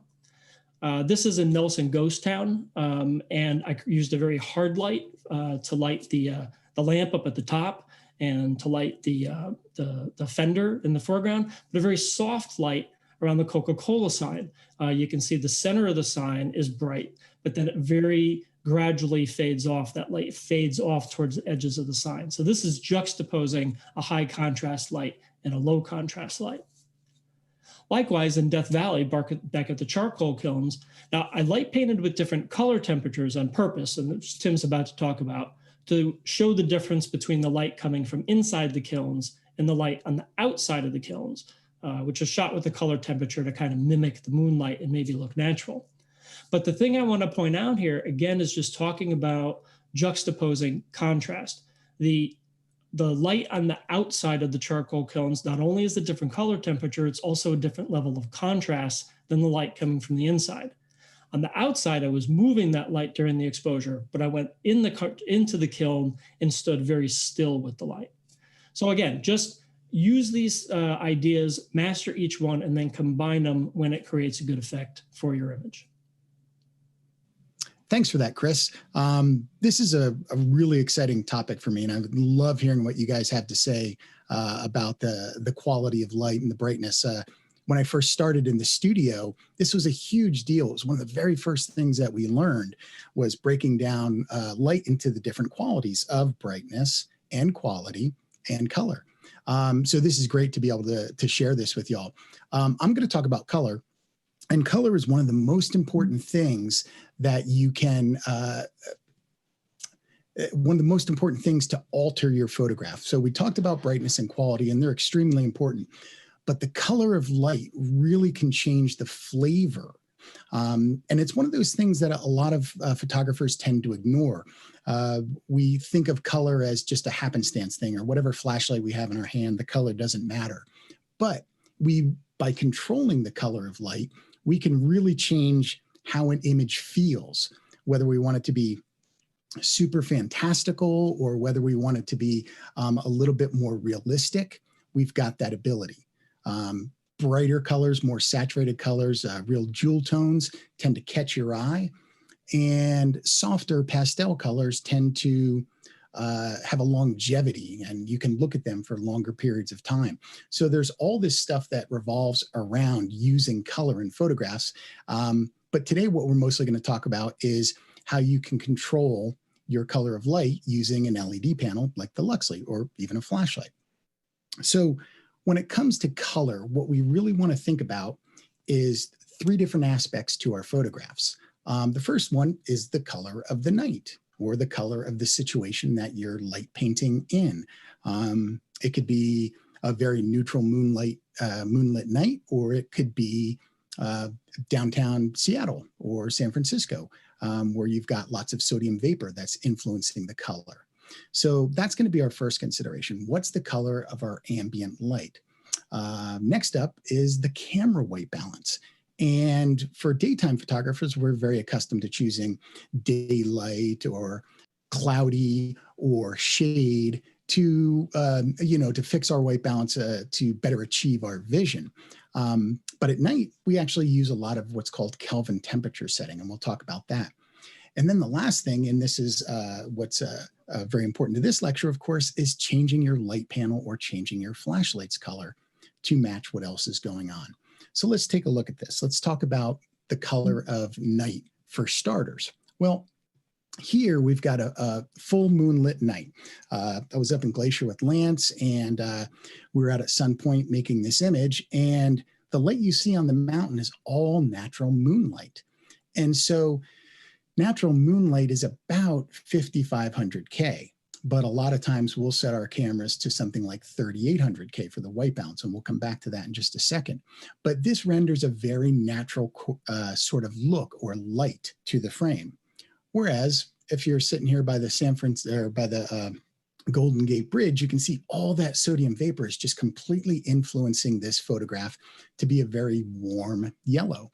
So if I was changing my white balance on my camera, or if I was changing my light panels, I would need to think about this color light first, then decide what I want to do with my Luxleys.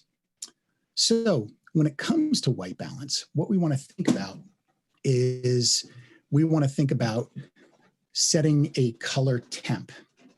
So here you're seeing the standard choices, the canned choices of incandescent or direct sunlight or flash or cloudy. And again, that's, during daytime photography, that's a lot of what we use. But at night, we want to choose our own color temperature. So by going into your camera's white balance settings, you can choose the exact color temperature you want. Here you can see I have 3800 chosen. This is pretty common for me, 3800, 3850. A lot of night photographers use that color temperature mainly to render the sky a little bit more blue. Now, some people think that's a little bit false, and they'll try to keep their sky a little bit more neutral. So they may use a 4000 or maybe 4200K. And your white balance setting on your camera is really super subjective. So there's nothing that's written in stone. This is just kind of where we start. So let's keep that number in mind, 3800K, 3850K. Because when it comes to setting your Luxley panel or your LED panel, you do have the ability to change that color temperature exactly. And this is one of the things I love so much about this tool. Here you can see we've got two dials. So the one on the top is brightness, and the one circled in red is the white balance. And when you turn that around, you can see you can dial in the exact number of 3850. And what that means is that light source is now going to be the same exact color temperature as my camera is set at. And this is a great way to keep things neutral throughout your photograph, or more realistic. Or you can raise it up and make the light more blue, or you can lower it and make the light more orange, which I often do. So very recently, about a week or 2 weeks ago, Chris and I were in the Alabama hills, and we did a bunch of work with playing with the color of light and photographing the arches and all the rock formations. And so this is a place called Cyclops Arch, and Chris and I were in here, and this was before we were doing any light painting at all, but we were just kind of getting our compositions, and the North Star is kind of right in the center there. So we're going to run a long exposure and get a North Star circle. But we need to add some light in here, because you can see the moonlight is just kissing the edges of this formation. So what do? We grab, in this case, a couple of Luxley panels and threw some light on the scene. And once the exposure started, we just let it rip. And so the lights stayed in position the whole time, and we were able to capture the star ring and adding in two lights. And speaking back to what both Chris and Lance were talking about, here you can see this part right here is very, very bright, and that's our key light. And then this is the fill light from a second Luxley. All right. So whether you want it to be realistic or more fantasy is really entirely up to you, but you have complete control. And in a lot of cases, what we'll do, especially at night, we'll use some color harmony, some colors that contrast with one another. So here we've got the dark blue sky against the boulder. Now, this boulder is really rather white, or almost a neutral color. So what I did was set two panels on either side and warmed them up a little bit. So the light on the rock would be warm, and then that would contrast against the blue of the sky. So a lot of times at night, I'm very much working with these warm and blue colors, but not always. So for example, Chris and I had been talking about the color of the light and the color of the moon. And during this particular workshop, we were shooting under the full moon. And so this particular image is with no lighting added. And you can see the round formations on the bottom. That's moonlight. So that's that beautiful backlighting coming in and causing all that texture. And it's also causing the form, it's giving it form rather than just shape. And of course, we're getting a nice sun star shooting into the moon. But when I added in light, because I wanted to add in some fill light onto the back walls here, what I did was I did my normal thing. My camera is set at 3800K. It's a moonlit night. I'm getting a blue sky. But when I put the Luxley light and bounced some light in there, or I shouldn't say bounce some through some light in there, again, very much side lit, as Chris explained, what happened is it ended up turning a very warm color. And you can see the backlit wall is now a different color than the moonlit rocks. And I thought, you know, for this shot, what I really want to do is I want to try for a natural look.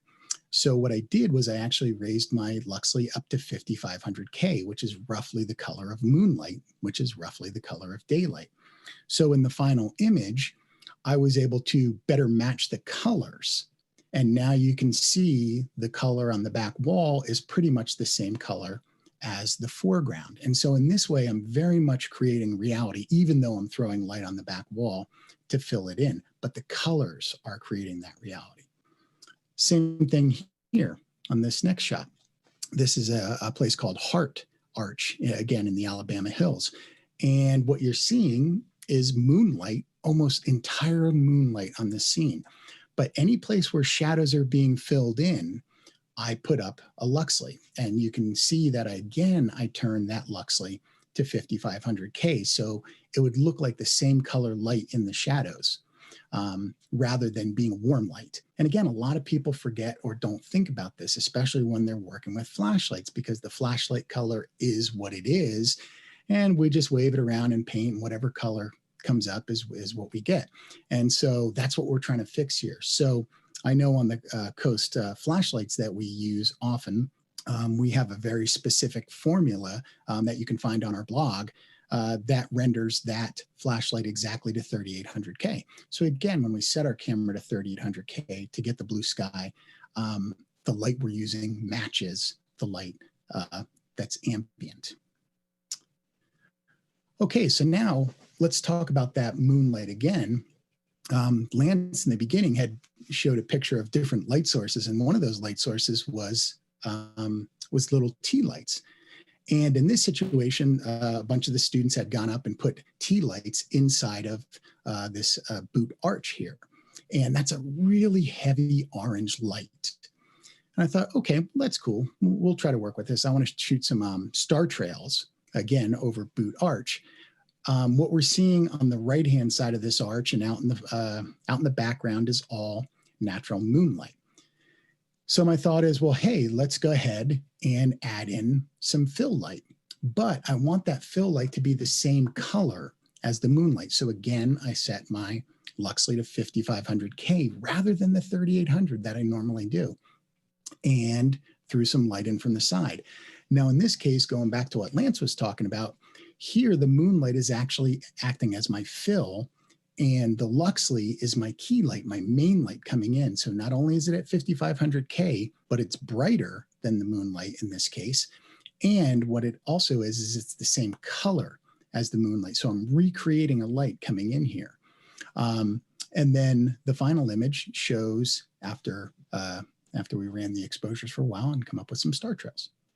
So using that color of light, whether it's going to be realistic, whether it's going to be subtle, or whether it's going to be over the top and fantasy, is a great way to really bring out the different flavors of your photograph. And it gives you the opportunity to create and to sort of be the master of your own image.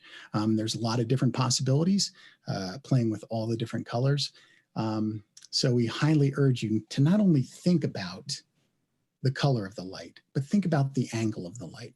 Think about the quality. Do you want it soft? Where is it coming from? Do you want to use multiple lights? Do you want to create a sense of realism? Or do you want to create a sense of fantasy? But by truly understanding those three aspects of light, you're going to be much better off in your image making process. So with that, I would just like to say thank you very much to both B&H and OPTIC and Luxley, our sponsor. We love their tools. We use them all the time. It's been great being here. Thanks everybody for joining us today. And Lance, Chris, thank you for your input. Loved hearing what you guys had to say about that topic. Yeah, likewise. Thank you. One of the things I was thinking about when you guys were talking is how much of this information is on our blog. Like, Tim, you were talking about color harmony, Lance talking about lighting ratio, manually controlling white balance. This is all stuff that you can really dive into. We've got blog posts about all of that if anybody watching wants to check that out.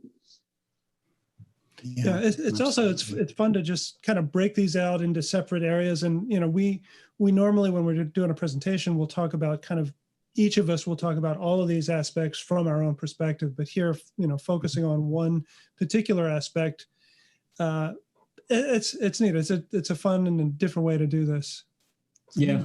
Yeah, for sure. It seems like, we've done either as a group or individually done OPTIC every year since the beginning. It's one of my favorite conferences. And, we kind of course, talking about night photography, we, sometimes kind of go over the same topics from one year to the next or all that, but there's just always such a different way to approach it. And, it's interesting to me to see the way that we, each of us puts together sort of, which you might think of as the same material. But there's just so many levels of creativity just in light painting alone, let alone in night photography altogether. I love the variations that we can do and talk about. Yeah. Go ahead, Lance. I was just going to say, it's so true that, light painting is one of the types of photography or aspects of what we do that really allows for more creativity than just about anything else, because it's so variable. And that combination of being able to take a long exposure and have a period of time, whether it's 15 seconds or an hour, and work with it and manipulate it and twist it and shape it and form it into the image that we see up here before, rather than just what's out there in reality, and transforming and building an image. And in a way, I think, it makes light painting more closer to painting or drawing, because hence the name, I guess. But we're actually building rather than just capturing what's there. We're making the images, and that it just allows for so much creativity. Yeah, I couldn't agree with you more, Lance. That's what I think I love so much about light painting. You are actually crafting. You are creating a thing rather than just capturing. Yeah, awesome. Yeah. Well, everybody, thanks a ton for joining us. It's been great, and thank you guys. This is great to lecture with you all, because I get to see your images. It's like I don't often get to see your photos, so this has been great. Yeah. So everybody, thanks again. Yeah. Thanks. Take care. Thank you guys too. Good fun.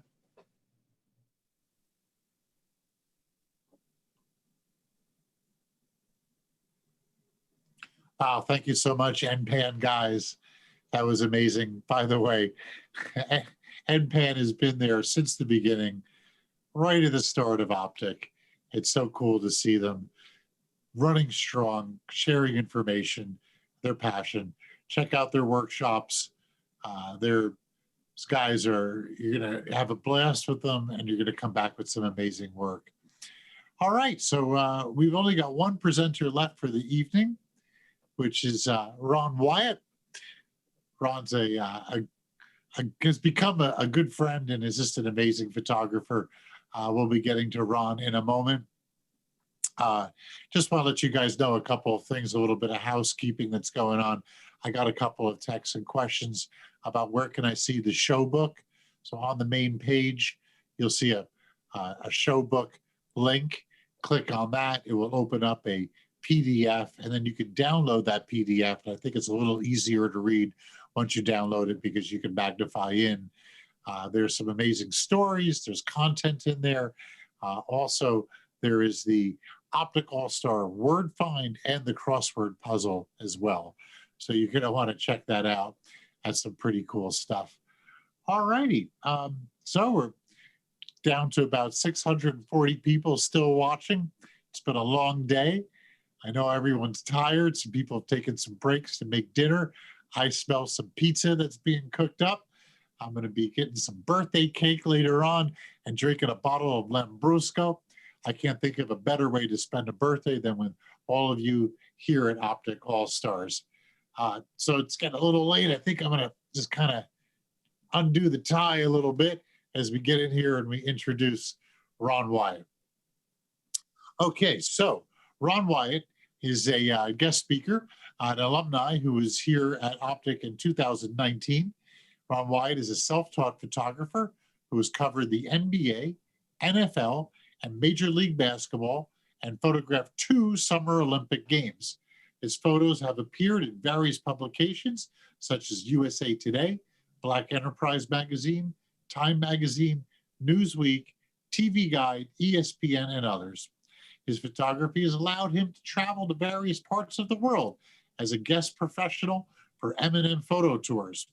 Leading workshops for over 6 years, Ron Wyatt is a rare Optic alumni as he's the only one of 3 photographers to speak at both Optic and Depth of Field, the 2 signature B&H produced conferences. Also, Ron is the only presenter who's graduated from my high school, albeit 13 years before my class at Colonia High School. Ron is a warm and down-to-earth photographer who has a great work ethic and a keen eye. Today, he's presenting a wonderful self-assigned body of work that doesn't require trips across the world, but is one that can be taken in your home state and a few neighboring states. A great detail of the Northeast United States, covered bridges. Ron, it's an honor to have you back here speaking at Optic All-Stars, for you are truly an all-star. Enjoy. Thank you so much.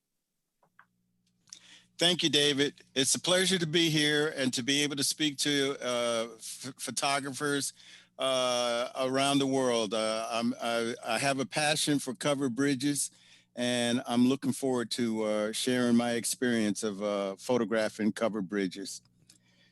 Since when I first started photography, I worked at General Motors on the assembly line, and on the weekends, I would go out and photograph various subject matters like lighthouses, covered bridges, and just absolutely fell in love with the covered bridges. I've been shooting them for over 30 years and have a pretty good collection. But the photos that I'm going to show you today are some photos that I recently shot while this virus was going on. So anyway, today we're going to share some photos from my traveling around East Coast photographing covered bridges, and I hope you enjoy the work. I'm looking forward to sharing this work with you. Now, as far as equipment, I'm going to speak briefly about equipment. What I like to do is carry 2 bodies with the dual strap, believe it or not. And I'll drive up to a car. I'll already have my dual strap holder on. And then I'll grab a body with the 24 to 70. And then I'll grab another body with the 70 to 200. And what I like to do is if a car comes or if there's something where I need the tight shot, I'm able to just go directly to the telephoto lens and I'm ready to go. I never want to be switching lenses to try to capture an image. Obviously, you know, it's too late to try to do something like that. And now when I go to a place like Lancaster, Pennsylvania, every once in a while, you'll hear a horse going down the street. And then what I like to do is use my 100 to 400 to capture the Amish people in their buggies. They really don't want you taking photos of them. So what I like to do is have the 100 to 400, and I'll have that lens where I can shoot them from far away. And then usually as they get closer to me, I'll put the camera down or turn away just to respect their religious beliefs. In this presentation, I do have one shot that shows. But like I said, I usually have 2 to 3 bodies, and then I'll have a 24 to 70, 70 to 200. I'll also have a 16 to 35 on occasion, just to get a super wide shot and to be able to get close. A lot of times with covered bridges, they're on people's property, and sometimes they'll have a fence to block you from getting the side angle. I usually like to try to show a front angle and a side angle. So a lot of times that 16 to 35 will help me get closer to it.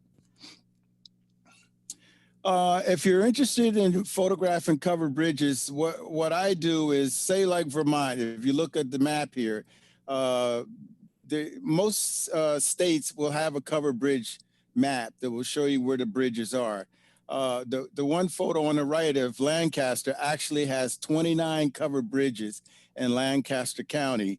And I actually did shoot all 29 of those bridges on 2 separate Saturdays. I did 20 on one Saturday and came back the next week to shoot 9 more. Again, the virus is going on, so business is a little slower, so I have the time to be able to spend. But if you're in Indiana, just Google covered bridge, and I'm sure, I believe Indiana has like 49 covered bridges in it, and you'll see a map, and most of the time they've even will map out a route for you to start at point A and point B, go in a circle, and be able to capture a few different bridges. So for me, again, the fascination of taking a drive out into the country. I'm a smooth jazz liker, so I'll have my headphones or listen to music in the car. And then you turn around the bend, you're following the map, and you turn around the bend, and all of a sudden, voila, there's your covered bridge. You jump out of the car, and most of the time there's a nice stream going by, and you get to listen to the water going down. And it's just very relaxing. And, you know, like I said, for over 30 years, I've been shooting them and enjoying them. I'm hoping someday a magazine or a car company or someone will hire me to document, you know, a majority of the bridges in the United States. This photo was shot with the 24-70. And again, I like to try to show 2 sides of the photo, the front and at least one side showing the length of it, if all possible. This one was actually shot about a week ago, and we got a little color of fall foliage going in, and a motorcycle going across. For this one, this one was out in the park, and it was more,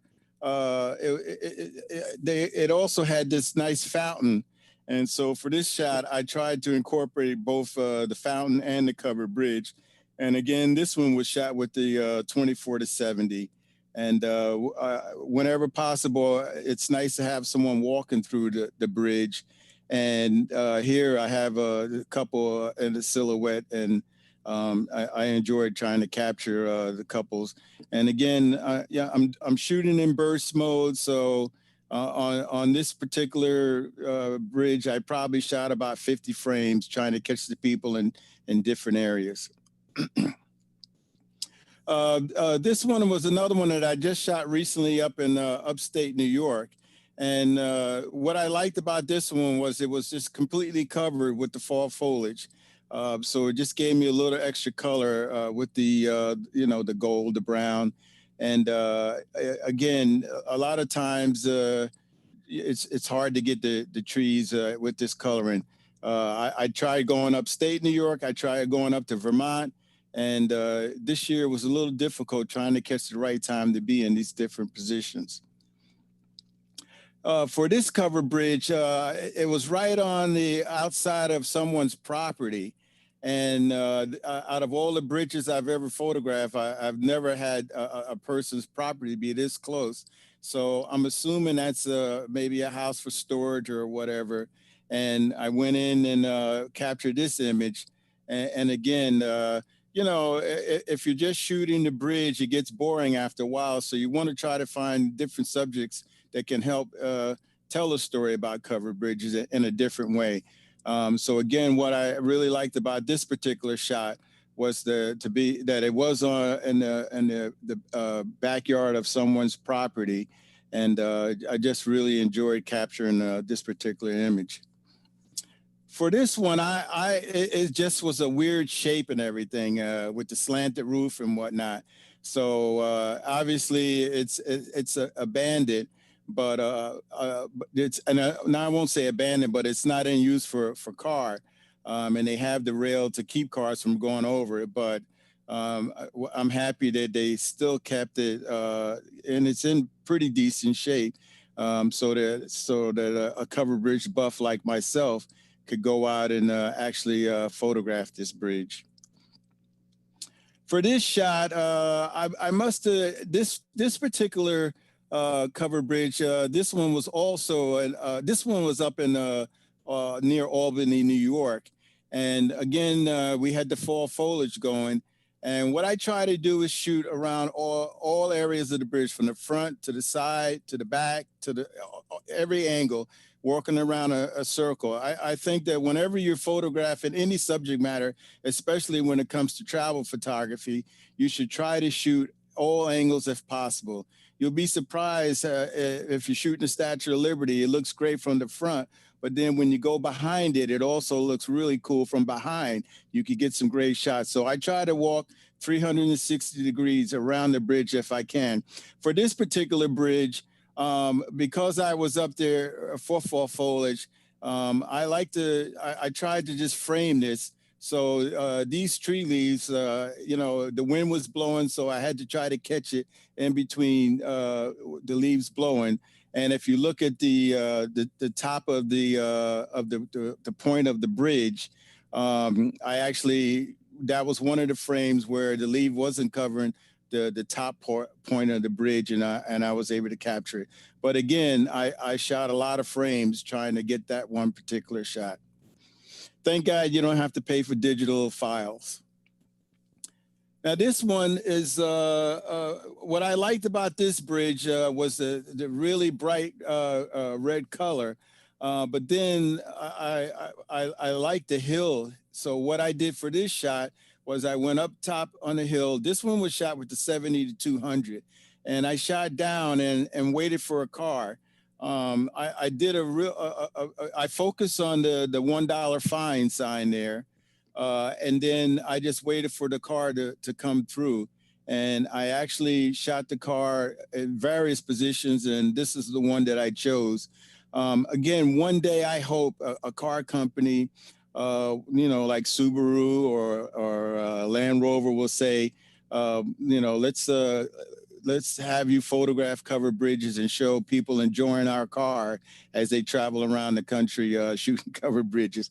All right, I may be reaching, but anyway, that's one of my goals. Is I'd love to be able to shoot the rest of the bridges in the country and actually maybe get paid for it. For this shot, this one is underneath the covered bridge. I went to, this one was shot in Allentown, and it had a nice walkway under the bridge. And I shot this with a 24-70. Of course, I had to lower the shutter speed a little bit and also bump the ISO to capture it. But I just wanted to be able to tell the story of how wear and tear after all these years will affect the bridge. And again, if you're any subject matter, if you're photographing lighthouses, you just don't want to have 100 shots of a lighthouse, but you also want to show, you know, a tight shot of the light bulb and anything that pertains to that lighthouse, so that you can add other photos to your book or your presentation. And this photo adds to, you know, covered bridges. Now you're seeing what it looks underneath. Now, this one was also shot in upstate New York, and I first saw the bridge and I jumped out the car, had my cameras on, a 70-200, 24-70, and I started walking towards it, and I saw this puddle of water, and the reflection popped out. And this is one shot that I just absolutely had to capture because of the water and the reflection. And most of the time, it's kind of hard to get vertical shots when you're shooting the covered bridges. But this one I was able to capture in the vertical format, and very happy to be able to capture this image. Whenever you're trying to deal with reflections and water, especially if the water is moving, you want to try to catch it where it's still, and you may want to use a really fast shutter speed so that you don't get the water moving, because that'll help keep, by being able to stop the water, you'll be able to freeze that frame so you're not getting a blurry reflection. For this one was shot with the 70 to 200. And then this one was shot with the 100 to 400. And this is a car going down. That's actually, I had my girlfriend take my car, and I just wanted to get some shots of a car going in with the lights on.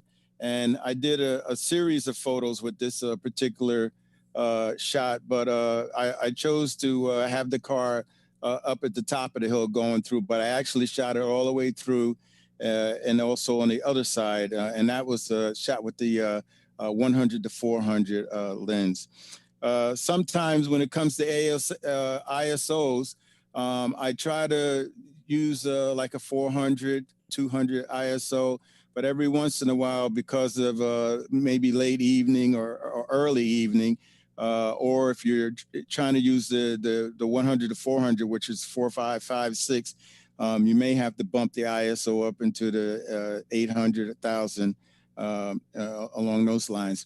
This particular photo was shot, I did a side angle of the stream underneath the bridge. And for this one, I dragged the shutter. So it was probably about a 15th of a second, maybe a little slower. And again, I'm holding my arms against my body, and I'm trying to hold the camera still. And whenever I photograph, take a shot like this, then if this camera will do 10 frames a second, then I'm actually doing it 10 frames a second, because I may be at an 1/8 of a second, a 1/10 of a second, a 15th of a second. And, you know, maybe the first time I hit the shutter button, you know, you'll get that camera shake, but by the time you get through 10 frames, you'll be able to pick one of the best of the 10 frames to present. Again, back in film days, I would never do that, but now with digital, well, I did do it during film days, but you had to pay for it. So that's one of the tips. I never try to, you know, shoot a single frames. I always do 3 to 5 frames almost every time I hit the button. This is I heard the horse coming down the road, so I grabbed my 24 to 70 because I wanted to catch the horse and buggy coming out of the bridge, and I was able to capture about 20 frames. And I like this frame because I guess the horse must have heard my camera clicking, and he kind of looked over off the blinder and was looking at me here. Again, with the Amish, I try not to, you know, show the people if all possible, just out of respect for their belief. Okay, so now I'm going to talk about how people enjoy the bridge, whether it's swimming, bicycle riding, etc. Again, I'm trying to tell a story about covered bridges. I hope someday I'll be able to do a book, and I want to just not only show the bridges, but other activities that pertains to the bridge. So this is a group of people that were out driving, and this particular guy decided he was going to get up on top of the roof and ride through. For this shot, this was shot with my 100 to 400, and this was it was a Saturday in Lancaster, Pennsylvania. And there was actually a bike tour happening during that day. And I was able to capture this guy riding his bike. And again, I did a series, but this one, I have him in the highlight area. So I captured the image there, but I also have shots of him going through the tunnel and coming all the way through. It's just a real nice series of photos you're able to capture with something like this. For this shot, I was out photographing the bridges, and then when I was walking back to my car, I noticed this guy was fishing, and I asked for permission to photograph him, and he allowed me to photograph him, and he actually caught a fish, and he's getting ready to unhook it and throw it back in, and I was able to capture this particular image. So it was nice to be able to see, have a covered bridge and actually somebody enjoying the view of the bridge, listening to the water going down, and actually fishing. For this bridge, if you look to the right, all the way at the end of the bridge, here's a bunch of swimmers jumping off the edge of the side of the bridge. And again, out of all the years that I've been photographing bridges, this was the first time I actually saw people swimming around the bridge. And I just thought that was pretty cool. And again, when I'm trying to tell the story of covered bridges and trying to be creative and find other photos to tell the story for me, I was happy to capture these images of people swimming near the bridge. Again, here's another shot, a wide angle shot with the 24-70, where you see the kid on the left bottom of the frame jumping in the water, and people are out with their tubes and just really having a good time. And again, I'm enjoying photographing them, enjoying the covered bridge area while I enjoy taking photos and have that action going on. Now, this was, out of all the bridges I've ever photographed, this was the first bridge where it's not in use anymore. And what they did was they put out picnic tables so that you could actually come out and have a picnic. They do have signs saying that you're not allowed to have a barbecue grill there, but it still was something unusual. And if you look down to the right end of the other end of the bridge, these people were enjoying having a McDonald's lunch, and I went down and had about a 45-minute conversation with them, talking about their experiences with covered bridges. Here's a bicycle group. These guys were riding on a tour of a few bridges, and this was one that they stopped at, and I asked for if it was okay to take some photos of them.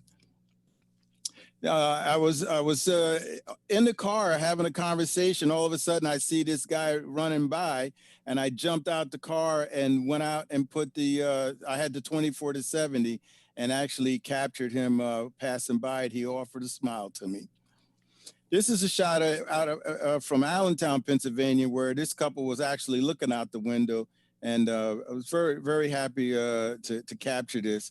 And I love the effect of the light coming in and lighting them up from the window. Speaking of windows, this category shows, we'll talk about looking out the window. Some bridges, they don't have any windows at all. Most of them have at least one window. And if you look at this shot, this one is one window in the middle. And then for this particular bridge, well, almost both sides are all windows, so you can see out. But what I wanted to do with this window, with the windows, is capture some images that will show you the window view from the covered bridge, what you can see after you're looking out the window. So here's a few of the shots.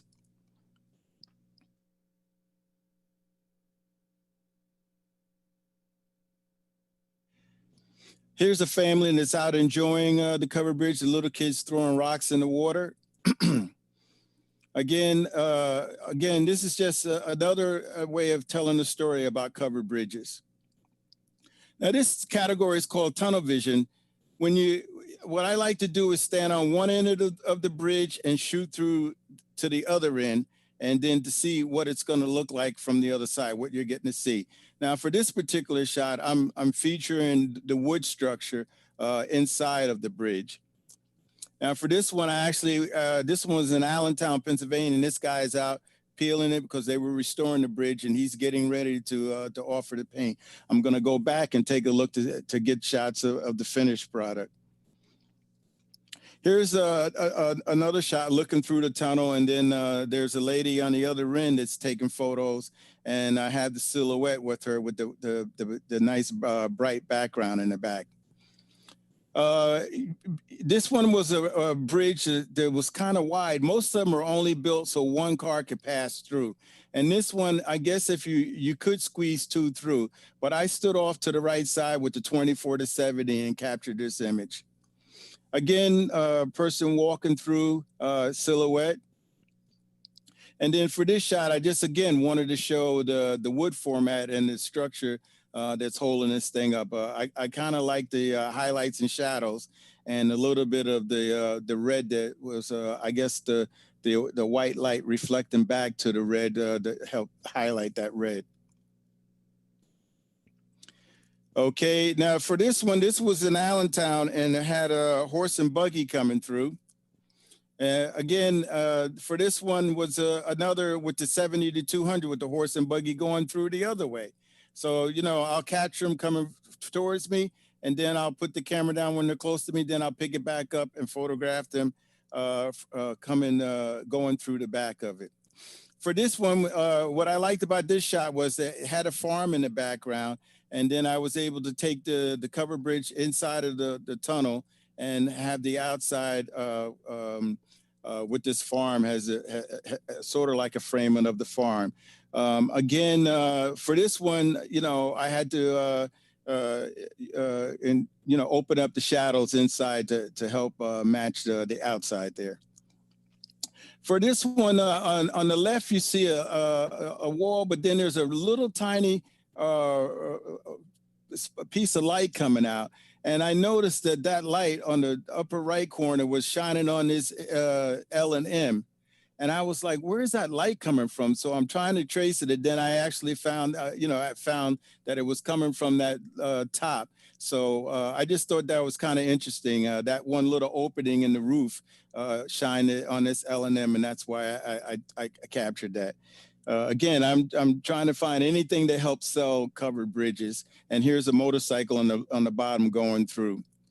So for this category, the AM Foster Covered Bridge, this is a pretty famous bridge in Vermont because it has no wires, just no obstruction to it. And this particular bridge, you're able to shoot 360 degrees and capture really good images. So for here, this is a wide angle front view of the bridge. That's shot with the 24 to 70. And then for this series of photos, the one on the left, again, it's kind of hard to get vertical shots. But this particular photo works really well because it's skinny and it just fits the vertical format really, really well. And then the one up in the upper right corner, what I like about all of these shots is that it was a really nice sky day, nice blue sky day. This is a tighter shot. This was shot with the 70 to 200. I just wanted to show that some of the texture of the wood and also get a really good title, a photo of the title of the bridge.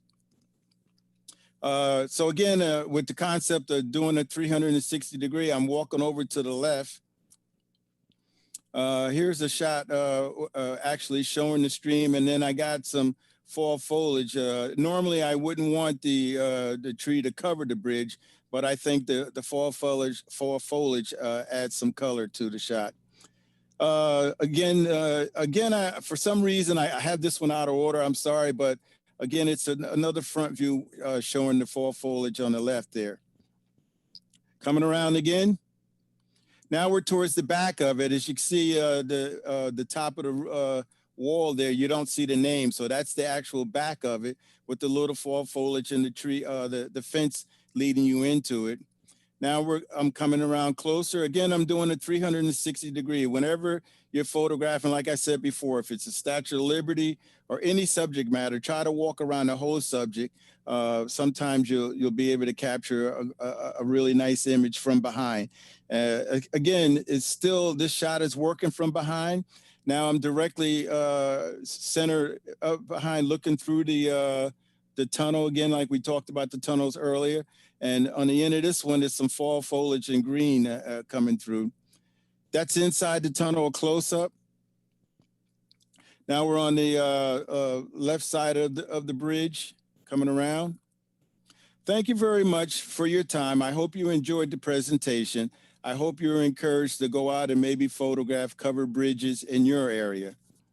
Here's a little information about me. And if you want to contact me, here's the information on how to do so. Thanks again for your time.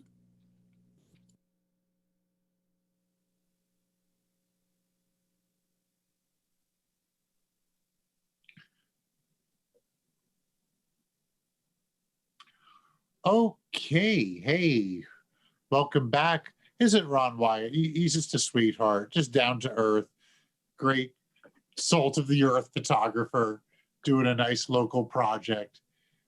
working hard. I just hope that Volvo or Cadillac or BMW, a car company, picks him up and gets him cross country taking photographs of cars and covered bridges. Okay, listen, I apologize, everyone. I was remiss and I forgot to announce the night photography competition after the NPAN boys did their presentation. So this is a really interesting one. This is a first in optic history. We actually have one person has won 2 categories. We had a big talk about this the other night to see if this was valid, if this could actually be done. He was chosen by 2 different of the judges who were not in cahoots or in conversation with each other. But this is going to be the winner of the night photography competition is winning a Luxley creator kit, which includes the brand new fiddle light, a diffuser hood, and also a Magnus Miniflex tripod. The winner is Path of Neowise, Paul Kazarian, who also won the landscape earlier in the day. So we actually have, for the first time, one winner who's won 2 categories. Pretty amazing. So the landscape was judged by Rudy Winston from Canon, and also the night photography was judged by Gabriel Biederman, night photography expert. We checked out the rules. We wanted to make sure that this was legit, but this beautiful photograph, Path of Neowise, has won the night photography challenge by Paul Kazarian. Paul also won the landscape category. That was the fire. That was the Golden Fire. We checked out we verified it. We checked out his 500px websites. These are his images, and 2 distinct different judges, not in discussion with each other, and they both gave him the award. So pretty amazing.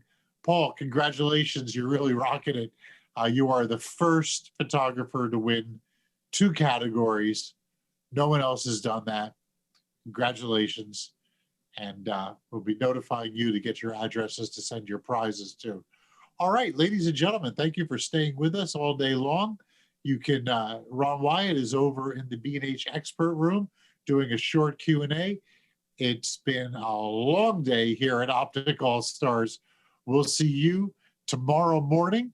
I'll be live at around 9:55. I'm going to introduce Sam Abel, and he's going to kick off the day. So thank you so much for joining with us and staying with us all day long.